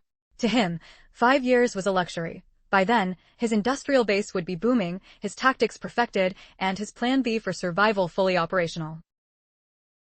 He laid out his vision, building 3 industrial hubs, exploding the population, and maintaining an iron curtain of firepower. He emphasized that the common people were his greatest resource, making education and industry his top priorities. If they could line every wall with cannons like the one that just killed the beast, the demons wouldn't stand a chance. Agatha looked at the prince with new eyes, finally understanding the true purpose of her repetitive lab work. She realized she wasn't just a catalyst for chemicals, she was the foundation for the very cannons that would save her race. She pledged her full cooperation, promising to keep the liquid nitrogen and distilled oxygen flowing as long as he kept his promise to crush the demons. The prince exuded absolute confidence, assuring her that their victory over the demonic forces was an inevitable destiny. As the cloak of night draped over the town, the witches gathered together, fully immersed in the card game the prince had just introduced to them. Ashes was clearly having a rough run. She was stuck in a losing streak that was driving her to the brink of frustration. They turned to Evelyn, inviting her to jump into the next round. Evelyn asked what was at stake. Andrea explained it was a high-stakes gamble where the person with the most paper scraps stuck to their face won the shame, and the loser had to forfeit their dessert. Evelyn raised an eyebrow, reminding them that finals were tomorrow and asking why they weren't hitting the books. Andrea gave a careless shrug, claiming the fundamental curriculum was a total breeze. She was certain she'd breeze through with a perfect score without even glancing at a page, which didn't shock Evelyn. As a former noble, Andrea had a head start in education that commoners could only dream of. Evelyn felt a pang of inadequacy, realizing that even Ashes and Shavi had mastered reading and writing while she was stuck in the infirmary. She felt as though she was lagging behind everyone else, stuck at the very bottom of the class. Evelyn politely declined, telling them she needed to focus on her studies and encouraging them to enjoy the festivities without her. The three girls were a bit baffled by her sudden seriousness, but respected her need for space. Andrea didn't miss a beat, diving right back into the competitive spirit of the game. The group spent the rest of the evening lost in laughter and friendly rivalry. The following morning arrived with a crisp chill, and we find Andrea in the examination hall, looking completely unbothered and relaxed. She was buzzing with excitement. Once this test was over, the first phase of their schooling would be complete, followed by a grand feast featuring ice cream cake. Andrea was already savoring the thought of claiming Ashes and Shavi's portions as payment for her card game victories. She smirked, imagining their defeated faces as Lady Scroll began distributing the exam papers. The moment the clock started, Andrea's pen flew across the page, while Ashes let out a silent gasp of panic the second she saw the first question. While Evelyn was meticulously working through the problems, Andrea flipped her first page over with supreme confidence. However, the moment she saw the back of the sheet, she felt like she'd been hit by a blunt force of total confusion from the unexpected complexity. The sea of dots, lines, and symbols before her looked like absolute gibberish. She desperately hoped that Nightingale, being of noble birth, would have a handle on these advanced concepts. Andrea snuck a glance at Nightingale, only to find her friend looking utterly lost and bewildered. In a state of growing dread, Andrea looked toward Evelyn, who was actually making steady progress on the mathematical equations. Even Lightning seemed to have a solid grasp on the material. Then her eyes drifted to Ashes, and to no one's surprise, her rival was struggling just as much as she was, staring at the cryptic questions in a daze. It was becoming painfully clear that Andrea's perfect score was about to go up in flames. Eventually, Lady Scroll signaled the end of the session and collected the papers. Every completed exam was gathered and promptly delivered to the prince's desk. Roland couldn't help but chuckle as he graded them. He found the students' bizarre logic and creative guesses quite entertaining, sensing their frantic energy in every ink smudge. Suddenly, Nightingale manifested in the room, demanding to know why Anna was exempt from the grueling ordeal of the exam. The prince casually explained that Anna didn't need to take it because she helped Scroll design the questions. Nightingale was speechless, but then she pointed to Tilly, asking why she didn't have to sweat it out either. Roland clarified that Tilly acted as the proofreader to ensure the exam was error-free, and she had already achieved a flawless score on the trial run. This revelation sent Nightingale into a deeper spiral of academic despair. Reflecting on the overall results, the prince noted that the Sleeping Island witches had made significant strides. Both Evelyn and Shavi had passed. Evelyn showed the most dramatic improvement, jumping from a 5 to a 62, though it was the lowest passing grade. Roland was moved by her obvious dedication. The story was different for the three new combat witches. None of them broke the 50-point mark. He attributed this to their frequent combat training absences and their particularly weak grasp of language compared to other subjects. But Nightingale was in a league of her own. Despite attending every lecture, her score had actually dropped since the last test. Roland mused that she simply wasn't built for the classroom. It's funny to think that one of the deadliest and coolest witches in the Union might be completely defeated by a simple math problem. One can only imagine how her power might evolve. Roland sighed, noting she failed nearly every science and math question. Her formulas were a mess, yet somehow she had a supernatural knack for getting the multiple choice and true/false questions right, a mystery he couldn't solve. Later, we see Lightning cracking an egg, her day brightening as she discovers a rare double yolk. Even Sister Lily couldn't help but feel a tiny bit envious of her friend's simple stroke of luck. The scene shifts to the heart of the Holy City, where the Pope navigates the gloom of a subterranean dungeon. Approaching a specific cell, he recalled his last visit here, the day he oversaw the execution of King Wimbledon. But this time, his visit was for zero. As he entered, he slumped his shoulders, putting on a frail act as if his life was fading away. He asked if the sting of the whip had cleared her head, hoping she finally understood the weight of absolute submission after her recent defiance. She didn't miss a beat, mockingly asking if he meant total obedience to him alone, or if he expected her to play nice with the other high-ranking archbishops as well. The Pope made it sternly clear she was to execute his every command, and if he ordered her to assist the archbishops in their holy duties, she would obey without question. She yielded instantly, promising to follow his guidance to the letter. Satisfied for the moment, he signaled the guards to unshackle her wrists. The heavy iron cuffs fell away with a sharp metallic clang. He then informed her that a crucial mission awaited her, gesturing for her to follow him into the depths of the cathedral. He revealed that this year's months of demons could stretch to a grueling 5 months, posing a dire threat to the holy city and spellbinding doom for the surrounding territories. His plan was for her and the other pure witches to infiltrate Grey Castle and eliminate the traitors Timothy and Roland Wimbledon while the world was distracted by the chaos. Zero responded with nothing more than a cold, subtle smirk. Main's temper flared instantly, demanding to know if the lashings had failed to break her wild spirit. At that precise second, a brilliant, blinding light erupted from her chest. Suddenly, Main felt the world shift as he was pulled into a vision of the ancient holy city. It was the exact moment he first took his vows as a devoted follower of the church. His arrival in this specific memory proved that these were the most defining moments of his life. Zero found this peek into his soul to be quite a fascinating revelation. Trembling with rage, he demanded to know why she dared to cross the line by using her forbidden arts on him. Zero gave a casual shrug, stating she was fully aware of the stakes she was playing for. She reminded him that in this mental landscape, time was an infinite resource. They had all the eternity they needed for her to explain things to him, very slowly. Main realized with a sinking heart that they were standing on a soul battlefield. It was a psychological arena where the victim must fight the invader within their own consciousness. The victor claims the soul, while the loser vanishes. This rare summoning was almost impossible to block without a protection stone. But even though he was wearing his anti-magic stone, Main was horrified to realize her power had bypassed it completely. Zero chuckled softly, asking if he was relying on that useless pebble. She explained its protection had been neutralized, mocking how mortals can't even tell when their sacred charms have gone cold.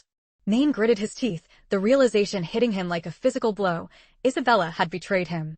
He knew he shouldn't have trusted those two from the start, cursing his own hesitation for not turning them into mindless God's punishment warriors the moment he took the papacy.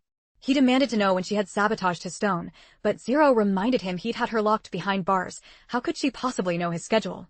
Struggling to remain calm, he asked if this was just petty revenge for his earlier strike. He warned her that, even if he died here, the entire Hermes base was saturated with anti-magic stones. She would have nowhere to run, and his elite soldiers would hunt her down the moment she returned to reality. He threatened that once the Inquisitors got hold of her, she would look back at her previous whip marks as mere child's play. Zero let out a hollow laugh, informing him that she had absolutely no intention of fleeing. Instead, her goal was far more ambitious. She was going to step into his shoes and rule as the new pope. Main called her delusional, pointing out that he held the trust of the faithful and the masses. He mocked the idea that the world would ever accept a witch on the throne if she murdered the rightful leader. She revealed her trump card. She wouldn't need to show her face. Since Pope O'Brien always remained secluded or wore a mask in public, no one would ever realize the person behind the veil had changed. But Main countered that the God's punishment warriors would notice his disappearance immediately. He claimed she'd be captured within minutes, urging her that it wasn't too late to surrender and beg for mercy. The girl stepped closer, her voice dropping to a chill whisper as she reminded him that once a soul battle begins, there is no turning back until one of them is consumed. Main's unease grew by the second. When he asked what she truly wanted, she simply told him that even admitting defeat could be a form of wisdom. Those words struck Main like a lightning bolt. It was the exact phrase the previous pope had once said to him. It seemed his predecessor had foreseen this very confrontation. To erase any doubt, Zero confirmed that the old pope himself had prepared this battlefield specifically for this moment. Once the dust settled, the lone survivor would emerge as the undisputed and true sovereign of the church. She told him not to grieve, explaining that the church was actually a creation of the ancient witch union. O'Brien had set this path to give witches a chance at redemption. If Main won, he would inherit her soul, gaining 2 centuries of priceless memories and experiences. Curious and terrified, he asked what she planned to do with the church if she was the one to walk away. She sighed, stating that the only outcomes were total victory or absolute annihilation. She then listed his secret logistics, the shipments to Everwinter, the ship repairs, the sailors' wages, showing she knew his every move. She admitted he was a thorough leader who planned for every contingency while sitting on a throne before thousands. However, she claimed he had lost faith in victory long before any god had appeared, questioning if such a hollow man truly deserved a divine blessing. Maine scoffed, calling the idea of a divine smile a joke. If a god cared, why would humanity be losing so consistently? He pointed out that the war against demons still relied on the god's punishment army, and asked what a witch pope could possibly change when her kind had already lost everything 400 years ago. Zero instantly summoned a blade of light, declaring that witches were merely the vanguard of humanity, and this war was a battle for everyone's survival. She proclaimed that every man, woman, and child must be mobilized. They would all become glorious soldiers on the front lines, ready to crush the demons or face total extinction together. Maine's eyes widened in horror as he realized her true, twisted plan. She intended to force the entire population to consume the berserk pills. The sinister woman confirmed his suspicions with a predatory, chilling smile. She explained that if a single madman couldn't match a god's punishment warrior, 10 of them certainly possessed the raw numbers to drag down a demon. With so many monsters roaming the wastes, they had a limitless supply of raw materials for the berserk pills. She projected that within 5 years, the church would amass 4 million doses. The judgment army wouldn't be fighting alone. They would be backed by an entire nation of frenzied zealots. Maine called her a lunatic, disgusted by her warped and twisted logic. He spat that a pure witch raised under the church's light would never utter such blasphemy, convinced her mind had been poisoned by heretical filth. But the girl countered that absorbing new ideas is the essence of growth and that progress thrives on the merging of conflicting thoughts. With that, she decided it was time to settle once and for all who the true sovereign of the church should be. He reacted instantly, letting fly a lethal bolt from his crossbow. She sidestepped it with effortless grace, mocking his stupidity for believing that anti-demon arrows would have any effect on a soul like hers. She lunged toward him, a shimmering blade gripped firmly in her hand. Maine was left reeling as she declared that this mental realm was her domain, and his defeat was a mathematical certainty. However, at that critical moment, a thick crimson mist, the very breath of demons, began to flood the battlefield. The girl suddenly gasped, her skin searing with an agonizing, burning sensation from the fog. Pope Maine revealed that this mist was a hidden trap within his subconscious, specifically designed to agonize those with mana. Once it filled the plaza, she would be trapped in an eternal cycle of death and rebirth, no matter her power. The girl let out a manic laugh at his tactical ingenuity before her wounds began to knit back together instantly. She conceded that he did indeed have a few impressive tricks up his sleeve. She mused that if he had spent more time studying in the Holy Library, this duel might have actually been a challenge for her. But that, she claimed, was what made a soul battle so thrilling. She summoned a violent gust of magical wind, blowing the red haze out of her path.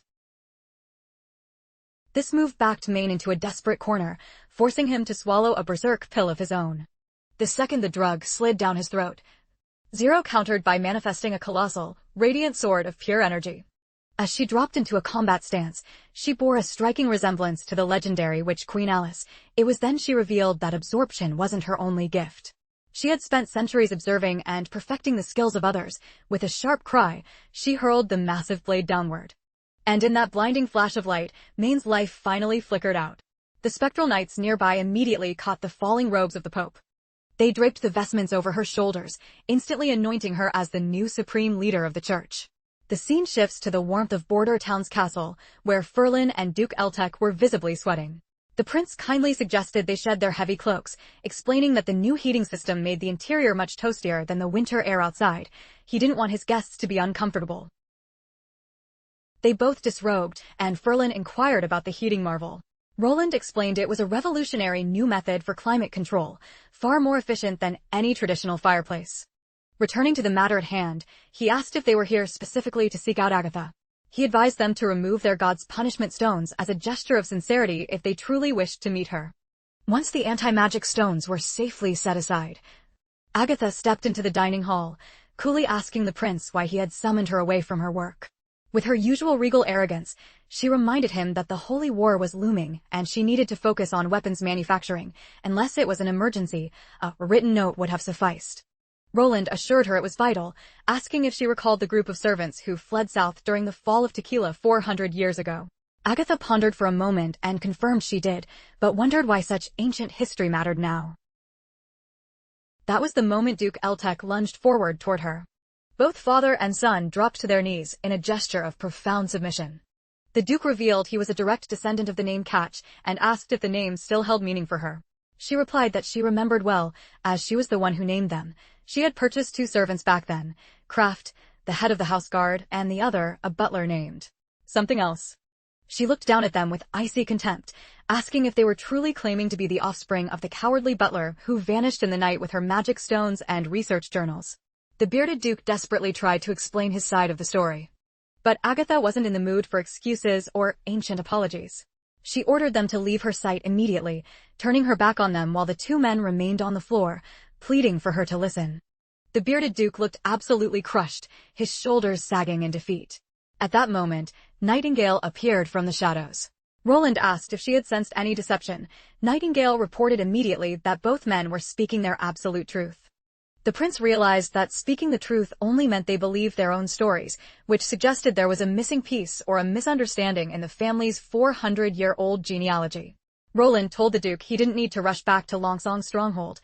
He suggested they stay at Ferland's place and enjoy the town for a while. He promised to dig into the details, hoping Agatha might eventually be persuaded to talk. The bearded Duke nodded gratefully, thanking the prince for his intervention. Excited, the prince asked about the magic stones and records.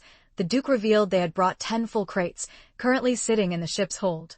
Roland felt sure that seeing her belongings preserved for 4 centuries might soften Agatha's heart. The crates were eventually hauled into the castle's secure storage. Shavi and the other witches did a thorough scan to ensure no traps were present before the lids were pried open. Roland spoke softly to Agatha, suggesting she at least hear the Duke out. Regardless of what the butler did, his descendants had spent 400 years protecting her legacy to return it to her, a true act of redemption. Agatha mused that her butler had likely spent his life deceiving himself and his children. She remarked that they owed her nothing, as witches no longer held the world's scepter. There was no reason for powerful men like them to feel indebted to a relic of a lost age. The prince was momentarily speechless, reluctantly admitting that her point was hard to argue against. Even so, he felt she was being a bit too harsh on the descendants. Given they had no idea what transpired centuries ago, she eventually conceded that holding a grudge against people who weren't even born yet was pointless. Roland decided he would handle the explanations to the Eltecs himself. He then shifted the focus to the artifacts, which Agatha clarified were actually the property of the Quest Society rather than her personal belongings. Meanwhile, driven by pure curiosity, Tilly pried open one of the heavy crates. She gasped as she discovered a hoard of massive, shimmering stones nestled inside. The prince recognized these as modified God's punishment stones, estimating a single large one would be worth 300 gold royals. However, Agatha explained they were priceless since magic stones only form from chaos beasts.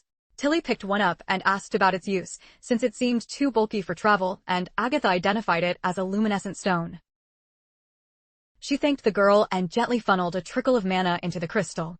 In an instant, the stone erupted with a brilliant, steady radiance. The blinding light left the prince ecstatic.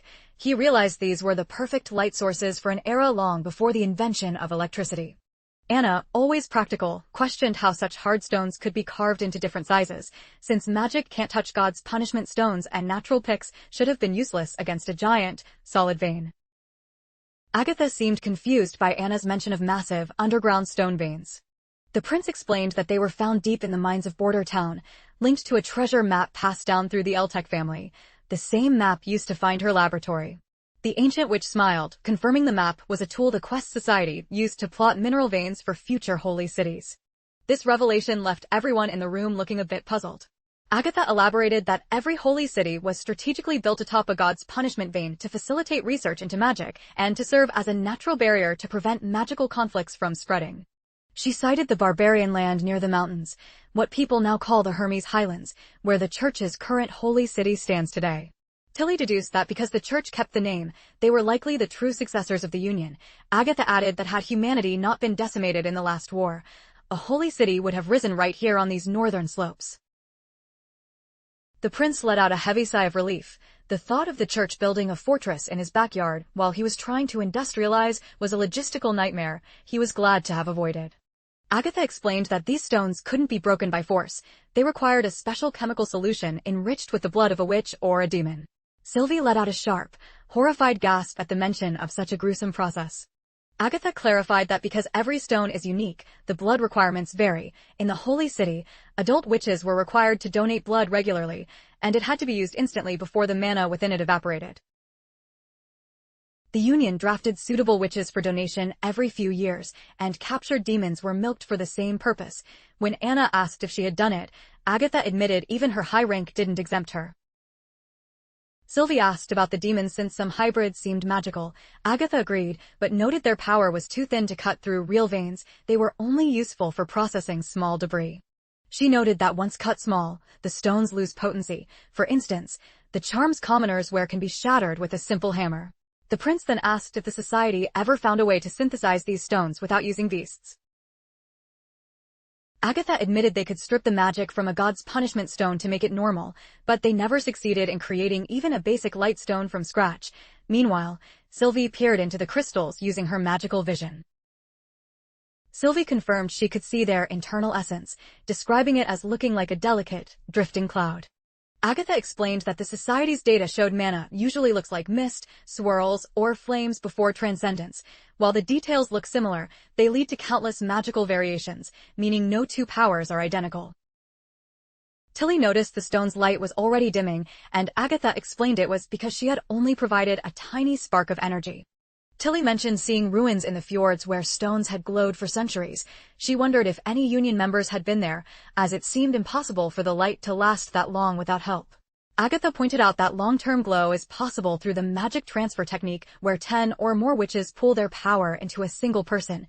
This meant whoever enchanted those fjord stones wasn't working alone. Tilly tried channeling a bit of her own mana into the stone. It flared back to life with a vivid glow, filling the young princess with sheer delight. The prince mused that this was a game-changer for the castle. He imagined his halls bathed in light, even in the dead of night. Agatha agreed it would be even better for her lab since candles were a fire hazard. Roland felt a bit overwhelmed. Realizing that an 8-hour workday wasn't enough for her, she now wanted to pull all-nighters. The prince began rummaging through the crates, hoping the books inside were experiment logs. Agatha cleared her throat nervously, quickly claiming some were just rulebooks. Roland caught the change in her tone immediately and asked if there was a secret she was trying to keep hidden. Just then, Sylvie noticed something physically off about one of the crates. She realized there was a false bottom, a hidden compartment she had missed because it looked like a natural gap in the wood. Anna eagerly moved to dismantle the floor of the crate to find what was tucked away. They pulled out a mysterious box, and the prince felt a rush of excitement, hoping for some legendary treasure left behind by the ancient scholars. He wasn't far off. Agatha looked like she was about to faint when she saw what was inside. She whispered in awe that it was a divine sigil. She began frantically searching the other crates, wondering if the butler, Catch, had actually stolen this from the Quest Society. The prince offered a nervous laugh, suggesting a caravan might have been raided and the item entrusted to Catch for safekeeping. Since it had been 400 years, he didn't care about the origin. He just wanted to know what a divine sigil actually did. Agatha explained that certain magic stones have synergistic effects. Combined, they can amplify or fundamentally change mana. This was called a sigil. A divine sigil was the ultimate tier, crafted from high demon stones, with only a few ever existing in Tequila. Driven by curiosity, the prince asked just how powerful these items really were. Agatha bluntly stated she could level his entire castle in the blink of an eye, a comment that did nothing to soothe Roland's sudden spike in anxiety. She quickly reassured him that it required a monumental amount of mana to trigger. The more stones in a sigil, the harder it is to control. Only the top 2 leaders of the Union could wield them. Essentially, only transcendent witches could use them because their mana flow is on a completely different level from normal. Just as she finished, Anna nearly blinded everyone by successfully activating the sigil on her very first try. Suddenly, a surge of blinding radiance flooded the entire chamber. The light was so intense that it lanced through the gaps in the stone, streaking out of the castle windows like high-powered laser beams. Agatha, shielding her eyes in a panic, screamed for Anna to let go of the artifact. Slowly, the overwhelming glare began to recede to a manageable glow. It turned out Anna had maintained perfect composure the entire time, while Sylvie stood nearby feeling as if her retinas had been professionally bleached. Agatha let out a long, shaky breath of relief. Anna casually remarked that the effort was quite taxing. She estimated she could only trigger it twice. Despite her nonchalant tone, everyone knew that being able to wield such power even twice was a staggering feat. The scene shifts to young Paper, who was busy hanging laundry out to dry in the breeze. Wendy approached her with the gentle, protective air of a devoted mother, telling her it was time for breakfast. She fussed over the girl, asking if she'd brushed her teeth and checking to see if everything was all right, insisting on a quick inspection. Wendy pulled her into a warm hug, satisfied to find that Paper was indeed clean from head to toe. She then took the little girl's hand in hers, and together they strolled toward the communal dining hall. Upon arrival, they found Lightning and Maggie locked in a heated debate over who should get the first crack at the sigil. Lightning finally claimed her turn, performing a series of exaggerated stretches to warm up before the attempt. When Paper asked what was happening, Wendy explained that the older girls were testing their combat rating, a quirky term the prince invented, and told her not to worry about the details. Pointing to a silver square, Wendy told Paper it was a relic left behind by powerful witches nearly 400 years ago. Since this was a tool used by transcendent witches, the prince had given it to the girls to measure the depth of their own magical reserves. Lightning strained with all her might, but despite her best efforts, she couldn't fully awaken the device. She only managed to make the sigil flicker weakly, illuminating just 2 of the embedded gems. Maggie smirked, boasting that she could easily make 3 gems glow at half capacity without breaking a sweat. As the 2 youngsters began bickering and teasing each other in the background, Wendy asked Paper if she'd like to give it a try. However, Wendy quickly realized it might be too early. Paper hadn't yet learned how to channel her essence into stones.